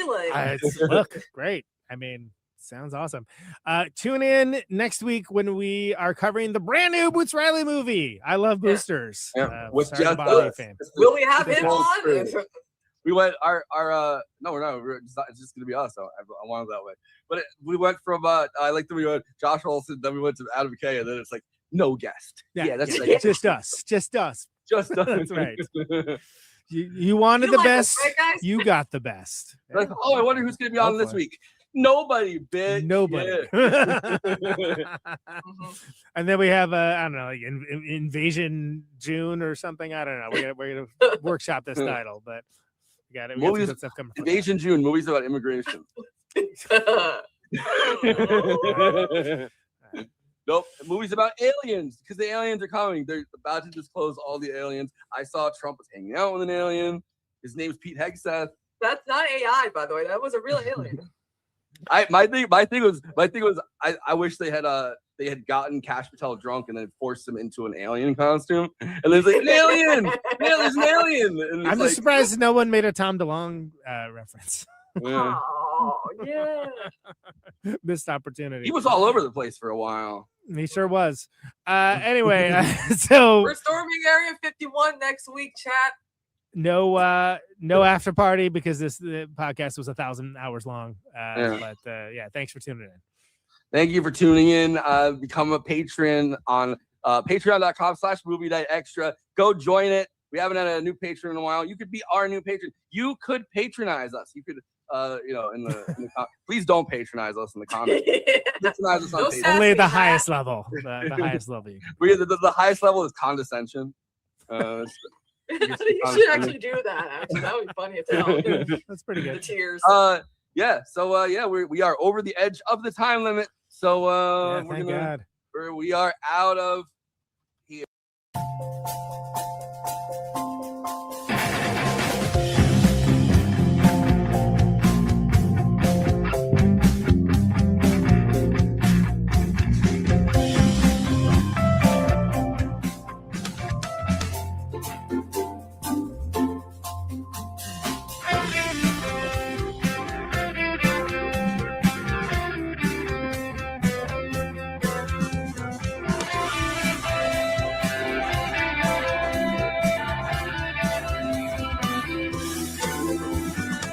Oh.